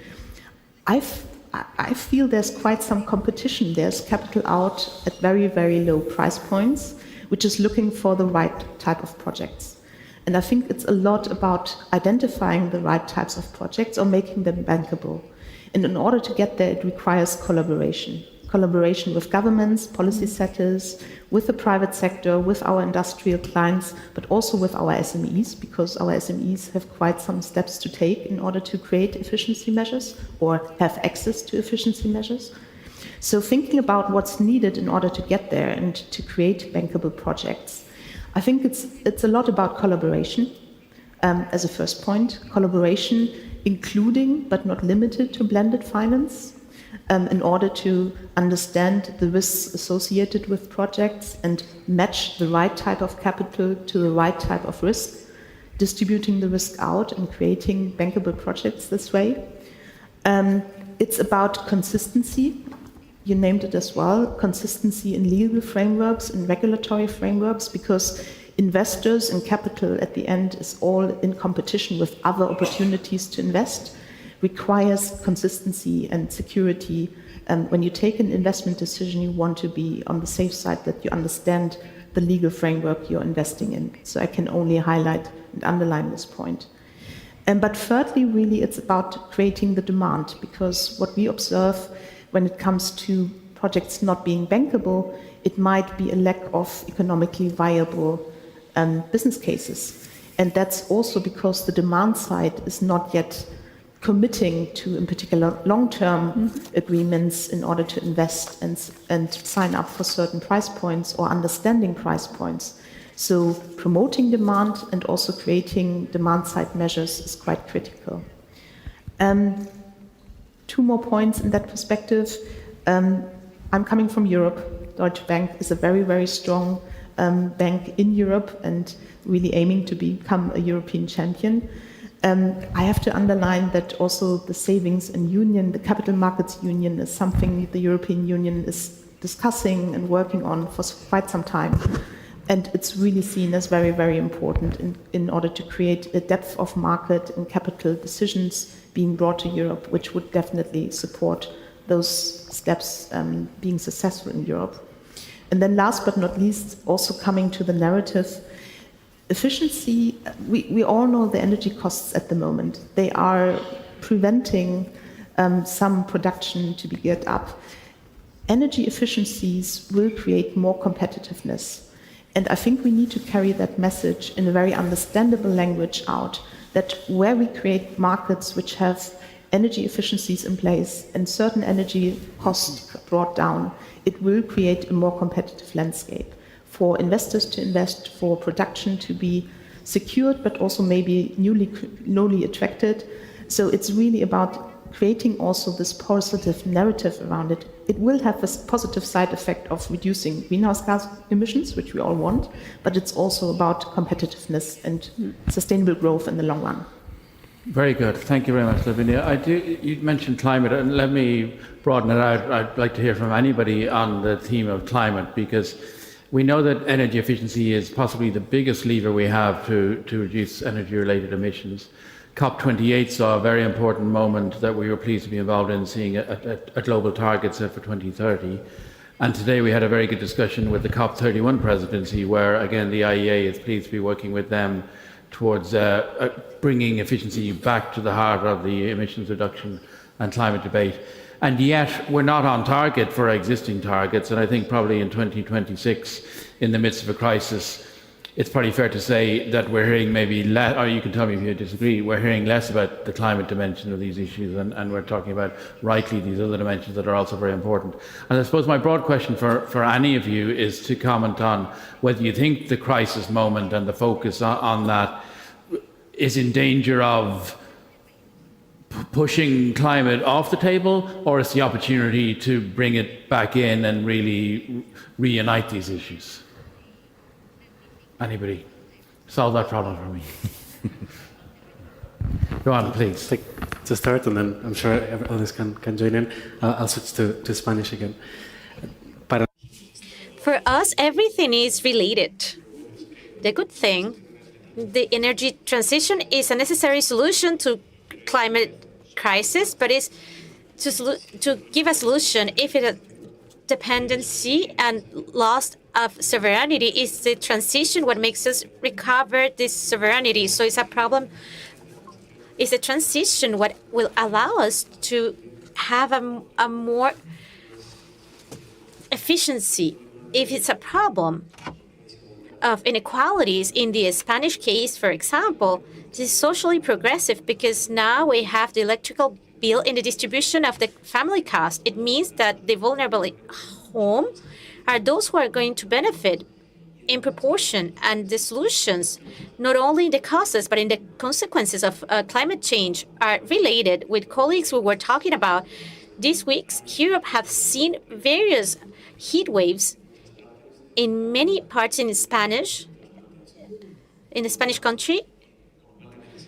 The necessity to adapt to these new situations, and we are seeing the renewable energies change everything. Before, to have air conditioning to protect ourselves in front of the heat would have foreseen more fuels. But today, what we have, the economist said it before, to have the air conditioning without feeling guilty, to be able to have refrigeration to generate conditions, healthy conditions, well-being in public service, almost free, taking advantage of the excellence that we have belonging to the solar energy.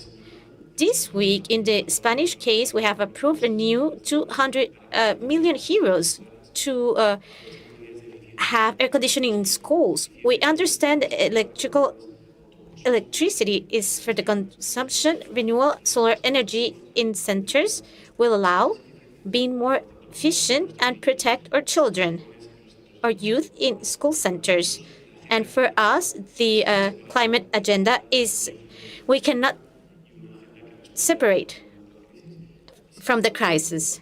And if you allow me, Brian, is what we have heard in these sessions. There is a consensus among the countries and businesses that are very aligned to fight against climate crisis and energy crisis.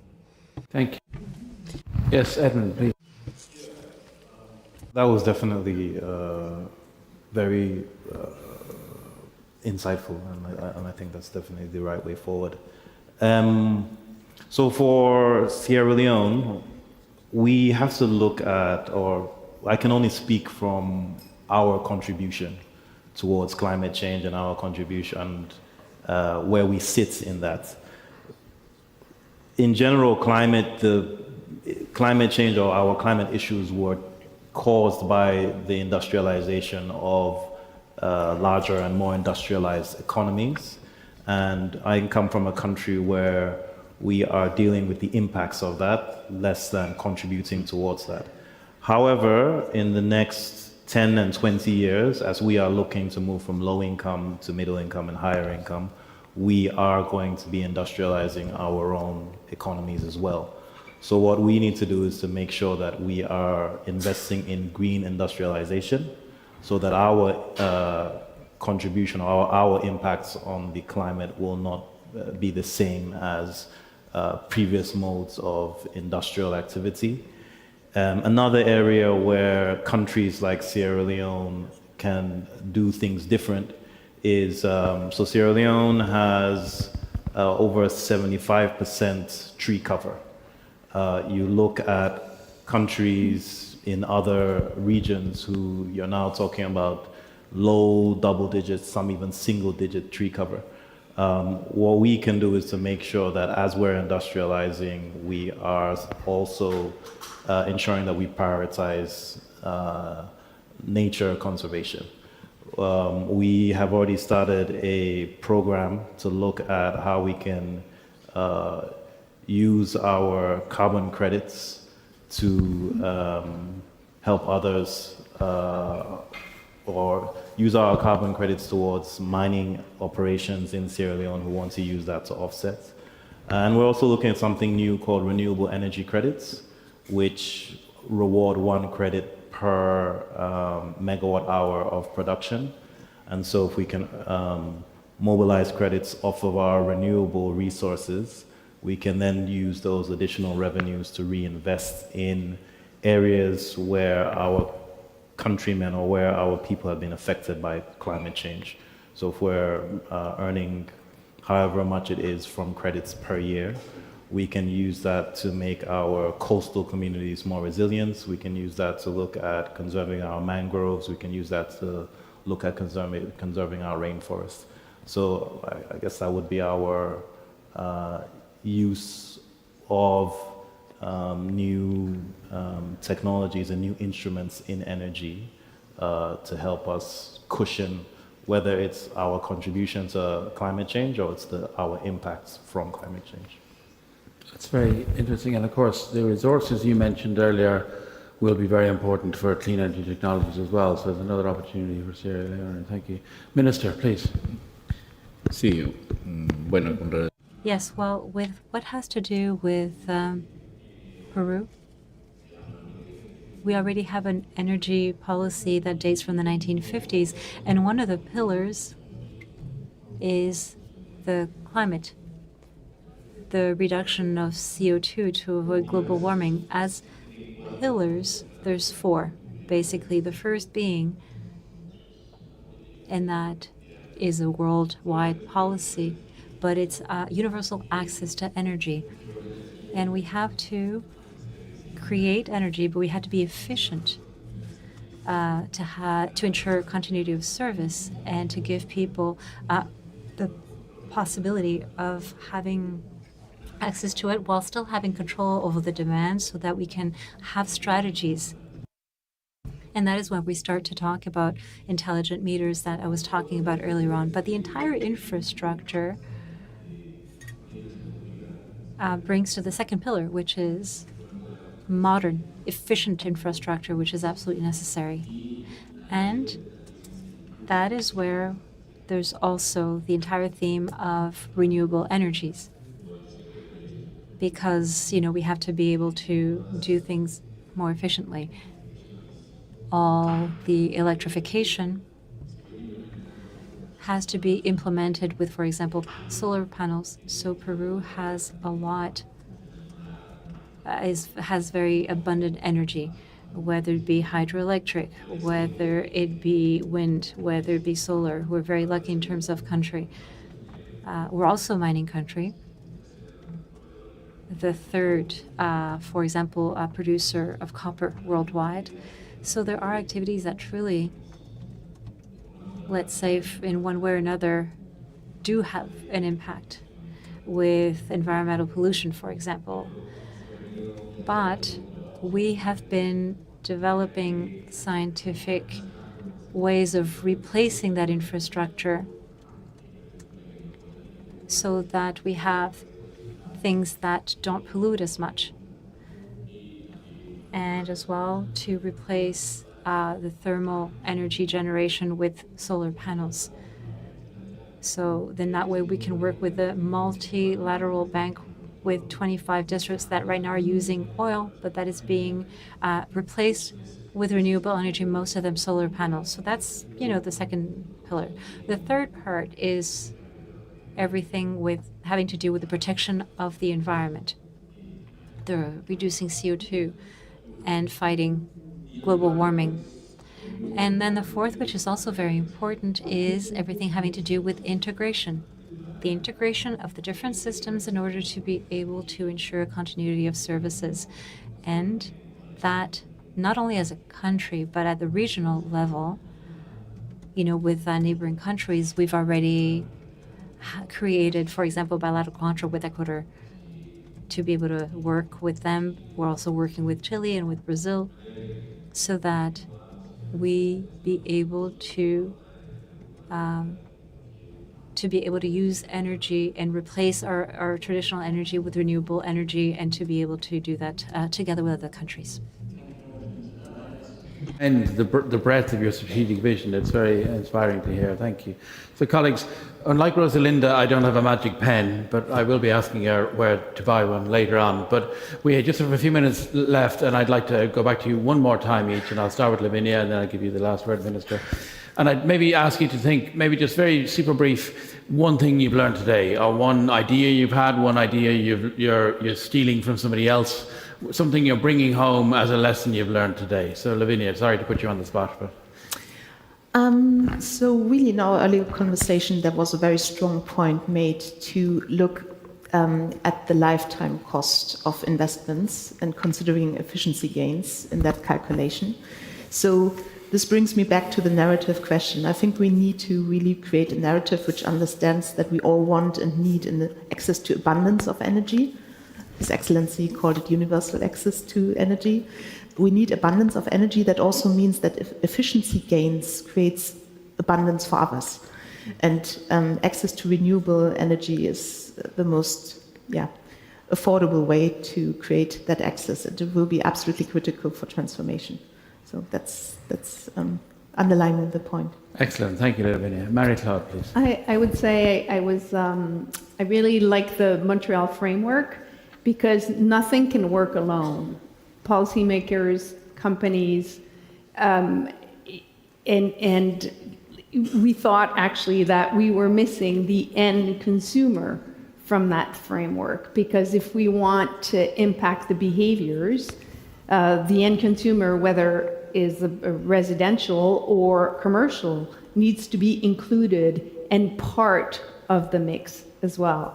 So I think it's that back to the full cycle, but it's a system, and it needs to be connected for it to work. Thank you. Very insightful. Thank you. Deputy Minister Noni, please. Thank you very much. One major thing that I've walked away from here with is the need for peer-to-peer exchange, whether it's on policy concepts and innovation, or how to engage with people at the consumer level. And very interesting insights from the panel here also, with the minister from Peru talking about smart systems and how to use smart systems to make dynamic decisions. So from a country where, again, in a lot of our grids, we are able to go straight to some of these new technologies. It's very interesting and it's very insightful to learn how these uses of these of smart grids are already making a difference in other people's economies and other people's countries. And it's definitely something that we've already been looking at, and we're even more encouraged to invest more time and effort and finances in that. Great to hear. Thank you. Secretary Gorzard, please. Para mí, una de las For me, one of the most interesting conclusions probably of this entire day has been how transformative energy efficiency is with the challenges that we are. Somebody was saying that we are at the beginning of the end of one of the major crises that we have experienced in decades, one in which about 20% of the world oil access remained completely blocked because the Strait of Hormuz was closed. So that is essentially what it means, and that 20% is the magnitude of what we can save in energy if we are more careful. So since the year 2000s, we suppose that the countries of the agency have saved 20%, as I was saying, in fossil fuels. It is as important as a crisis that we just saw. So we see the impact that energy efficiency could bring us. It's not something that is marginal. It's not incremental. It's not doing things a little bit better. No, efficiency changes fundamentally what we're doing, and it creates energy abundance, as my colleague here was saying. And it is one of the things that I think that is going to really stay in my mind. It's one of the main things that I will have learned. Your key lesson of the day, so we do appreciate that. Minister Ayasta, please. Yes, thank you.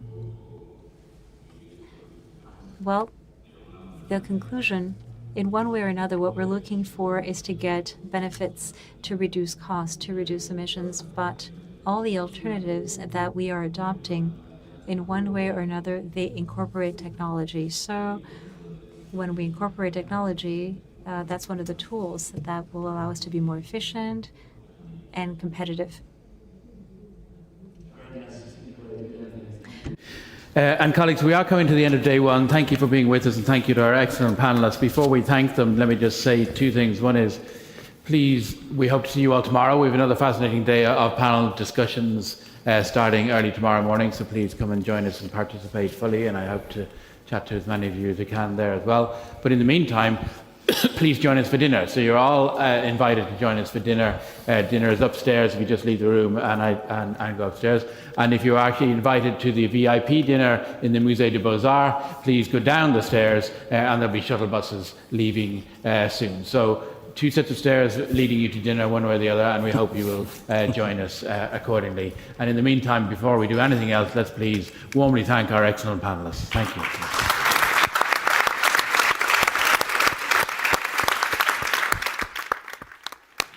Thank you very much, everybody. Thank you.